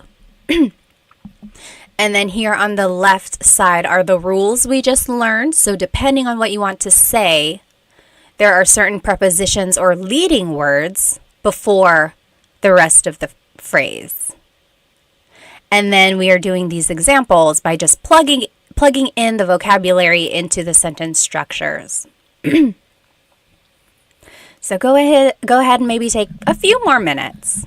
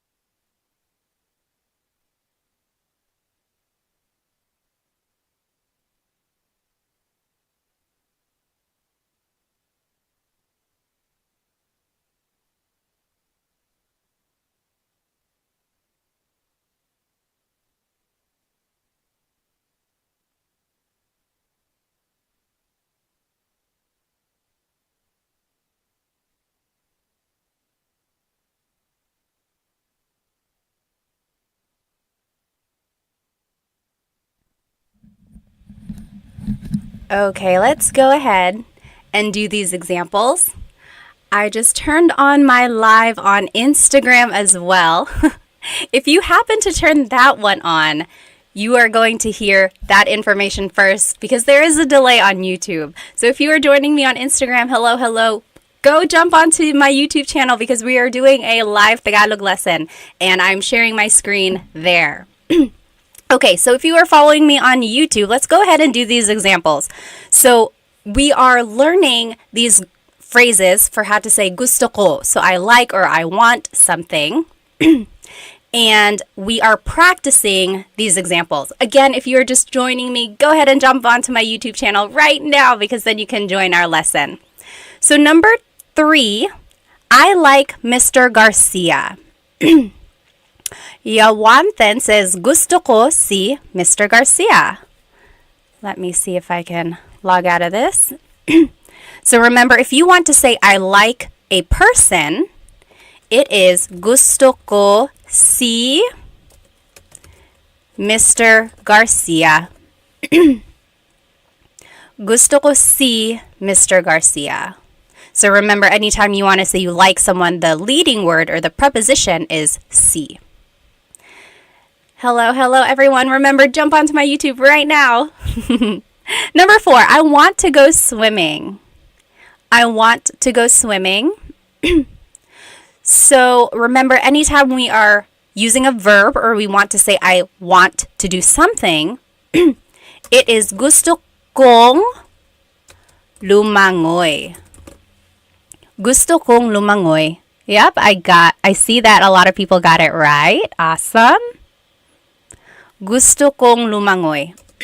So in pronunciation, or like when you're saying it in a conversation, you could say that, or you could say gusto ko nang lumangoy. Whoops. See, I made the mistake there. It's a different nang. It's N-A-N-G because it's an adverb. Good.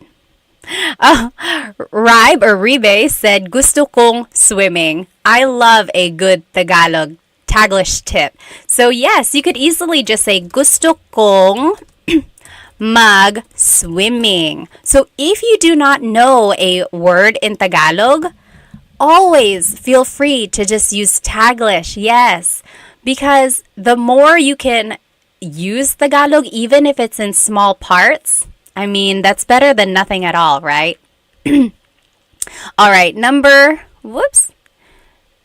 all these numbers are all off, but number 7, I like it in Australia. How would you say I like it in Australia? Hello again. Remember, if you are joining me on my Instagram, hop onto my YouTube channel. We are doing a live Tagalog lesson. You are able to see my screen that I'm sharing.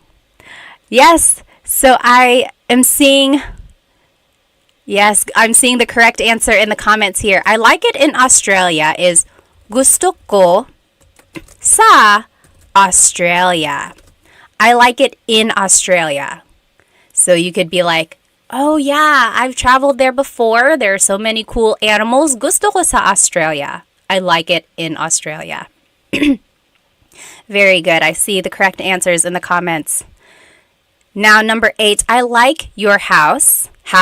Your house is bahay mo. I like your house.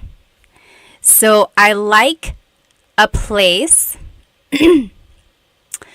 Oh, okay. So if you see number 8 and 9, they are very similar. Which one do you think it is? It's either number 5 or number 6, right? I like your house. Yes, very close. I'm seeing some close answers. Sure, got it right. Gusto ko yung bahay mo. Gusto ko yung bahay mo. I like your house. So in this case, bahay mo is like a noun. Gusto ko yung bahay mo, it's very pretty. Gusto ko yung bahay mo. So it's acting more like as a noun. Versus number 9, I like it at your house. That would be gusto ko sa bahay mo. So maybe if your house is too loud, you could be like, oh, can I go to your house where it's quiet? Gusto ko sa bahay mo. Very good, yes. So that's the difference there between 8 and 9. I like your house as a thing versus I like your house as a place. Anyone have any questions about that? Very good. All right. Again, if you are just joining me on Instagram, hop onto my YouTube channel. This is where the lesson is. Any questions about what we just learned? Well, go ahead and type it in if you do have a question. Let's take a quick intermission, and you know I love a good poll. So our poll last week was, what is your favorite Filipino food? And it was between like lechon and adobo at the very end. Today, we are going to do who is your favorite Filipino American celebrity? Okay, so if you are a big like Hollywood fan, or if you just love the Filipino culture like I do, you probably know a lot of these people. I mean, who doesn't? Hang on, let me see if I can make this bigger. Okay, it looks like that's as big as it's gonna get. Hopefully you can read it okay. So who is your favorite Filipino American celebrity? Let's do this one here. Oh, someone had a quick question. Let me see. David said, is gusto ko ang bahay mo wrong? Gusto ko ang bahay mo. Oh, I see. If you want to say, I like your house, gusto ko ang bahay mo. Yes, that is correct, actually. That's correct. I didn't mean yes, that's wrong. Yes, that is correct. Gusto ko ang bahay mo versus gusto ko yung bahay mo. Very similar. The only difference between ang and yung is that yung is more specific. Like yung kind of means that. I like that house that is yours. That is a whole lesson in itself. But yes, to answer your question, gusto ko ang bahay mo. That is correct. So let's go ahead and do this poll. R said, Bruno Mars is Filipino? Yes, he is. He's half. I think his mom is Filipino and his dad is Puerto Rican, I think. I should know. I'm a big Bruno Mars fan. I've seen him in concert twice. Okay, so Bruno Mars versus Olivia Rodrigo. So I am starting this poll in the comments. Go ahead and vote. Who between Bruno Mars and Olivia Rodrigo? You have 1 minute. Put your vote in. Oh my gosh, it's already a landslide here. Go ahead and put your vote in. Everyone on Instagram, hop on to my YouTube channel so you can put your vote in. Who is your favorite, Bruno Mars or Olivia Rodrigo? Oh, wow. Right now, Bruno Mars is winning. I mean, I love Olivia Rodrigo, but I love Bruno Mars. Let's see. Riwe said, sorry, I don't know Filipino Americans. I don't live in the USA. I like Kim Domingo. Yeah, she is a very funny actress. Ako din. Gusto ko siya. Yes, Bruno Mars is from Hawaii. Okay, you have 10 seconds. Put your vote in. Bruno Mars or Olivia Rodrigo? Oh, Jim has never heard of them before? Oh, goodness. Well, you got to look them up. They have some really good songs. Okay, 3, 2, 1. Bruno Mars is the winner. 77% voted for Bruno Mars. Oh, 78%. So Bruno Mars is going to move forward. Oh no, it's frozen. Let's see if I can fix it here. In the meantime, let's do the next poll. So now it's going to be between Vanessa Hudgens and Shay Mitchell. Do you guys know who they are? If you are younger, you might or might not know them, actually. Vanessa Hudgens, she was in High School Musical. She's also been in a lot of other things like after that. And then Shay Mitchell, she's known for being in, what is it called? Nah, I keep wanting to say Easy A. It's not Easy A. But there was that A in there. What was she in? Pretty Little Liars. Yes. Okay. Is there an American Filipino cubing world record holder? I don't know, Kira. Cubing? What is cubing? Like the Rubik's Cube? Okay. Go ahead and put your vote in. Wow. Oh, I guess I'm not too surprised. Right now, it's Vanessa Hudgens winning. Let me see if I can fix my poll here. Or my bracket. Hello again. Remember, if you are joining me on Instagram, please jump onto my YouTube channel because that is where I am doing this lesson. Except right now, we're not doing a lesson. We're taking a break, and we are doing our bracket challenge. Who is our favorite Filipino American celebrity? Hop onto my YouTube channel right now. Okay. As soon as I finish this thing in my bracket, we're going to stop the poll. Go ahead and put your vote in. 3, 2, 1. End poll. Vanessa Hudgens won. All right. We'll finish. Actually, let's go ahead and do at least these two. So, oh yeah, Multi-Archangel said, didn't know that Vanessa Hudgens was Filipino though. Yep, cubing is solving the Rubik's Cube. Okay, let's do this next one. So who is your favorite Filipino American comedian? Favorite. So, Joe Coy or Christine Gambito. I am proud to say that I have met Christine. She is Happy Slip on YouTube.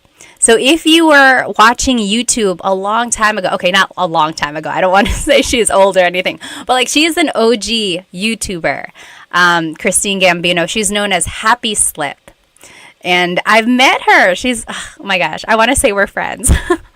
We've only met once though, but she's so funny, so nice. So yeah, so Christine, Happy Slip or Joe Coy? Who is your favorite comedian?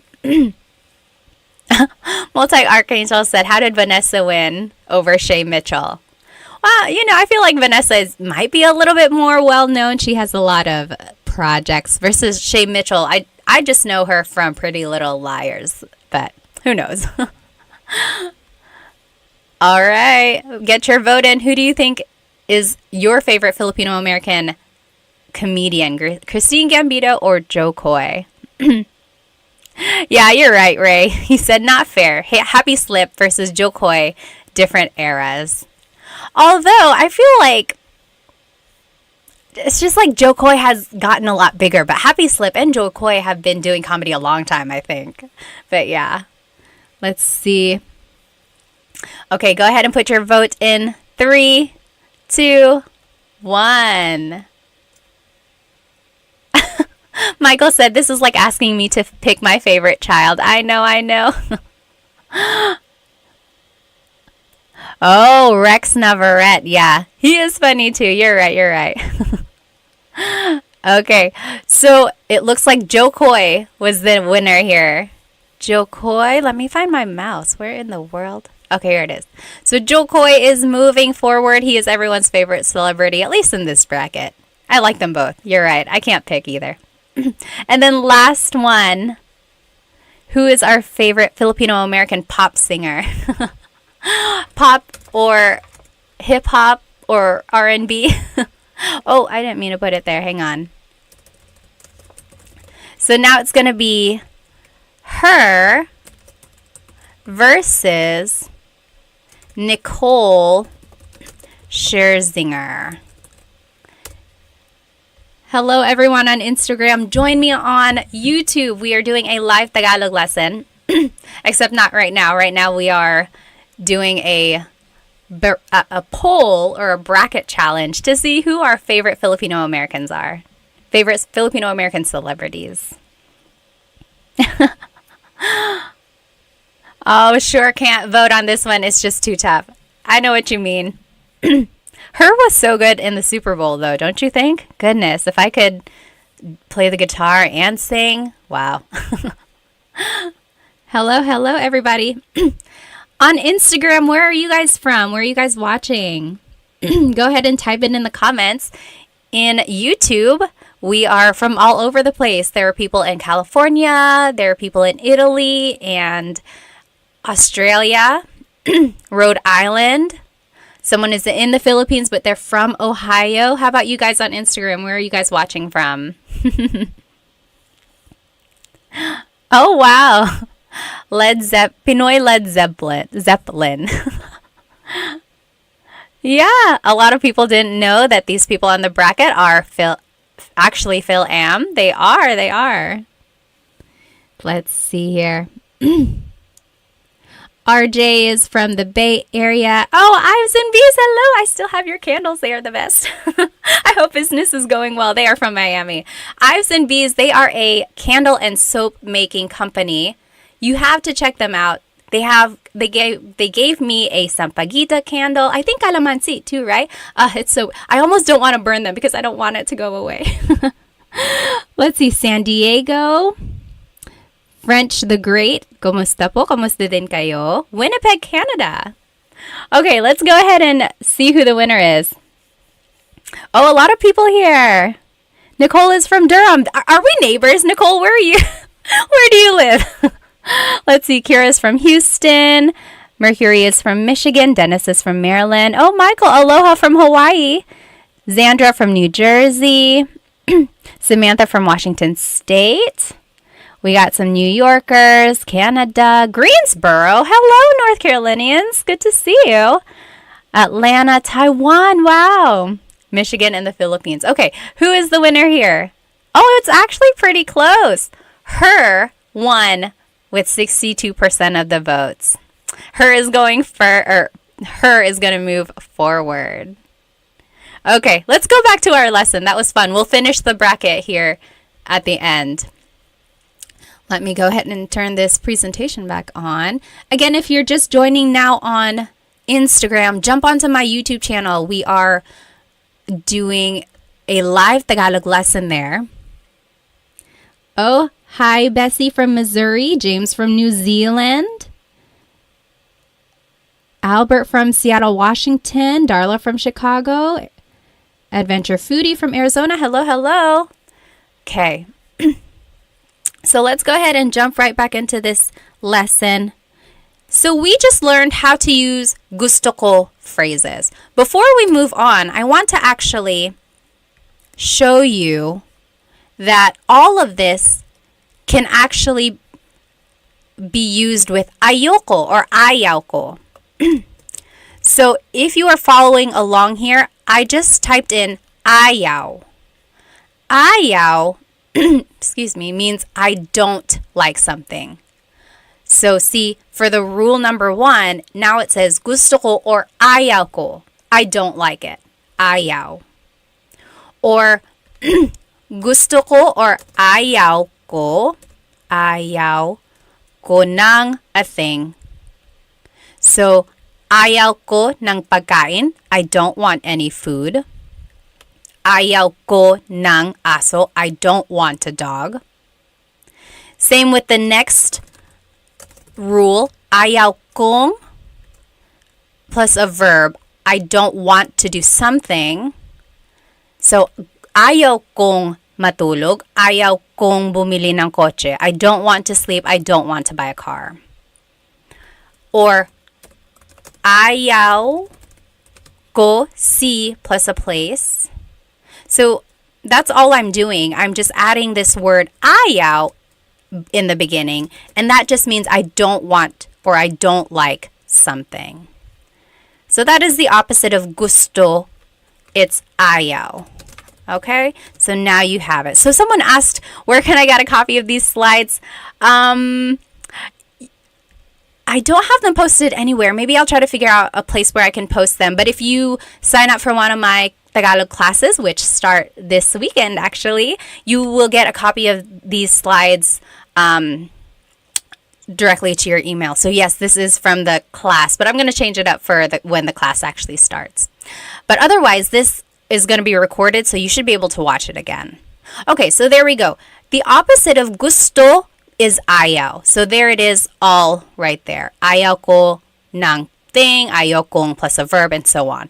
All the rules apply. It just means the opposite. Any questions about ayaw? Okay. Oh, hello. Someone from Winston-Salem and Raleigh, North Carolina. Seriously, are we neighbors? Where are you guys? You must just be in my backyard. Okay.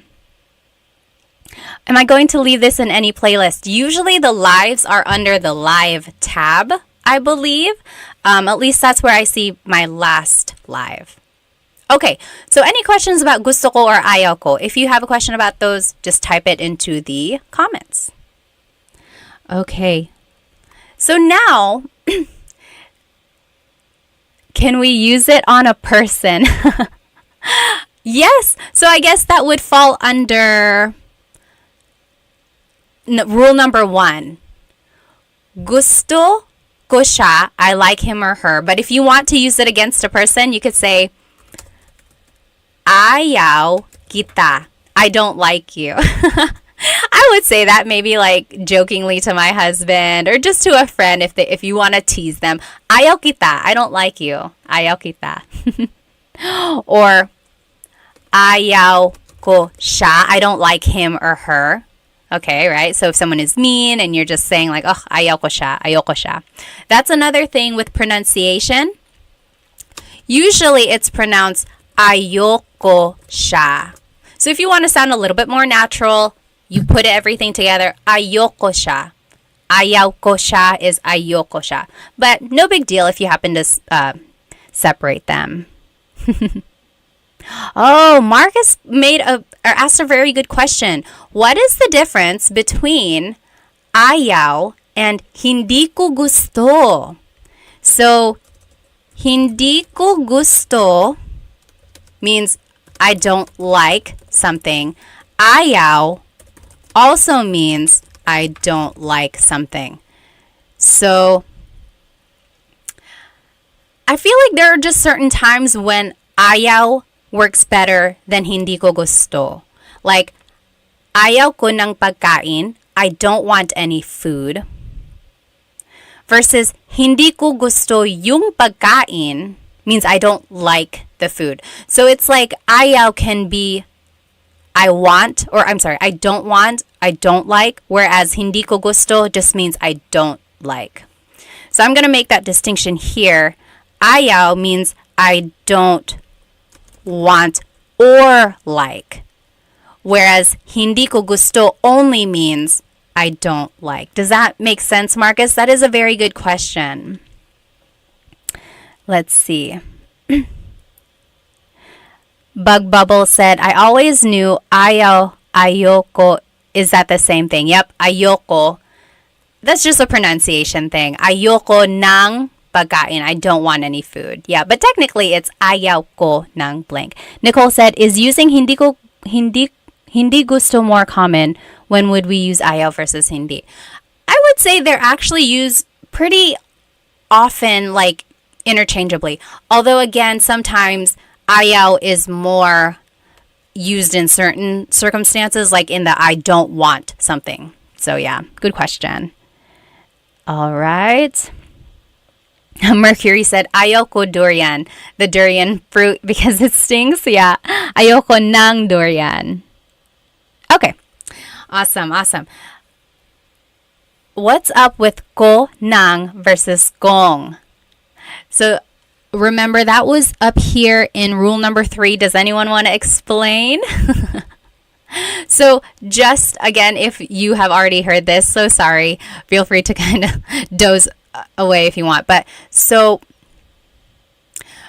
kung is ko plus nang. N-A-N-G is an adverb, so it always goes with a verb. That's why we say gusto kong matulog. Anytime there's a verb, it's nang. Versus gusto ko nang ng. In this way, it's being used more as a preposition or an article, like some or a thing. So they are spelled differently because they have different purposes, but when you pronounce them, they are pronounced the same way. Okay. Oh, Amy said, you don't want to. Is it ayaw mo or something else? Yes. You don't want to. So if you want to say like, you don't want to go to sleep, like if you're asking someone, you don't want to go to sleep, you could say, ayaw mong matulog. You don't want to go to sleep, ayaw mong matulog. Yeah, ayaw mo. Does that make sense, Amy? So yeah, you could say ayaw mong matulog. Again, that's just the contraction there. Okay, keep asking those questions. We'll go ahead and just move on to this kasi clause. So kasi means because. If you were part of our class last week, we talked about the different words for questions and how to ask. So bakit means why, and usually the answer to a bakit question is kasi. So why did you do something? Well, kasi ... because ... So here are the different ways you can use kasi. And it ties into the gusto ko phrases we just learned. So, gusto ko ang sinigang kasi masarap ang sabaw. Gusto ko ang sinigang means I like sinigang. Because masarap ang sabaw. Because the soup is delicious. Okay, so that's just 2 clauses or 2 phrases here that was put together by this word kasi. I like the sinigang because the soup tastes good. Next, you could say, paborito ko ang cake kasi mahilig ako sa matamis. My favorite is cake. Paborito ko ang cake because I like sweets. Mahilig ako sa matamis. So it's just putting together like 2 phrases. So if you know some simple sentence structures, it's just kind of putting those together with this kasi phrase. And then lastly, ayoko yung sausawan kasi maanghang.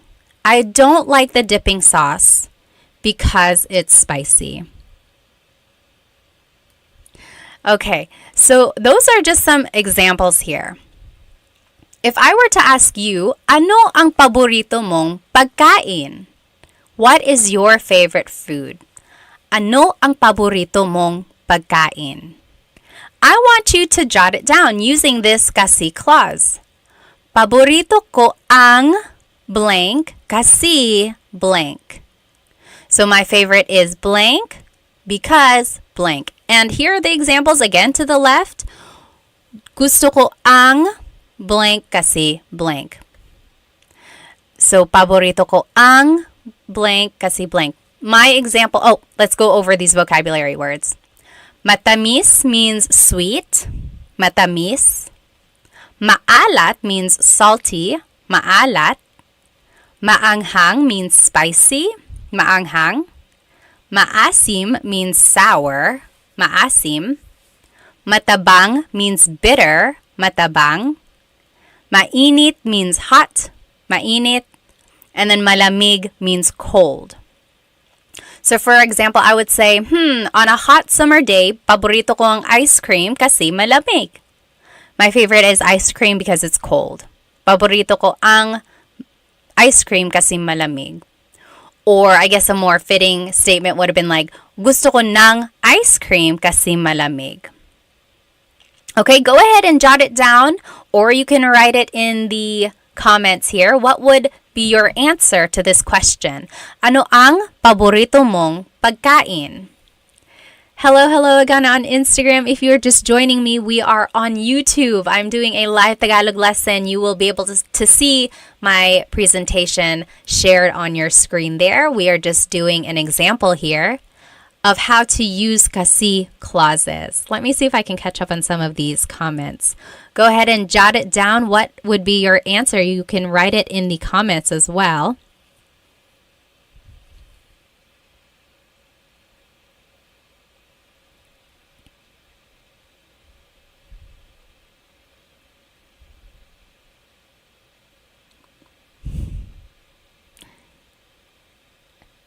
Okay. Let's see. Ano ang paboritong mong pagkain? Let's see what people said.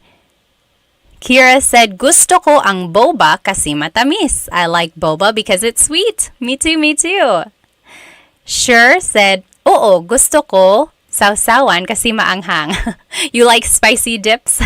Gusto ko ng sawsawan na maanghang. David said, paborito ko ang sarsyado kasi matamis at maasim. Ano ang sarsyado? Sarsyado. Can you describe that? I'm not sure I know what that is. Elijah said, paborito ko ang sinigang kasi maasim. Ako din. Wendy said, paborito ko ang tamales kasi mainit. Do you mean maanghang, spicy, or hot? Like warm in temperature? Aldo said, paborito ko ang nasi goreng kasi maalat. I don't know what that is either.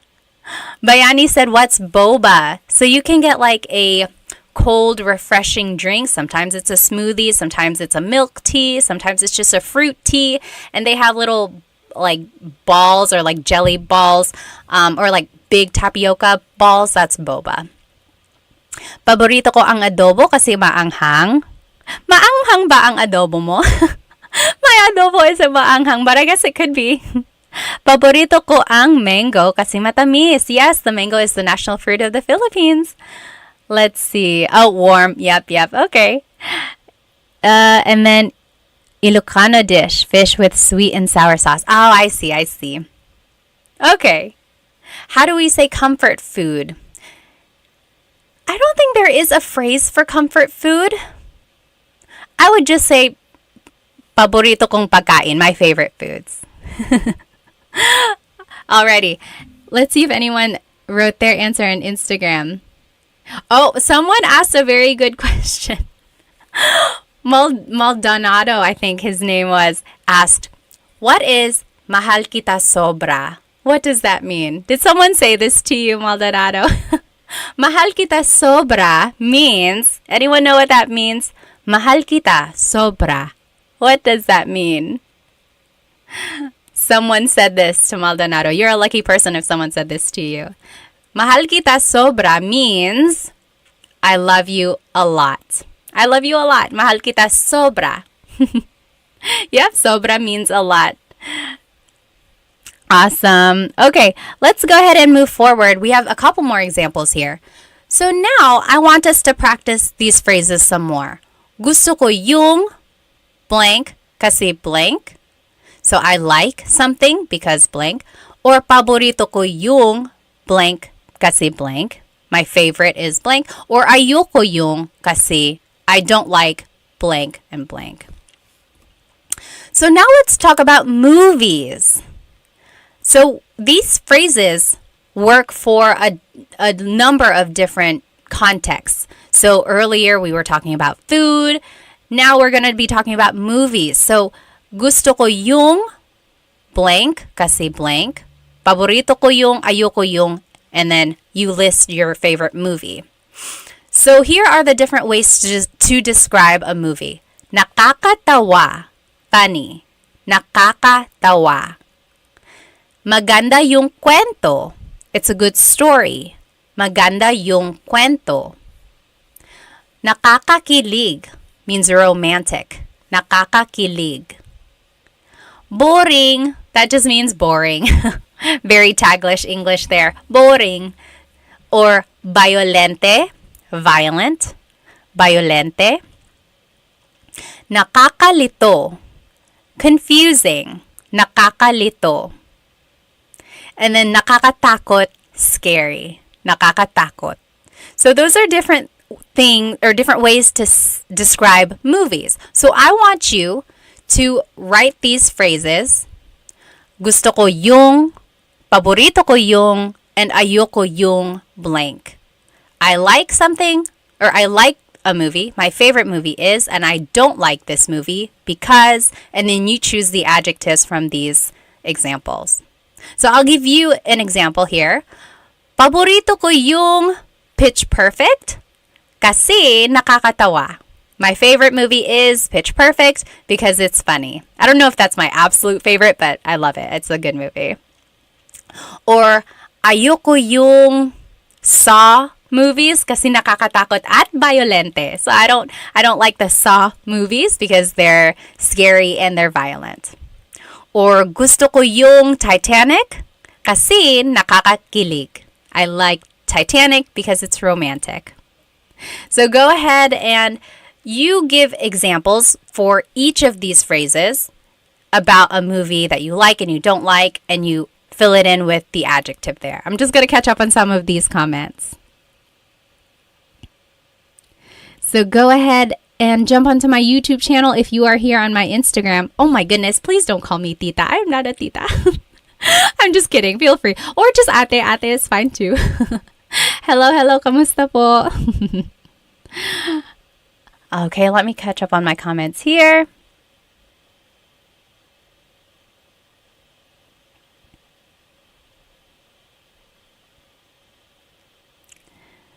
Let's see. Someone asked, where did it go? Oh, what does mahilig mean? Mahilig means you like to do something or you like something. So, mahilig ako magbasa. I like to read. Mahilig ako magbasa. Or mahilig ako sa strawberries. I like strawberries. Mahilig ako blank. That just means I like. EJ said, saan ka sa US? Pinoy here living in Miami. Dito ako sa North Carolina. So hello sa mga North Carolinians dyan. Okay, if you want to share your example, go ahead and type it into the comments. Let's see. Sure said, ayoko yung paranormal activity kasi nakakatakot. Ako din. Ayoko sa nakakatakot na pelikula. EJ said, ayoko yung Cannibal Holocaust kasi nakakadiri. Yeah, I've never seen that. Nakakadiri means gross.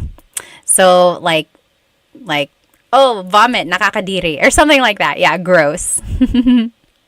So FF Noob said, I just joined. Can I watch this later when I Can I watch this video on your channel? Yes, it will be recorded and it should be under the live tab. So it should be there. Mooney said, gusto ko yung Friday kasi nakakatawa. David said, ayoko ang mga action movies kasi boring. Oh, really? Some people would think it's actually not boring. But yes, sometimes it's boring too. Mooney said, paborito ko yung Hello, Love, Goodbye kasi nakakakilig. Okay. Royden said, gusto ko Kung Fu Panda kasi nakakatawa. Very good, very good. So again, you can use these phrases and these, like the kasi clause, in different contexts. So that was about movies, but you could also use it for a place. So, excuse me. For example, gusto ko sa a place kasi blank. Paborito ko sa kasi ayoko sa kasi blank. So as you can see now, we are using the preposition sa.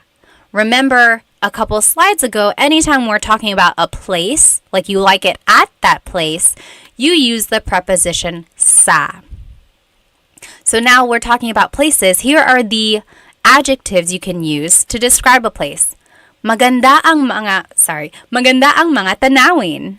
So gusto ko sa Japan kasi maganda ang mga tanawin. It has beautiful views. Or masarap ang pagkain. Good food. Food is delicious. Nakaka-relax. It's relaxing. Mura lang. It's cheap. Madaming tao. Too many people. Madaming traffic. Lots of traffic. Masyadong mahal. It's too expensive. So if I were to give an example, I would say, gusto ko sa Pilipinas kasi mura lang. I like the Philippines because it's cheap. Gusto ko sa Pilipinas kasi mura lang. Or paborito ko sa New York kasi masarap ang pagkain. That's not true. I mean, I love New York, but I don't know if the food is the best there. That's just an example. So, paborito ko sa New York kasi masarap ang pagkain. Or ayoko sa Maynila kasi madaming traffic. I don't like Manila because there's a lot of traffic. I mean, I love Manila. I just don't like traffic. So there you go. Go ahead and fill in these examples. Talk about a place you do like, maybe your favorite place, and a place you don't like. And then give a reason why you feel that way. Oh, the mantis. Thank you so much. I didn't even know. So the mantis just donated. Thank you so much. Oh my goodness. Thank you. I love teaching. I really do. So any donation or any sort of likes or shares, those are just icing on the cake. But thank you so much. It warms my heart. Let's see. I already see some examples here. Go ahead and take a couple minutes. We are just filling in these examples. Gusto ko sa, paborito ko sa, ayoko sa, kasi blank. Okay? And then here are the adjectives that we were using. Let's see. Cool guy, Albert, said, do you know any puto flavors? Puto is something I want to try. So puto is a rice cake. And yeah, there are lots of flavors. Usually it's just in the plain vanilla, white, or just like the rice cake flavor. But I've seen it in pandan. I've seen it in ube. Usually there's a slice of cheese on the top. Love and Lulu said, I'm getting nosebleed. Bakit ka na nosebleed? Nagtatagalog tayo dito. So usually Filipinos, whenever they're speaking English a lot, they say, oh, I'm getting nosebleed, or nosebleed ako. And that's just a silly way of saying, my brain can't take it. I don't know how to speak English. But yes. Any questions on what we're learning so far? So if you are on my Instagram, go ahead and jump into YouTube. That is where the lesson is. You'll be able to see the presentation on your screen.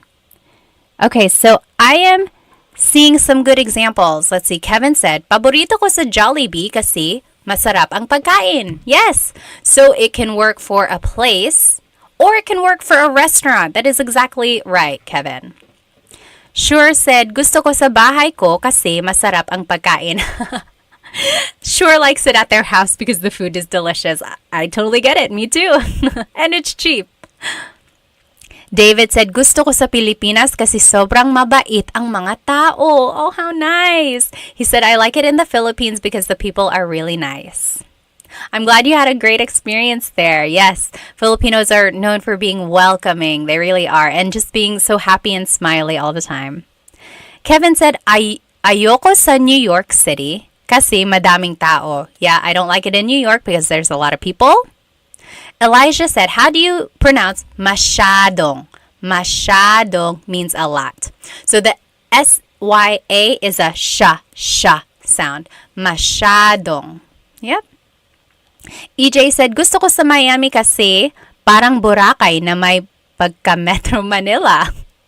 He said, I like it in Miami because it's like Boracay with a little bit of Metro Manila. So Boracay is this nice, beachy, like touristy place, white sand, clear waters. And then Metro Manila, of course, is known for being bustling and exciting, lively. So it has that city feel, but also a nice, relaxing feel. Nice. Okay.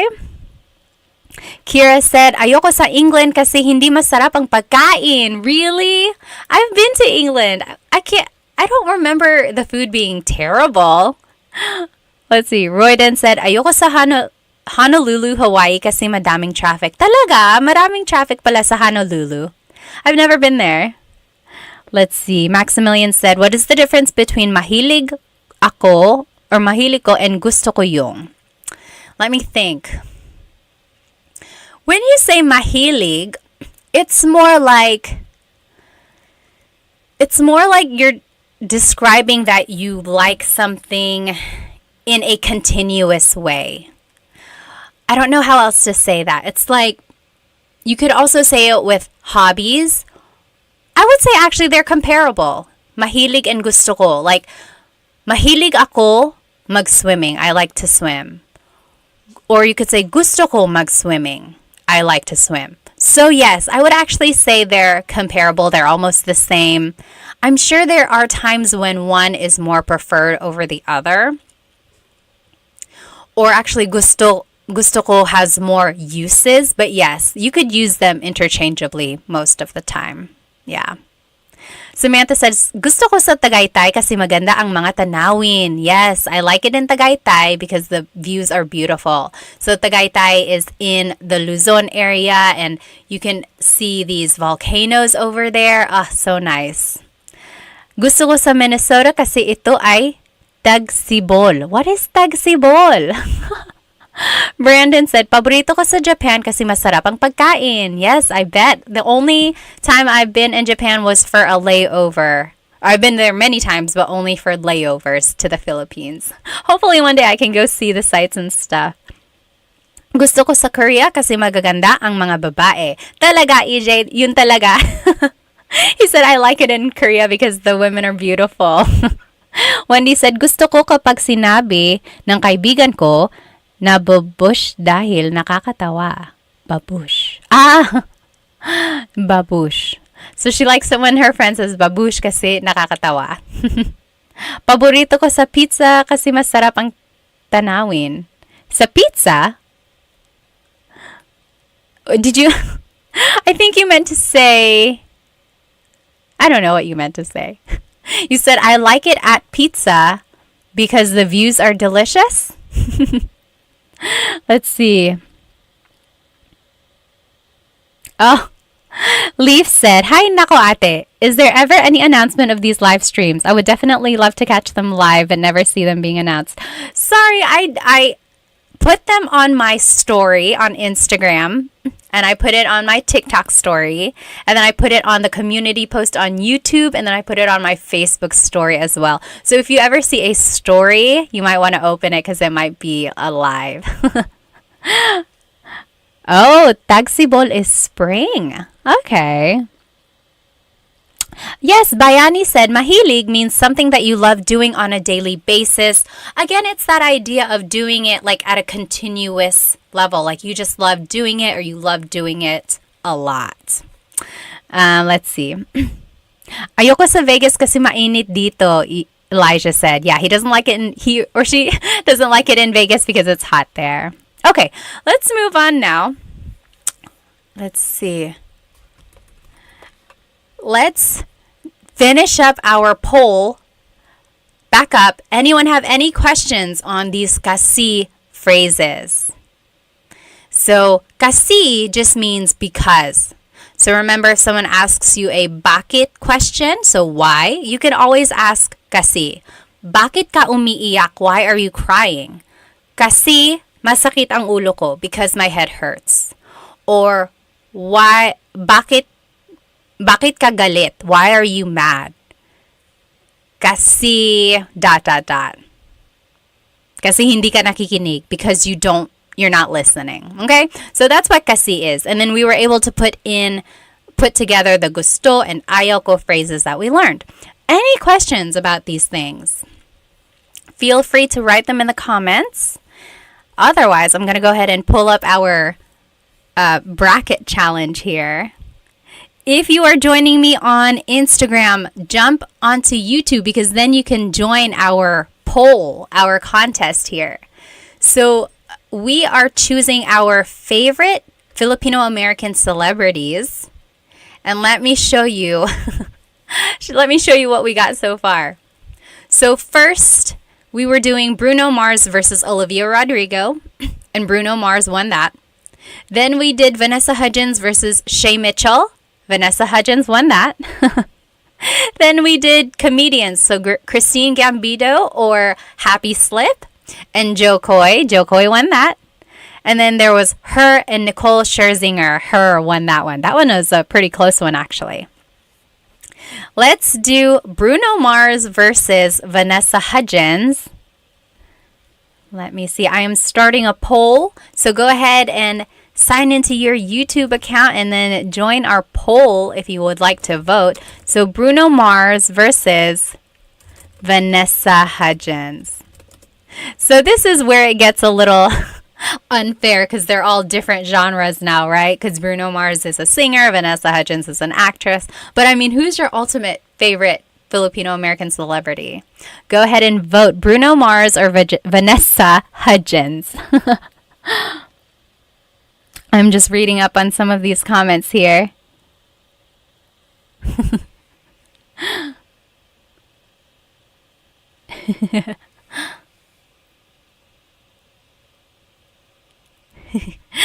Kira said, gusto ko sa China, Korea, Japan, and Pilipinas kasi guys ang maganda. Or you could say kasi guwapo ang mga lalaki because the guys are handsome. Liza on Instagram is voting for Bruno Mars. Jump onto my YouTube so you can cast your vote in. So we are doing a live Tagalog lesson on my YouTube channel here. Actually, now we're not doing a live. We're not doing a lesson. We're actually just doing a contest to see who our favorite Filipino American celebrity is. And it's between Bruno Mars and Vanessa Hudgens right now. Take 10 seconds. Oh, I didn't know that. Sure said the lead guitar player from Metallica is Benoy. He's my fave. I didn't know that. Okay, 3, 2, 1. Bruno Mars. Bruno Mars is the winner. He is going to move forward. I didn't make my bracket right, but you get the idea. There it is. Next is Joe Coy versus her. Who is your ultimate favorite Filipino celebrity? Filipino American celebrity. Favorites. Let's see. Joe Coy or her. Oh, that's hard. I love her. And I love Joe Coy.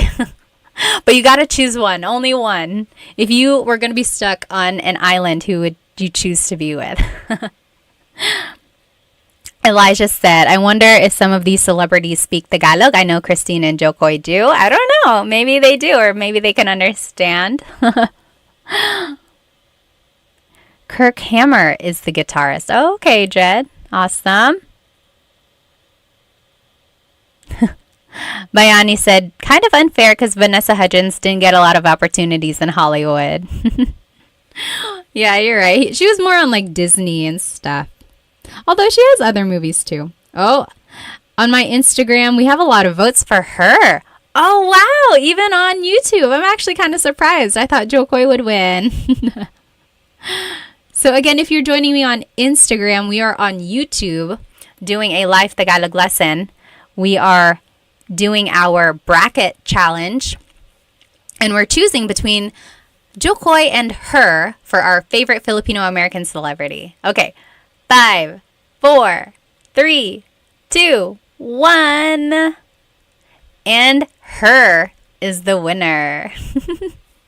I really thought Jo Koy was going to go pretty far in this. Her. Okay. Oh, this is going to be a close one. So this is for all the marbles. Bruno Mars versus her. Bruno Mars versus her. This is really hard. I don't even know if I could choose. Favorite. So Bruno Mars or her.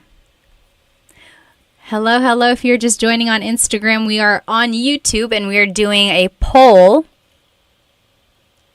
Oh, sure said, hindi ko kilala or hindi ko alam her. Her is a hip-hop, R&B pop singer. She plays the guitar. She is half Filipino. Yes, you should definitely check her out. She was on the Super Bowl with Usher this year. She's so talented. Oh, goodness, goodness. She's on a commercial. I think it's State Farm. Is it State Farm? No, Nationwide, I think. It's Nationwide. But she's so good. Brandon said, Tito Mars. He's just Tito now. Wow, Bruno Mars is winning. Let's see here. Take another 30 seconds to vote. In the meantime, I'm going to ask you, what are some things you want to learn in these lives? Go ahead and write it in the comments. What do you want to learn in our next live? I want to know so that I can make a lesson plan for us. Okay, 5, 4, 3, 2, 1. Bruno Mars is the ultimate favorite Filipino-American celebrity. Okay. I'm going to answer some of your questions here. So someone asked here on Instagram, how do you say this? How do you say this in Tagalog? Let me open up my screen again here for our friends on YouTube. Again, this is a live Tagalog lesson on YouTube. Feel free to join us here. Oh, I must have... Okay, so the question was, how do you say this in Tagalog? Oops, let me turn my screen back on. Oh, where is it?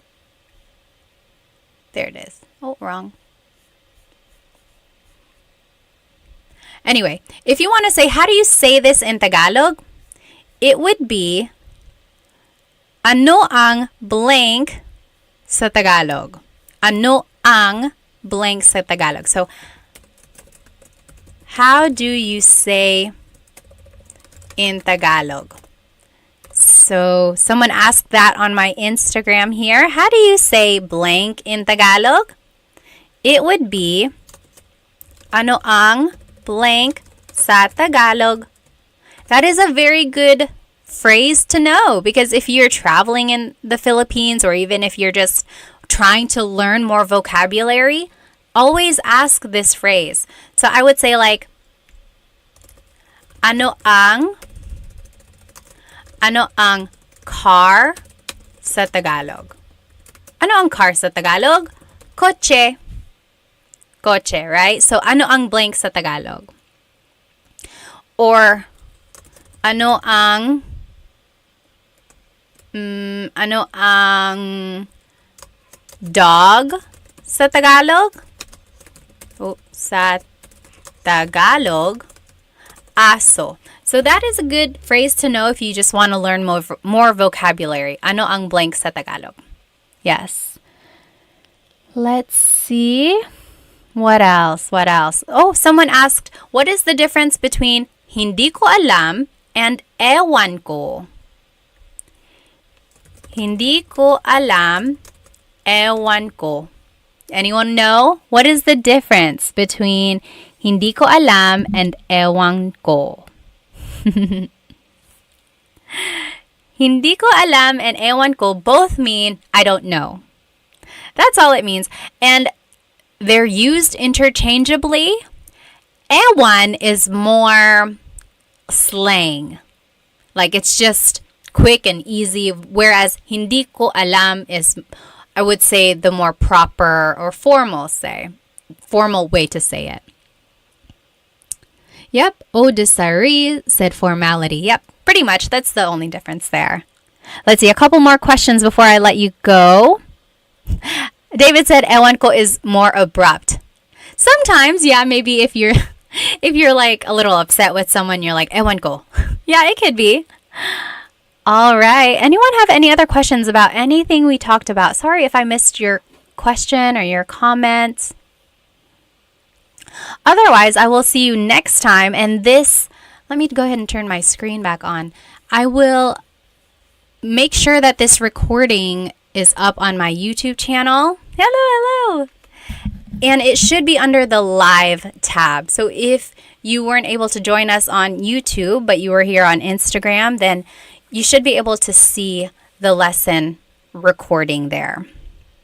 Okay, well, I will let you guys go. I hope you have a good rest of the night, and I hope to see you next time. Paalam!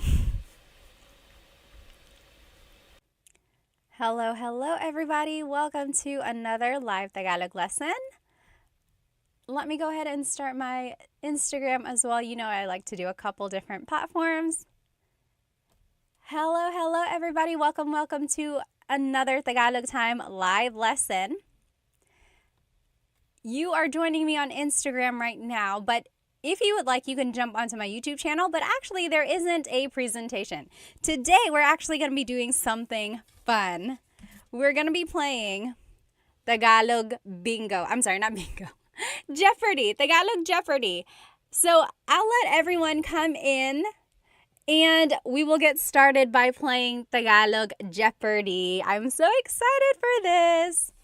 In the meantime, go ahead and write where you are currently watching and your age and maybe a fun fact about yourself.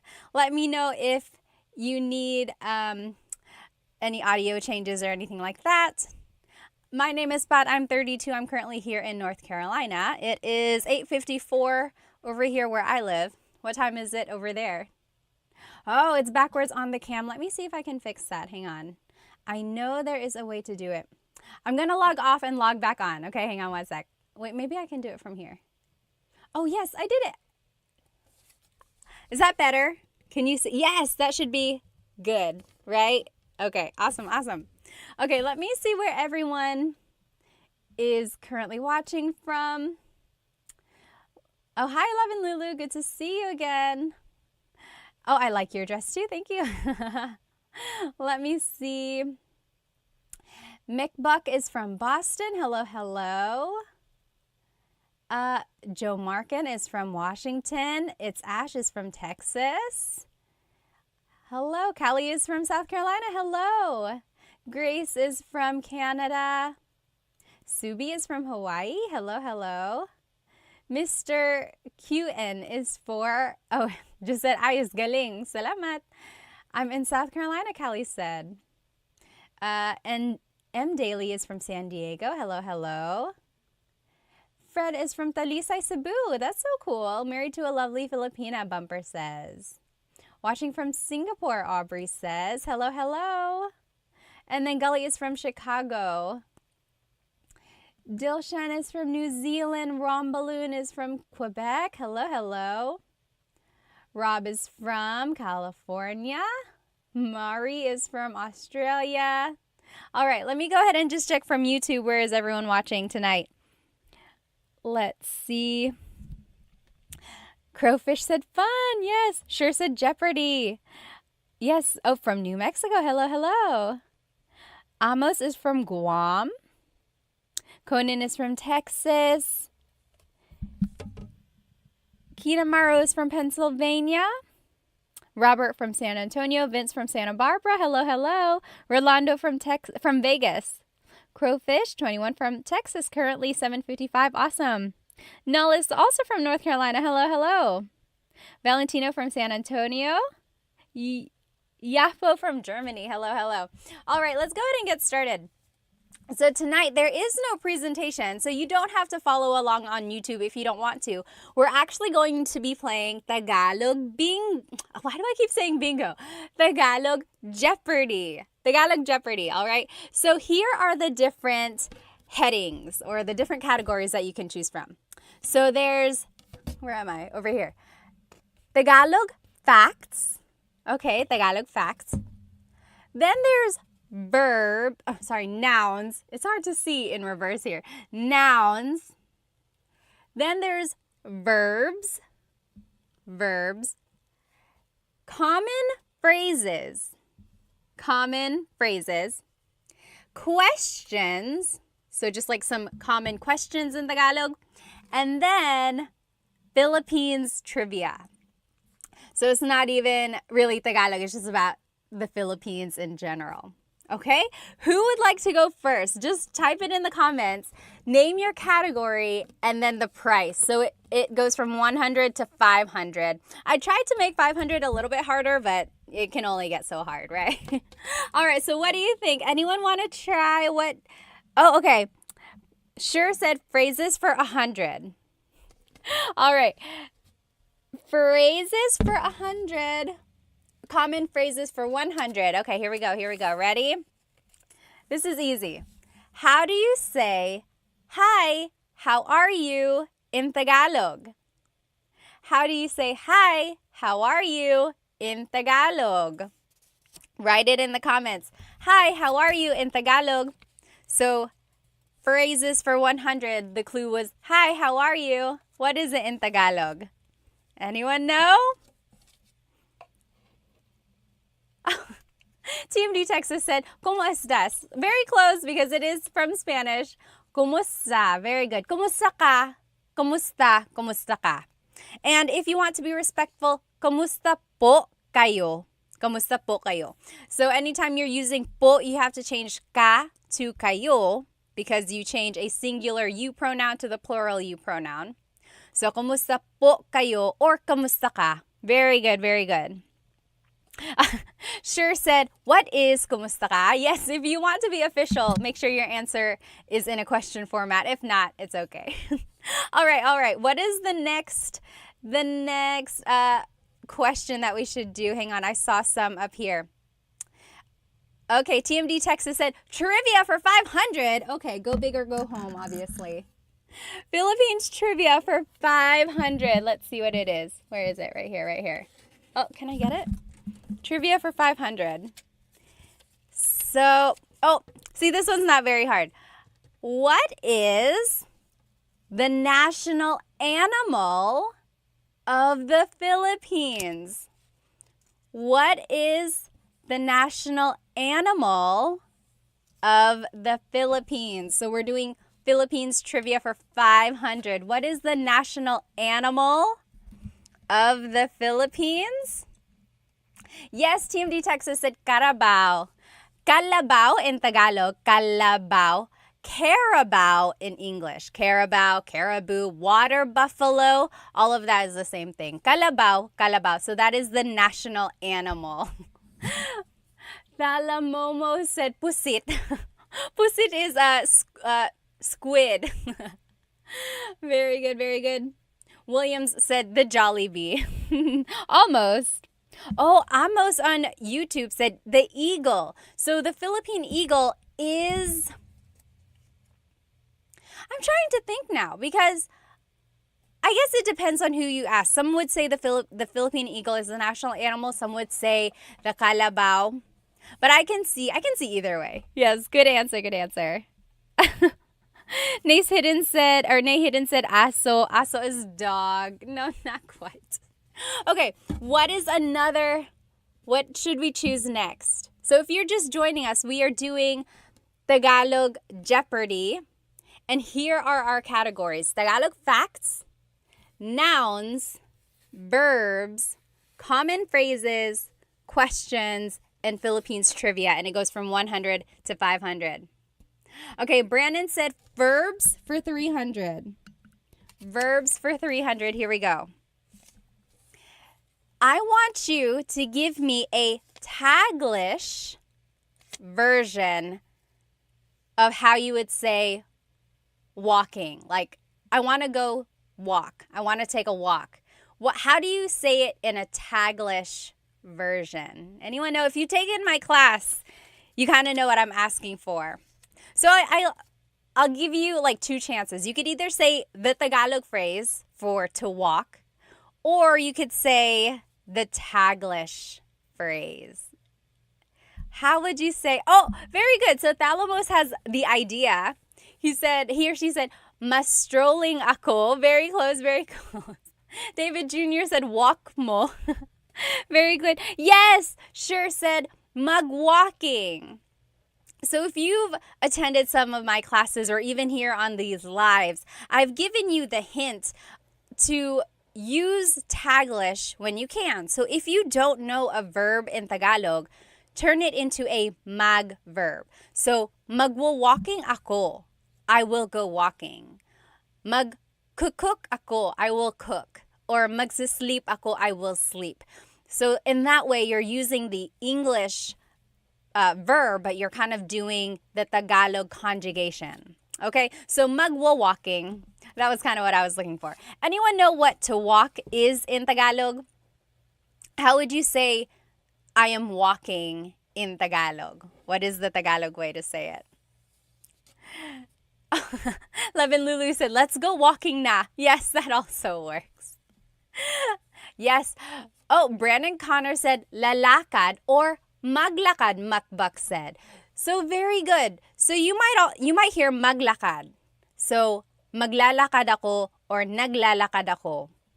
But you might also hear the verb lalakad. Lalakad ako. I've heard that as well. They are used interchangeably. Some might prefer one over the other. So yes, lakad, maglakad, lalakad. Very good, very good. All right, let's keep going. What is our next question? Someone choose. So Tagalog, what is it? Tagalog facts, nouns, verbs, common phrases, or questions. I'm going to scroll up and see what people suggested earlier, just so you don't have to keep writing it in. Let's see. It's too far to scroll back. Okay, Tagalog facts for 300, KFXXO said. Tagalog facts for 300. Here we go. Are you ready? Name 3 languages that have influenced Tagalog. Name 3 languages that have influenced Tagalog. So there's been lots of influences in Tagalog, like not just 3. I'm sure like lots and lots, there are lots of components of Tagalog that have been, from different areas. But yes, name 3 that have had like a very major impact in the language. Very good, very good. So I'm seeing Spanish. Oh, Arabic. I didn't think of that. That wasn't one on my list. Yes, English. There's one more. Yes, there it is. So grub down Chinese. So I'm seeing Japanese in there as well. Yes, my main 3 from what I've kind of looked up is Spanish, then Chinese actually, and then English. So those are 3 main influences in Tagalog. And of course, Tagalog itself is an Austronesian language, as they call it. So there's a lot of overlap in languages in the Southeast Asia region. So there's a lot of like similarities there. Very good, you guys. Okay, next, let's see. What has What has everyone suggested? Question for 200. Question for 200, someone said. Here we go. How would you say, where are you from in Tagalog? So questions for 200, the question was, how would you say, where are you from in Tagalog? Where are you from? Yes, very good. Brandon Connor said, taga saan ka? Taga saan ka? So taga means from, saan means where, ka is referring to you. Taga saan ka? Taga saan ka?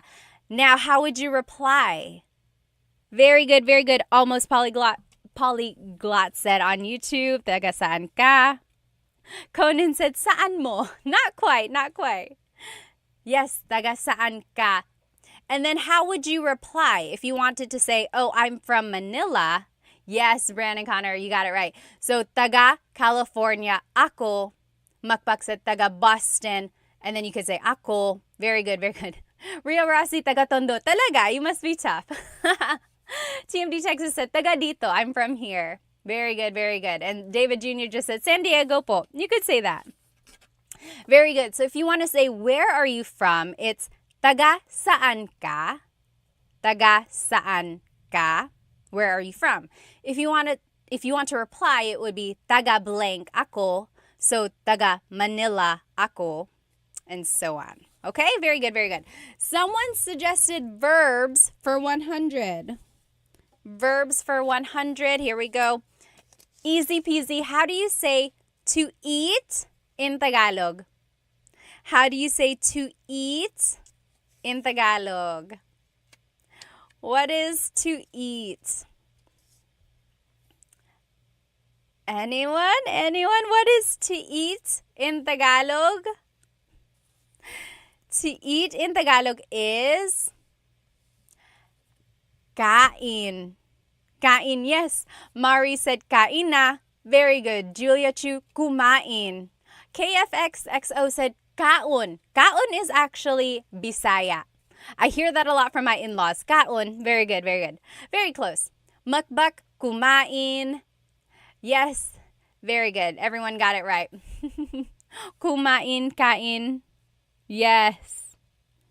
Kain, magkain. So, Sean said magkain. So, kain is actually not a mag verb. It's an verb, sometimes an in verb. So, yeah, you wouldn't really use mag with the word kain. But I see where you're coming from. All right, very good, very good. Okay, next, what is our next clue going to be? Let me see if I can scroll up and see what people have suggested.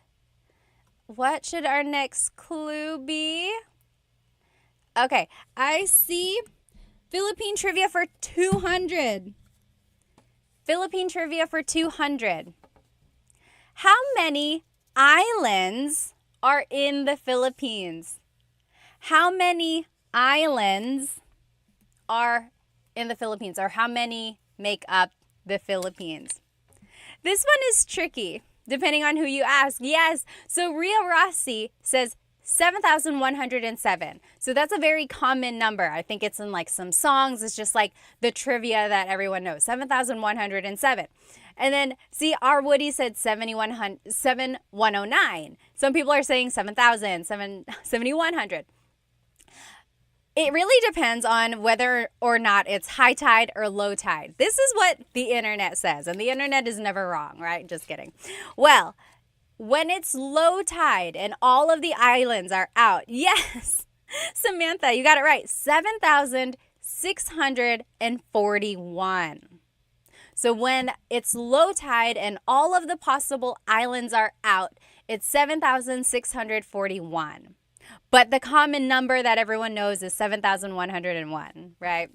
So it kind of just depends. Just know that there's over 7,000. Crazy, right? Crazy, crazy. Okay. Sure said trick question. It was a trick question. If you got over 7,000, I'm going to call it right, correct. Okay, next, what should we... Oh no, I'm getting a phone call. We'll have to skip that one. Okay, what should our next question B. So we have Tagalog facts, we have nouns, we have verbs, we have common phrases, questions, and then trivia. I think my nouns is falling down here. Okay. Oh, Kenneth said, how many of the islands are inhabited? That is a very good question. I don't know the exact number, but I know it's not all of them. Like a very large amount are just almost like rocks in the sea, and they count that as an island. Very good question. Okay, let's see here. Tablamo Game said nouns for 100. Nouns for 100. This is going to be easy. Ano ang dog sa Tagalog? Ano ang dog sa Tagalog? Easy, right? Easy 100. Ano ang dog sa Tagalog? Ano ang dog sa Tagalog? Yes, Going Banana said aso. Mukbuk said aso. Very good. You all got it right. Yes, Adriano, Lainey, Brandon, Connor, you got it right. Very good. Yes, almost polyglot on YouTube. Very good, very good. So dog in Tagalog is aso. Did you hear my question? Ano ang dog sa Tagalog? What is blank in Tagalog? Keep that question in mind the next time you want to say something in Tagalog. Don't get stumped by not knowing a vocabulary word. Just ask, ano ang blank sa Tagalog? And that's a good way to kind of get some vocabulary. Yes, Sure said, what is aso? Every time I see your question, I'm like, oh, are they asking? But no, you're just answering in the Jeopardy format. Yes, very good. Okay, Gatu said, Tagalog facts. Let's just do Tagalog facts for 100. Tagalog facts here. Oh, what is the name of the Tagalog alphabet? What is the name of the Tagalog alphabet? Do you know? I love the Tagalog alphabet because it's very phonetic. Oh, Brandon Connor said, baybayin. So there is a difference between baybayin and the Filipino or the Tagalog alphabet. Yes, Rio Rossi got it. Abacada. So the abacada is the alphabet of Tagalog. Baybayin is the ancient Philippine script. So baybayin is considered like the oldest type of writing in Tagalog, in the Philippines. And that's also why Tagalog is considered to be like the oldest language in the country. And some people say that's why it's the national or one of the national languages, because it's like the oldest documented language in the country. But anyway, so baybayin is like symbols and represents kind of like the old ancient language. And that's what Tagalog is derived from. So that's not technically the alphabet, although it has a lot of influence in the language altogether. But the Tagalog alphabet is called abacada. Abacada. And I think it's very interesting because it's like all the letters are just the sound, like abacada. And then whenever you're saying the word, that's the sound of the letter. I don't know if that made any sense, but I think it's very interesting. Okay, what is our next clue? Are we going to do Tagalog facts again? Nouns, verbs, common phrases, questions, or Philippines trivia? Anyone? How about over here on YouTube? What would you like to do? YouTube. There's a little lag on YouTube here, but we'll let them choose this time.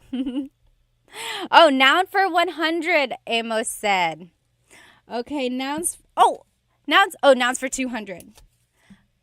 Oh, how do you say hands in Tagalog?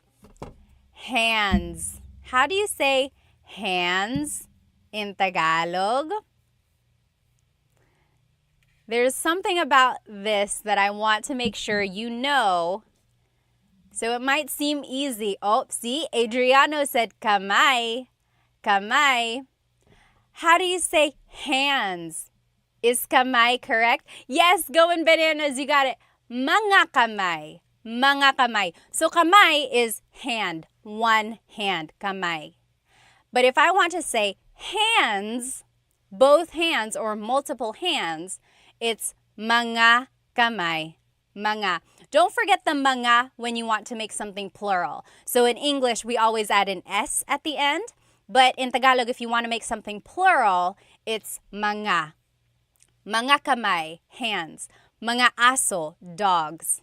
Mga babae, women. Okay? So mga was the thing I wanted you to get from that. Very good, everybody. Yes, sure got it. Yes, David, very good, very good. And just don't forget the mga.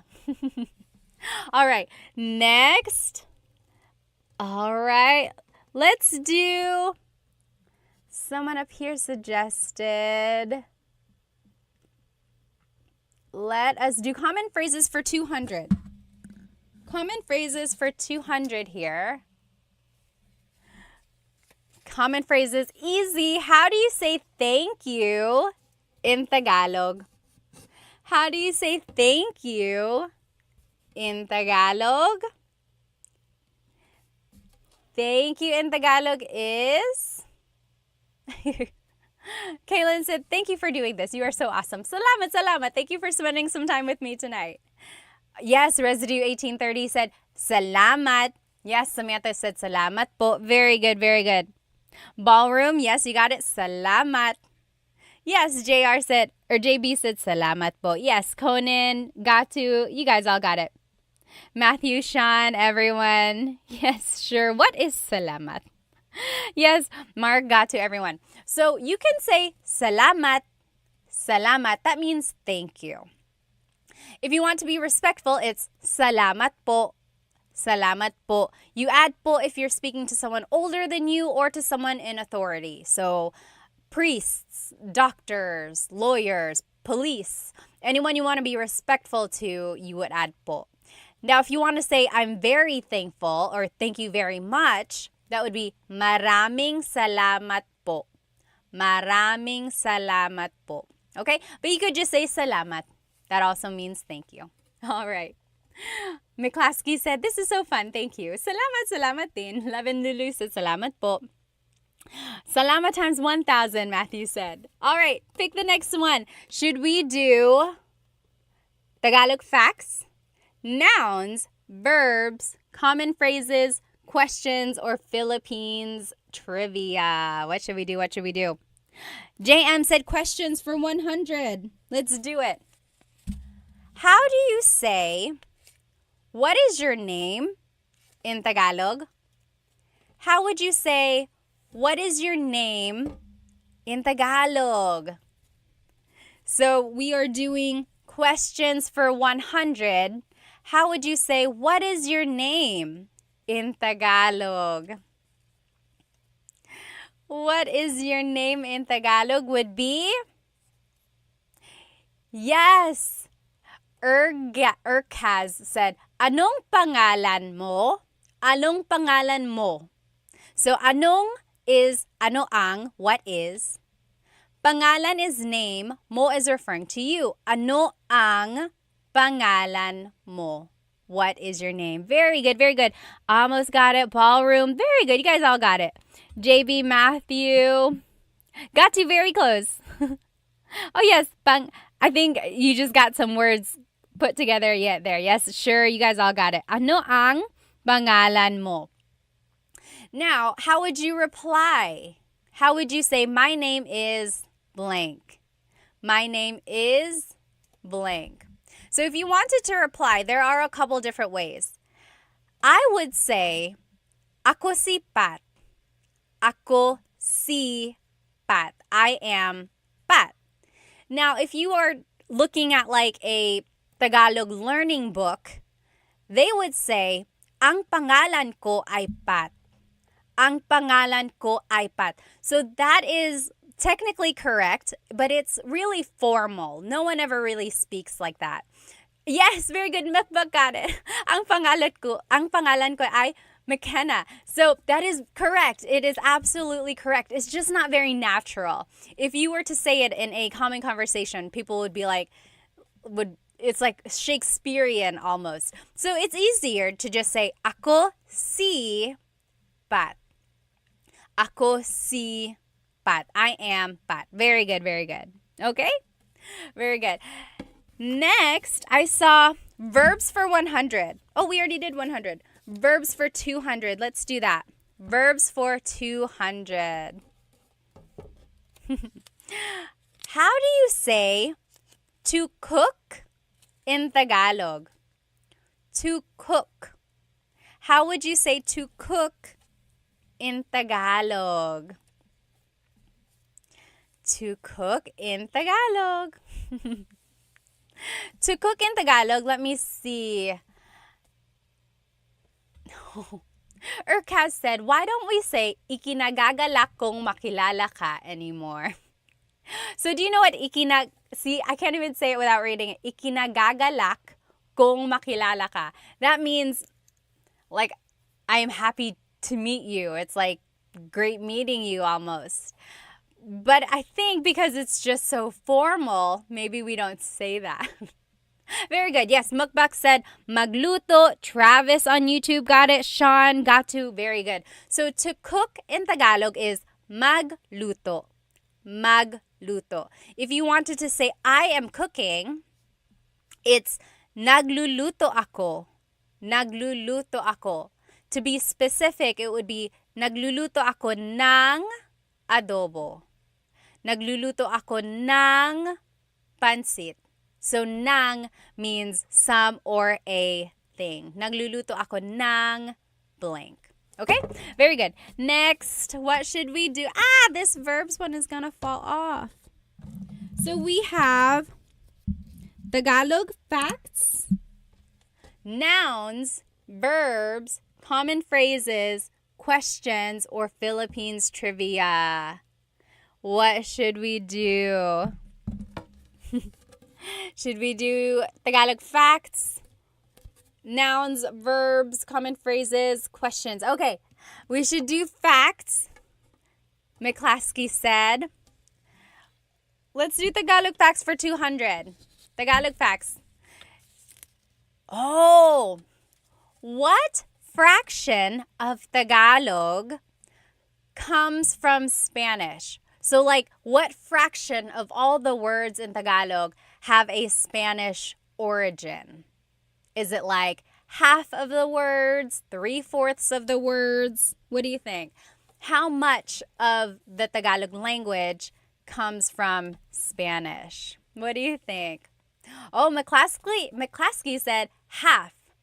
Oh, Urkat said 30%. Mukbak said 3/4. So there is a lot of influence from Spanish in the Tagalog language. So according to my research, of course, the internet never lies. Just kidding. It's 1/3. 1/3 of Tagalog has Spanish origins. And it's interesting because different dialects, different languages in the Philippines have different amounts of Spanish in them. So my in-laws are from Cebu and they speak Bisaya. And there is a lot of Spanish words there. Like, there's a lot in Tagalog, but it's like there are some things that they would say that Tagalog they don't say. And it's just very, like, a lot more Spanish in what they're saying. All right. Yeah, so it's 1/3. 1/3 of Tagalog has a Spanish origin. 1/3 of all the words. Okay. I saw Philippine trivia. Let's do Philippine trivia for 100. Name 2 countries that colonized the Philippines. Bonus points if you can give a time period. Name 2 countries that colonized the Philippines. Sean said, no way, it's as high as 33%. According to my research, again, the internet never lies. Well, it's 1/3. 1/3. And again, there's some variations because it's like, even though there are Spanish words, sometimes people prefer to use the true authentic Tagalog word for a certain thing. Yes. Oh, very interesting. TMD Texas said Spain and Japan. KFXXO said Spanish and the US. Oh, Japan and Spain. I'm seeing, Spain and India. I've never heard that one before. Yes, I'm seeing a lot here. So Spain, Japan, the US. Oh, Let's see here. So, E. Christ said Spain from 1800 to 1930 is actually way before the 1800s. I'll give you that hint. Yes. JB said Spain for 333 years, US from 1989 to 1946. Sure, Spain for 300 years, US after World War II. Yes, very good, very good. Okay, so Spain colonized the Philippines in the 1500s. And the oldest city in the Philippines is Cebu City. So Magellan and his crew all landed in Cebu. Magellan was actually killed by Lapu-Lapu. So Lapu-Lapu and his team kind of kicked Spain out. And Spain kept returning. And it wasn't for a while that Spain actually colonized. So like Lapu-Lapu killed Magellan. Their fleet kind of left and tried to keep coming back. But then they just kept getting like attacked by the natives. But then ultimately, maybe like with more and more weaponry and the development of war and everything like that, eventually Spain was able to colonize the Philippines in the 1500s until the early 1900s. Then in the early 1900s, late 1800s, like early 1900s, the U.S. came and colonized the Philippines. The U.S. they bought the Philippines from Spain, and then the U.S. was there until World War II. So now people are saying Japan, right, in the comments.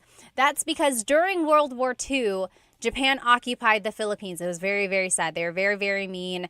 If you talk to people's grandparents or great-grandparents, they have some really, really bad stories of things that the Japanese did to Filipino natives there. There's like the Bataan March, and then just things they did to kids, and just a lot of torture. And then a lot of towns and cities were destroyed. So that's why Japan is being listed here. But technically, they didn't colonize. I don't think it's not really considered. Yes. McClaskey said Japan tried. They tried. They really did a lot of things there. And then after World War II, the Philippines was granted independence. And their Independence Day is actually coming up, June 12th. June 12th is the Philippine independence. What's interesting, actually, June 12th is the Philippine independence from Spain. July 4th is the Philippine independence from the U.S. And what's interesting, we'll get back to our Jeopardy game. I get so sidetracked. I remember in high school, I took AP U.S. history, and my teacher asked, when is the Philippines Independence Day? And I was so confident that it was June 12th. I know for a fact that it is because I was in the Philippines on June 12th one year when I was a kid, and there was a big celebration for Philippine Independence Day on June 12th. So I shouted it out. I was like, June 12th.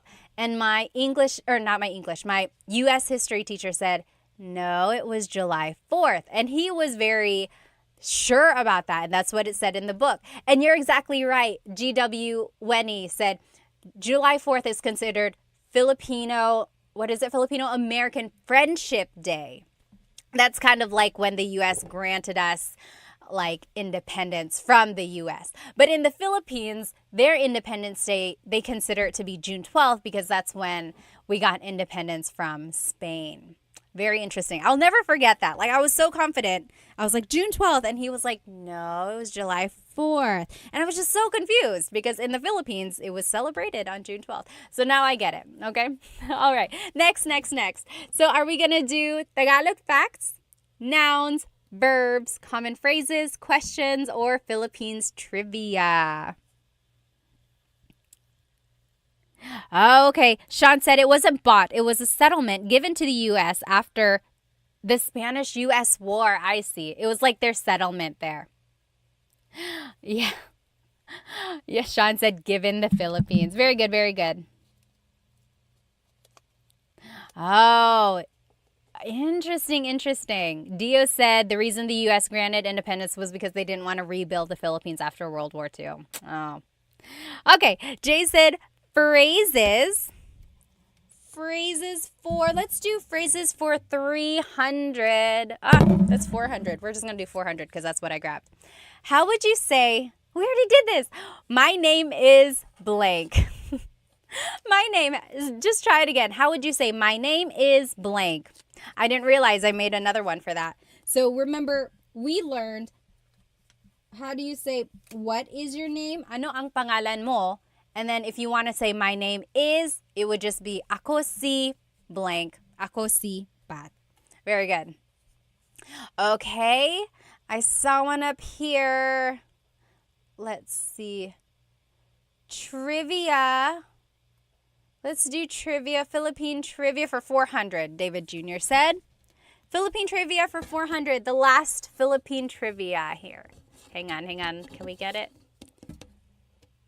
Who is the current president? Oh, Alpha, thank you on YouTube. Became a Tagalog Time subscriber on YouTube. Thank you so much. Who is the current president of the Philippines? Oh no, lost my audio and microphone. Is it back? Can you hear me on YouTube? It said lost the audio on the microphone. Hello. Let me know if you can hear it again. Okay, very good. Almost polyglot. So I think you can hear me because you're answering. So who is the current president of the Philippines? So yes, President Bongbong Marcos. Who is Bongbong? BBM, yes. So Ferdinand Bongbong Marcos is the current president. He is the 17th president of the Philippines. His father was the president as well in the 1960s to the 1980s, Ferdinand Marcos. So Ferdinand Marcos has had like varying degrees of whether people like him or not. Some people have said he actually really helped the Philippine economy. There were a lot of developments. Some say that the Philippine peso was actually worth the most during his term. But then also there's the understanding that he had some dictatorship qualities. He really enforced martial law, and he had a really, really long term from the 1960s to the 1980s. Like, he prolonged everything. And then there's just the reputation where his family kind of spent government's money and they got money from, other things. So there's some people fully support him. Other people would like to think otherwise. But the current president, Bongbong Marcos, is his son. And their whole family really has a long line of politics, like his sister, cousins. A lot of them are senators or just government officials in other areas as well. So that's just some facts. There's just some information. Feel free to look them up on your own. Okay. So next are we, oh gosh, and there it goes. There's the verbs. So are we going to do Tagalog facts, nouns, verbs, common phrases, questions, or Philippine trivia? These sticky notes are the worst, I'm telling you. Okay. Hello, guitar. Said hi, Pat. All right. Let's see. Oops. Let's see. Okay, my class Clee said I was in the Philippines when Duterte was elected. Interesting. Yes. Annabis said only 17 presidents. That's wild. When you think about it, so if the Philippines got its independence in the late 1900s or mid 1900s, and now it's 2024, and then you had a president who had a really, really long term, that doesn't really leave a lot of time for the other presidents, right? Yeah, so 17 presidents for the Philippines. Okay, nouns 300, Mari said. Nouns for 300. Oh, this might be a word you don't say a lot. Ano ang cloud sa Tagalog? Ano ang cloud sa Tagalog? Ano ang cloud sa Tagalog? Do you know? What is cloud in Tagalog? Valentino said, you're doing great even with those stubborn sticky notes. I know. Next time I'm going to tape them or something.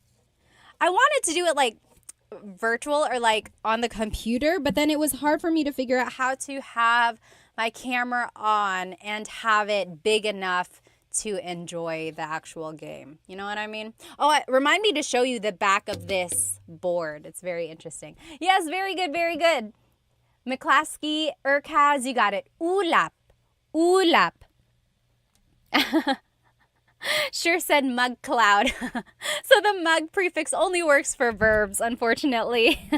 Very good. Almost polyglot. Cloud is ulap.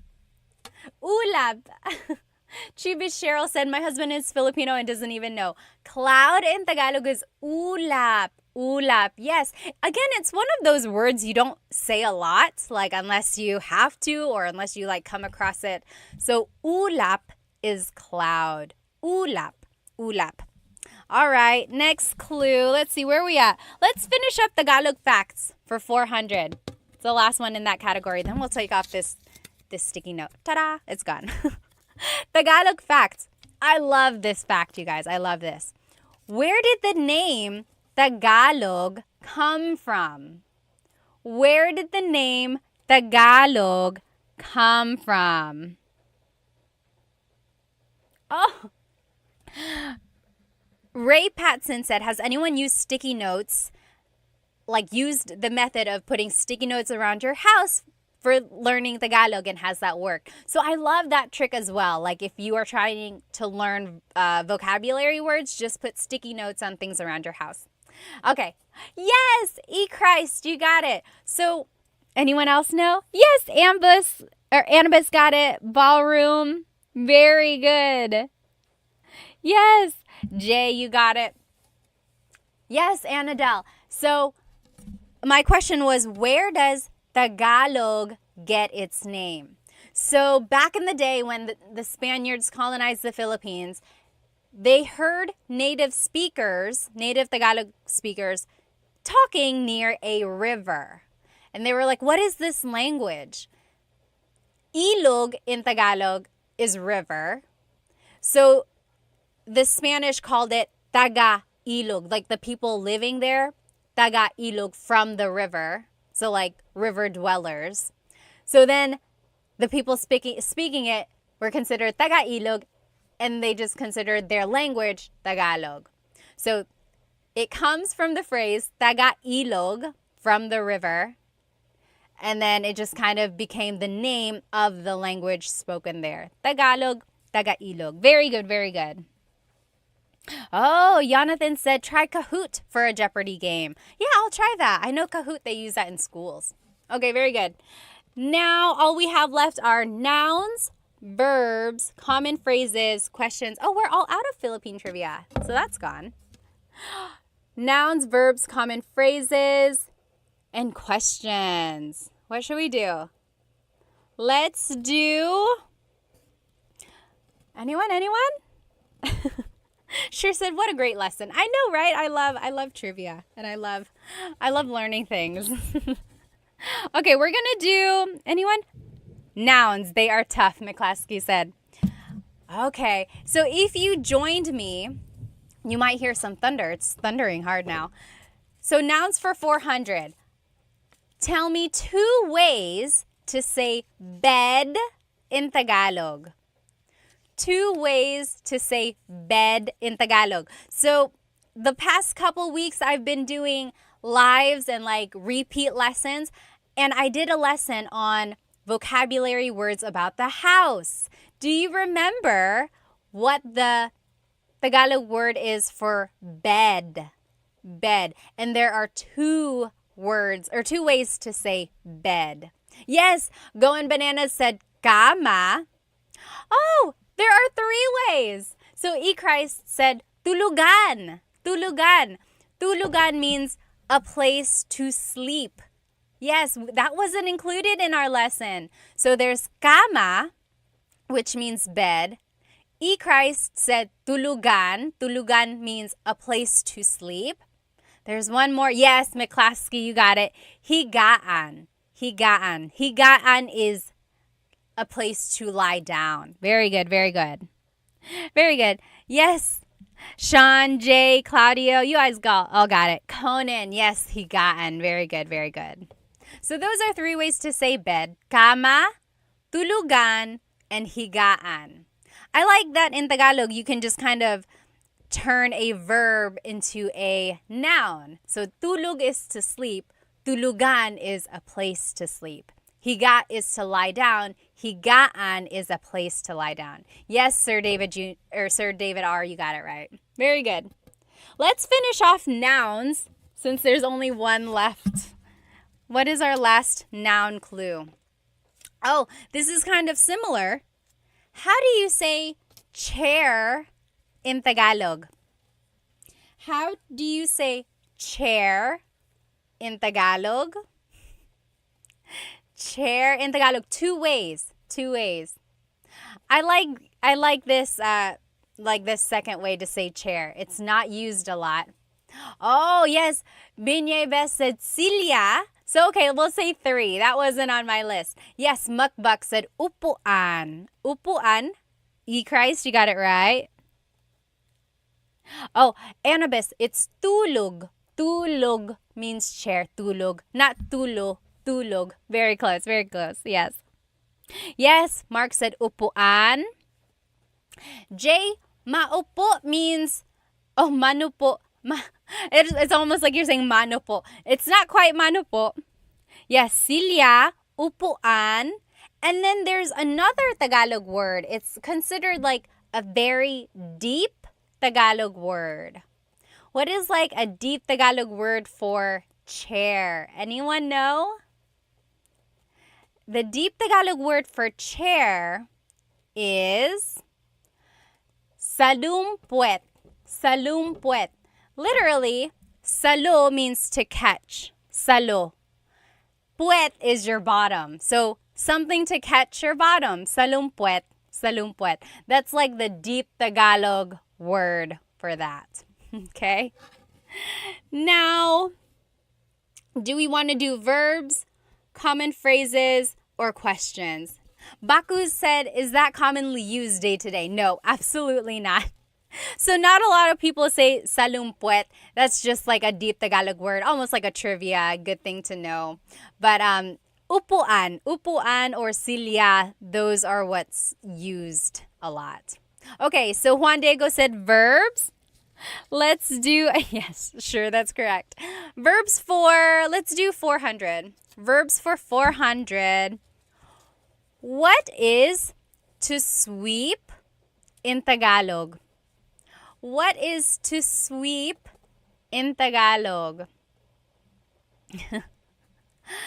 To sweep in Tagalog is the same as the noun of broom. Yes, Mr. Q and Binyebest, walis. Walis. So, nagwawalis ako. Nagwawalis ako. I am sweeping. Listen that I'm saying nagwawalis. Nag. I'm using it as a nag verb. Nagwawalis ako. But I could also say, winawalis ko ang sahig. Winawalis. So I'm using it as an in verb now. So when it's an in verb, it's an object-focused verb. And so, hello? Okay. So when it's an in verb, it's an object-focused verb. And then it's like focused on the floor. Winawalis ko ang sahig. However, when it's a mag verb, nagwawalis ako, it's focused on me. It's an actor-focused verb. Very good. Let's finish off verbs since we only have one left. What is to wink in Tagalog? What is to wink in Tagalog? Do you know? What is to wink? I remember learning this when I was a kid and I was like, wow, because it's not a verb you hear every day. Do you know what is to wink in Tagalog?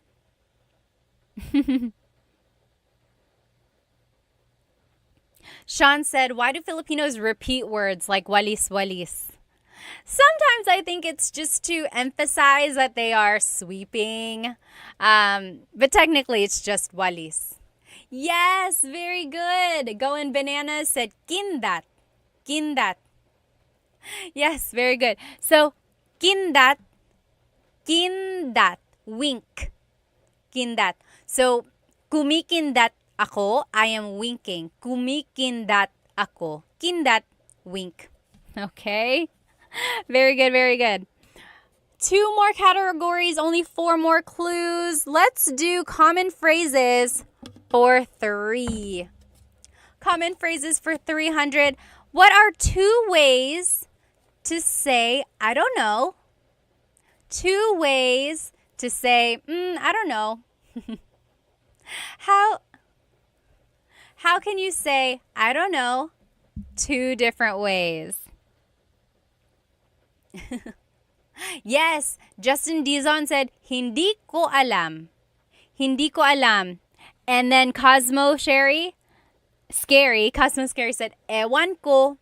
So those are the 2 ways you can say it. Hindi ko alam means I don't know.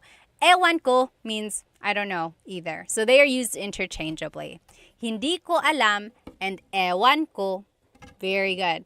Let's finish off common phrases since we only have 1 left. Common phrases. How do you say goodbye in Tagalog? Or like how would you say it in a casual way?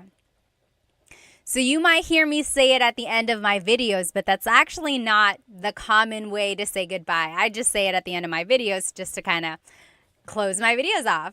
Yes, I know everyone is saying paalam, paalam because I say it. That is technically goodbye in Tagalog, but how would you say it like in a casual way? Yes, E-Cry said, kita kits, kita kits. Kita kits means like, see you later, see you soon. Yes, Micah said, ingat, ingat. Sir David, that's what I was looking for. Sige, sige. So, if someone is about to leave, yes, Annabis also said it.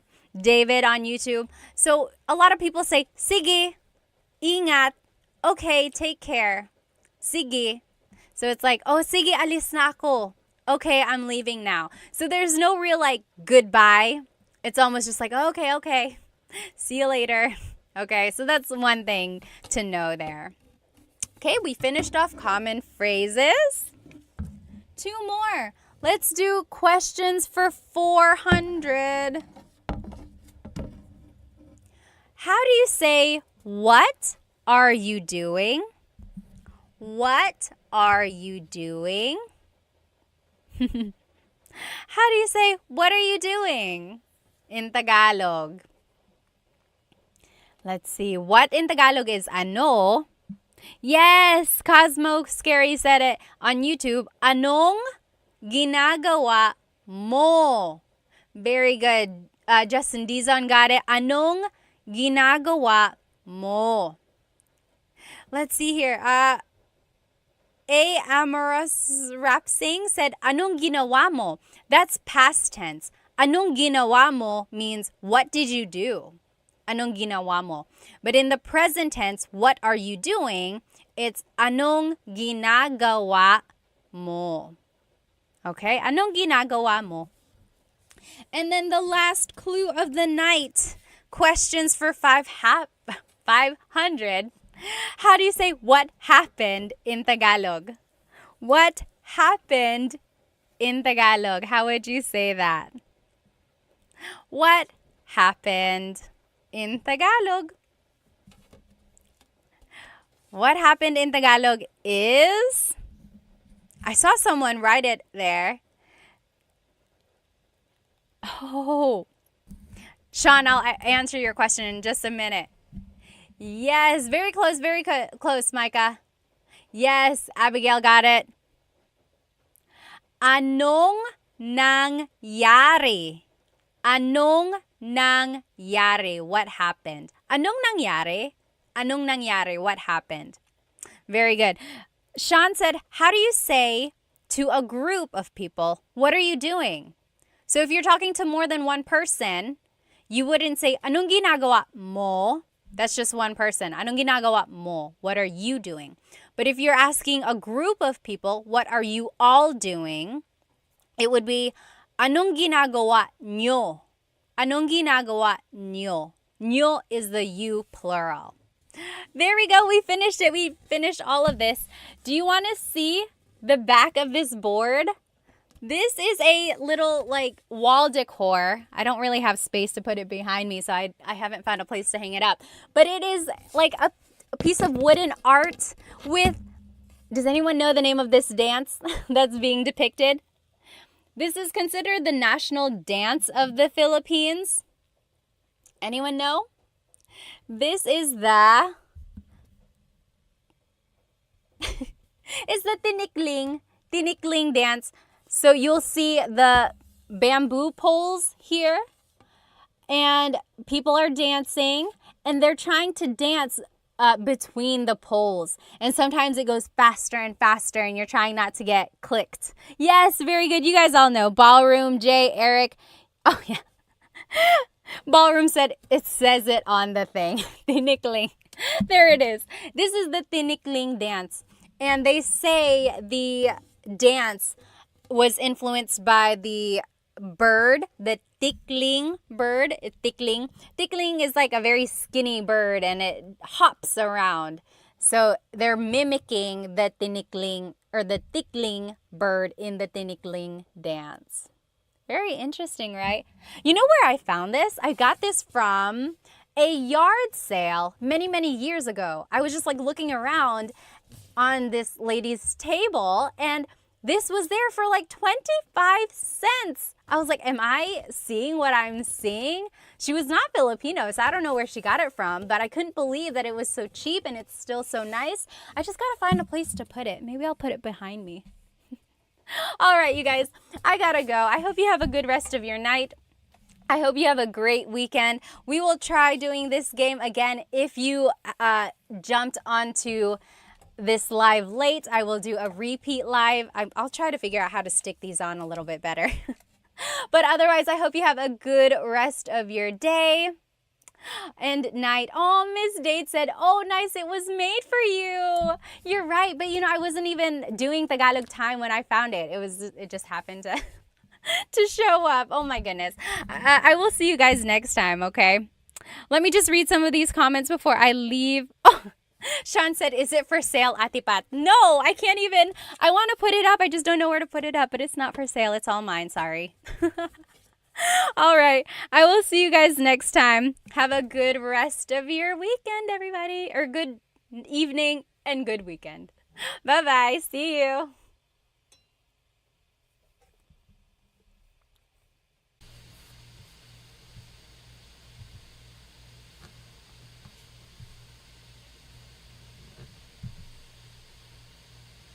Okay, good.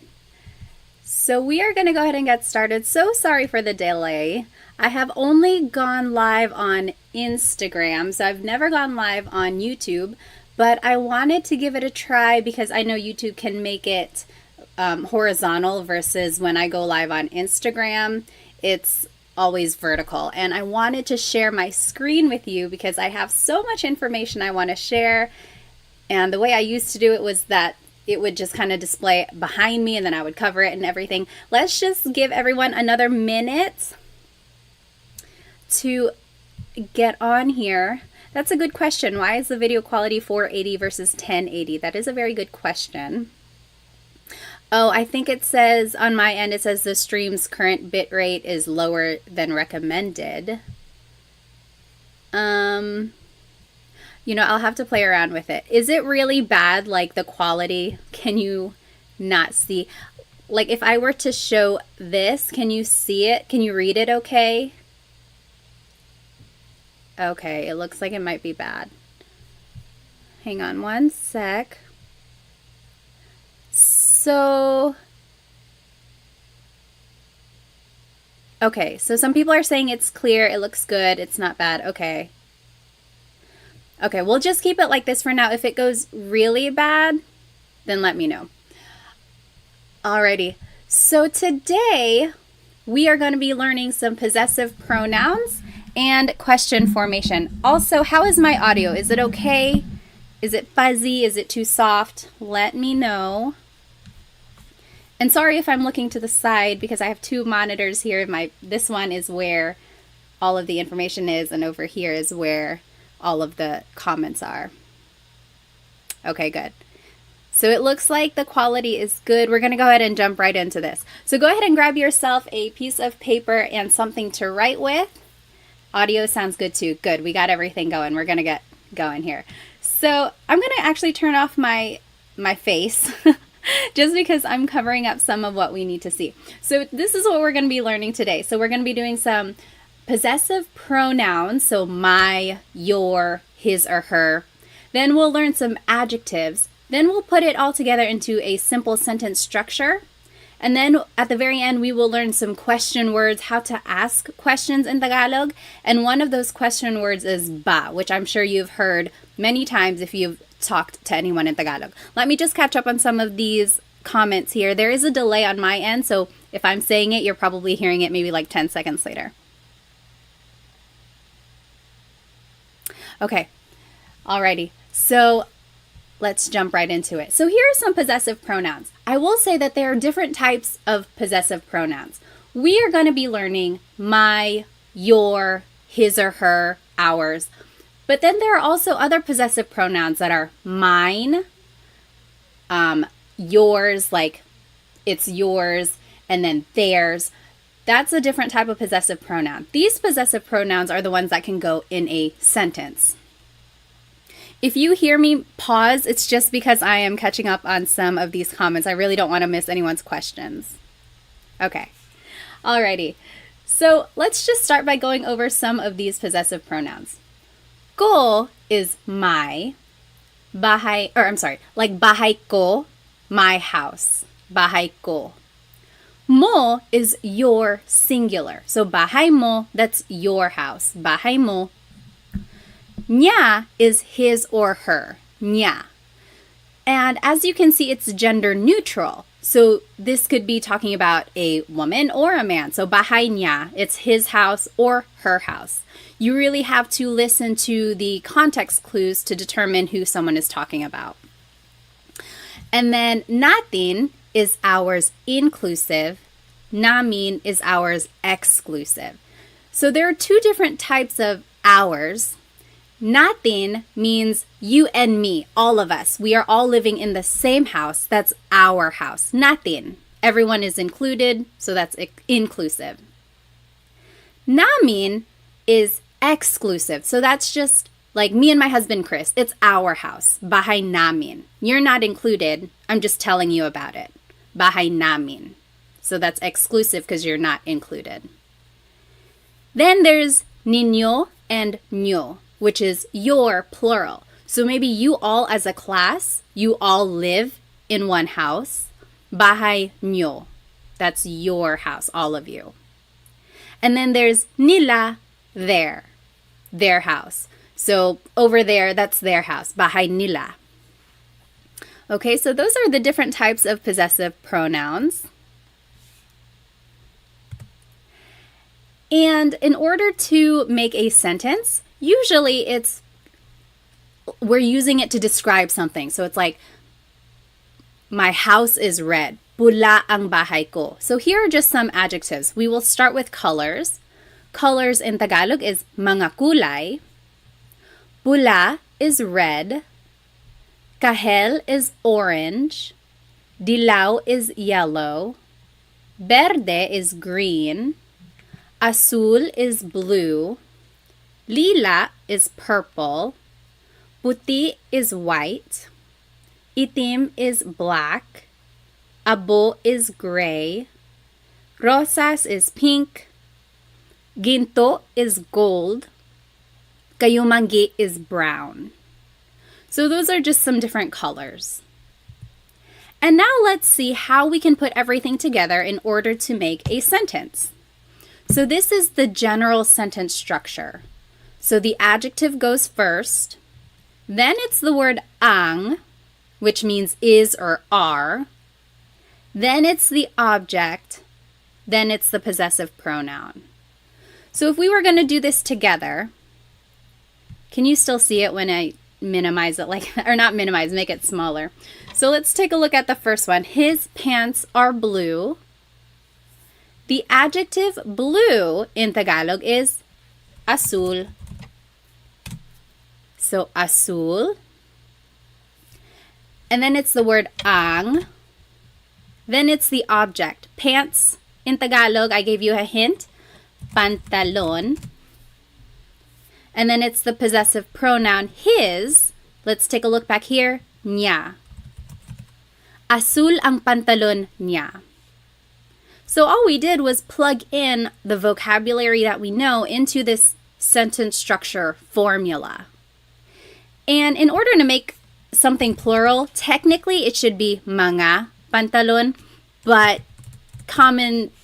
in common conversation, it's just pantalon. Azul ang pantalon niya. His pants are black.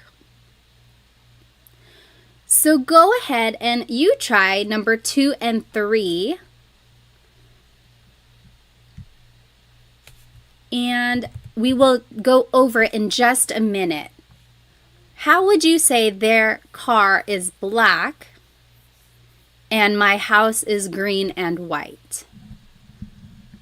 Remember, all you have to do is plug in the vocabulary you know into this formula, and then we will check it in the end.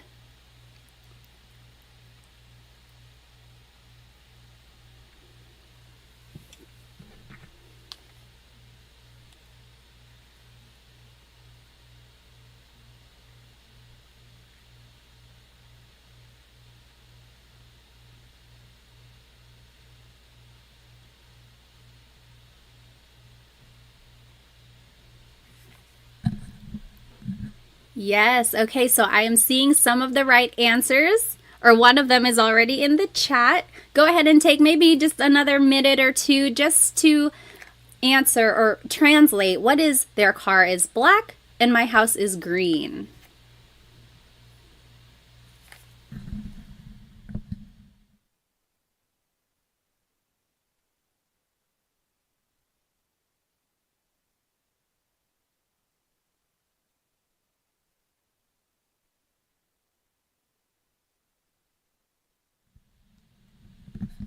Alrighty, so number 2, their car is black. Tenfold for 10. Itim ang kotse nila. That's what they said. Itim. That's the adjective. Then it's the word ang, which means is or. I'm sorry, is or are. Object car is kotse. And then the possessive pronoun there is nila. Itim ang kotse nila. Yep, that is correct. Itim ang kotse nila. Number 3, who wants to give it a shot? Write it in the chat. My house is green and white. What do you think?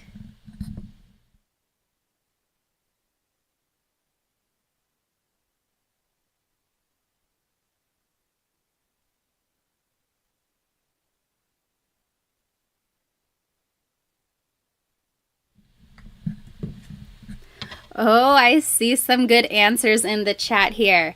So let's see.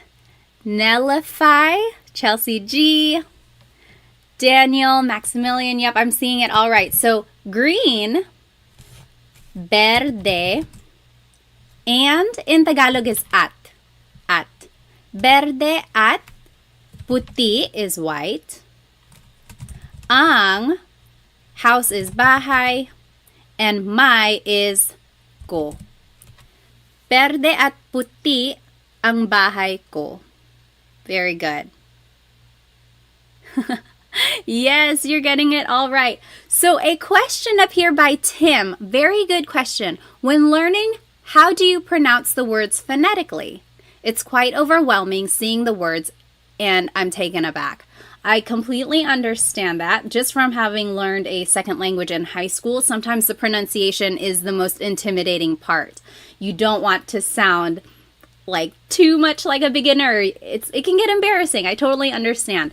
The good thing about Tagalog is that when you're reading it, just sound out every word or every sound and letter that you see. There are not very many silent letters. Everything is kind of how it's spelled. So I would say focus on the vowels. This is a whole lesson on itself, but let's just go over how vowels sound. I will actually go ahead and make a new slide for this. So the letter A is more like an ah sound, ah, ah. And sometimes in English, the letter A is very short, like bat and hat. We don't want it flat like that. We want it more open, so ah, ah. Not like an opera singer. It's not ah, but really make your mouth. Let me turn on my camera here. I think that might help. Sorry again, this is my first time coming on YouTube for the live. Yes, okay. So let's talk about pronunciation. So the letter A, ah, ah, ah. Not ah and not ah, just ah, ah. So let's practice saying salamat, salamat, salamat. It's not salamat and it's not salamat. It's really just like in the middle. It's flat. Salamat. Okay? So that's the letter A. Then the letter E is the same as in English. Eskwelahan. Then the letter I is an E sound. E. Isda, fish, or isa, one.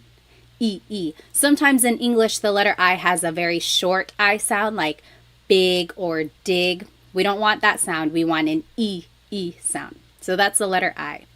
Then the letter O is O. Not aw, but more like an O. Sometimes I think of it like having a ball in your mouth. Your tongue gets kind of pushed back and down a little bit, and the inside of your mouth is open and wide. So O, like opo. It's not opo, it's opo. That's the letter O. And then letter U is an U sound, U. So ulan, upuan, rain and chair, U. Not like under or umbrella. The letter U in Tagalog has an U sound. So when you're practicing pronunciation, I would say focus more on the vowels first, and then consonants will come later, and then usually the stress goes on the second syllable. But all of that will come the more you practice Tagalog. Let's get back to our lesson. Very, very good question though. Let me just catch up on some of these comments here. Let's see. So again, we just learned the possessive pronouns. We learned some adjectives, and then we learned how to put everything together into a sentence. Yes, so Ben said, I heard Filipino only has one pronunciation for each vowel. For the most part, yes, all the vowels have a short sound. It's not like A can sound like 8. A always sounds like ah. Yep. I love your earrings. Thank you. They're from Sunkissed Pinay. I wear them all the time. Okay.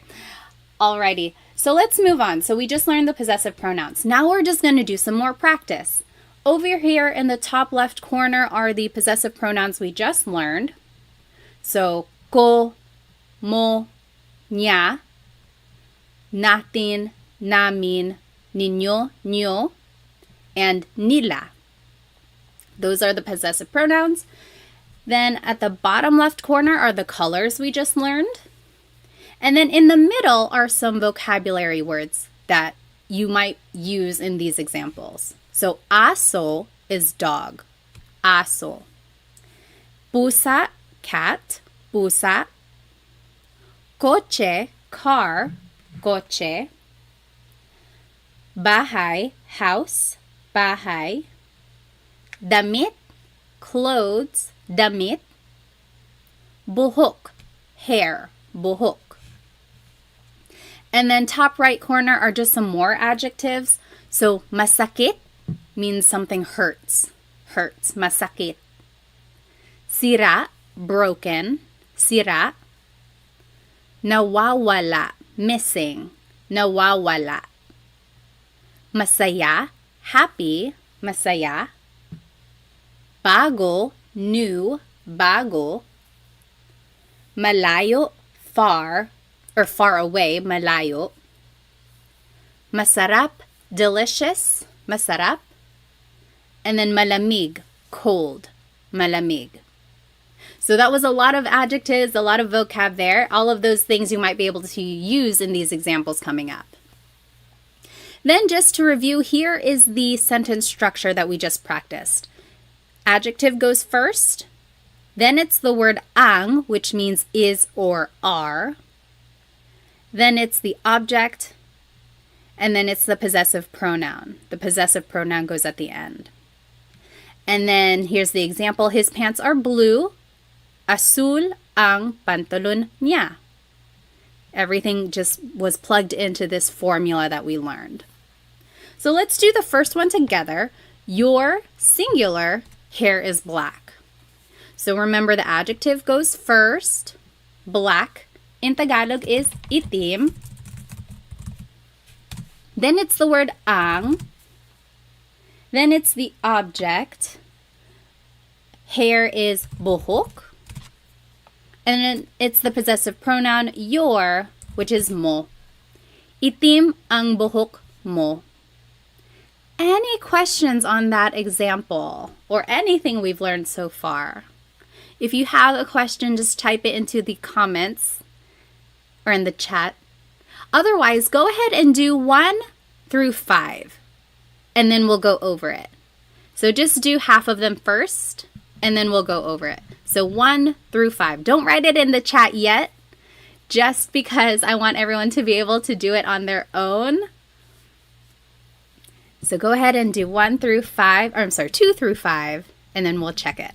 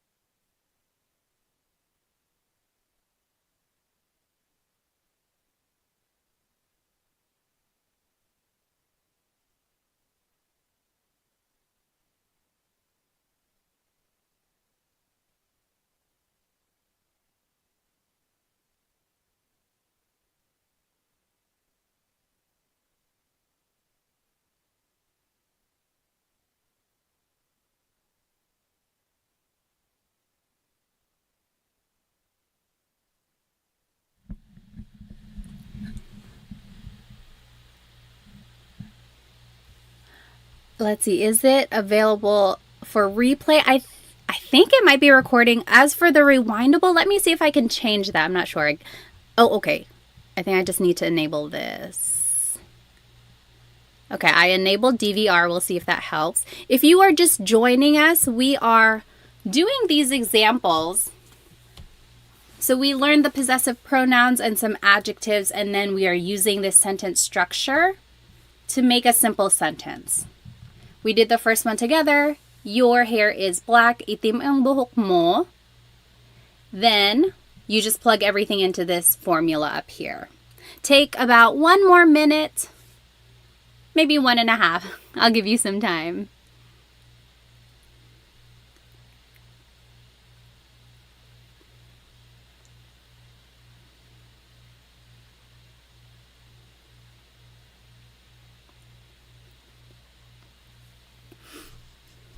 Oh, that is a very good question, Chelsea G. When would you say ma before the color? Like maitim ang buhok ko. Let me think about it. I want to give you a clear and concise answer. I'll think about it, and then after we do the examples, I'll answer your question. Very good question.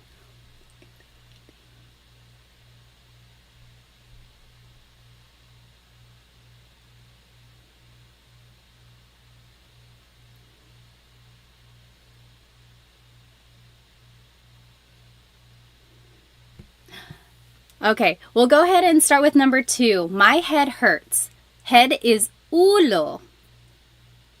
Oh, Angel, missing in Tagalog in the top right corner, nawawala. Nawawala, missing. Okay, so number 2, you go ahead and write it in the chat. My head hurts.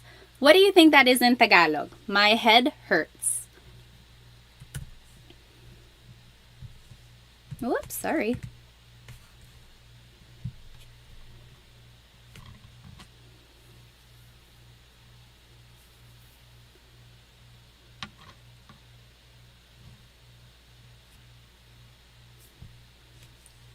Yes, Maximilian, masakit ang ulo ko. So remember, adjective goes first, masakit. Then it's the word ang. Then it's the object ulo. Then it's the possessive pronoun ko. Masakit ang ulo ko. Yep. Number 3, my hands are cold. Hands in Tagalog is mga kamay. What do you think that is in Tagalog? My hands are cold. Let's see. My hands are cold.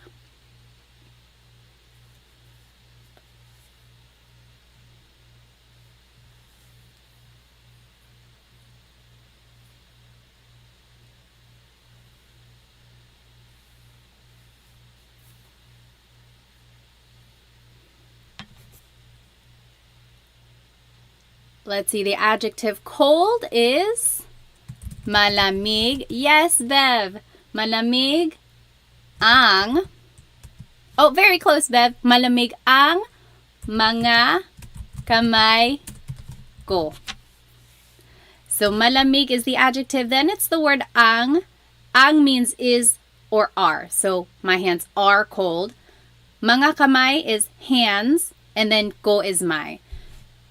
Mga is equivalent to adding an S to the end of a word. That's how you make something plural. Mga kamay.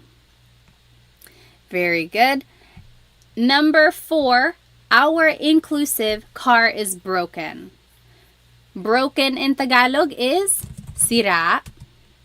Then it's the word ang. Then it's the object car, which is kotse. And then the possessive pronoun our inclusive is natin. Sira ang kotse natin. Sira ang kotse natin. So remember the difference between inclusive and exclusive. Inclusive means it's all of ours. We all use the same car. It is our car. So, sira ang kotse natin. But if it's exclusive, that's just me and my husband, it's our car. Not yours, ours. I'm telling you about it. And then the last one, go ahead and write it in the chat. Their cat is missing. Their cat is missing. How would you say that in Tagalog?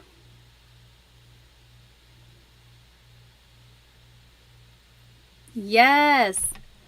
Dean got it. Nawawala. Nawawala, that means missing. Ang pusa nila.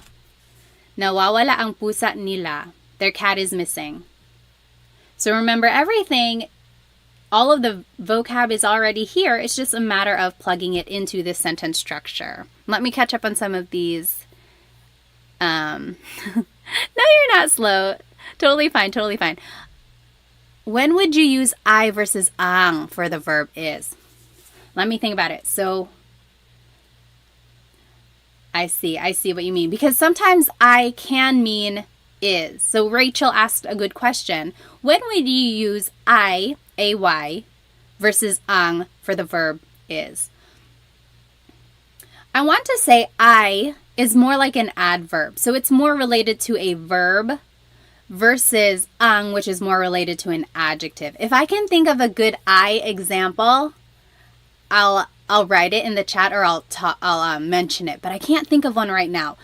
For the most part, in these cases, ang is more fitting. And I think it is because like the adjective is going first. It's just the sentence structure in this case.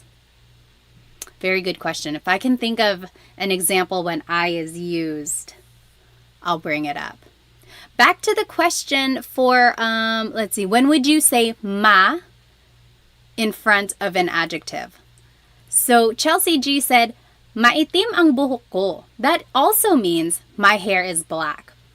However, I would say in that case, maitim is like saying my hair is kind of black. My hair is kind of black. Versus like when you say itim ang buhok ko, my hair is black. So the ma prefix in that case is kind of making it not unsure, but it's like not as certain for some reason. That's how I've always heard it that way. But usually, yes, a lot of adjectives start with the ma prefix. Itim is one of those where it does not. Or like for colors, when you add the ma prefix, it's almost like you're just kind of describing it, but it's not exactly that. I don't know if that's making any sense at all. But it's one of those things where it's like, it's almost right. And if you said it in Tagalog, no one's going to be like, oh my gosh, they don't know what they're talking about. But it's just more correct to use itim without the ma. Very good question. Let's go ahead and finish up these examples. So 6 through 9. And go ahead and write the answers in the chat so that we can go over it a little bit quicker. I will make it a little bit bigger so that we can see it better. Okay, go ahead and take maybe 3 minutes. Just do 6 through 9 and then we'll go over it.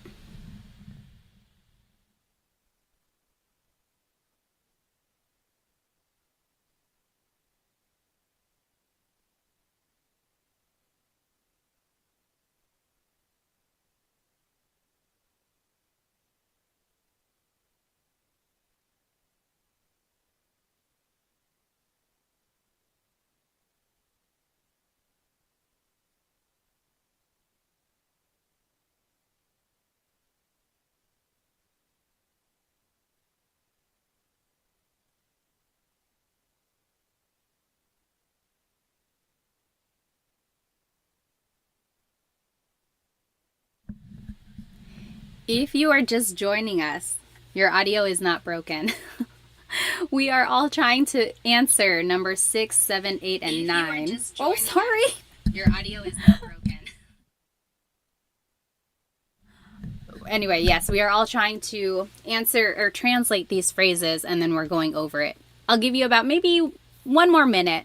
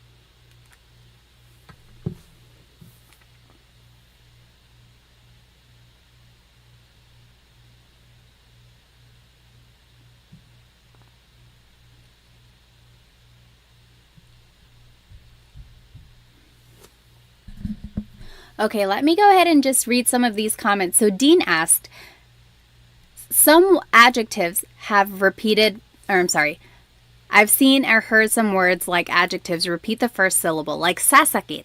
Yes. I can think of a phrase like sasakit ang ulo mo. Don't watch too much TV because sasakit ang ulo mo. That means your head will hurt. So it's almost like a verb in that case. Sasakit, it will hurt. Or mawawala.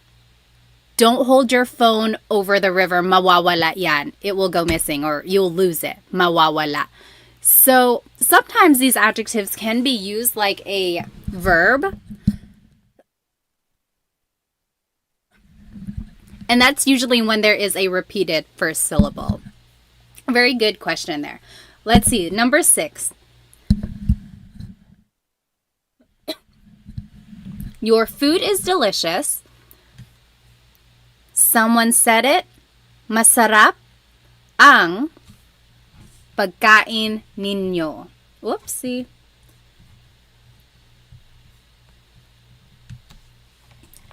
Delicious is masarap. Then it's the word ang. Then pagkain is food. Your, ninyo or nyo.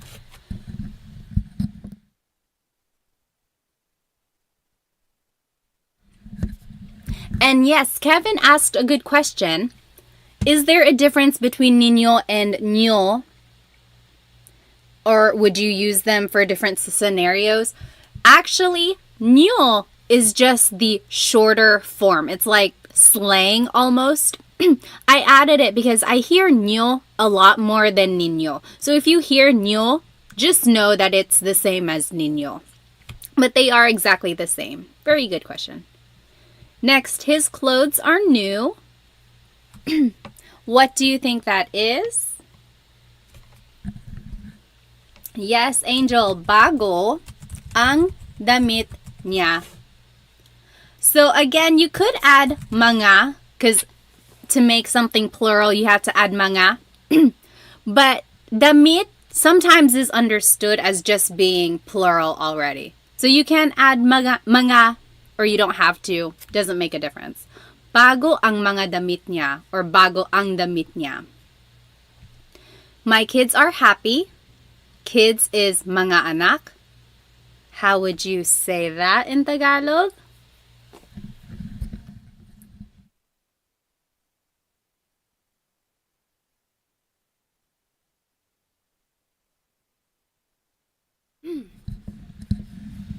Yes, masaya ang mga anak ko. My kids are happy. Masaya ang mga anak ko. Lastly, our exclusive house is far away. So, our house is far away. Malayo ang bahay namin. Malayo ang bahay namin. Our house is far away. Good. Yes, Angel, you can add mga, but again, you don't have to. That's perfectly fine if there's no mga damit. Any questions about possessive pronouns or adjectives or this sentence structure that we learned?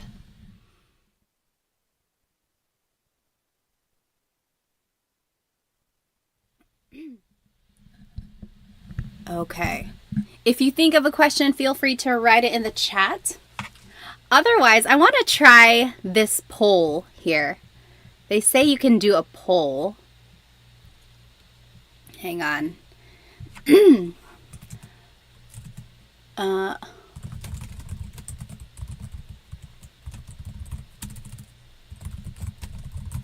Okay.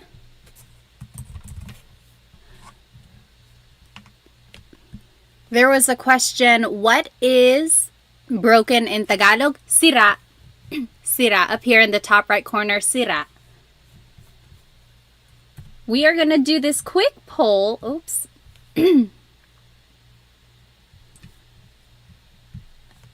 Let's see. Okay. See if that works. We're going to do a little contest to see what our favorite food is. Oh, it's not even showing up on your screen. Hang on one moment.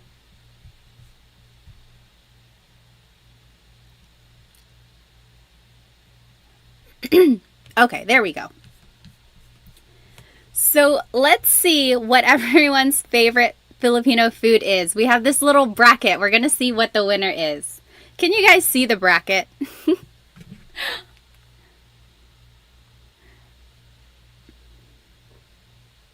Okay. Oh, I see. It's very small. Well, you get the idea. I won't make it too big. Let's take about 30 seconds. Put your vote in. What is your favorite? Adobo or kare-kare? Right now, we are answering the poll. What is your favorite, adobo or kare-kare? So adobo is soy sauce and vinegar, bay leaves, lots of garlic. Usually it's chicken, but it can really be anything. Pork adobo or squid, even green beans. Then kare-kare is usually beef, and it's like a peanut butter sauce. So yummy. I would actually choose kare-kare. Sometimes I have too much adobo. It's like my go-to. It's so quick. Okay, let's see. What is the winner? It looks like adobo is the winner. Okay, adobo is gonna move forward. Sorry, kare-kare. And then let's do another one here. Oops. What? Oh, no. Okay. And then, pansit or sinigang, which would you choose? Hang on.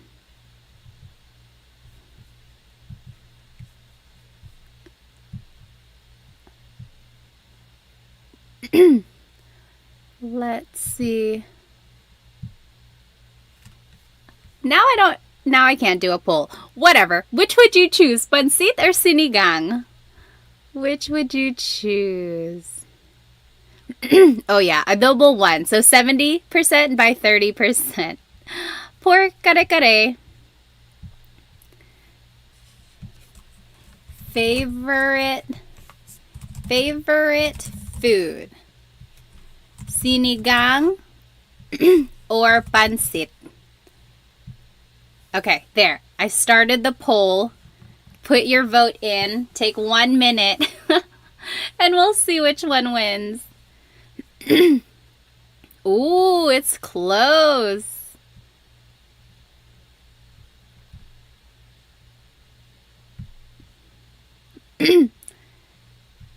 Pansit, again, is like adobo to me. I feel like I have it so much.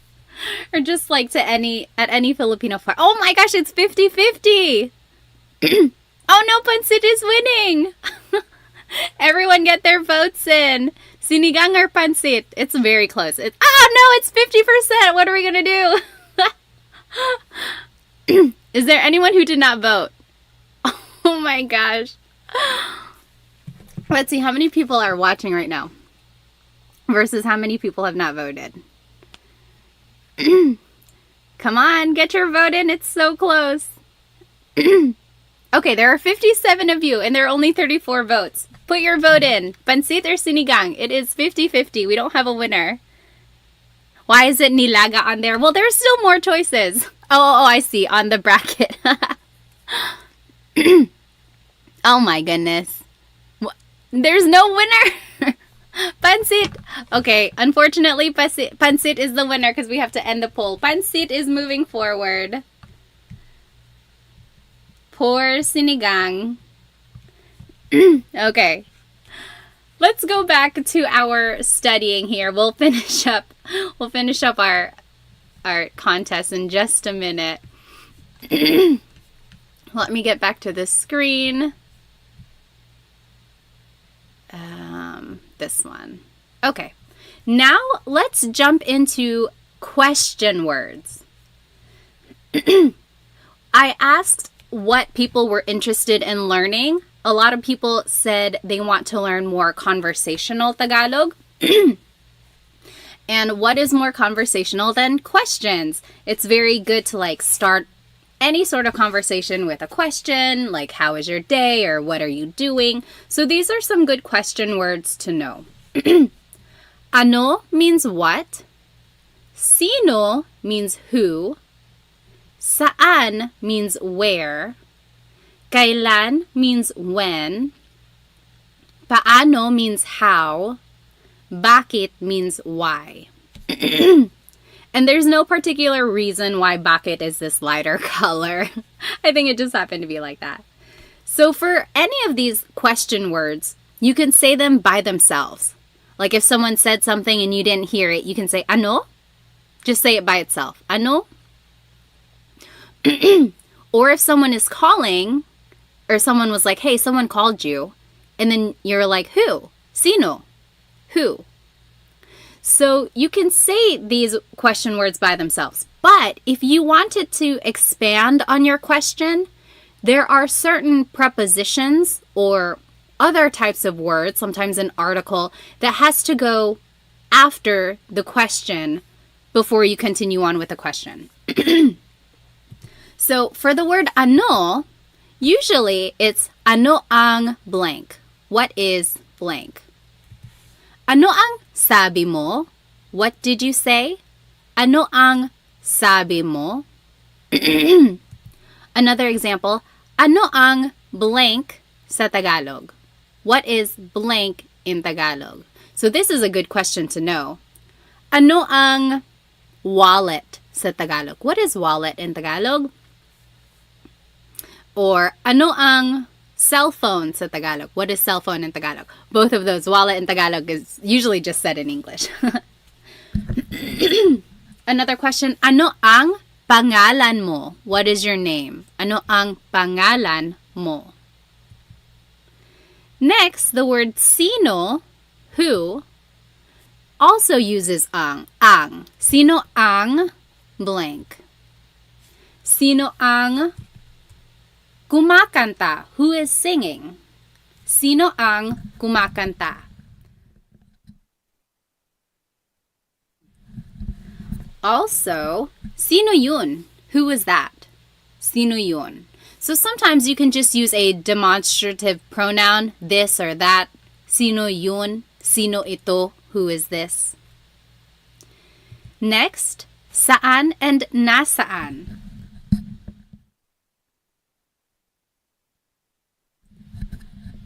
So there are two types of where, saan and nasaan. Saan always goes with a verb, like, saan pupunta si Jake? Where is Jake going? Saan pupunta si Jake? Or I'm sorry, nasaan always goes with a noun. Nasaan ang CR? Where is the bathroom? CR is comfort room, and that's what a lot of Filipinos call the bathroom in the Philippines. Nasaan ang noun?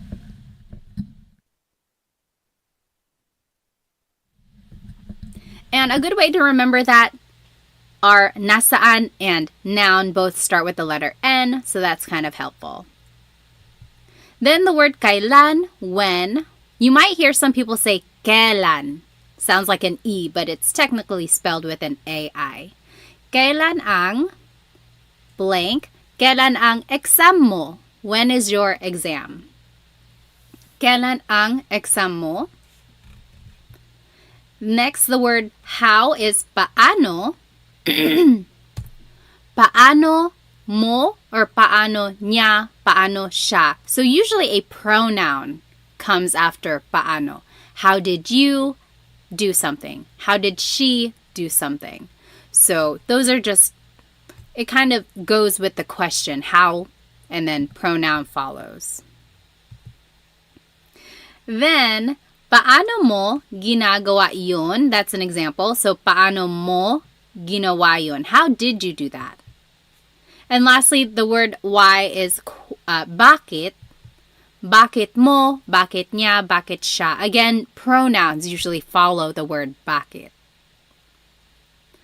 Any questions about these questions before we do some practice?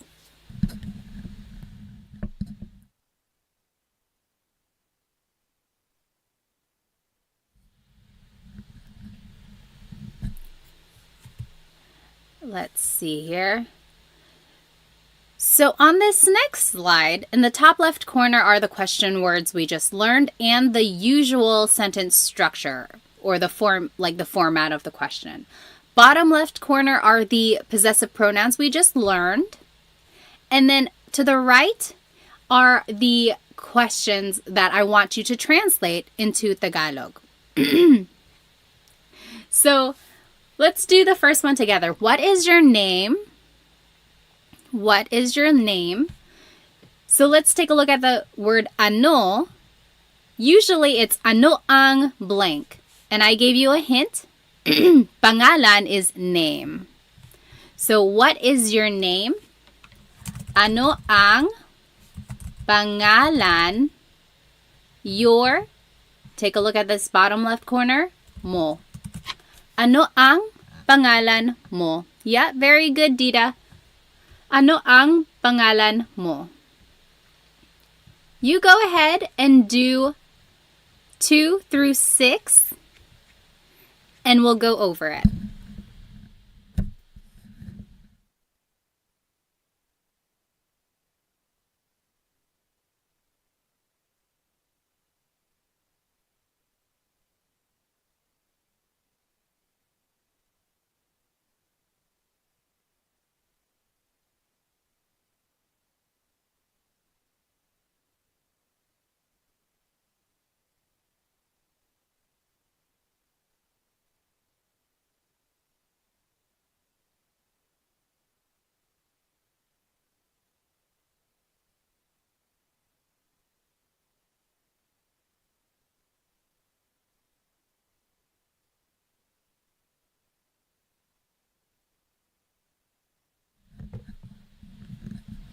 If you are just joining us, we are translating these questions on the right side into Tagalog. And we learned the Tagalog words, which are up here. They are the question words, and then the possessive pronouns are down here. Yes, James, good. So if you know the answer, you can start typing it in the chat, and you are welcome to check your answer. I'll give you maybe another minute or two.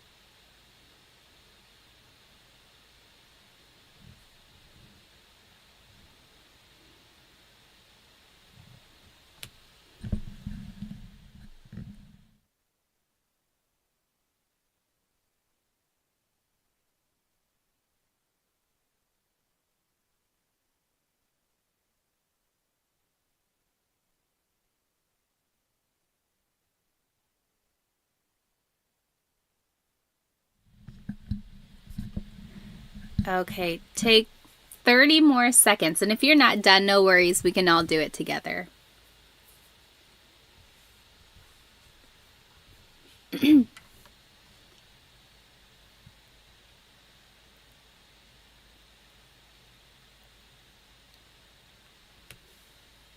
Okay, number 2. Where is Alex going to sleep? Where is Alex going to sleep? So let's take a look at the word where. So we have to choose, is it saan or nasaan? So since it's matutulog, that's a verb. Saan matutulog si Alex. The word si is the linking word before a proper noun. So anytime you're talking about a person, it's si. Saan matutulog si Alex? When is your birthday? Birthday in Tagalog is kaarawan. What do you think that is in Tagalog?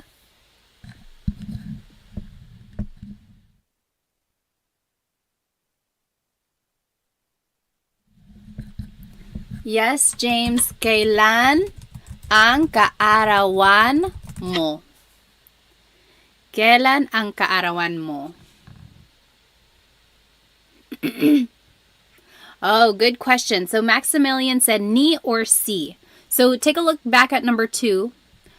Sometimes ni is the linking word. That's more of a possessive linking marker though. Like bahay ni Alex, coche ni Alex. So that's Alex's house, Alex's car. That's ni. But if you're talking about what Alex is going to do, it's si. So, saan matutulog si Alex? Okay, next. Who is their father? Tatay. Tatay is father. Sino ang tatay? There in Tagalog is nila. Nila. There is a question up here. Oh, Chelsea, when do you use ang versus yung? So we've been using ang, but sometimes you might hear sino yung tatay nila. Ang translates to is or are. Yung is also is or are, but it's very specific, like there, like that specific dad. So who is their dad versus who is their dad? Okay, that's a very bad explanation.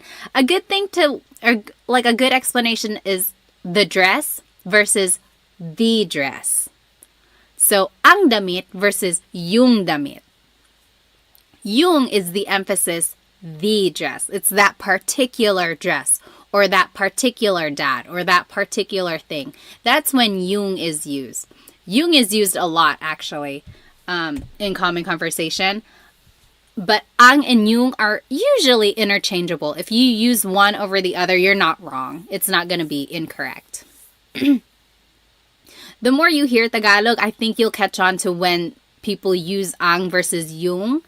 When in doubt, go ahead and use ang, I would say, because it's usually more correct a lot of the times. But yung is also used a lot. Okay, where is your house? Bahay. Where in Tagalog is either saan or nasaan. We're asking about a noun, so it's going to be nasaan. Nasaan ang bahay mo? Nasaan ang bahay mo? Yep. And then lastly, why are you scared? Why in Tagalog is bakit. And then it's usually the pronoun. You is ka. Bakit ka natatakot? I don't expect you to have known this because we didn't talk about the pronoun ka in this lesson. But if you have heard this phrase before or if you are familiar with ka, then that is the pronoun that you use. So it's different from mo because this isn't a possessive pronoun. Ka is a subject pronoun. And some verbs use a possessive pronoun, some use a subject pronoun. And that's another lesson in itself. Any questions about this lesson? So yes, James, what is the difference between nasaan and saan? Very good question. So saan always goes with a verb. So where is he going to sleep? What is he eating? What are they watching? Anytime it's asking about a verb, or I'm sorry, that last one wasn't one. It's like anytime it's related to a verb, you use saan. But if you're asking about where something is, then you have to use nasaan. Nasaan and noun, that's kind of how I look at it. I'm just reading the comments here. Yes. Okay. Any questions on these examples? Let me go ahead and let's finish our food battle here. If you weren't here for our first session of the battle, adobo, oh gosh, it's not capturing that window. Hang on one moment. So we are doing a bracket challenge here, just with our favorite Filipino foods. Adobo out one kare-kare, and pansit out one sinigang. What a heartbreaker. Next, let's do lumpia versus lugaw. Let's see. Favorite food.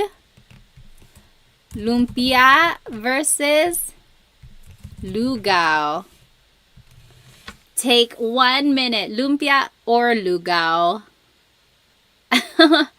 Pansit for life.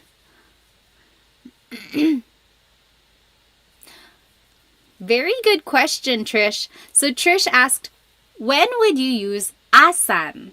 So some people say, asan yung susi ko? Where are my keys? Asan yung CR? Where is the bathroom? Asan is short for nasaan. That's all that is. It's just a shortcut way to say it. Okay.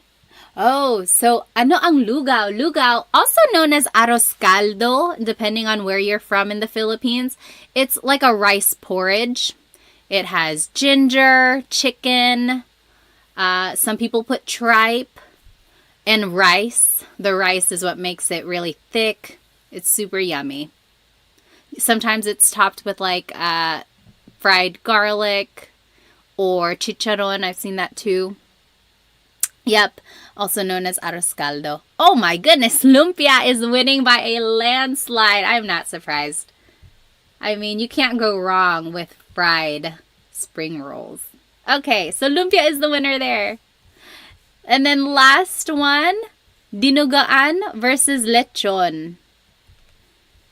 Hang on, let me make a new poll here.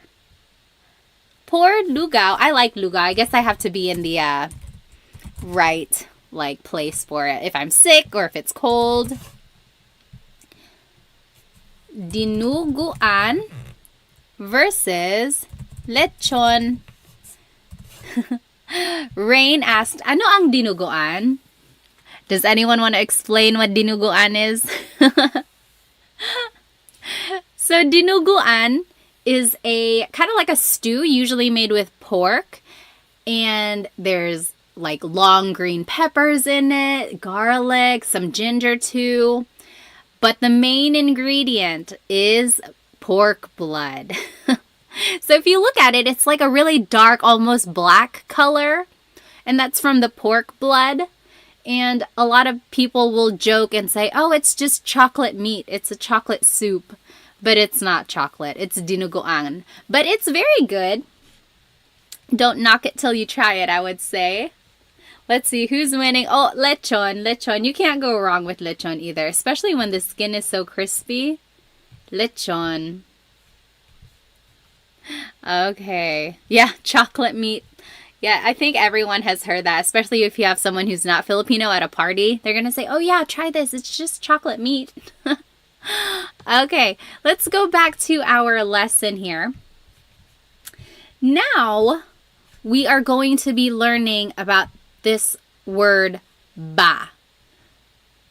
Let me switch over. Oops. Let me switch over to the other slide. There we go. So, ba. This is a question word. There is no real translation in English, but it's used when the question is asking for a yes or no answer. So, for example, kumain ka na ba? Yes or no. Have you eaten yet? Yes or no. Or, ready ka na ba? Are you ready yet? Yes or no. So, anytime it's asking for like a yes or no question, it's usually it has a ba in there. But whenever you want to add ba, there are certain placements of it in the question. It's not like the word po, where you can add po at the end of anything you say to make it respectful. Ba, you actually have to add in certain places in the phrase or in the question in order for it to make sense. Okay, so usually, ba goes after the word na, which means already, or after a pronoun like ka, mo, or ko. So if any of those appear in the question or in a phrase, ba would go after that. We will see examples of these. So, nandito na ba si Benji? Is Benji here yet? There's the word na. So ba goes after that. Remember, if na appears in the phrase, that's where ba would go.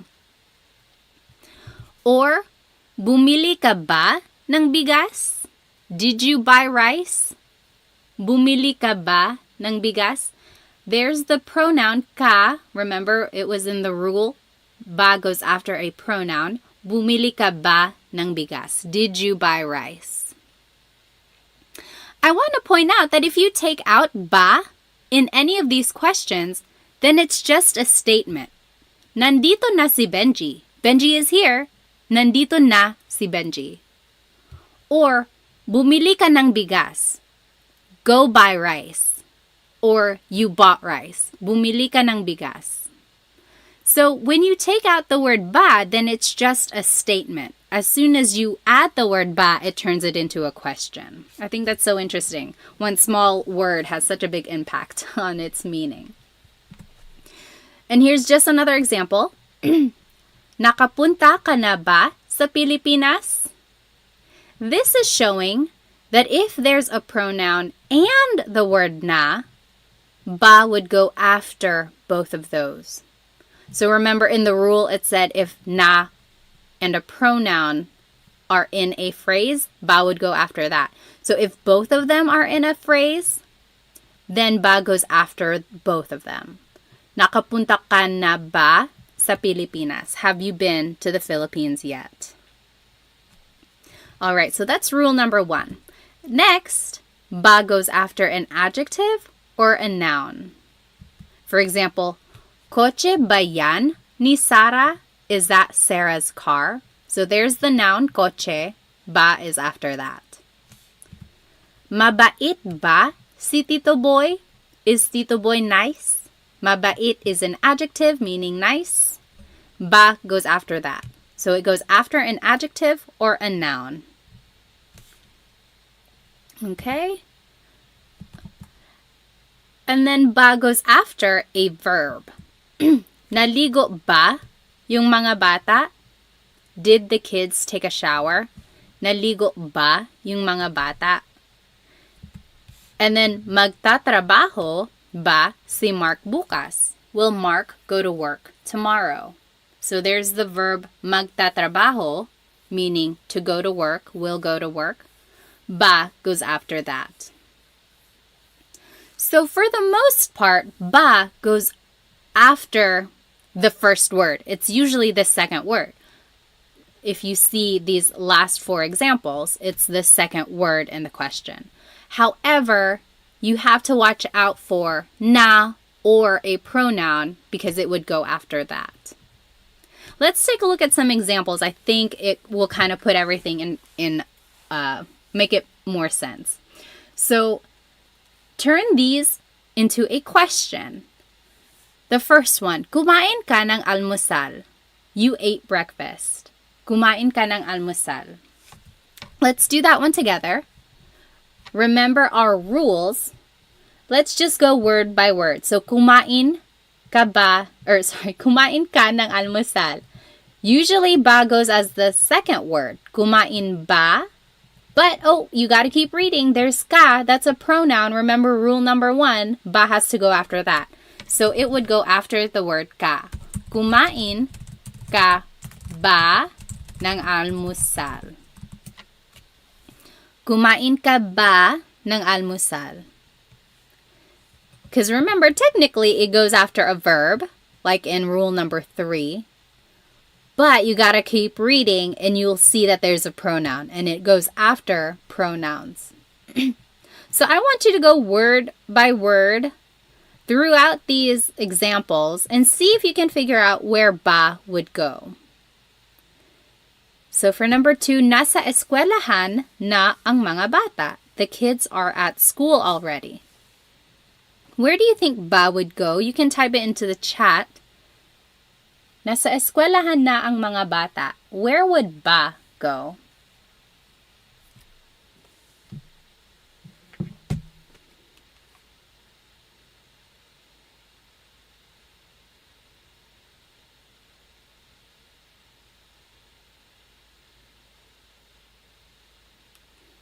Yes. So after na. So nasa eskwelahan na ba ang mga bata? Are the kids at school already? Nasa eskwelahan na ba ang mga bata? Remember, it goes after the word na. Galit si nanay. Mother is mad. Galit si nanay. Where would ba go in this phrase?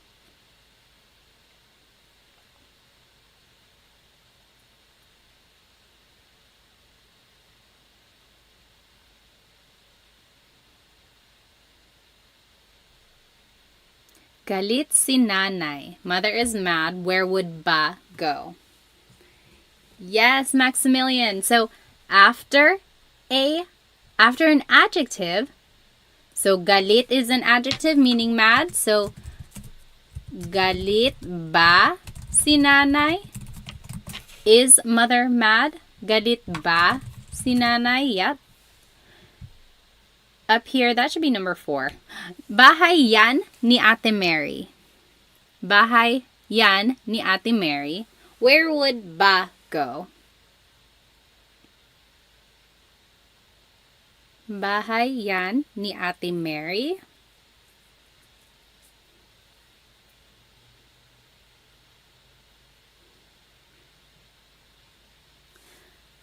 Remember, it goes after a noun. So, bahay ba yan ni Ate Mary. Yeah, very good. Number 4, aso mo yan. That is your dog. Aso mo yan. Where would ba go there?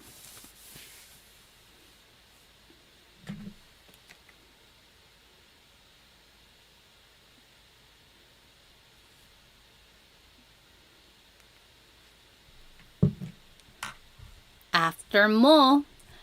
Aso mo ba yan? Yep. Aso mo ba yan? Very good.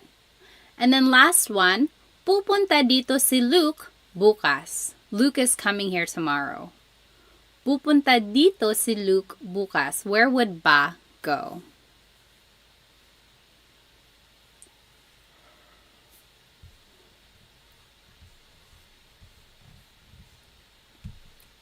Yep. After pupunta. So, pupunta pa dito si Luke bukas. So, after a verb, that was rule number 3. Pupunta ba dito si Luke bukas? Any questions about ba placement? Usually, it's the second word in the question. You just have to watch out for na or any pronouns because ba would go after that. All right.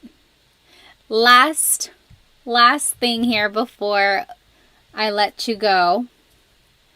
This last slide is an interesting activity because so far I've been having you translate things from English to Tagalog. But now I want you to translate things from Tagalog to English. So here are some common questions in Tagalog. I want to see what you think they mean. For the most part, you could probably figure it out, but towards the end, they're a little bit trickier. So jot it down. What do you think? Anong oras na? What do you think that means? Do 1, 2, and 3, and then we'll go over it. Translate these questions to English.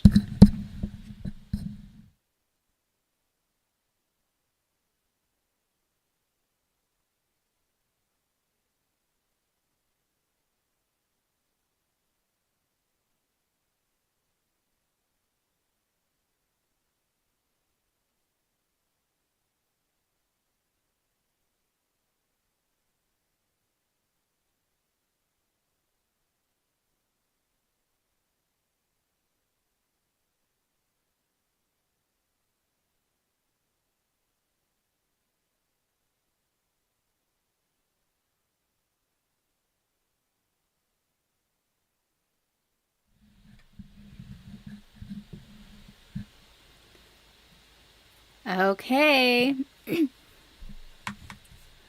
Let's go ahead and do 1, 2, and 3. Anong oras na? Oras means time.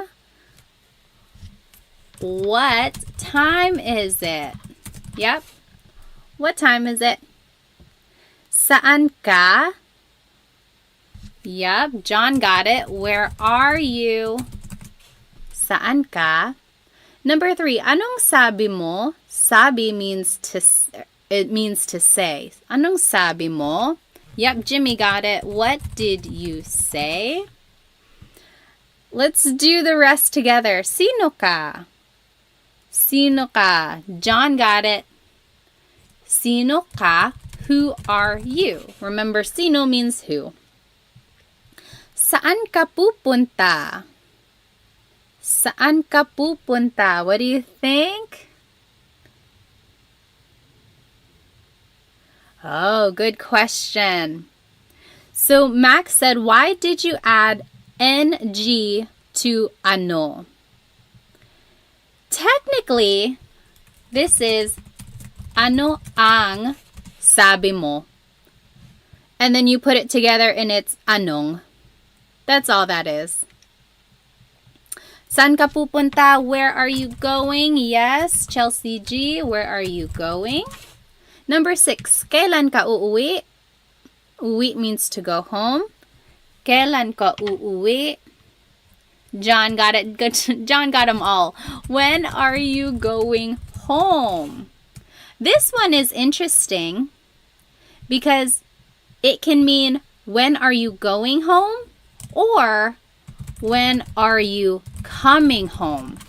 So if you're at a party and you're giving your friend a ride, you could say, oh, kailan ka uuwi?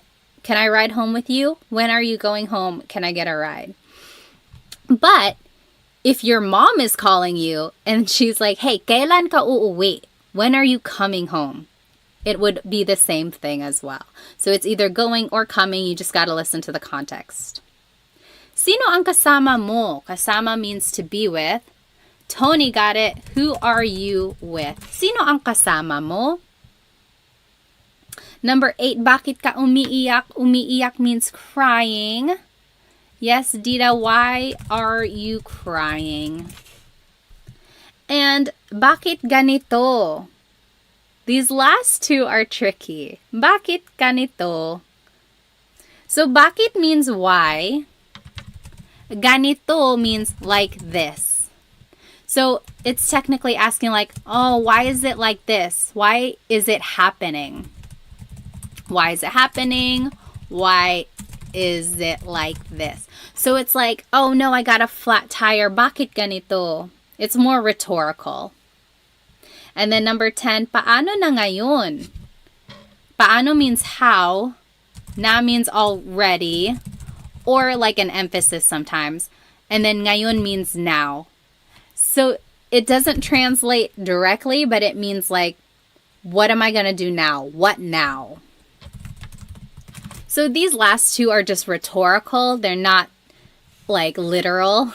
So if you hear anyone say these last two, that's just what they mean. Bakit ganito? Paano na ngayon? Those are things that you say when things go wrong. You're like, oh no, why is this happening? What now?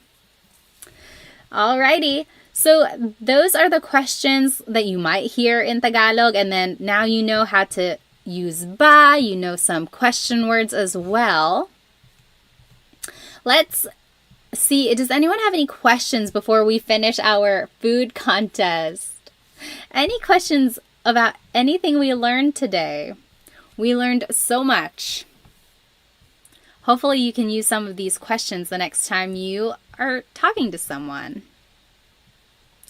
Let's go back to this last contest here. Let's see. Okay, final poll of the night. Oh wait, am I missing? Oh, no. Now we got to do adobo versus pancit. Wait, how is that going to work? I think I'm missing like a step. But anyway, favorite food. So adobo versus pancit. What is it?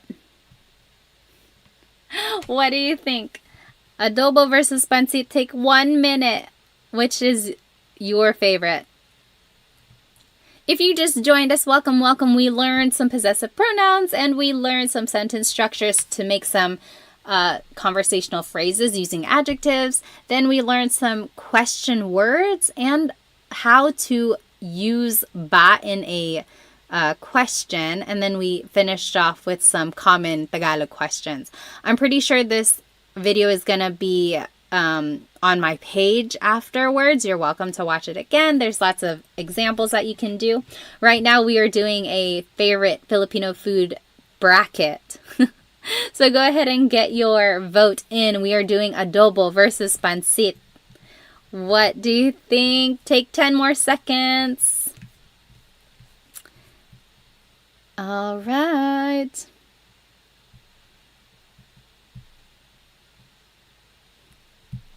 Okay, let's see. Oh, adobo is the winner. Adobo with lots and lots of rice, of course. Okay. And then last one.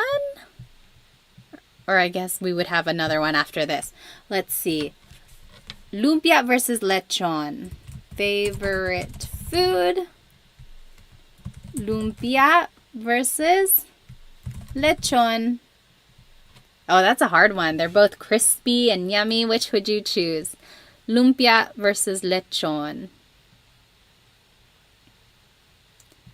Let's see. Lumpia versus lechon.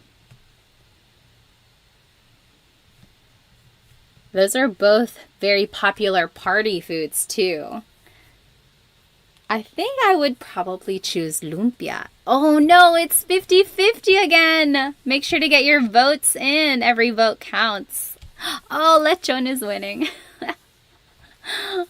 Let's see. Get your vote in. Lumpia versus lechon. 10, 9, 8, 7, 6, 5, 4, 3, 2, 1. It is a tie. Oh, lechon won. Oh no, now lumpia won. Okay, 3, 2, 1. And oh, lechon won. Lechon is the winner. And then last one. Now it's between lechon and adobo. Who is going to be the winner here? Lechon or adobo? Adobo has been a crowd favorite tonight. Adobo versus lechon. 1 minute. I'm going to set a timer. Adobo versus lechon. Hang on. The minute is starting now. Get your vote in. Amy said adobo will totally win. Oh, I don't know. Lechon is winning right now. Make sure you get your vote in. Adobo versus lechon. If you're just joining, no, this is not a Tagalog lesson. We just finished our lesson. Now we are just figuring out the ultimate favorite Filipino food. You have 30 seconds to vote. Get your vote in. Every vote counts. This is for the championship.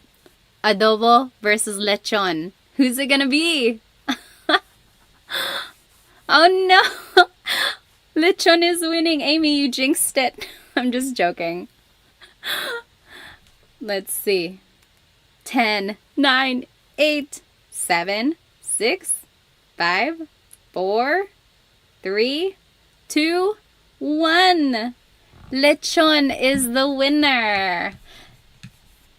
It does take a long time to make a lechon. It's totally worth all the effort. Lechon is the winner. Okay. When do I do my live Tagalog lessons? I haven't done one until like tonight. I used to do them pretty frequently on Instagram.